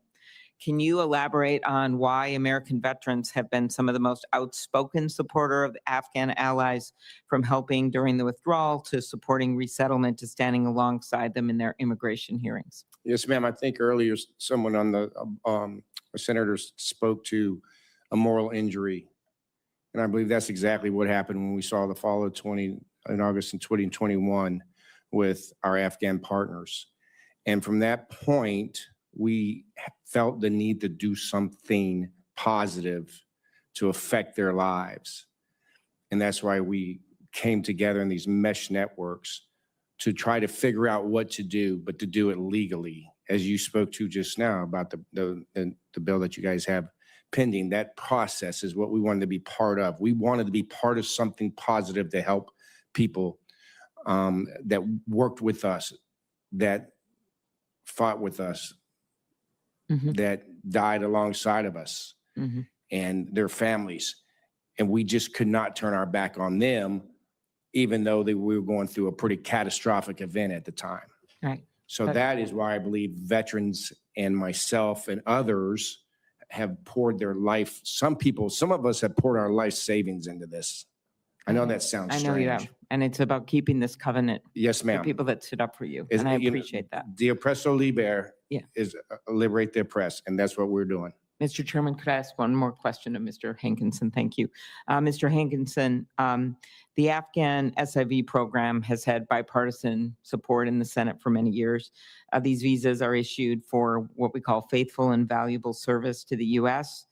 Over the past year, even as other pathways closed, this program remained operational until recently. My legislation, I should say our bipartisan legislation, a lot of people on it, would require a strategy for improving the SIV program and making it work better, more efficient. From your experience, what process reforms would you recommend prioritizing? And have you found some vetting processes that you think would be helpful? When I looked at the original SIV process that was used in Kabul, and this visa was expanded dramatically beyond just normal embassy employees as it was typically used for the Iraq and Afghan populations, it seemed to be pretty stringent. And I think Mr. Yusufi explained how he went through it, and it was very careful. But the standards were dropped massively during the evacuation crisis. And then they created parole and other pathways which had none of the controls. So if ever we were to resume processing SIVs, the controls and the processes would have to go back to the way they were. So we knew who these people were. We had all of the same documentation and interviews that we had originally. Okay, really appreciate it. Thank you, all of you. Mr. Hankinson, I think to me, you made one of the most important points of this hearing when it comes to the challenges of vetting Afghan nationals and from a war-torn country like Afghanistan, controlled by a terrorist organization like the Taliban. And that is the assumption of the federal government that no information basically meant these Afghan nationals were fine to come into the country, even though fraud is rampant, even though there may be no record because of the circumstances of that individual who don't even know their date of birth. I don't know how you actually identify in a database who a person is if you don't have some of the basic biographical information. But would you just repeat or restate your concerns about considering the absence of evidence of